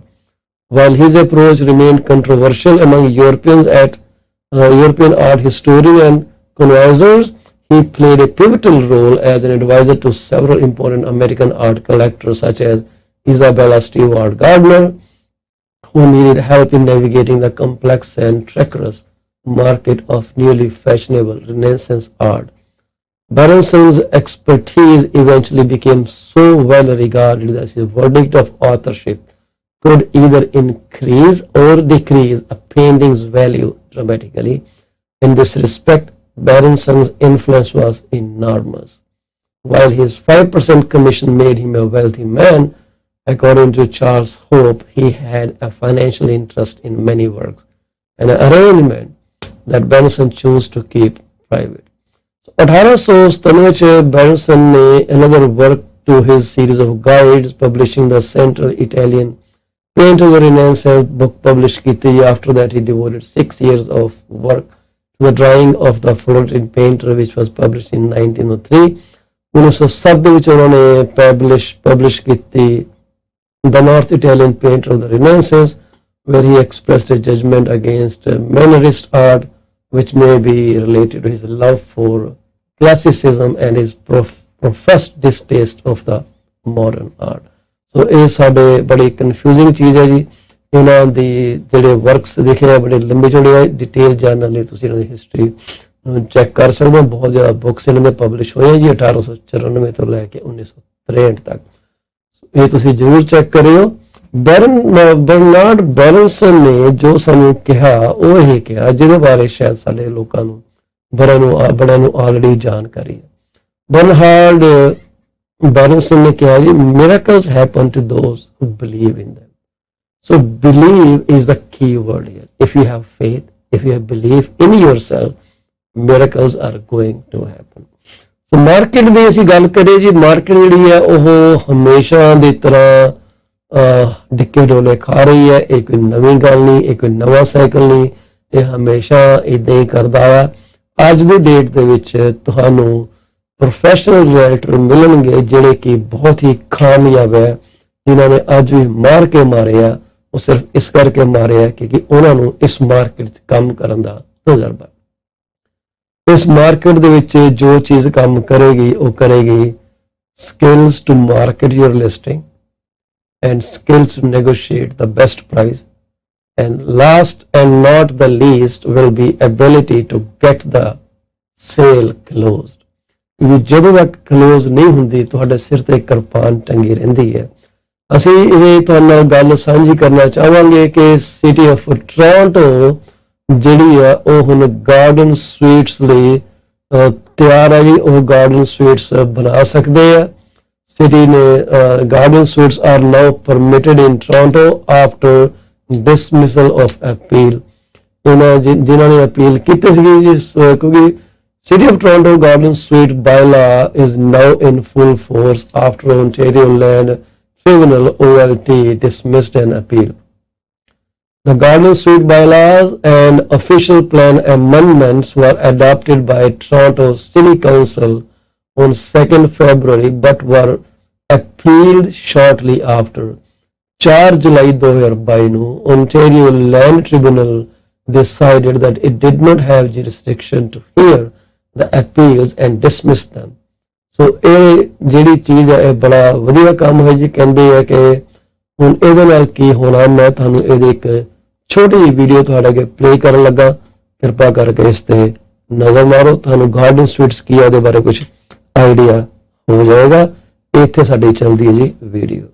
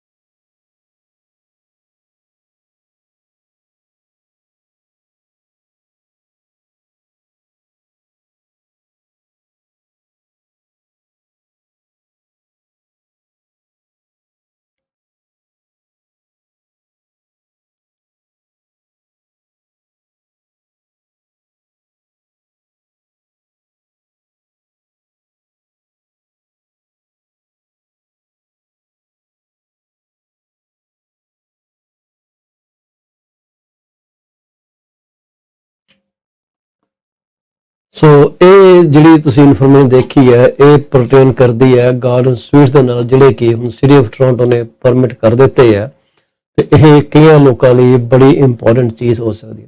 ਹੁਣ ਦੇਖਣ ਵਾਲੀ ਗੱਲ ਇਹ ਹੈ ਕਿ ਕੀ ਇਹ setup ਸਾਡੇ peel region ਦੇ ਵਿੱਚ ਵੀ ਐਪਲੀਕੇਬਲ ਹੋਏਗੀ, ਕਿਉਂਕਿ ਕਈ ਨੇਬਰਹੁਡਸ ਇਹੋ ਜਿਹੇ ਆ ਜਿਵੇਂ ਮਾਲਟਨ ਹੋ ਗਿਆ ਜਾਂ ਪੁਰਾਣਾ ਮਿਸਿਸਾਗਾ ਏਰੀਆ, ਪੁਰਾਣਾ ਬ੍ਰੈਂਪਟਨ ਏਰੀਆ ਹੋ ਗਿਆ, ਜਿੱਥੇ ਕਿ ਲਾਟਸ ਬਹੁਤ ਜ਼ਿਆਦਾ ਡੀਪ ਨੇ। ਉਹਨਾਂ ਥਾਵਾਂ ਦੇ ਉੱਤੇ these garden suites can easily be created, ਤੇ ਇੱਕ ਐਕਸਟਰਾ ਇਨਕਮ ਦਾ ਸਾਧਨ ਜਿਹੜਾ ਕਿ ਤੁਹਾਡੀ ਪ੍ਰਾਈਵੇਸੀ ਨੂੰ ਮੇਨਟੇਨ ਕਰੇਗਾ ਤੇ ਦੂਸਰੇ ਪਾਸੇ ਟੈਨੈਂਟਸ ਦੀ ਪ੍ਰਾਈਵੇਸੀ ਨੂੰ ਵੀ ਫੋਕਸ ਕਰੇਗਾ।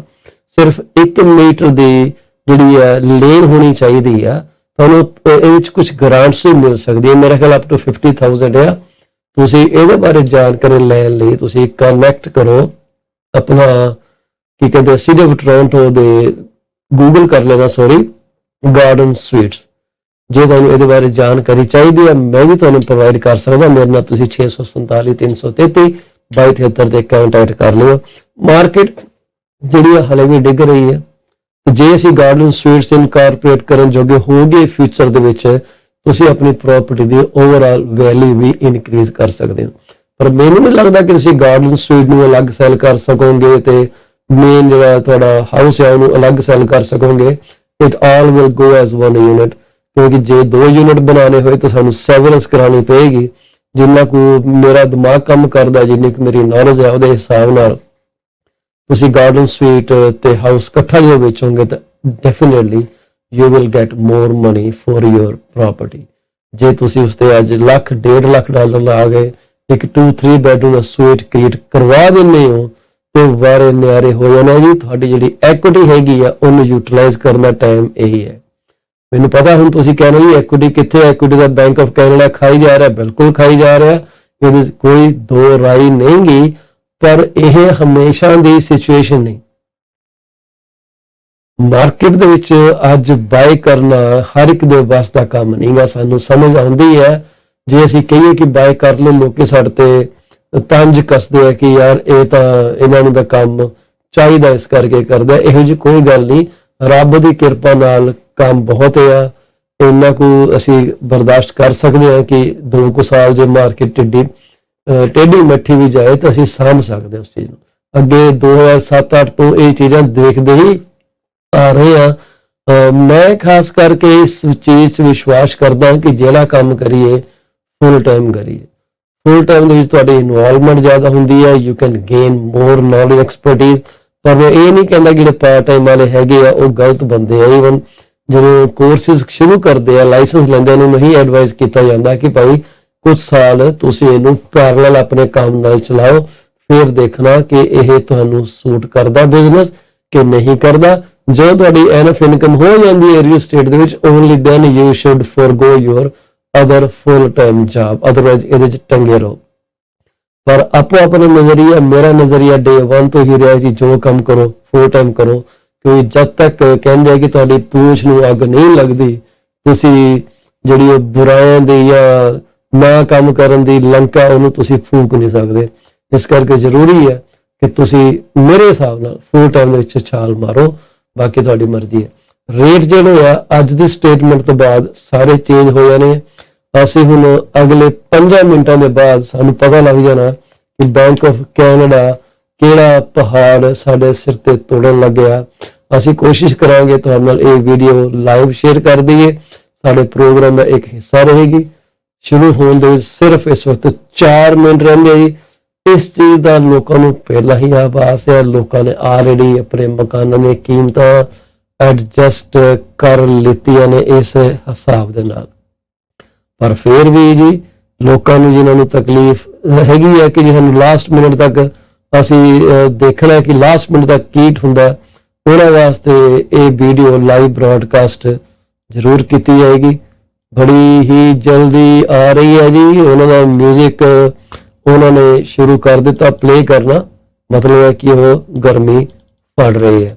ਅਗਲੇ 2 ਮਿੰਟਾਂ ਦੇ ਵਿੱਚ ਪਾਲਿਸੀ ਤੁਹਾਡੇ ਸਾਹਮਣੇ ਹੋਏਗੀ। Watch it live today. ਸਾਨੂੰ ਵੀ ਖੁਸ਼ੀ ਹੈ ਕਿ ਤੁਸੀਂ ਸਾਡੇ ਪ੍ਰੋਗਰਾਮ ਨਾਲ ਜੁੜੇ ਹੋ ਤੇ ਇਹ ਤੁਹਾਨੂੰ ਅਸੀਂ ਲਾਈਵ ਲੈ ਕੇ ਆ ਰਹੇ ਹਾਂ। Bank of Canada the live feed, ਜਿੱਥੇ ਕਿ ਉਹਨਾਂ ਨੇ ਪਾਲਿਸੀ ਰੇਟ ਔਰ ਮੋਨਿਟਰੀ ਪਾਲਿਸੀ ਰਿਪੋਰਟ ਪ੍ਰੈਜ਼ੈਂਟ ਕਰਨੀ ਹੈ। ਇਹ ਹੋਣੀ ਜੀ ਗਵਰਨਰ ਟਿਫ ਮੈਕਲਮ ਤੇ ਕੈਰੋਲਿਨ ਰਾਜਰ, ਸੀਨੀਅਰ ਡਿਪਟੀ ਗਵਰਨਰ ਨੇ ਜੀ। ਪੂਰੇ 11 ਈਸਟਰਨ ਸਟੈਂਡਰਡ ਟਾਈਮ ਦੇ ਹਿਸਾਬ ਨਾਲ ਇਹ ਤੁਹਾਡੇ ਸਾਹਮਣੇ ਆਉਣ ਲੱਗੀ ਆ। ਤੁਸੀਂ ਬਸ ਹੁਣ ਤਿਆਰ ਰਹੋ ਜੀ। ਬਿਲਕੁਲ ਆਪਾਂ ਰੈਡੀ ਹਾਂ ਇਸ ਸਪੀਚ ਨੂੰ ਤੁਹਾਡੇ ਅੱਗੇ ਲੈ ਕੇ ਆਉਣ ਲਈ। ਕੋਸ਼ਿਸ਼ ਕਰਾਂਗੇ ਕਿ ਜੇ ਅਸੀਂ ਇਹਨੂੰ ਆਪਣੇ ਸਿਸਟਮ 'ਚ ਕਿਸੇ ਤਰੀਕੇ ਇੰਟੀਗ੍ਰੇਟ ਕਰਕੇ ਤੁਹਾਨੂੰ ਇਹਦਾ ਡਾਟਾ ਪ੍ਰੋਵਾਈਡ ਕਰ ਸਕੀਏ। ਸਾਡੇ ਨਾਲ ਜੁੜਨ ਲਈ ਬਹੁਤ ਬਹੁਤ ਸ਼ੁਕਰੀਆ ਜੀ। ਵੈਬਕਾਸਟ ਸ਼ੁਰੂ ਹੋਣ ਲਈ ਸਿਰਫ 1-ਅੱਧਾ ਮਿੰਟ ਹੀ ਰਹਿੰਦਾ ਜੀ। ਕੀ ਤੁਹਾਨੂੰ ਲੱਗਦਾ ਕਿ ਕਿੰਨੀ ਵਧੇਗੀ? ਕਿਉਂਕਿ ਸੁਣਦੇ ਆ ਰਹੇ ਲੋਕੀ ਕਈ ਤਰ੍ਹਾਂ ਦੇ ਮਤਲਬ ਹਿਸਾਬ ਤੋਂ ਲਗਾ ਰਹੇ ਆ ਕਿ ਇਹ 1% ਵਧੂਗੀ ਕਿ 2% ਵਧੂਗੀ। ਹਰ ਇੱਕ ਦਾ ਆਪੋ ਆਪਣਾ ਨਜ਼ਰੀਆ, ਹਰ ਇੱਕ ਦਾ ਆਪੋ ਆਪਣਾ ਵਿਚਾਰ ਹੈ। ਤੁਸੀਂ ਇਹਦੇ ਬਾਰੇ ਕੀ ਸੋਚਦੇ ਹੋ ਕਿ ਇਹ ਜਿਹੜੀ ਵਧਣੀ ਹੈ ਇਹ ਕਿੰਨਾ ਜ਼ਿਆਦਾ ਫਰਕ ਪਊਗਾ ਇਹਦੇ ਉੱਤੇ? ਤੁਹਾਡੇ ਜਿਹੜੇ ਵਿਚਾਰ ਹੈ ਸਾਡੇ ਲਈ ਬੜੇ ਕੀਮਤੀ ਹੈ ਜੀ, ਸਾਡੇ ਲਈ ਕਰੂਸ਼ਲ ਨੇ ਵਿਚਾਰ ਤੁਹਾਡੇ। ਦੱਸੋ ਕਿ ਇਹ ਕੀ ਆਪਣਾ ਤੁਹਾਨੂੰ ਲੱਗਦਾ ਕਿ ਕਿਹੜੇ ਪਾਸੇ ਆਪਾਂ ਚੱਲੇ ਆ ਮਾਰਕੀਟ ਨੂੰ ਲੈ ਕੇ। ਜੁੜੇ ਰਹੋ PC24 RETV ਦੇ ਨਾਲ। ਅਸੀਂ ਤੁਹਾਡੇ ਨਾਲ ਗੱਲਾਂ ਕਰਦੇ ਰਹਾਂਗੇ ਜਦ ਤੱਕ ਸਾਡਾ ਹੁਣ ਸ਼ੁਰੂ ਹੋਣ ਲੱਗਾ ਜੀ ਸਿਸਟਮ। 1-ਅੱਧਾ ਮਿੰਟ ਰਹਿ ਗਿਆ। ਤੁਸੀਂ ਸਾਡੀ ਬ੍ਰੌਡਕਾਸਟ ਦੇ ਵਿੱਚ ਜੁੜੇ ਹੋ, ਬਹੁਤ ਬਹੁਤ ਸ਼ੁਕਰੀਆ ਤੁਹਾਡਾ।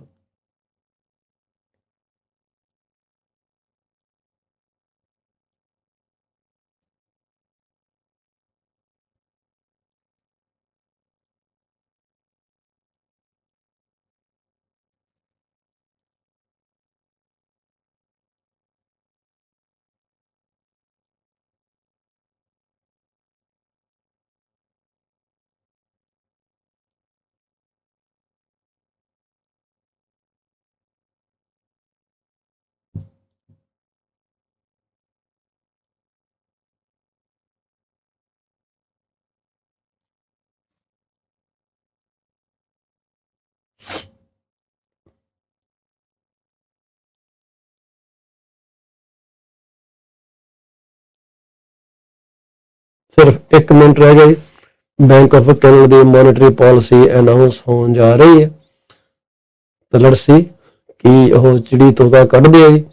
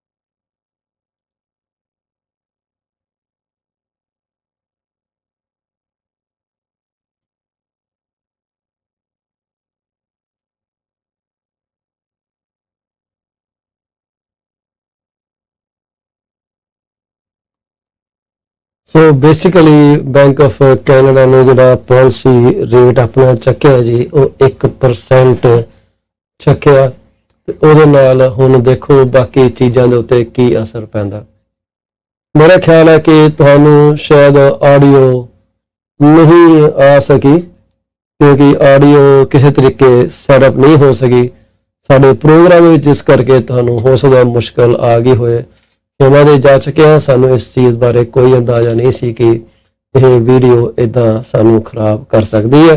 ਸੋ ਅੱਜ ਦੇ ਪ੍ਰੋਗਰਾਮ 'ਚ ਇਹ ਜਿਹੜੀ ਕਮੀ ਹੈ ਉਹਨਾਂ ਨੇ ਕਲੀਅਰਲੀ ਕਿਹਾ ਸਾਨੂੰ 1% ਅਸੀਂ ਜਿਹੜਾ ਨੂੰ ਚੇਂਜ ਕਰ ਦਿੱਤਾ, which is a lot of things. They are ready for economy to come under soft. ਅੱਜ ਦੇ ਪ੍ਰੋਗਰਾਮ 'ਚ ਇਹ ਜਿਹੜੀ ਕਮੀ ਹੈ soft ਉਹਨਾਂ ਨੇ ਕਲੀਅਰਲੀ ਕਿਹਾ ਸਾਨੂੰ 1% ਅਸੀਂ ਜਿਹੜਾ ਨੂੰ ਚੇਂਜ ਕਰ ਦਿੱਤਾ, which is a lot of things. They are ready for economy to come under soft. ਅੱਜ ਦੇ ਪ੍ਰੋਗਰਾਮ 'ਚ ਇਹ ਜਿਹੜੀ ਕਮੀ ਹੈ soft ਉਹਨਾਂ ਨੇ ਕਲੀਅਰਲੀ ਕਿਹਾ ਸਾਨੂੰ 1% ਅਸੀਂ ਜਿਹੜਾ ਨੂੰ ਚੇਂਜ ਕਰ ਦਿੱਤਾ, which is a lot of things. They are ready for economy to come under soft. ਅੱਜ ਦੇ ਪ੍ਰੋਗਰਾਮ 'ਚ ਇਹ ਜਿਹੜੀ ਕਮੀ ਹੈ soft ਉਹਨਾਂ ਨੇ ਕਲੀਅਰਲੀ ਕਿਹਾ ਸਾਨੂੰ 1% ਅਸੀਂ ਜਿਹੜਾ ਨੂੰ ਚੇਂਜ ਕਰ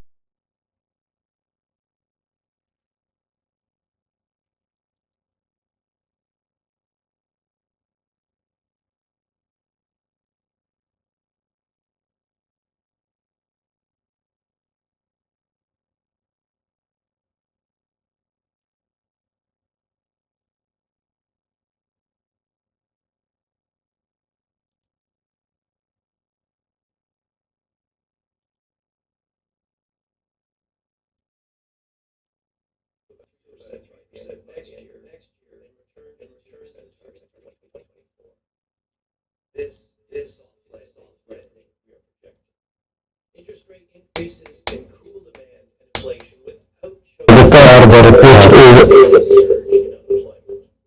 Some sectors will be more affected by interest rate increases than others, but the very tight labor market means there is room to reduce the number of job vacancies without having a big impact on overall employment. And with the prices of many of the commodities we export expected to remain elevated, the global forces slowing growth will not affect Canada as much as in many other countries. But the path to this soft landing has narrowed because elevated inflation is proving more persistent. And this requires stronger action now so consumers and businesses can be confident that inflation will return to the 2% target. Our decision today takes the policy interest rate to 2.5%. That puts it in the middle of the long-run neutral range that neither stimulates nor restricts growth. We estimate that range to be between 2 and 3%. We continue to expect interest rates will need to rise further to cool demand and achieve the inflation target. How high our policy rate needs to go will depend on how the economy and inflation evolve. By front-loading interest rate increases now, we're trying to avoid the need for even higher interest rates down the road. Front-loading tightening cycles tend to be followed by softer landings. This argues for getting our policy rate quickly to the top end or slightly above the neutral range. Before I turn to your questions, let me say a few words about the Governing Council's discussion. On a parlé des événements majeurs dans le monde. On a parlé des événements majeurs dans le monde qui font monter l'inflation et nuisent à la croissance. Pensons à la guerre en Ukraine et aux restrictions sévères en Chine liées à la pandémie. On a aussi noté que la résolution des problèmes mondiaux d'approvisionnement reste difficile à prédire. On a discuté du dynamisme de la demande intérieure qui devient un moteur plus important de l'inflation au Canada. Plusieurs indicateurs du marché du travail font penser que l'économie surchauffe, comme le taux de chômage qui n'a jamais été aussi bas, les pénuries de main-d'œuvre généralisées et la croissance plus élevée des salaires. We also reviewed measures of inflation expectations at some length. The prevailing view in consumer and business surveys is that the Bank of Canada will ultimately control inflation. At the same time, these surveys clearly suggest that inflation expectations have moved up and are becoming more dispersed, with more respondents now seeing high inflation persisting. Market-based measures of inflation expectations over the next 2 years, as well as the projections of professional forecasters, have also risen, though they remain consistent with the 2% inflation target over the longer term. While the Governing Council was reassured that the inflation target remains credible overall, we recognized this credibility is being tested. Demand in the economy is running ahead of supply, inflation is high, and uncertainty about the future of inflation, the future path for inflation, has increased. All of that led us to the decision we took today to accelerate the path to higher interest rates. We did not take this decision lightly. We are acutely aware that higher interest rates will affect Canadians who are already feeling the pain of high inflation. It can seem counterintuitive to add to the interest costs Canadians face in order to combat the cost of inflation. But by increasing the cost of borrowing, we will moderate spending and return inflation to its target. We need to get price changes back to normal.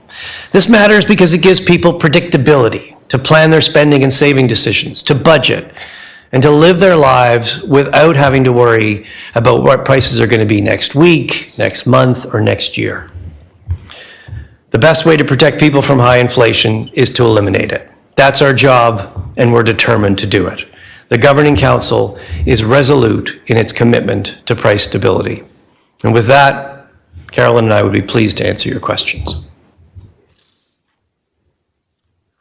Thank you, Governor Macklem. Before we get going, just once again, for reporters who may have joined the phone call in the last few minutes, if you wish to ask a question, please send a brief email to communications@bankofcanada.ca. Communications with an S at bankofcanada.ca will get you into the queue. We will start the period of questions now, beginning here in the room in Ottawa. And my first questioner is Paul Vieira of the Wall Street Journal. Go ahead, please, Paul. Governor, I realize that you've touched on this before, but I believe it's worth asking again, given the magnitude of the rate increase. By lifting interest rates so aggressively, aren't you worried about turning a housing slowdown into a rout and thereby triggering unpredictable effects on the wider economy? I'm going to ask the Senior Deputy Governor to say a few words about housing, but let me begin by talking a bit about this soft landing. Our objective, as I stressed, is to get inflation back to target with a soft landing. And the path to this soft landing has narrowed. We do have a material reduction in growth. We're forecasting growth this year at 3.5%. Moving down to 1.75% next year. That is a material reduction in growth. That does imply some pain. But we do think there are good reasons why a soft landing is achievable. For one thing, what we're looking for here is the economy is in excess demand. Our objective is to take out the excess and not choke off demand.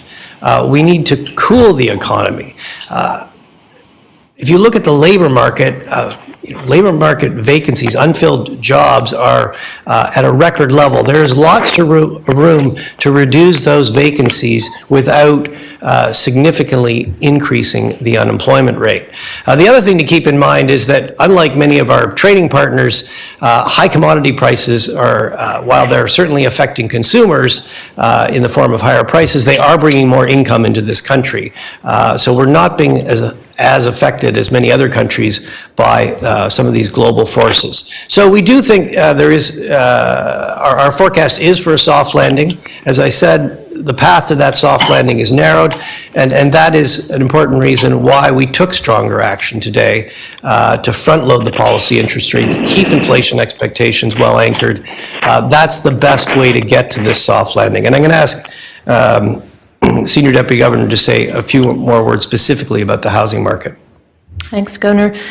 So I think it's important to step back a bit on housing and look separately at the effects of rising interest rates on individual home buyers and on the housing economy or the housing market itself and its effect on the broader economy. So at the individual level, we know that there's a segment of home buyers, particularly those that got into the housing market more recently, and they might have stretched to do so, and they may be sitting in a variable rate mortgage.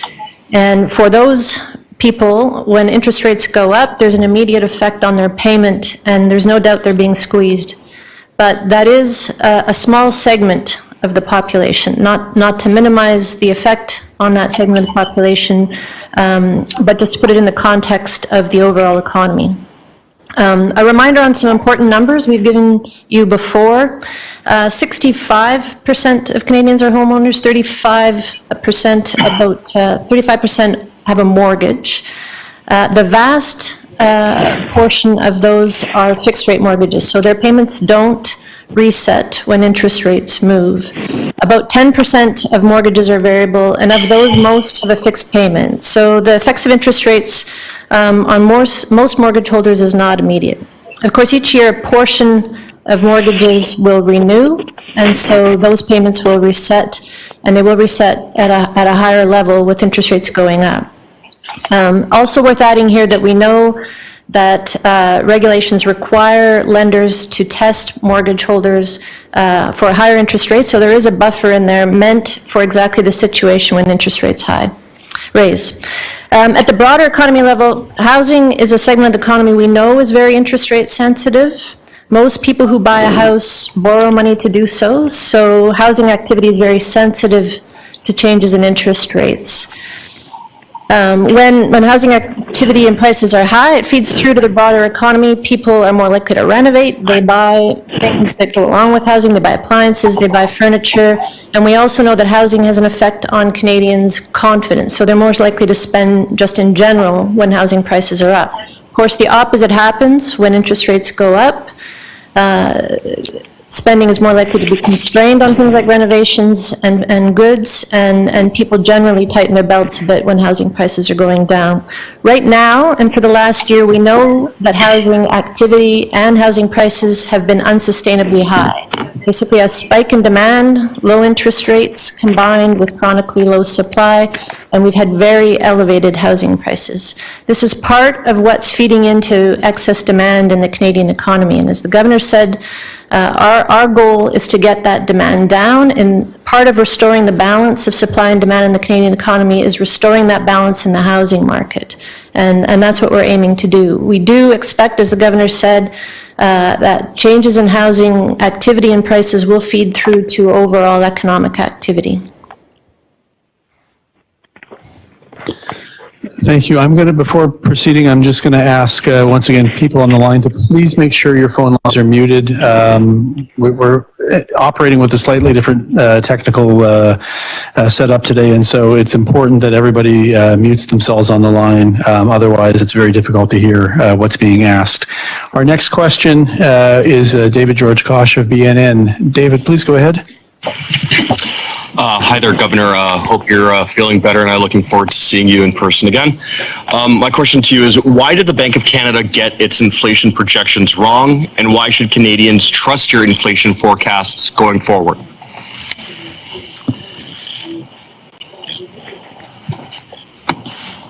Well, first of all, thank you. I also look forward to seeing you in person, and yes, I am feeling much better. Thank you. So in our monetary policy report, we actually go into this in some detail. It is important that we are accountable and that we explain our inflation forecast errors. And it's also important that we understand our inflation forecast errors as we adjust and seek to bring inflation back to its 2% target. What you'll see in the appendix is, so we've done our very best to try to disentangle the various factors that led to the inflation miss. And what comes out is about 2/3 of the inflation miss relates to global factors. The biggest one of those would be substantially higher oil prices. A year ago, oil prices were about $50. At the time, we thought, that's not far from where they were pre-pandemic. At the time, we thought they would, our forecast was that they would stay roughly there. Of course, they've more than doubled that. The other important global factors, other energy prices, other commodity prices have gone up. And the other important global factor is we've seen severe impairment of global supply chains, which has further contributed to the rise in global goods prices. About a quarter of the forecast errors relate to the fact that the economy recovered faster than we expected and has moved into excess demand. The part of that is showing up the most in the CPI is the unsustainable strength we've seen in housing, which has contributed to higher housing and rental prices. So when you look back at the errors, roughly 2/3 from international sources, a quarter from domestic excess demand. The actions we've taken today to front load the policy interest rate are really designed to cool demand, bring demand back in line with supply, take the steam out of those inflationary pressures. The other key element is by being proactive, by front loading, we're really trying to keep inflation expectations well anchored on the target. By keeping inflations well anchored on the target, as those global inflationary pressures begin to ease, inflation will come back down. If inflation expectations become unmoored and move up, then inflation is not going to come down when those international price pressures ease. We'd have to take even bigger interest rate, we'd have to move interest rates that much higher to get inflation back to target. By front loading, what we're really trying to do is avoid even higher interest rates further down the road. Thank you. We'll go to the next question. Raul from the Epoch Times, please. Yes, thank you for taking my question, Governor. The bank's base case is the soft landing, despite the 100 basis points rate hike today and more to come. And there's some economic analysis out there that says that this would be an exception based on past several instances of recessions and rate hike cycles. You mentioned front loading the tightening cycle, and that tends to be followed by softer landings. But there's I guess I'm wondering, when you say front loading, wouldn't that have meant that you would have, raised rates like in late 2021 or January this year? So I guess the bank has already raised rates by 2% in the last 3 meetings. So I'm just wondering how this 100 basis points is front loading. Well, since March, we've raised our interest rate 225 basis points. That is a very rapid increase in our policy rate. The other thing to keep in mind is that it's really only in the last number of months that we have built up the excess demand in the economy.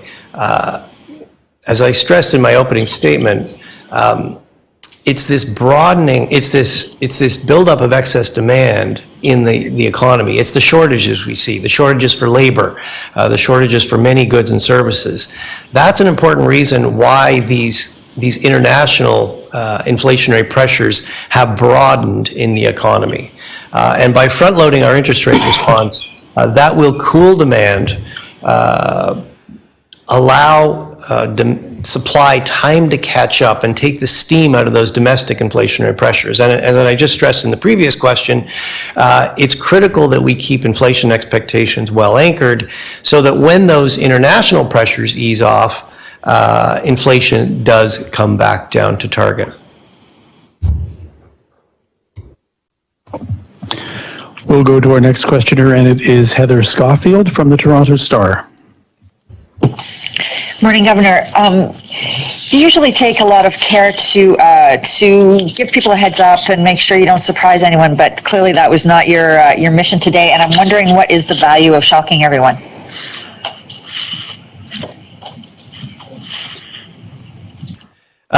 Well, in terms of the surprise, look, we had indicated that we wanted to get our interest rate up quickly to neutral. We had indicated that we were prepared to be more forceful. Today was more forceful. And as I indicated in my opening remarks, yes, it is a very unusual move to increase by 100 basis points at one decision. And that really reflects the very unusual exceptional circumstances that the economy we find ourselves in. Inflation has not been this high in almost 40 years. Heather, I think the way you want to read this decision is this decision does reflect concern. It reflects concern that inflation is too high and it's affecting all Canadians. And it reflects concern that the risk that high inflation could become entrenched has gone up. There were really three important reasons for this unusually large step today. First of all, inflation is increasing, it's broadening, and it's persisting. Second, the economy is overheated. What started as global inflation from higher energy, higher global goods prices, is broadening here in Canada. And it's broadening because the economy is in excess demand. We're seeing shortages of workers. We're seeing shortages of many goods and services. We need to cool demand, allow supply time to catch up and take the steam out of inflation. And the third reason, as I've already stressed, is the desire to front load our interest rate response. The biggest by front loading the increase in interest rate ever that was aired on social media. 100 basis point increase. People were expecting between 50 and 75. 75 was the best guess, but now we came to 100 basis point increase, full 1%. Now you can imagine how this is going to reflect on your mortgage payment. And if you look at our mortgage rates today, the prime rate today will change to 4.70%, and with that changes everything. The prime rate will definitely change. People who are on fixed mortgage can still have some fun, while those like me on variable mortgage are going to pay higher mortgage payments. But over the term, variable mortgage always pays out.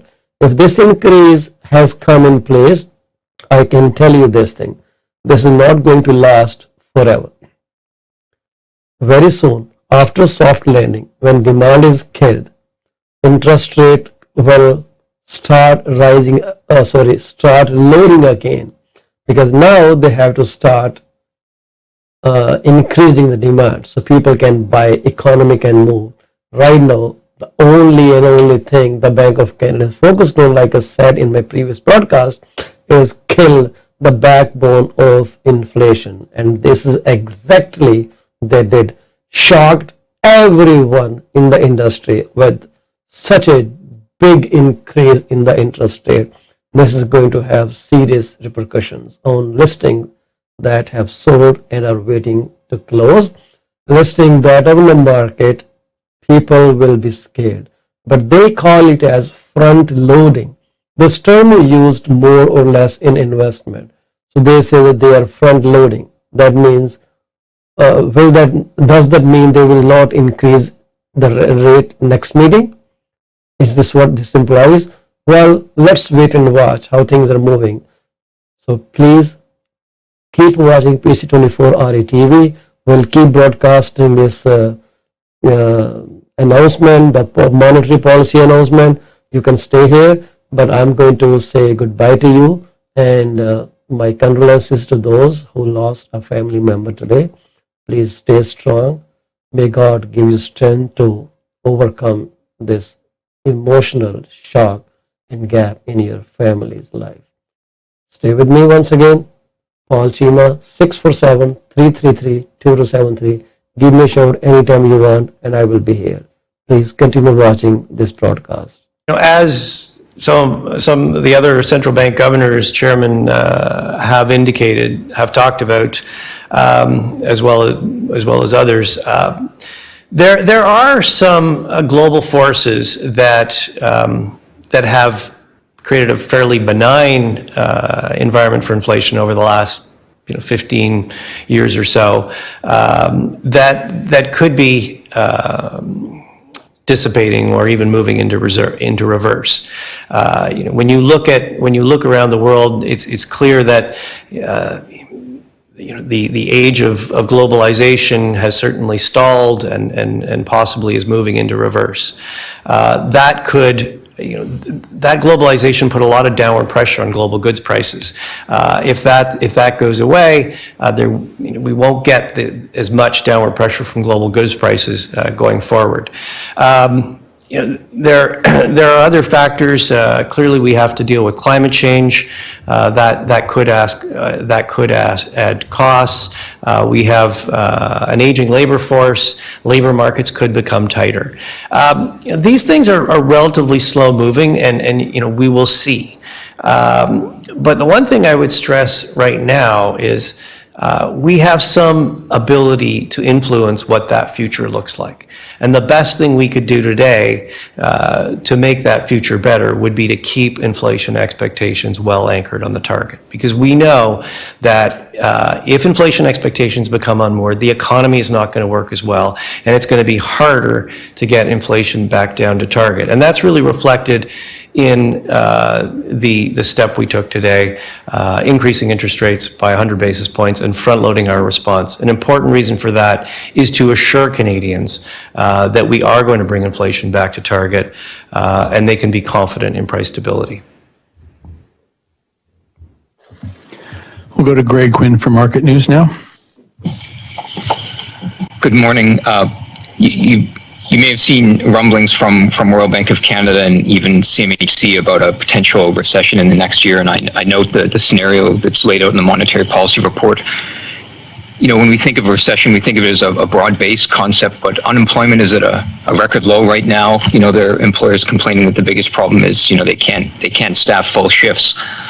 I just wonder what your thinking is around the idea of, if there is an economic slowdown, is recession the right label for a situation where output might shrink, but unemployment could still be close to the lowest it's ever been? Well, let me stress two things. First of all, we do have a material slowdown in growth in our forecast. We've got we're forecasting 3.5% growth this year, coming down to 1 3/4 next year. That is a material slowdown. That is going to have an impact. But that slowdown is needed. We need to cool demand to give supply the time to catch up. And as I indicated, there's lots of room to reduce job vacancies without materially reducing employment. So, with respect to what this is going to look like, I think it's going to look like, the economy is going to slow. The economy needs to slow. We need to take the steam out of inflation. There are, as we indicated at the back part of our monetary policy report, there are risks around that scenario.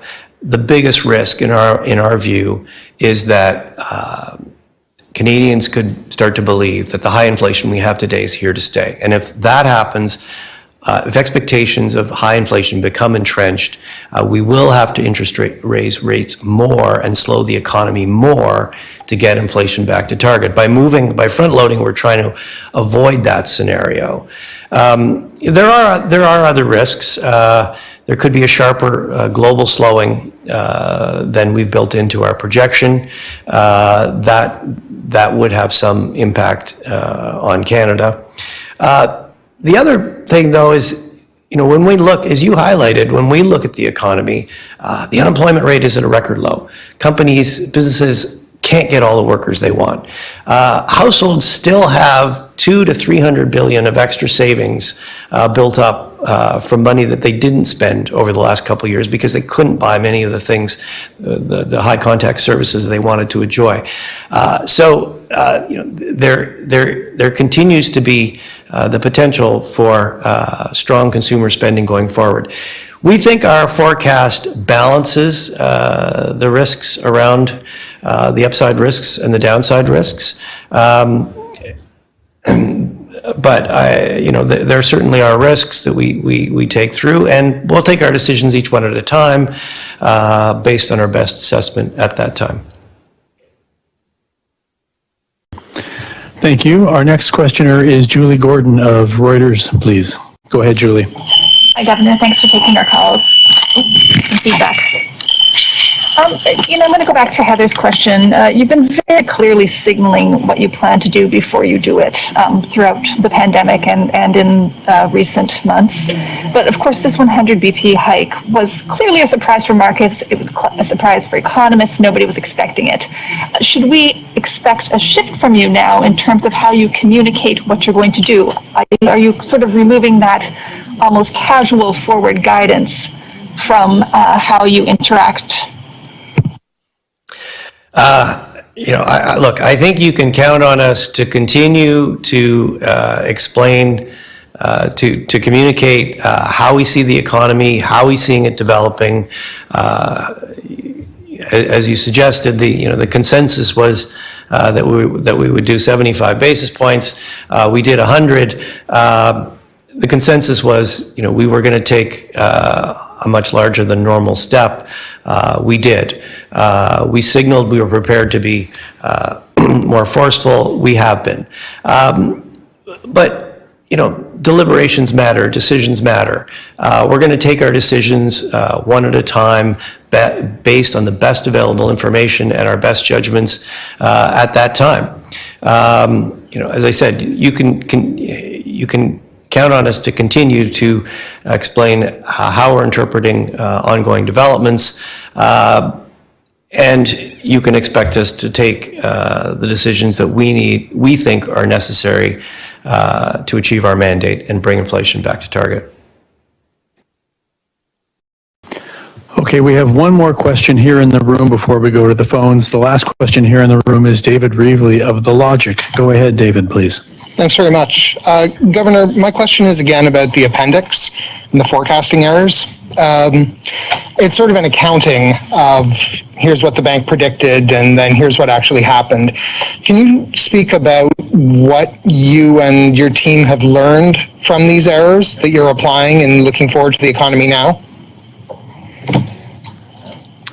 Well, maybe I'll let Senior Deputy Governor Carolyn Rogers lead off on that, and maybe I'll add something at the end. Go ahead, Carolyn. Yeah, thanks for the question. Look, we've been really clear all along with Canadians that we're in an environment where forecasting is really difficult. We went through a pandemic, and then we're in a war. Either of those two shocks to the economy would have complicated forecasting. The combination of the two has more than doubled that difficulty. So we've also been clear all along that we haven't got everything right, and we committed to providing Canadians with an accounting of where we think we went wrong in our forecast, and we've done that in the appendix of our NPR this month. As the Governor said earlier, it's very difficult to isolate any one forecasting miss. There's a lot of things going on in inflation right now, and disentangling them and isolating them is difficult, but we've laid out where we think we went wrong.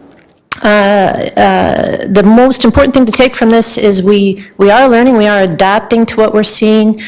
What we take from the forecasting errors is that while it is still global factors that are largely affecting inflation here in Canada, they are feeding through increasingly into domestic inflationary pressures. When global things like energy and food are increasing, those prices feed through to things in the Canadian economy that people buy every day. So for example, when food prices are going up, restaurant meals are going up. So what is a good service what is a good increase turns into a service increase.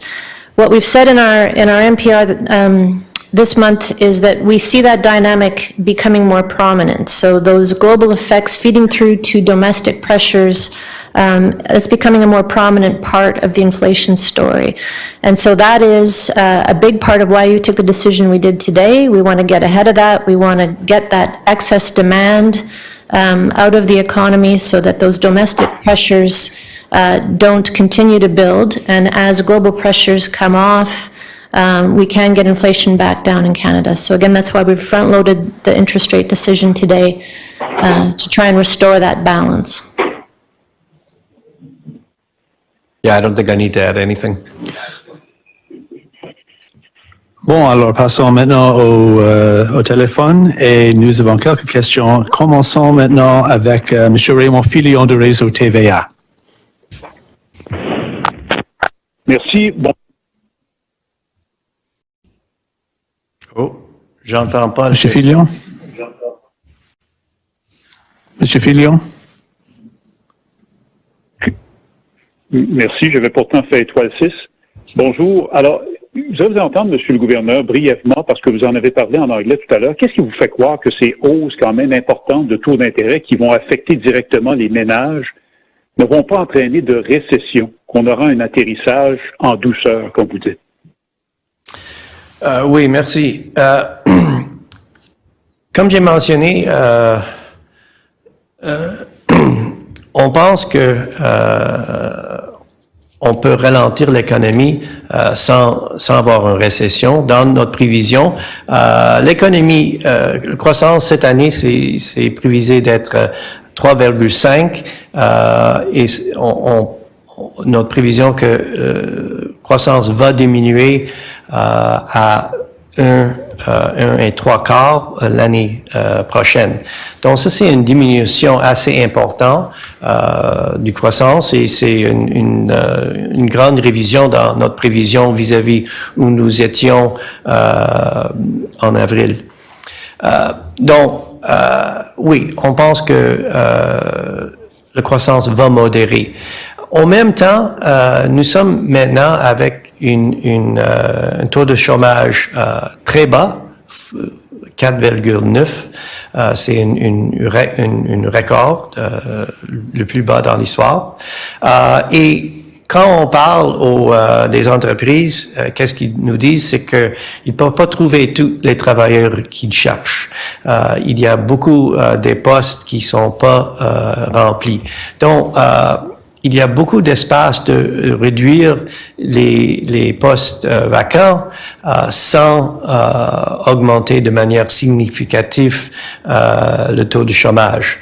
De plus, en contraste de beaucoup des autres pays, pour Canada, les prix des produits de base plus élevés, ça affecte l'inflation, ça affecte tous les consommateurs, mais ça rend plus de revenus dans le pays.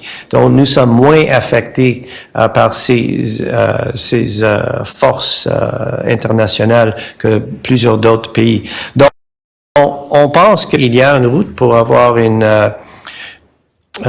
soft landing. Mais quand on a souligné cette route est plus mince maintenant, et c'est pourquoi nous avons nous avons augmenté de manière significative nos taux d'intérêt pour essayer d'éviter le besoin des taux d'intérêt encore plus élevés dans le futur. Thank you. We'll go now to Craig Lord of Global News, please. Go ahead.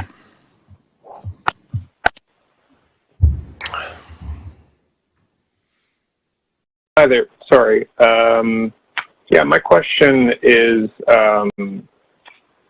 just basically what should the message be for Canadians who may have been hearing rumblings about 75% and now are trying to interpret a 100 basis point move? Are you? Some people might think that it's a bit of a panic move, that the Bank of Canada is desperately trying to catch up to inflation. What's your message to Canadians who are surprised and confused and maybe a little bit worried about this? Our message to Canadians is that high inflation is not here to stay. We are raising rates quickly, and we're doing that to moderate spending and allow supply time to catch up, to take the steam out of inflation. It is going to take some time to get inflation all the way back down to our 2% target. It takes time for higher interest rates to work their way through the economy and bring inflation down, but monetary policy does work. The other thing I would stress is, this is not going to be without some pain. We understand that higher interest rates are adding higher borrowing costs to Canadians at a time when they're already facing higher costs for groceries, higher costs for gasoline, and higher costs for many everyday items. But we need higher borrowing costs to reduce spending, to cool these inflationary pressures. The situation we're in right now is not normal. We need to get back to a more normal situation where inflation is going up roughly 2% a year. That's in that situation, Canadians will get back predictability. They can plan their spending. They can plan their savings. They can budget. They can live their lives without having to worry what prices are going to be next week, next month, next year. Our job is to get inflation back to 2% target. I want to reassure Canadians that they can be confident inflation will come down. That's our job, and we're going to do it. Merci. Passons maintenant à Marie Chabot-Johnson du Radio-Canada.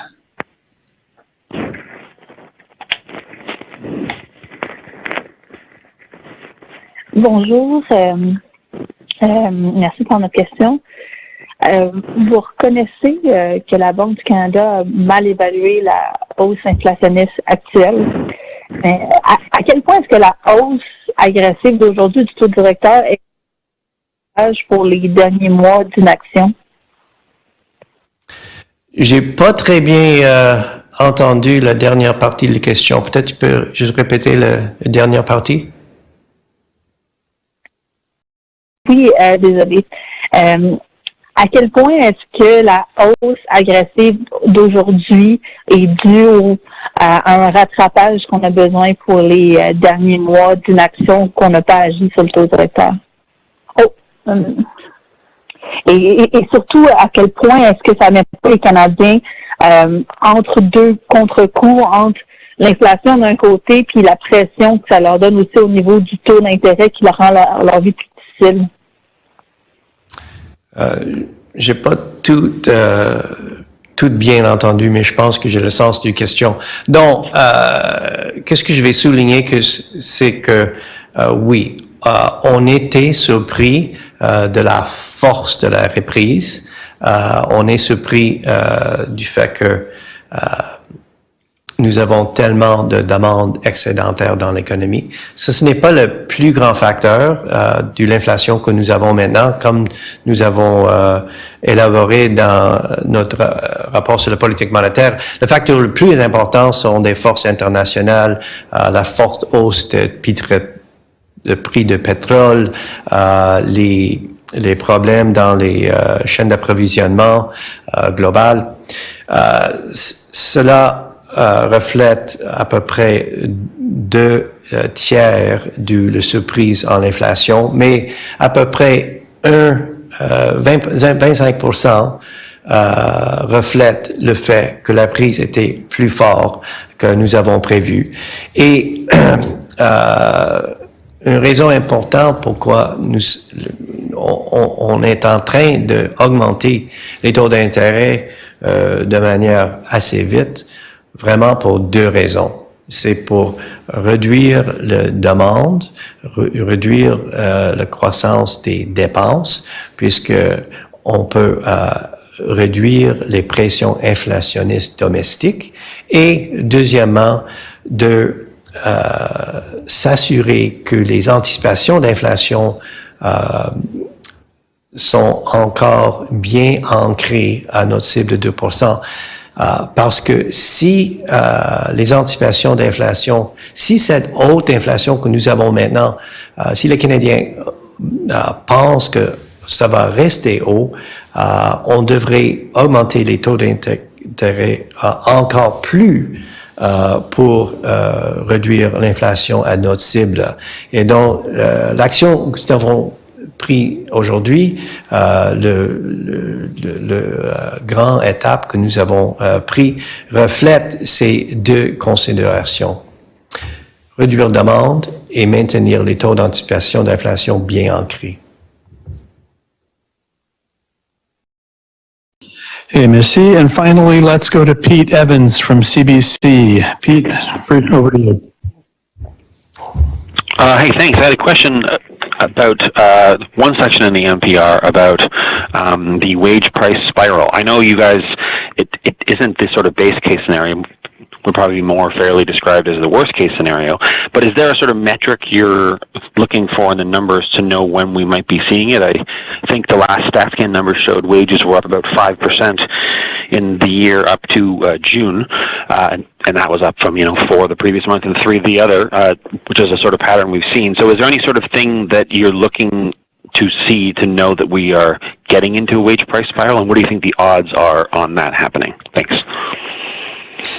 Well, I'm not going to handicap the odds. I think what I would stress is by taking forceful action, we're doing everything we can to make sure that that risk does not crystallize. With respect to are we seeing a wage price spiral, I'd say so far we are not seeing a wage price spiral. If you look at wages over the last couple of years, they are broadly in line with productivity. We are seeing, what we are seeing is that with higher energy prices, higher input costs, we are seeing firms passing through those higher input costs quite quickly into final goods prices. So that is showing up in our CPI. So, oil prices go up, energy prices go up, everything that has to get shipped, the cost of shipping goes up, that's getting passed on into final goods prices. Food prices go up, restaurants raise their prices, that's getting passed on in terms of more expensive restaurant meals. The reason we're seeing this much pass through is the economy is in excess demand. And so businesses can pass it through. If they can provide the service, if they can deliver the goods, when consumers are spending robustly, they're willing to pay, and it shows up in higher prices.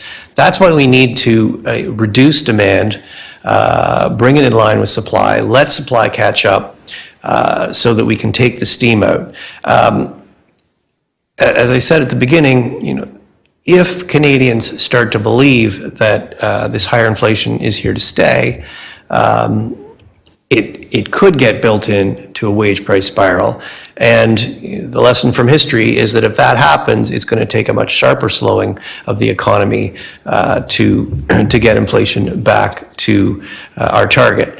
By raising rates proactively, by front-loading our response, we are really doing everything we can to avoid that risk materializing. Thanks very much. We've gone over time. I appreciate everybody's patience. I appreciate everybody's patience with the technical setup and how we had to adjust today. Thank you all for the flexibility. This does conclude today's press conference. Thank you very much, Governor Macklem, Senior Deputy Governor Rogers. Thank you all for attending, and have a good summer. Thank you. Thank you.